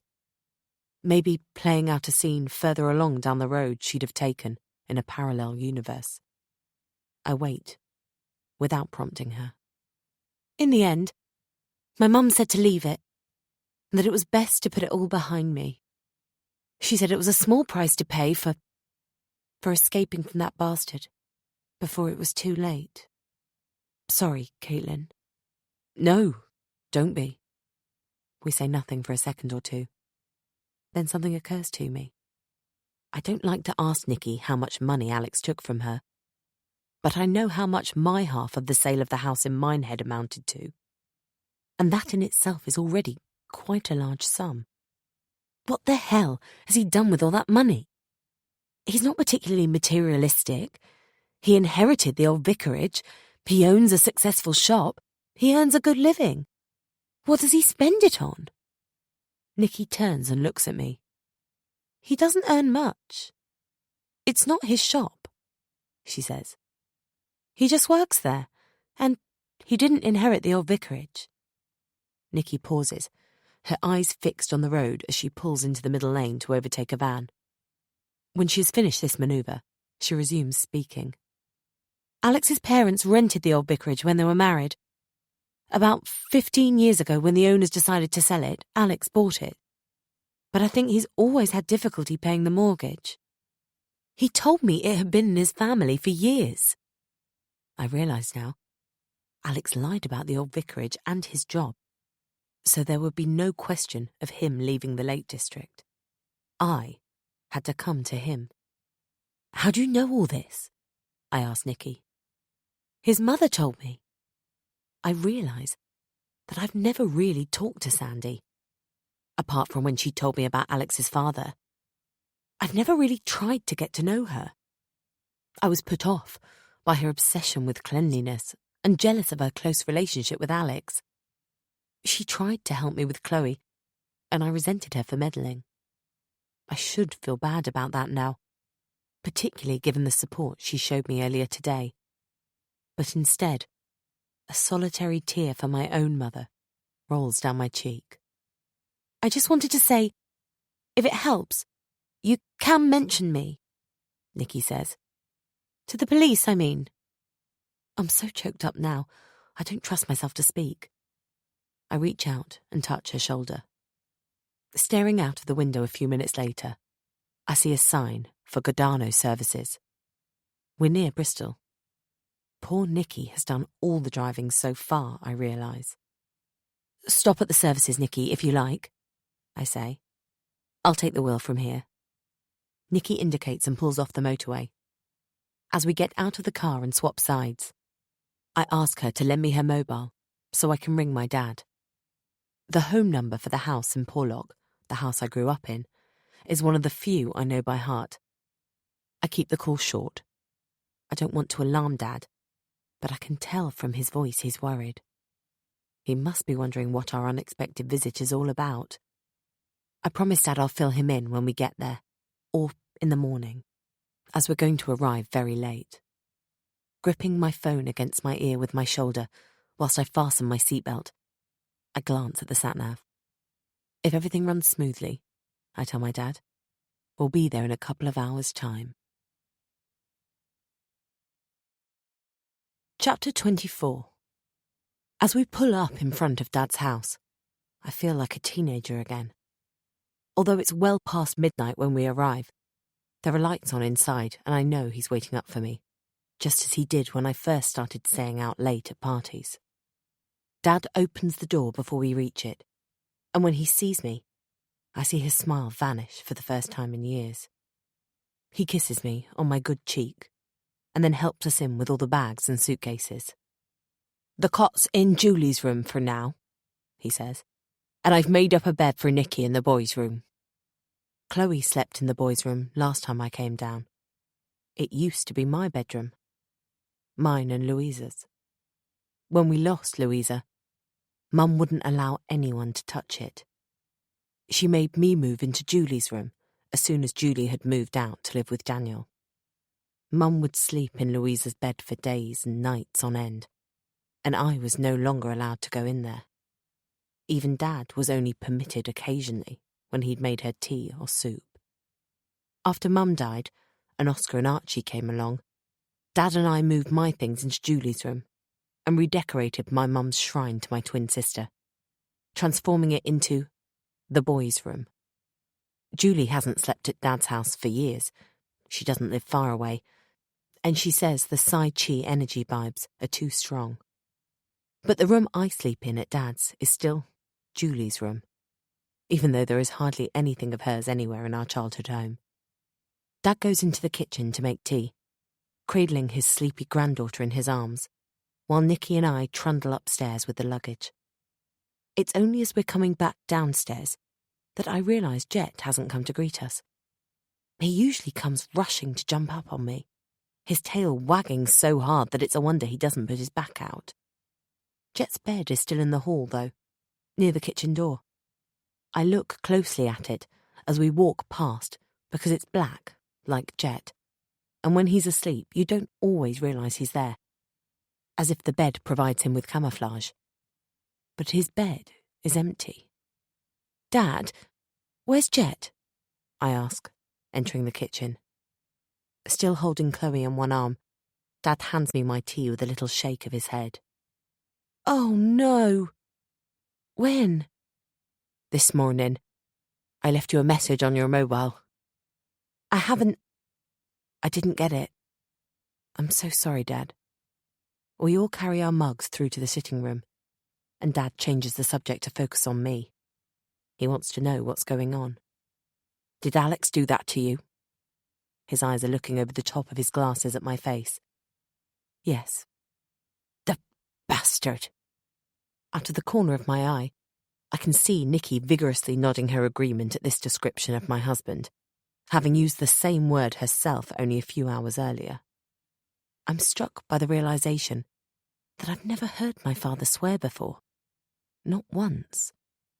Did he treat you badly often? It was the first time he hit me, if that's what you mean, I say. But he could be manipulative and mean. I don't want to tell Dad that Alex kept me captive and handcuffed me to the bed. I don't want him to worry more than necessary. Nikki seems to understand this. She sips at her tea silently, sitting next to me on the sofa. Dad gazes at Chloe, who has now fallen asleep on his chest. He strokes her blonde head. "What are you going to do?" he asks, without looking up. "I'm going to the police station in Minehead first thing tomorrow morning and report him." "I'll drive you," my dad offers. "Chloe and I can go for a walk along the promenade while you're talking to the police." As I'm getting ready for bed, there's a knock at the bedroom door. It's Nikki. "I thought it would be a good idea to take some photos of your face," she says. "You can give them to the police." I remember my mother-in-law using photos to make sure her husband wouldn't come back. I can use mine as evidence to make sure my husband doesn't get away with what he has done. "I'll email them to you, seeing as you haven't got your mobile," she continues, waving her mobile at me as she waltzes barefoot into Julie's room, wearing a nightdress with the logo, "Don't judge my dogs, and I won't judge your kids," on it. "Okay," I agree, my lips twitching. It's the closest I've come to a genuine smile for a while. "I think you should look a bit more serious," she says, aiming the camera of her phone at me. "Sorry. It's your nightie. It's great." She smiles at that, while I keep a straight face and she snaps a few shots. When I wake up the next morning, I'm glad she came up with that idea, as the bruising on my face has gone down and it's not nearly so noticeable. For which I'm also glad. Nikki leaves at around 9 o'clock with a large packed lunch that my dad made her for the journey. When she has gone, I boot up my dad's desk computer to check my bank accounts. I always use the same password for everything, which I know is a mistake. I'm sure Alex knows it too. It would have given him easy access to my money. But it turns out my password is no longer valid for our joint account. I try my current account and discover, to my horror, that the balance totals only £3.20. I was expecting something like that, but it still makes me feel sick from the pit of my stomach up to my chest. Scrolling down through the most recent transactions, I can see that several fairly large sums of money have been transferred out of that account into Alex's. I print out the online statements. Next, I use Dad's landline to ring the emergency number and I cancel my bank cards. I'm not sure why, as they're useless anyway. At some stage, I'll close down my current account and open another one here, and inform the university so that I can continue to get my maternity pay. Finally, I access my emails and print out a couple of the photos Nikki took of my face. Dad pops his head around the door to see how I'm getting on. "I've just rung the police station," he says, waving his mobile. "I've made an appointment for 10:30 this morning. You were on the phone, so I just told them what I knew, and they said to come in then. We need to get going." Just before 10:30, Dad drops me at the police station in Townsend Road. I've been past this building before, of course. I used to live in Minehead. But this is the first time I've noticed the white wooden bars on all the windows. It's a building built of reddish brick, nothing like the cold grey stone of the old vicarage. But for a moment, I'm reluctant to go in. "Here's my mobile number," my dad says, pushing a scrap of paper into the palm of my hand. "Ask to use their phone and give me a ring when you've finished. There's no hurry.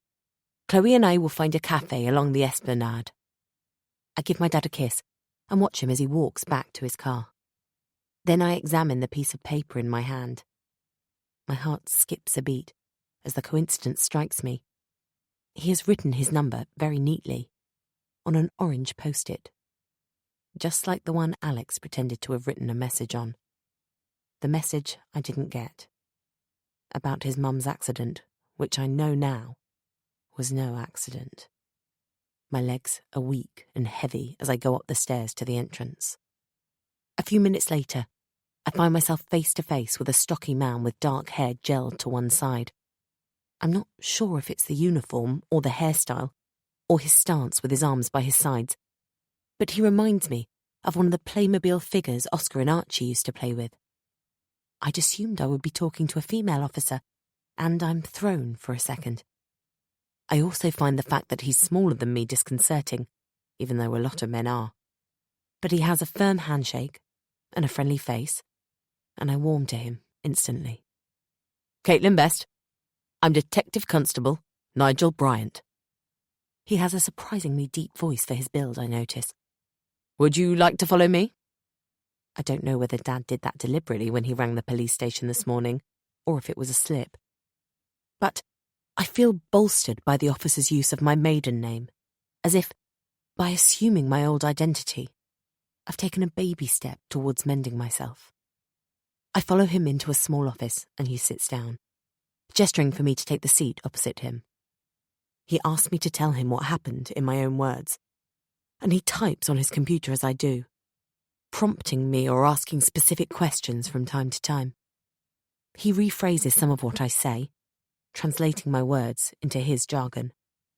Domestic abuse, coercive behaviour, false imprisonment. I don't know how much time goes by. I'm exhausted by the time we've finished. DC Bryant reads back what he has typed up, and I elaborate on a few things or try to clarify others. Then he amends a few sentences and prints out my statement for me to sign. Reading it over, I realise I've mentioned Nikki, but only for her role in helping me escape. What happened to her and the nature of her relationship with Alex just didn't come up. DC Bryant asked me if Alex had hit me before. Not if I knew whether he had a history of controlling behaviour or previous relationship problems. I wonder now if I should add that, but decide against it. Nikki didn't want to report it when it happened to her, after all. And I don't want it to come over as a bitter wife, intent on discrediting her husband.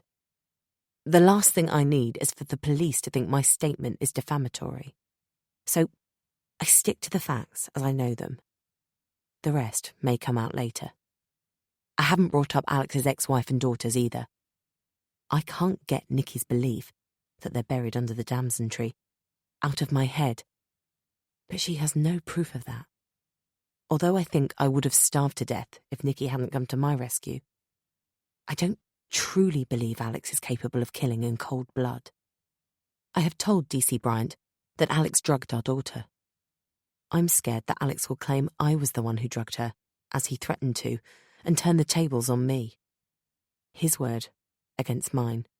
But this is part of my story, so I've told it, although I realise it will be impossible to prove. But I can prove that Alex took my money.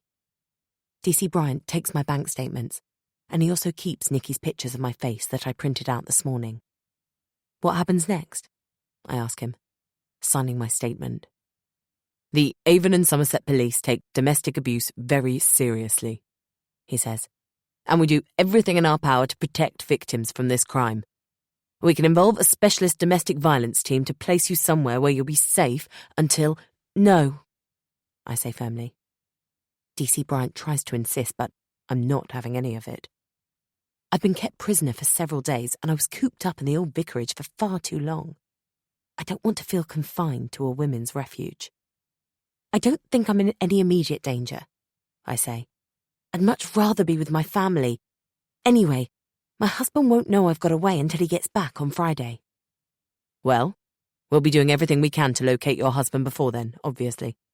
But if somehow he does find out you've left, he may contact you because you've taken his baby.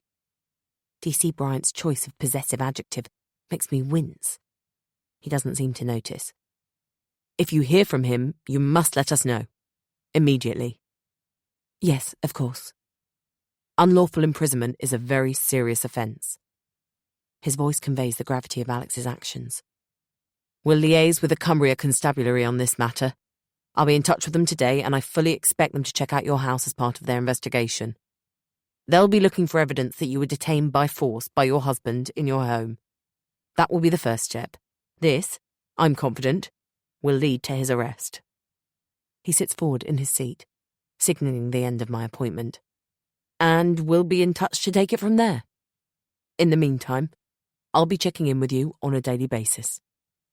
Coming out of the police station, I tilt my head back and allow the sun to warm my face for a few seconds before I walk down the steps.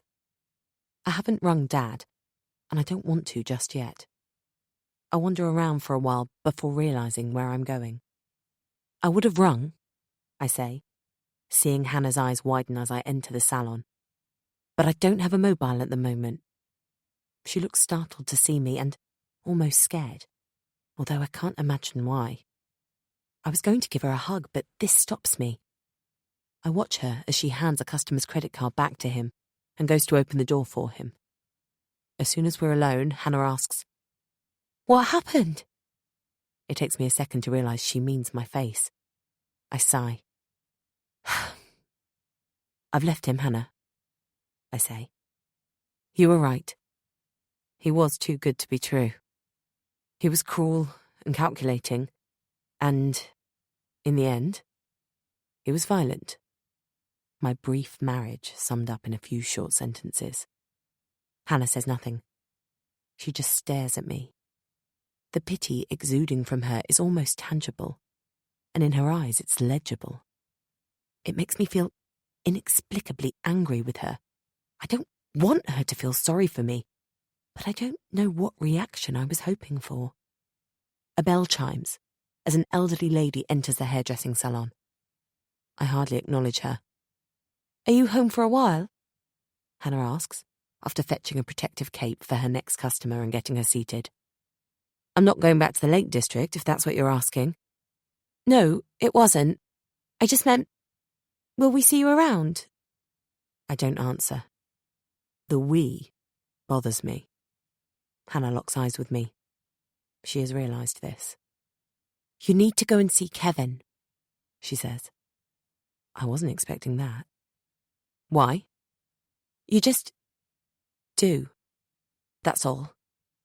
She turns away from me, perches on her stool, and looking in the mirror, she tucks a wayward ringlet back into a messy bun on the top of her head.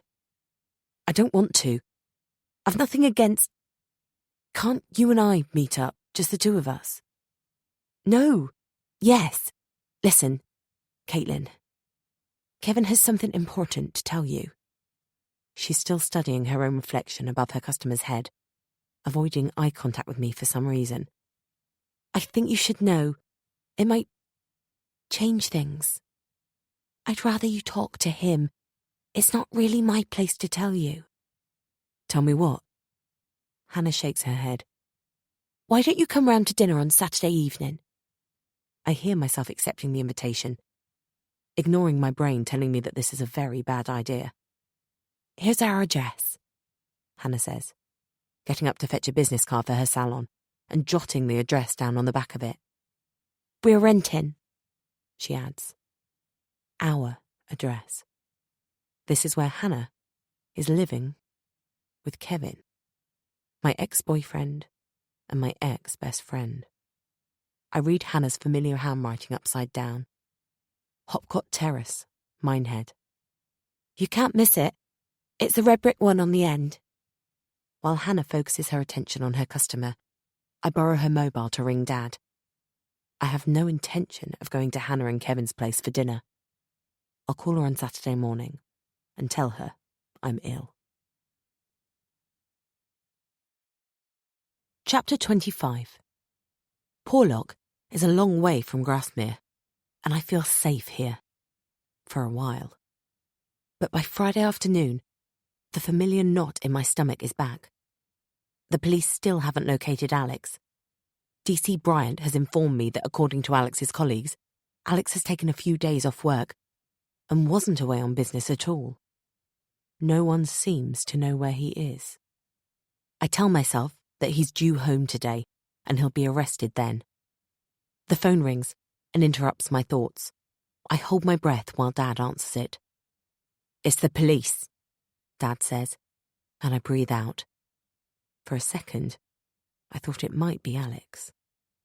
Nigel Bryant here, the detective constable says. Nothing to tell you really, but I wanted to touch base. As you know, we're working with the Cumbria Constabulary, and they found evidence of unlawful imprisonment at your house when they went there the day before yesterday. The handcuffs, I offer. Yes. Obviously, there will be a full investigation now. My colleagues in the Lake District will continue to drive by both Mrs. Riley's house and Mr. Riley's house until your husband shows up. Then he'll be taken into police custody. This is nothing new, but the uneasiness in my tummy begins to lift. He's supposed to come home sometime today, I say, although we've already been over this too. He'll probably go to his mother's first. That's where he thinks Chloe is. Mrs. Riley is cooperating with us, Ms. Best. DC Bryant continues to talk to me, but I listen with only half an ear, thinking about Sandy and hoping this will all be over soon. Then the police officer mentions something that grabs my attention. My colleague in Cumbria also said that a friend of yours was at the house today. Which house? The old vicarage. A Nicola Todd? You mentioned her in your statement. Yes. What was she doing there? She said she was picking up a few things. What things? I don't know. Apparently she said that would be okay with you? Yes. I clear my throat and try to sound more convincing. Yes, that's fine. I think my colleague only brought it up because, well, I don't know why he told me, actually. I think they've done what they need to do inside, but they weren't expecting anyone to enter the house except your husband. She was just leaving with her mother when my colleagues arrived. Her mother? Apparently, Bryant repeats. When the police officer ends the call, I'm left feeling confused. I have no idea why Nikki would go round to my house with her mother, or what she would take. The only things that belong to her, as far as I can see, are some of the medals and the book she gave Alex that I found in the cardboard box. I try to calm myself down. I'm sure Nikki would have a perfectly good explanation for this if I asked her. I would call her, but, of course, I haven't got her number. It's in my mobile. I decide to email her. I have her email address, thanks to the photo she sent me of my face. By the next morning, I'm consumed with paranoia. Nikki hasn't replied to my email, and I don't know why. I can't imagine what she was doing at the old vicarage. But, more importantly, the police haven't arrested Alex. They still don't know where he is. I'm convinced he found out somehow that I escaped from my prison in the nursery. His mother might have warned him after all. Or maybe he drove by the old vicarage and saw something that raised his suspicions. Nikki and I left the gate open, I remember, although it may have been closed since then. Or perhaps he spotted a police car, or Nikki's car. Alex will come after me now. I'm certain of that. He won't let me get away.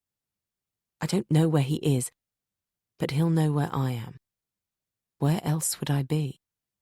This is the very first place he'll look. My mother-in-law's words echo in my mind. Make sure the police find him before he finds you. DC Bryant has promised to let me know as soon as he hears anything. He says he will send a patrol car round periodically to check on Dad's house as a precaution. Dad has also tried to reassure me, saying that the police in Cumbria have probably got him, and if we haven't heard anything yet, it's simply because it's the weekend. I try to relax under the hot jet of the shower, savouring the homely mess of Dad's bathroom. It's quite a contrast with the showroom neatness of the sparkling ensuite bathroom at the old vicarage, where Alex lines up his bottles according to size and keeps everything in its place. It's as I'm looking among the bottles on the windowsill for the shower gel that I spot it. I gasp. It's the make Alex always buys, because it contains no parabens or allergens. A memory replays in my head. Alex, waving an identical bottle to this one in my face, accusing me of switching his body wash deliberately to bring him out in a rash. Alex has been in the house. He has been in the bathroom. He's playing tricks on me. I don't remember getting out of the shower or getting dressed. The next thing I know, my dad is holding me as I sit on the floor in Julie's room, shaking and gulping for air. "Breathe in," he says, rubbing my back. "Breathe out." I realised that it was my father's voice in my head, helping me control my breathing every time I was overcome with anxiety. Breathe in. Breathe out. These are the words I've been repeating to myself whenever it has felt like my lungs are shrinking.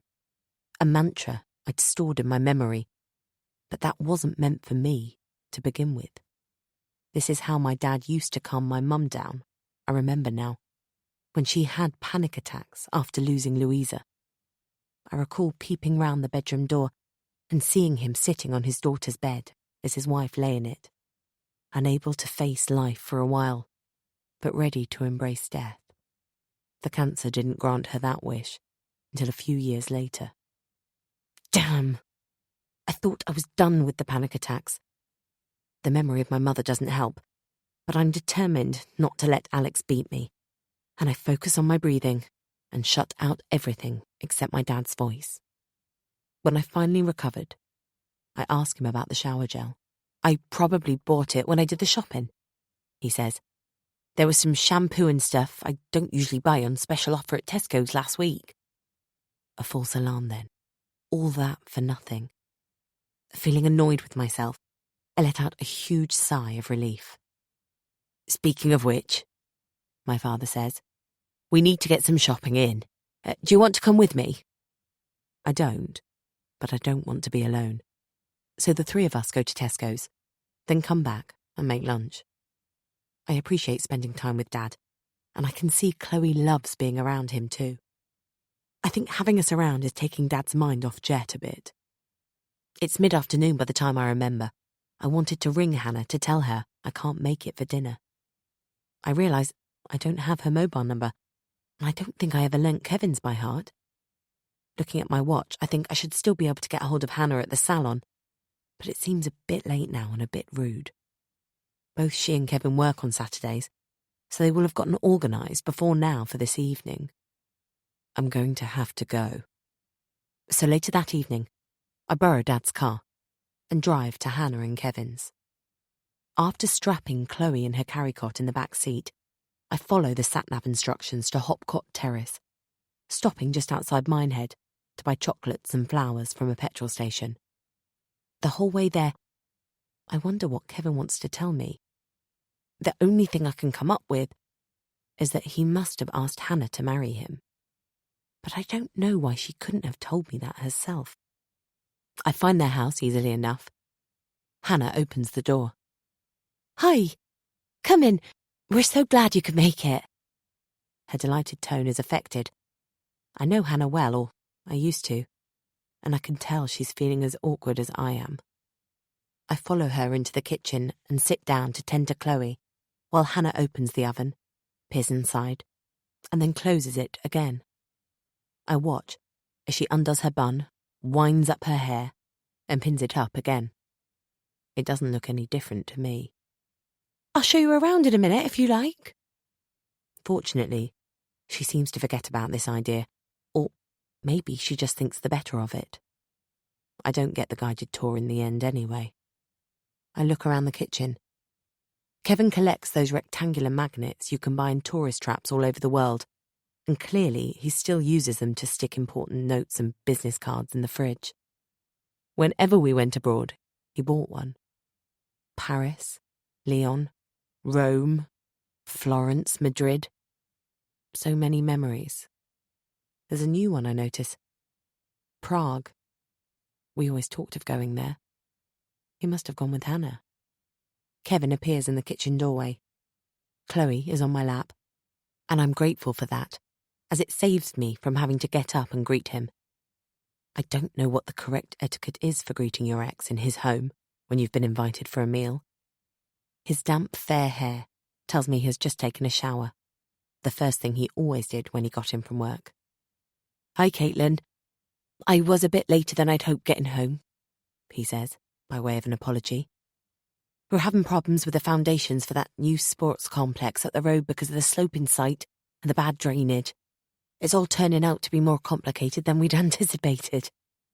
He's babbling, and I can see he's not at ease with me being here. I try to show an interest in his work, though, as that's a topic we're safe with.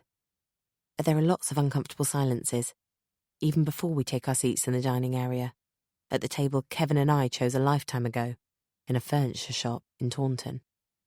Throughout the meal, I find myself stealing glances at Hannah's tummy, trying to work out if she could be pregnant.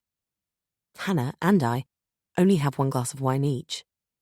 If Hannah had got drunk, I'd have known she wasn't pregnant, but with one glass I can't be sure. The fact she hasn't drunk much doesn't mean anything either, as she rarely overdoes it on the alcohol. I would certainly have downed more wine this evening if I hadn't been driving. A lot more. If nothing else, to help the conversation flow more easily. After all, what is there to talk about? We seem to have the choice between Hannah and Kevin's plans for the future, or the events leading up to me leaving Alex and coming back to Somerset. Chloe is on the floor in her car seat next to the dining table, studying a toy that Dad bought in Tesco's that stretches across the handles of her seat. I notice Kevin gaze at her several times while we're eating. He has what I can only interpret as a longing expression on his face. Perhaps he's broody. When Hannah has polished off the last of her dinner, she asks if she can hold Chloe. Maybe I'm right, and they are expecting a baby. Hannah coos away to her, while Kevin clears the plates, and I sit, watching Hannah with Chloe, keen to get away and head back to Dad's. Kevin and Hannah wait until we're having coffee after the meal, before they drop their bombshell. "Caitlin, Hannah and I have something to tell you." Kevin begins with his broad Somerset inflections. Kevin went to the local comp, whereas at my school we all spoke with plummy accents. Even now, his voice is like music to my ears. He pauses, and I can hear a drum roll in my head.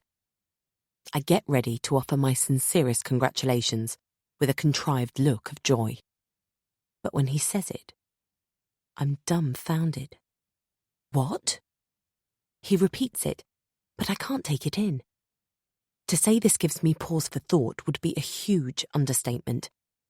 It takes me a few seconds, but the first thing that springs to my mind is, I have no connection whatsoever to Alex now. The shock becomes infused with a rush of relief. "But how do you know? Are you sure?" I try to think back to October, when Alex came to Exeter and I slept over at his hotel. It's possible, I suppose. "Do you remember when you came to see me at work a few weeks ago?" Hannah says. She doesn't wait for me to reply. "I pulled a hair from Chloe's head." I remember Hannah holding Chloe after cutting my hair. Chloe suddenly started screaming for no reason. Well, for no reason I could see at the time. It was the first time she'd screamed like that since we left Grasmere and she wasn't being drugged by Alex anymore. Now, I know the reason. Hannah pulled some of her hair out. "I got the hair tested," Hannah continues. "You know, DNA, you can send it off." "There's no doubt," Kevin interrupts. "Chloe is mine." "Oh, God. Oh, Kevin. I am so sorry." I put my head in my hands, with my elbows on the dining room table. "It's just, you and I have been trying to have a baby for so long with no result. I just assumed. It never occurred to me." The next half an hour or so goes by in a daze. I think it's Hannah who suggests I should go home and let it sink in. I'm homeless at the moment, but I don't say that. As I'm leaving, I try to ask Hannah something. "But how did you—" What I really want to know is how it crossed Hannah's mind that Chloe might be Kevin's when it didn't cross mine. I can't finish the question, but Hannah has understood. "Kevin said he never saw it coming." You leaving him, I mean. He confided in me before as a friend. At the time, he said he hadn't stopped loving you, and it wasn't like you were no longer sleeping together or anything. I don't think he meant to open up as much as he did. We'd been drinking wine that evening. But it was something I couldn't forget afterwards. And then, well, Caitlin, Chloe's got blonde hair. Like Kevin's. Yes, but Alex was fair when he was a baby. She shrugs. I didn't know that, she says. And my dad was fair-haired before he was bald. I know, I remember. She shrugs again. I wasn't sure. It was a hunch, I suppose. But I needed to know. Hannah and I are standing on the doorstep. Kevin has stayed inside, ostensibly to finish clearing the table. I've never known him not to see any of our guests off as they were leaving. He would always wave until they'd driven off and were out of sight. But I expect he's as confused as I am. And Kevin, was he the one who... No. It never entered his head. I didn't tell him until the results came back. How long have you known? A couple of days, she says. That explains the strange look she gave me when I turned up at the salon. And it explains why Kevin needs to be alone with his thoughts right now. Will you call us in a few days' time? Hannah says. My cue to leave. When you've had a chance to get your head around this. I can feel myself nodding. She gives me a brief hug then, and I can smell the fruity scent of her hair. I've missed you, I think. But there's a lot to be sorted out, and although I'm going to be linked to Hannah through Kevin and Chloe now, I'm not sure if we'll ever be friends again. I'd like us to be, though. One day. I drive to the promenade and fit Chloe's car seat onto the chassis. Then I walk. When the esplanade becomes a path that leads round the cliff top, it becomes too tricky for the buggy, so I turn around and walk the other way. Then, sitting down on a bench on the esplanade, I close my eyes and inhale the salt air. I'm not sure what to make of this. Opening my eyes, I look out across the Bristol Channel, at the lights along the Welsh coast, and I let my feelings churn every which way in my mind before trying to identify them. Relief. I'm relieved that Chloe no longer connects me to Alex. I'm married to him, but that can be undone. When we're divorced, there will be no reason whatsoever for him and me to stay in touch. I'll be free. Guilty. I have messed up badly. And I'm going to have to put this right. I can't turn back time or rewrite the past. I can't erase what I've done. But I can use a fresh page to write my future. And Chloe's future. Nostalgic. I sigh, thinking of Kevin. Our relationship was one of missed chances and broken dreams. We were always in the wrong place at the wrong time. Or maybe in the right place at the wrong time. After all, we made Chloe, and I wouldn't change that. Not for the world. But Kevin and I had run our course. There's no going back for us either. Only forwards. Stupid. I can't believe Hannah worked out that Kevin could be Chloe's father when I had no inkling of that myself.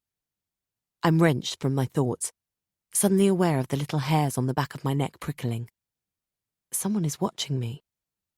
I whip my head around and look behind me, but although there are a few people about, no one seems to be paying any attention to me. I can't shake that impression, though, the feeling I'm being observed. So I get up and hurriedly wheel Chloe's pushchair along the esplanade, past Butlins on the opposite side of the road, and on towards the car park. It takes me less than 5 minutes to reach Dad's car and strap in Chloe's infant seat. I whirl around every few steps, convinced I'm being followed. As soon as I've folded the chassis down and shut it in the boot, I jump in the car and press the button for the central locking. It takes me less than 15 minutes to drive back to Dad's. Despite my grip on the steering wheel, My hands are still shaking as I drive past the sign for Porlock. I keep looking in the rearview mirror, but there are no headlights behind me. Another false alarm. As I pull into Dad's road, I can see there's a car in front of his drive, where he usually parks.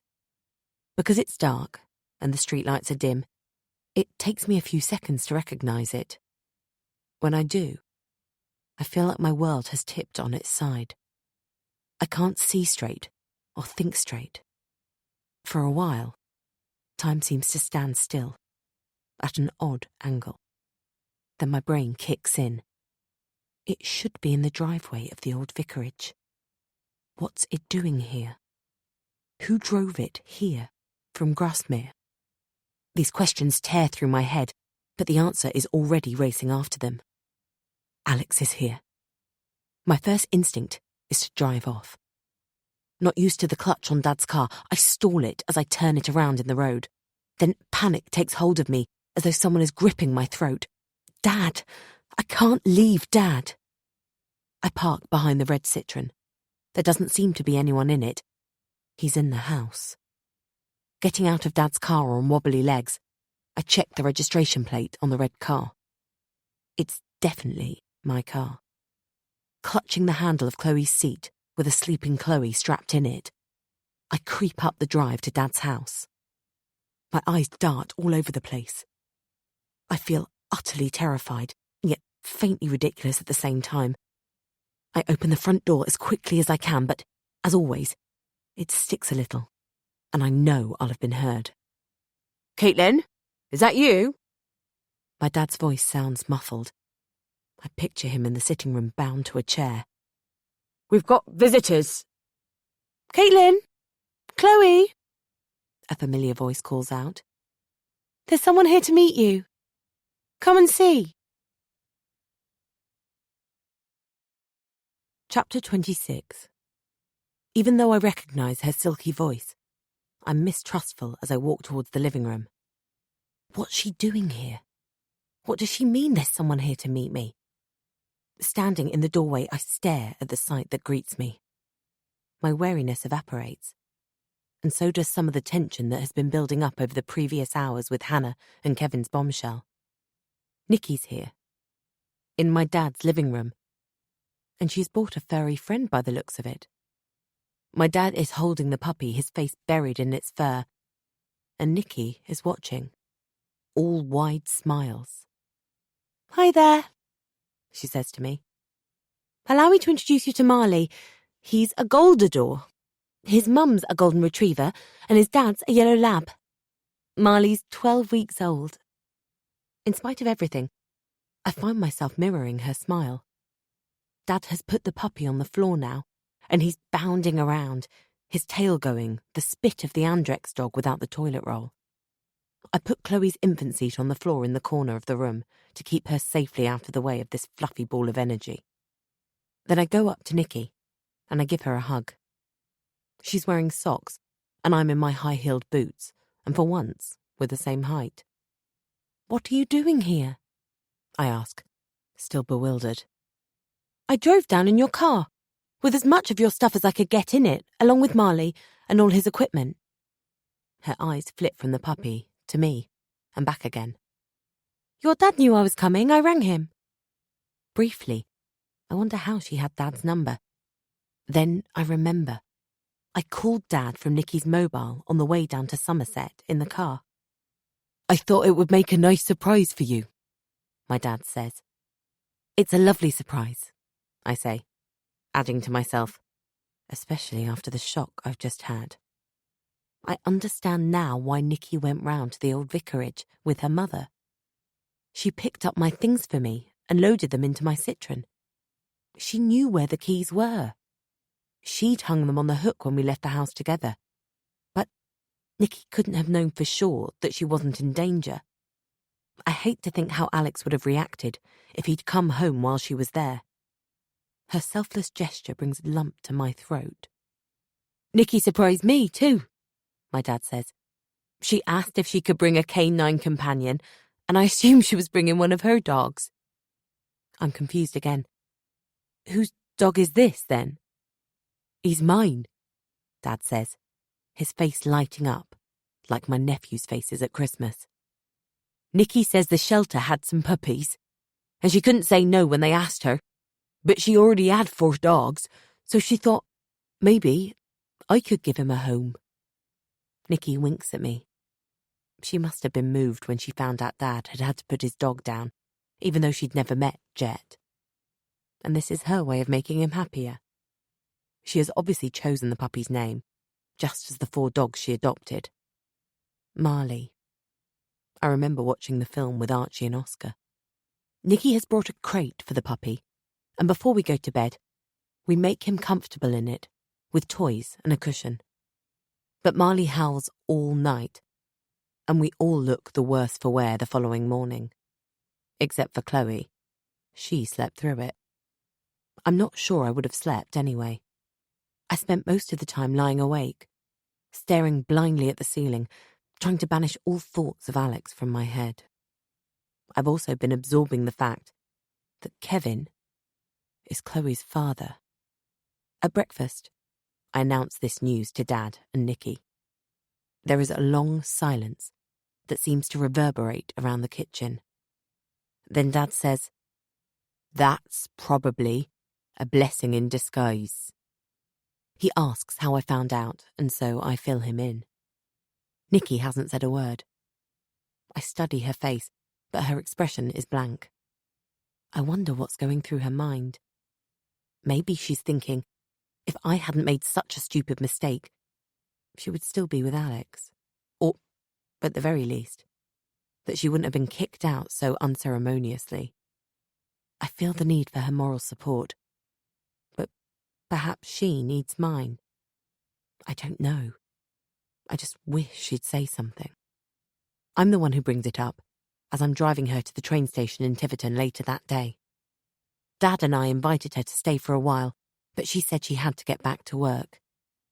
"Nikki, I feel I owe you an apology." "What on earth for? I'm the one who deceived you." "That's all good, Nikki. You've more than made up for it."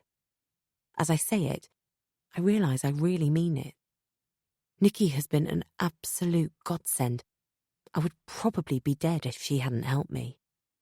I meant, you know, with Alex. I made a terrible mistake. I assumed Chloe was Alex's, and well, he left you because of me, didn't he? He threw me out, you mean?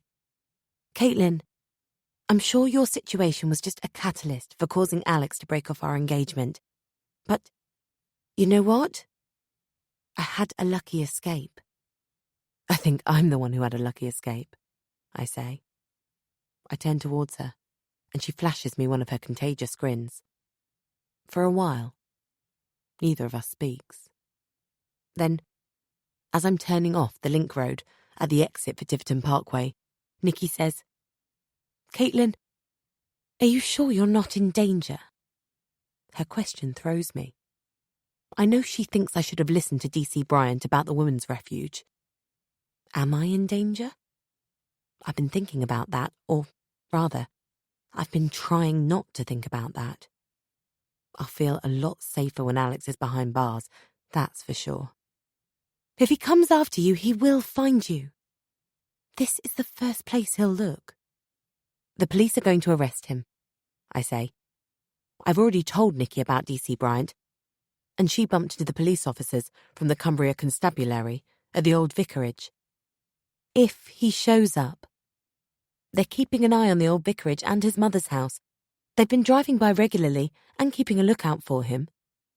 Yeah, me too, she says. This doesn't surprise me.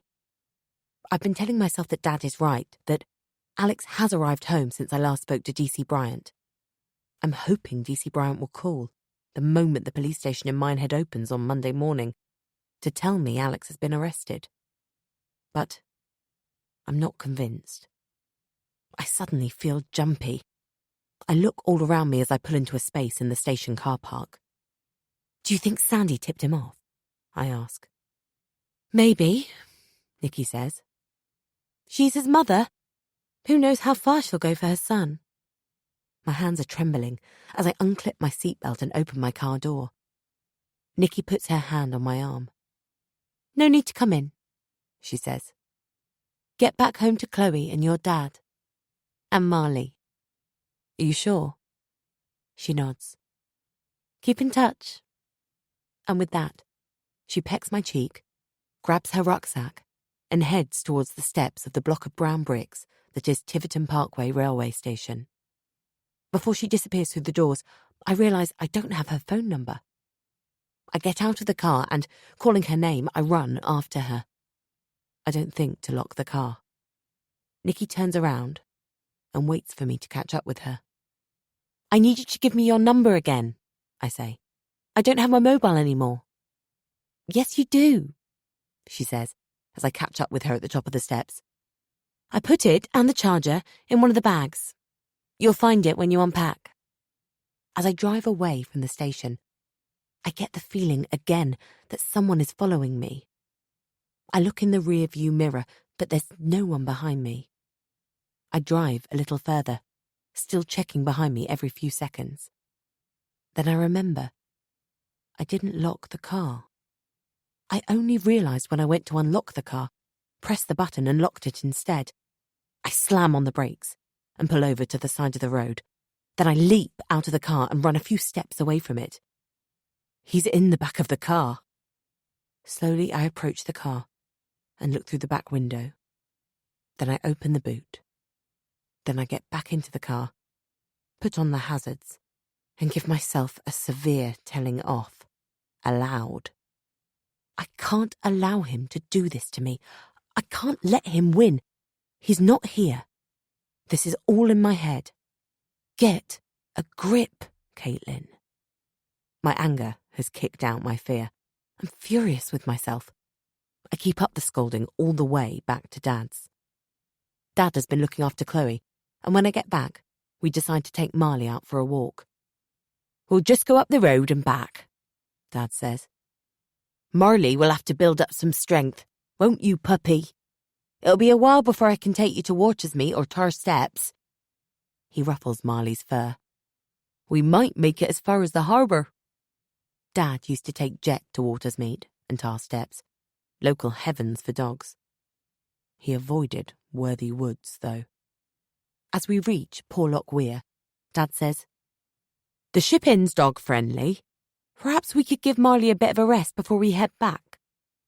I suspect he knew we'd wind up here when we set out. I offered to buy Dad a pint while the dog is recharging his batteries. I end up ordering dinner to go with our pints. I have to pay with Dad's money, of course, as I still have none of my own. It's a warm evening, and we sit at the wooden pub benches outside. "Hi, Caitlin. What a lovely surprise. And Mr. Best. How are you? On the mend, I hope. You're looking well, anyway." It's Teddy. Edward Edwards. Dad's physiotherapist, who is in the year above me, and Louisa, at East Exmoor School. He's wearing a short-sleeved shirt that shows off his toned biceps, but also reveals how white his skin is. I remember noticing how pale he was last time I bumped into him, but now I find myself wondering if he has worked all through the summer without taking a holiday. He introduces me to his daughter, Olivia. He also introduces Chloe to Olivia. I'm impressed. He remembered my daughter's name. I'd forgotten Olivia's, but I know he told me last time. "What are you doing here? Just down for the weekend?" No. I think I might be coming back permanently," I say. I exchange pleasantries with Teddy, whilst Olivia fusses over Marley. And then Teddy offers to give me his mobile number, in case you want to go for another cream tea one day. I haven't had a chance to dig out my mobile yet, and I don't have a pen in my handbag, so I give Teddy my number instead. He and Olivia sit at the table next to ours. "You could have asked them to sit with us," my dad hisses. "Shh, I hardly know him," I say. "I've only seen him once since he left school when he came round to your house." As Dad and I tuck into our Sunday roasts, I can't help glancing at Teddy from time to time. He catches my eye and grins at me, but other than that, his gaze is glued to his daughter. As Dad and I leave with Chloe and Marley, we stop by Teddy and Olivia's table to say goodbye. They've finished their meal too, and Teddy is vaping, while Olivia is playing with her phone. When Teddy and I went for our cream tea, I remember his e-cig smelled faintly of lemon. This time, I detect a trace of vanilla. "I'll call you," he promises as we walk away. I don't mind if he does. He seems like a lovely guy, but I hope he's only looking for a friend. I'm not ready for anything else, and I doubt I will be for a long time. When I get home, I go through the bags Nikki packed and brought down for me until I find my mobile. The battery is dead. I plug it into the charger before I go to bed. I want to keep in touch with Nikki, and the phone will help me to feel a bit more connected again. Plus, I'll feel safer with my mobile on me. Tomorrow, I'll go to the bank, I decide, as I climb into bed. I need some money of my own so I can be more independent. At least I have my car now, thanks to Nikki. I ring Nikki the following day to check she got back all right. She hasn't heard anything about Alex. "I'll swing by this evening and take a look," she says. It's on the tip of my tongue to tell her she would have made an excellent spy, but I check myself, and instead I say, "Be careful, Nikki." I want to add that Alex may be dangerous, but I can't bring myself to say it. Partly because I don't want to scare Nikki, but mainly because this is still my husband I'm talking about.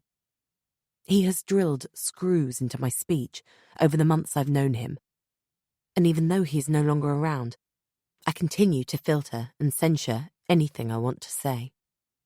Every day, DC Bryant either calls me on Dad's phone or calls round in person. But it's Wednesday before he gives me any news of Alex. "We're doing all we can. My colleagues have been questioning his friends. It turns out one of them saw Alex last Friday night." But the detective constable knows nothing more than that. He can't tell me who saw him, or if he met up with this friend or was just spotted by chance. 2 days later, Nikki sends me a text containing an internet link. I open up the page on my phone. It's an article in the Westmoreland Gazette. I read it, reread it, and then read it aloud to Dad. 1st of September. Cumbrian police launch search for 40-year-old local man. Investigating officers would like to speak to Alexander Riley, 40, in connection with an alleged assault. The victim, a woman in her 30s, is believed to have been beaten and then unlawfully detained. Mr. Riley, who was last seen on the evening of Friday 25th of August at his home in Grasmere, is described as a person of interest in relation to these accusations. If you recognise the man pictured above, or have any information that may assist with the investigation, please contact the police on the number below. Dad looks over my shoulder at the photo of Alex. I can't stop staring at it myself. It's as if Alex is holding my gaze. I recognise the picture. It has been taken from his Facebook page. It's a selfie Alex took before a triathlon event about a year ago. The photo has been cropped so that only Alex's face is shown, but in the original, he is holding his swimming hat and goggles by his side. "They'll find him," Dad says, squeezing my shoulder. It's a gesture that is meant to reassure me, but although this article has given me no new information, the feelings of apprehension and terror I've been trying to quell this last week are stronger now than ever. Where the hell is he? The police are searching for him in the Lake District, but I'm convinced he's in Somerset. I just know it. He's not far away from me. I can feel it. Chapter 27. It's not even 7 o'clock when I wake up from my troubled sleep. It takes me a moment to work out where I am. In Julie's room. At Dad's. It takes me another second or two to realise I can move my arms and get up. I'm disorientated from my nightmare, in which I was back in the nursery at the old vicarage, handcuffed to the bed, and my mouth feels dry and scratchy, as though I've been eating something salty coated in sand. I roll over swallow several sips of water from the glass on the bedside table, and get out of bed to peel off my sweat-sodden pyjamas. I can hear Dad talking downstairs. At first, I think he has a visitor, but then I realise he's talking to Marley. I get showered and dressed, then go down to join them. "You're up early," Dad says. "Couldn't sleep?" "Bad dreams." "Oh, dear. Try not to worry. This will all be over soon. Listen, Julie sent a text message late last night. She wants to know if we'd like to go to hers for lunch." He peers at me over the top of his glasses. "She says she'll do a Sunday roast with all the trimmings." Why not? Julie lives in Exford, which isn't far away. In fact, it takes us far longer to get my car loaded up with the baby and the puppy paraphernalia than it actually does to drive there. As I pass the Exford village green, I remember Alex said he used to stay here with his aunt and uncle to avoid spending all his weekends boarding at school. I don't know exactly where their house is. I think they still live here. My sister lives in a 4-bedroom detached house just up the hill from the church. It has a thatched roof, and the outside walls are a pale pink. Daniel jokingly calls this particular shade nipple pink, although it is more the colour of bubblegum or strawberry ice cream. He has been meaning to paint the house since they bought it nearly 10 years ago, when Archie was a baby, but he seems to do more DIY at Dad's place in Porlock than at his own home. Julie, of course, is far more concerned with the interior design. She has had extra windows put in downstairs, but there are no curtains or blinds. Although the rooms have a lot of natural light, there are always lamps on or candles lit. After taking our shoes off and tidying them away in the cupboard under the stairs, Dad and I are ushered into the lounge, where the sofa and chairs are positioned in a circle around the coffee table. Daniel asks if I've had any news about Alex, and we discuss my situation for a while, before focusing the conversation on Oscar and Archie, which is a subject everyone is more at ease with. After the meal, while the boys, Dad, Daniel, Oscar, Archie, and Marley, are outside playing ball, Julie and I find ourselves alone. We flop down onto the sofa in the kitchen. "I wanted to apologise, Caitlin," she says. "What on earth for?" "Well, I think you were trying to explain that you were having problems with Alex, and I didn't see how serious it all was. Anyway, Daniel and I want you to know that we're both here for you, if you need us." Julie gives me a big hug. When she pulls away again, her hair is caught in my necklace. It's only as we're freeing her fine hair that I realise this is the necklace Alex gave me, to replace the heart pendant and silver chain he blamed me for losing. I remember him rifling through the doors in my bedroom, pretending to look for it when he must have known where it was all along. I drop my hands to my sides. I can't believe I've been wearing his gold medallion all this time. I suddenly feel like it's burning me, the metal chain branding my neck. When Julie has untangled her hair and sits up straight, I clench the medallion in my hand and yank it downwards so that the chain breaks.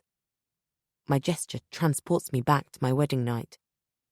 Alex had a meltdown because I wasn't wearing his heart necklace, and then he broke my mother's necklace by pulling the pendant so that the chain snapped at the back of the neck. At the memory, a lump comes to my throat. But I refuse to let myself break down. I don't want to cry over him anymore. He doesn't deserve my tears. I toss the medallion onto the coffee table. "You want me to get rid of this for you?" Julie asks, picking up the necklace. I nod. She toys with it and then looks down, spotting the inscription. "I'm always yours," she reads aloud. "It's engraved with different words on the other side," I say. She flips it over. "You're mine." I look at her. She's studying the necklace. The colour has drained from her face. "Forever," she finishes in a voice that is barely audible. It's creepy, isn't it? I think Alex meant it to be romantic. My sister's mouth is wide open and so are her eyes. I notice the hand holding the necklace start to tremble. "Julie, what's the matter?" But she seems far away. I don't think she has heard me. I'm not sure what to do. Something is very wrong. Julie's hand goes to her mouth. Her movements are sluggish, as if the message isn't getting through from her brain to her body. It's as if I'm watching her actions in slow motion. "Do you want a drink of water?" These are the words. "Louisa! Oh, God, Caitlin!"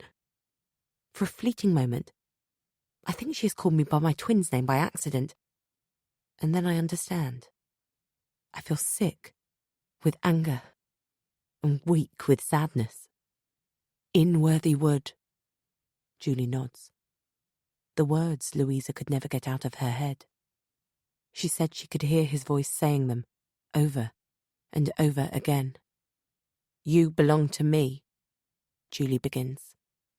"You're mine forever." As I say the words, I know this is no coincidence. Alex told me we belonged together when he gave me the necklace. There's no doubt in my mind that Alex was Louisa's rapist. After raping her, as she lay helpless on the ground, he whispered in her ear, "You belong to me. You're mine forever." And those were the last words he said to her. I get through the rest of the afternoon on automatic pilot. I clear up Marley's pee on the kitchen floor. I ask the boys to go and play their electronic games upstairs. I feel oddly detached, as if this is happening to someone else and I'm observing the scene. My dad weeps. Daniel swears he'll find Alex and kill him. While I force myself to go through the motions, Julie stays sitting on the sofa, unable to speak or move. Her face is pallid, and the expression in her eyes is blank. I realise I've never considered Julie's grief. She lost a sister the day Louisa committed suicide too. But because she'd moved in with Daniel, and Louisa was my twin, it never occurred to my teenage self that Julie could be feeling as broken as I was. I bring Julie a glass of water, and as I place the glass in front of her on the coffee table, I grab the necklace and stuff it into the pocket of my jeans. I know what I'm going to do with it. The following morning, leaving Chloe with Dad, I drive as far as Bossington, a nearby coastal hamlet where I park the car. Then I set out by foot to Hurlstone Point. This is a walk I've intended to do since the last time I was down visiting. It's a sort of pilgrimage, I suppose, that I make from time to time, in memory of my twin, retracing her steps to the place she chose to end her life. Taking the southwest coast path, I pass the old Coast Guard station, and then I start to climb the steep hill. The views are great from the top, but I haven't appreciated them for a long time. I stand for a while, gazing blindly out to sea, allowing my thoughts to turn to Louisa. Not for the first time, I wonder if she was scared when she threw herself off this cliff. Did she have time to regret her decision in the short seconds it took her to fall to her death? The coastal path can be treacherous in places. The weather was sunny the day Louisa died, just like today, and there was little wind. It couldn't have been an accident. She didn't leave a note.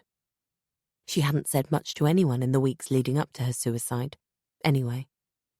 She'd become more and more withdrawn. Mum blamed herself.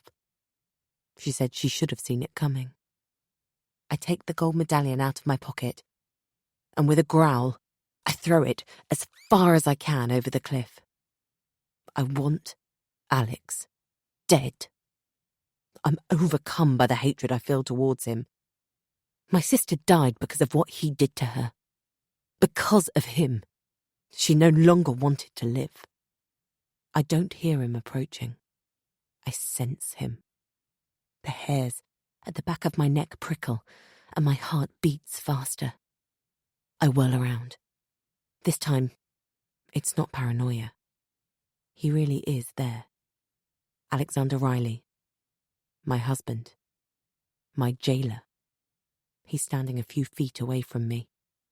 Alex, get away from me, I shout. My voice is shaky. I'm leaving. I take a few quick steps, but he comes towards me, ready to cut me off. When I stop, he stops.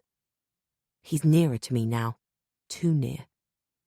The breeze carries his smell to me, and I almost retch. I try to move to my right, but he moves in the same direction. I take hurried steps the other way, but he imitates me. He's playing with me. It's a game of cat and mouse for him. It's no game for me, though. It's a question of life or death. He means to kill me. How fitting you should choose this place. Everyone will think you committed suicide. Just like Lou. The depressed best twins. Although your sister went over a bit further round there. He points. It slopes a bit too much here. There's a sheer drop just around the corner. I feel my legs start to buckle underneath me. It takes a lot of willpower to stay standing. I can hear the sea behind me, and I know I'm only a few steps away from the edge. How does he know the precise spot where Louisa committed suicide? Even I don't know exactly. Alex had left school by then. He wasn't even in Somerset. Fury rushes through my veins. I can feel my nostrils flare. Without letting my eyes stray too far from Alex, I look around for something I can use to protect myself, some sort of weapon. But there is nothing. The path is a dirt track. There are no pebbles. There are no trees this close to the edge, and so there are no sticks or branches. I know you raped her, you bastard! I don't recognize the voice as mine. It sounds ferocious. I need to keep him talking. Play for time. She was a feisty one, your sister. My lovely Lou. I almost want him to run at me. I am ready to gouge his eyes out with my fingers. No one ever called my sister Lou, and she was never his. How dare he? Why, Louisa? She turned me down. She didn't want me. She was the only one. I'm not sure what he means by that last sentence, but Alex continues before I can ask. When I came back from my gap year, I spent a fortnight or so at my aunt and uncle's in Exford. He continues. That's when I saw Lou again. It was months after I'd held her and told her we belonged together. She was out walking alone, not far from here. I followed her. She walked all the way out here, to Hurlstone Point. She stood on the cliff top for ages. I want to argue. You didn't hold her. You raped her. I want to shut my eyes to the vivid image Alex is painting in my mind of my twin sister just minutes before her death. But I can't afford to take my eyes off him. Not even for a split second. She wasn't going to jump. She didn't have it in her. So I talked to her for a while. Tried to save her. Lou recognised me, of course, from school. We were on the school cross-country team together, but she didn't realise it was me behind the mask at first. The mask? I was wearing a balaclava that day in Worthy Woods. Anyway, it didn't take her long. She said my voice gave it away. She got angry. Very angry. She tried to scratch my face. He stops. I wonder if he's about to make a move, try to catch me off guard, but he stays where he is. He seems lost in his memory. What happened next? I pushed her away from me, but she pounced on me again and carried on clawing at my cheeks. So I pushed her over the edge. For a moment, Alex looks almost remorseful. I shouldn't have done it. I'm not like my father. I'm not a violent man. At these words, I touch my face. I thought I got away with it when they arrested the wrong man. I swore I'd never do it again. And I didn't. I never loved anyone the way I loved Lou. His jaw sets in determination, and any hint of regret has vanished. His voice is cold as he says, I didn't want her to die. But she realized it was me. I couldn't let her live. I can feel my body betraying me. I am shaking, shivering in the wind as well as from the brutal shock of Alex's confession. I want to make a dash for it, but my legs won't move. Then you sent me that friend request, Alex continues. It was like being given a second chance. But now you found me out too. My vision is blurred with tears, but my mind is focused. Alex makes a terrifying noise just before he rushes at me. It's like a war cry. It gives me a fraction of a second's warning, and I manage to dive to one side. He's on me now, and the edge of the cliff is perilously close. We could easily roll right over it. He grabs my wrists and yanks me to my feet. "Think about Chloe," I beg. He doesn't know she's not his baby, but my plea falls on deaf ears anyway. Alex is thinking of no one but himself. Still gripping my wrists, he pulls me towards the edge of the cliff. I feel doomed. Alex is strong, far stronger than me. I have no chance. But Chloe gives me mental strength. I'm thinking straight. Then it comes to me. It goes against my instinct, but I suddenly stop resisting. Alex stumbles backwards, and I use all my force to push my hands downwards so that my wrists bend back his thumbs. He releases his grasp. For a split second, he sways, and I think he's going to recover his balance. His blue eyes are vacant, in denial or disbelief, I can't tell which. I don't know if I reach out to push him again or to pull him to safety, but as I do, he tries to grab my hand. Before he can take hold of me to regain his footing, or make me lose mine, gravity claims him, and he tumbles backward. I don't remember hearing any sound at all. If he screams, I don't register it. If there's a crack or a thud as he lands on the rocks below, or a splash as he hits the water, I'm not aware of it. The next half an hour or so is a complete blank. Chapter 28. I wanted him dead. I should feel relieved, or pleased, or some sense of closure. Perhaps I could be forgiven for feeling elated or devastated. But I feel none of this. Instead, I'm restless. I ring Sandy. It seems like the decent thing to do. The police have already notified her of her son's death. She asks me a lot of questions. I skip the part where Alex turned out to be Louisa's rapist and killer. But I tell her what happened to me on the cliff top. I don't think she has any difficulty believing her son would try to push me to my death. And I get the impression that through her tears, she accepts that he's dead. As if fatality was always his fate. But I don't accept it. I don't believe he's dead. Dad's house had been teeming with people since it happened. My family, of course, Hannah and Kevin, the dog walkers who arrived on the scene just as Alex went over the edge and who came to my aid. Teddy has been round a couple of times too. And the police. It's not uncommon for no corpse to wash up, DC Bryant repeats. We have had the same conversation every day, either over the phone or face to face, and each time I'm struck by the number of negative forms he packs into that single sentence. It may well wash up further around the coast, he continues. It can take several days, or we may never really find any remains. It happens. But just last year, on the local news, there was a story about a hiker who slipped and went over the edge. She was rescued by the minehead RNLI the following morning, having spent the night in a cave. There have been stories like this in the local papers for as long as I can remember. I've told this all to the detective constable a few times now, and I wasn't telling him anything he didn't already know the first time. But, as DC Bryant has told me, there have been news items about people who weren't so lucky too.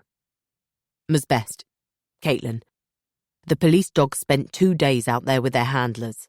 The lifeboats were launched as soon as this incident was called in, and they were out again at first light the next day. They didn't find anything. If your husband had fallen onto a ledge, he couldn't have gotten off it by himself. The most likely scenario is he lost consciousness as he hit the water and then sank like a stone. He sounds convincing, but I'm not convinced. Alex is a great swimmer. If he fell into the water, he'd have landed correctly, and he won't have drowned. He's strong. I've no doubt he could have climbed up or down the cliff face, even injured, if he'd landed on a ledge. I wonder if this is the first time DC Bryant has had the job of reassuring the spouse of a missing person that she's definitely a widow. Wouldn't he normally be promising that there's still hope that the police will find that person alive? But Alex is not your run-of-the-mill missing person. He's missing, presumed dead. I just need to know for sure that he's dead, I say in a low voice to Nikki over the phone late one evening. I've never wanted his body as much as I do now. Nikki roars with laughter, and I almost manage a smile. I'm sitting on the sofa next to Dad, who is prizing his slipper out of Marley's jaws. The TV is on, but neither Dad nor I are watching it. You can apply to have Alex declared dead even without a corpse, Nikki says. I googled it. You'll need a death certificate so you can inherit his property and get your money back, and also, if you want to remarry one day, there's no risk. The process is quite short and simple if the circumstances surrounding his disappearance leave little doubt about his death. When there's no body, they rely on police evidence. I shudder. This is a bit morbid for me this evening. I'm too tired. But after ending the call with Nikki, I start to read Declared Death in Absentia on Wikipedia, while Dad puts his slipper back on and gets Marley ready for bed. As I'm scrolling through the article on my mobile, there's a notification sound for an incoming text. I read the message, staring at the phone in disbelief. I check the sender. No, I haven't made a mistake. It feels as if the temperature in the room has dropped by at least 5 degrees all of a sudden. I pick up the phone and read the text again. I've been waiting for proof that Alex is dead. But now I have proof that he's still alive. Just as I feared. It's definitely from him. The message has been sent from his mobile. I close my eyes, as if that will make it go away. But I can still see the screen of my phone behind my eyelids. And I can see his signature. Alex. ALEXXX. I don't want Dad to worry. I try to act normal while I say goodnight. I check that the doors are locked, and then I go upstairs where I check on Chloe. She's sound asleep in her cot, back in the boys' bedroom. In Julie's room, my bedroom for now, I catch my leg on the flap of one of the cardboard boxes that Nikki brought down containing my stuff. I've unpacked, but I still haven't taken out the boxes. I certainly couldn't have left them lying around for several days in the old vicarage. Alex wouldn't have stood for such untidiness. Climbing into bed, I call Julie. I know she and Daniel both leave their mobiles on for me at the moment, just in case. I can tell by Julie's sleepy voice that I've just woken her up. I tell her I've received a text from Alex. Are you absolutely sure it's from him? I mean, wouldn't he have had his mobile on him when he went over the cliff? Is there any chance that someone might have found it on the rocks below? No, they would have needed his passcode. It's definitely from him. He signed it the way he always does. What did he say in his text? He said, I'll never regret falling for you. I tell her. I hear her inhale sharply. Oh, God. It really is from him, isn't it? He's a sick prick, she exclaims. Have you rung the police? For once, I appreciate her big sister tone. I'll do it now, I say. I didn't want to alarm Dad. Do you want Daniel and me to come round? No, you go back to sleep. I'll ring the police. Anyway, Alex will be lying low, lying in wait. I doubt he'll do anything tonight. It would be too risky after sending the text, wouldn't it? I'm not sure if I'm trying to convince Julie or myself. She promises me that they'll be there first thing in the morning. I called DC Bryant on the mobile number he gave me. It's 11:15 now, and his phone rings for a while before going to voicemail. Despite the late hour, this surprises me. I leave a message. I contemplate calling 999. I know I should, but in the end, I decide not to.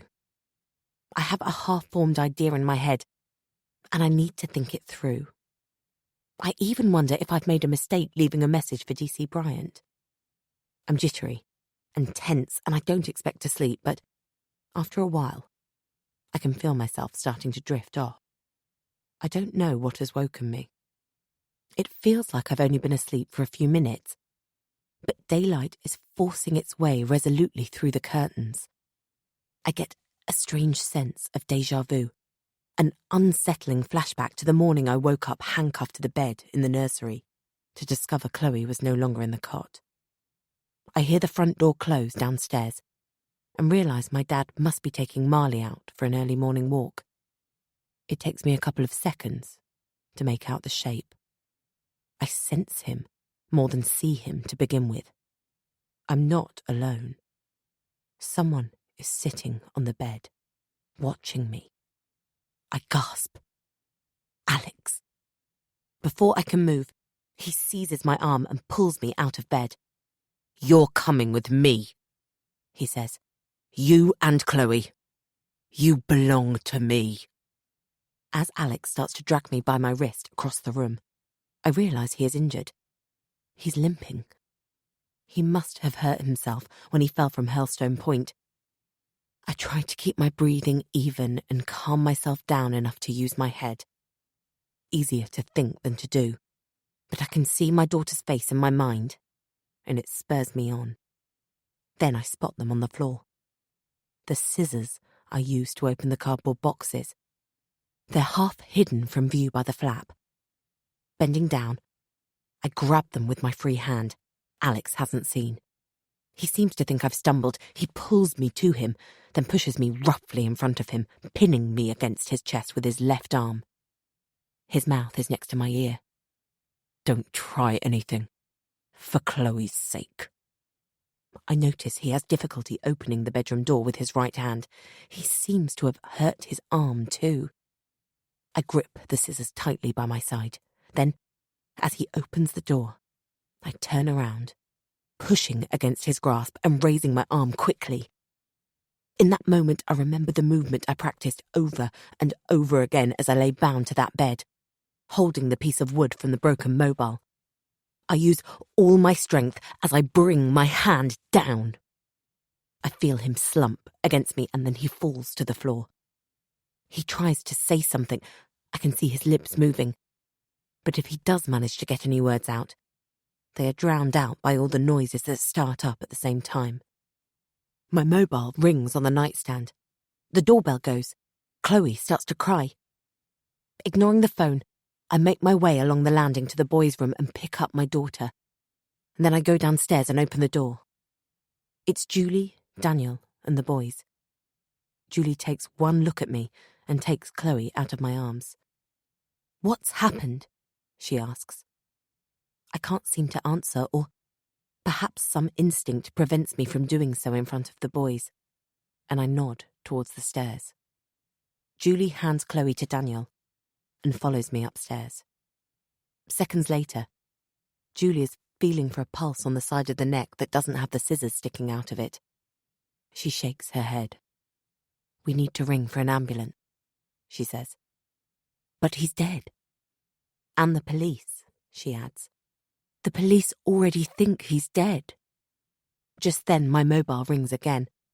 Almost automatically, I walk round the bed and pick it up from the bedside table. "It's DC Bryant," I tell Julie. "Don't say anything," she says hastily, just as I swipe the screen to take the call. DC Bryant apologises profusely for not answering his mobile last night. He says he had the ringer on silent. "I'm on my way over now, Caitlin," he says. "Is everything all right?" "Everything's fine. I say, my eyes locked on Julie's. Have you had any more messages? No, it's not a good time to come round right now, I say. Some part of my brain is kicking in and taking over, and I'm not aware of meaning to say any of the words that are spilling out of my mouth. I'm not at home. I made a mistake about the text, I continue. It wasn't from Alex after all. It's someone's idea of a joke. When I end the call, Julie is nodding. I start to giggle uncontrollably, out of nerves maybe, or just at how surreal this all seems. But the gravity of the situation soon hits me. My sister and I discuss, succinctly, what needs to be done. We go downstairs and find Daniel and the boys in the kitchen. Daniel has made up a bottle of formula, and he's feeding Chloe. Julie starts issuing orders. Oscar, Archie, Grandad has gone out with Marley. I want you to find them, tell Grandad you haven't had anything to eat, and get him to take you to that little cafe near the harbour that does English breakfast on Sunday mornings. She hands Oscar 3 £10 notes. Here, in case Grandad hasn't got his wallet on him. Keep him away for as long as you possibly can. Auntie Caitlin and I are going to clean the house, and if he comes back too early, it will ruin the surprise.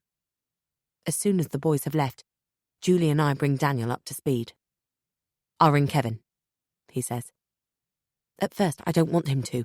I don't want Kevin involved in this, but then I realise Chloe is his daughter. An hour or two later, Julie and I have finished cleaning upstairs, and I've finally taken the boxes out to the garage. The bedroom will need a new carpet, but for now, an old rug that used to be kept in the wardrobe is hiding the bloodstains.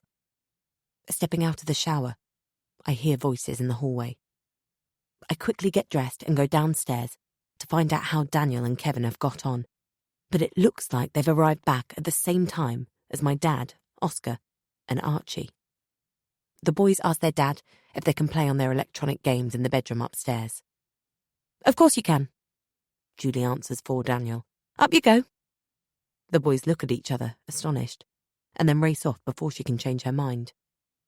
Dad makes everyone a cup of tea, and Julie, Daniel and I sit down in the living room. Kevin stays standing. No one speaks.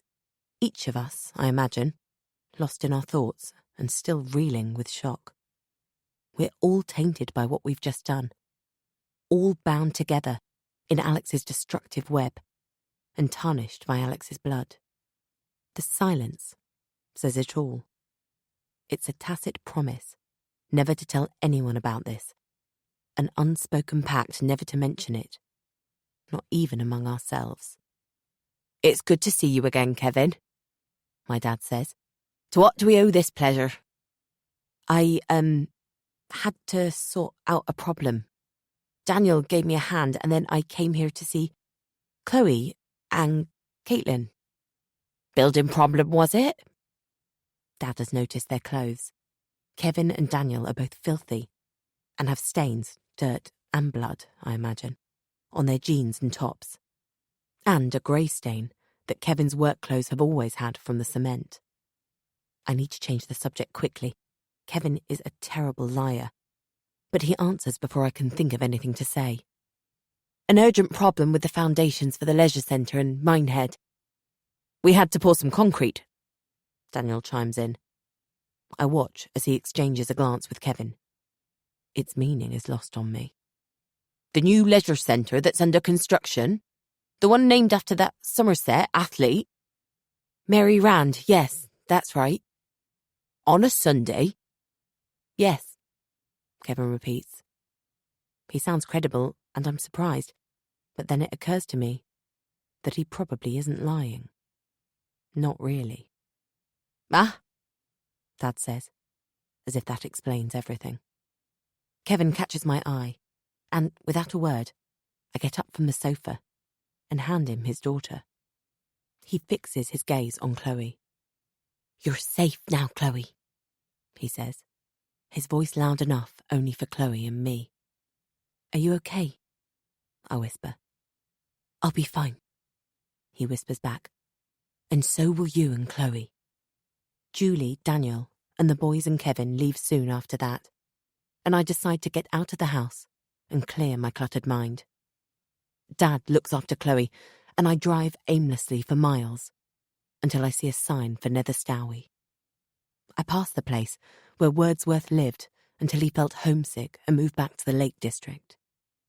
How ironic that I've left the Lake District and now I've come back here to Somerset, to my roots. In the village, I park the car and order a pub meal in the Rose and Crown. I'm ravenous, I realise, washing my burger and chips down with half a pint of beer. It's only as I'm parking the car in front of Dad's house that I realised I haven't checked in the rearview mirror. Not once, the whole way back to Porlock. As I'm getting ready for bed that night, I realise something else. I'm pretty sure I haven't locked the front door. But I can't be bothered to go downstairs. I clamber into bed. I've got a feeling I'm going to sleep well tonight. 2019. Epilogue. Chloe marches up the drive. Kevin opens the front door before we reach it and scoops her up into his arms. "Daddy!" she coos, giving him one of her slobbery kisses. "I like your dress," he says. She insisted on wearing her Elsa from Frozen costume, complete with blue gloves and tiara. "And who's this?" He points at the teddy bear tucked under her arm. "It's Sorbet," she announces. "Sorbet, huh? That's a good name for a bear." "I don't know how she came up with that one," I say, although I suspect her granddad has been spoiling her with ice cream and sweets behind my back. He looks after her on Mondays and Thursdays, the 2 days I've been working at the university since I went back part-time a few months ago. "Have a nice time, Caitlin," Kevin says. I grunt. I'm dreading this. I don't know why I agreed to do it. "Yeah, try not to tread on too many people's toes," says Hannah, who has appeared behind Kevin and is ruffling Chloe's hair. I'm a few minutes early when I pull into the car park of the new Mary Rand Sports and Fitness Centre, just down the road from Kevin and Hannah's terrace house. But Teddy is already there. I spot him, standing on the steps, exhaling vapour from his electronic cigarette as he waits for me. My heart skips a beat, but I remind myself that I'm not ready for romance. For the moment, I just need a friend. And Teddy and I have become very good friends over the past 18 months or so. His daughter, Olivia, dotes on Chloe, who adores her, and the four of us spend a lot of time together. Just before I get out of the car to join Teddy, my phone pings with an incoming text. I read it. "May have found a buyer for the old Vic. Watch this space. Nikki. Kiss." I smile at the 3 fingers crossed emojis at the end of Nikki's message, as well as at the news. I'll be relieved to be shot of that house and all the bad memories it holds. When the High Court officially declared Alex presumed dead, as Alex's widow, I inherited the old vicarage. For that, I'm glad, although I have no intention of ever setting foot in that place again. The official date on Alex's death certificate is Monday the 4th of September, 2017, the day he fell from Hurlstone Point. On Tuesday 4th of September 2018, a year later to the day, Nikki and I had the ground under and around the damson tree dug up, just to check. No bones were found. No human remains. Nothing. This hasn't shaken Nikki's belief that Alex killed Melanie, Poppy and Violet, but I harbour the hope that they got away. Sometimes I wonder if they ever existed at all. I'll probably never know for certain. Just one of the many secrets the old vicarage keeps within its walls. Then Nikki put the house on the market, and once it has been sold, I'll pay off the rest of the mortgage. There are surprisingly few monthly payments left, and, although Nikki doesn't know this yet, I'll not only pay her estate agent fees, but I'll also pay her back every single penny that Alex stole from her, with interest. If my calculations are correct, I should have enough money for a deposit on a property in the Porlock area. At the moment, I'm still living at Dad's, and he has been wonderful to Chloe and me, but I'm looking forward to being fully independent again soon. I'm still smiling as I walk towards Teddy, despite the butterflies flapping around in my stomach. I'm not sure if all that fluttering is because I'm in Teddy's company, or if it's nerves about this first lesson.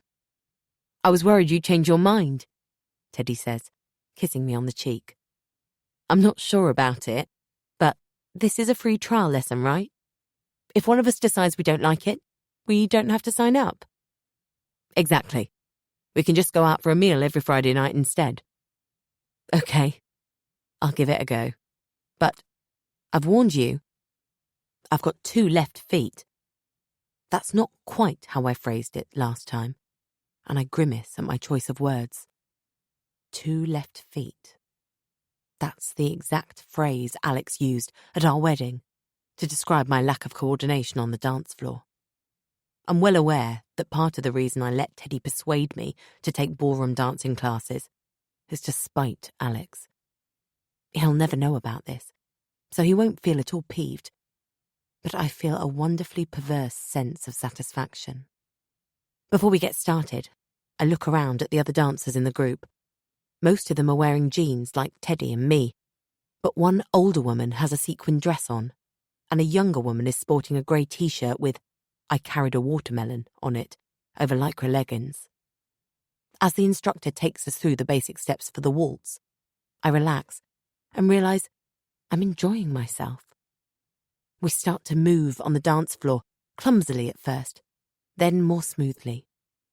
Suddenly, I freeze. I feel cold fingers running up my spine, and then an icy hand on the back of my neck. I shiver. A pang of guilt stabs my conscience. And then, the feeling dissipates. He would have killed me, I remind myself, continuing my steps. I was never going to get away. Not if Alex lived. It was always going to be him or me.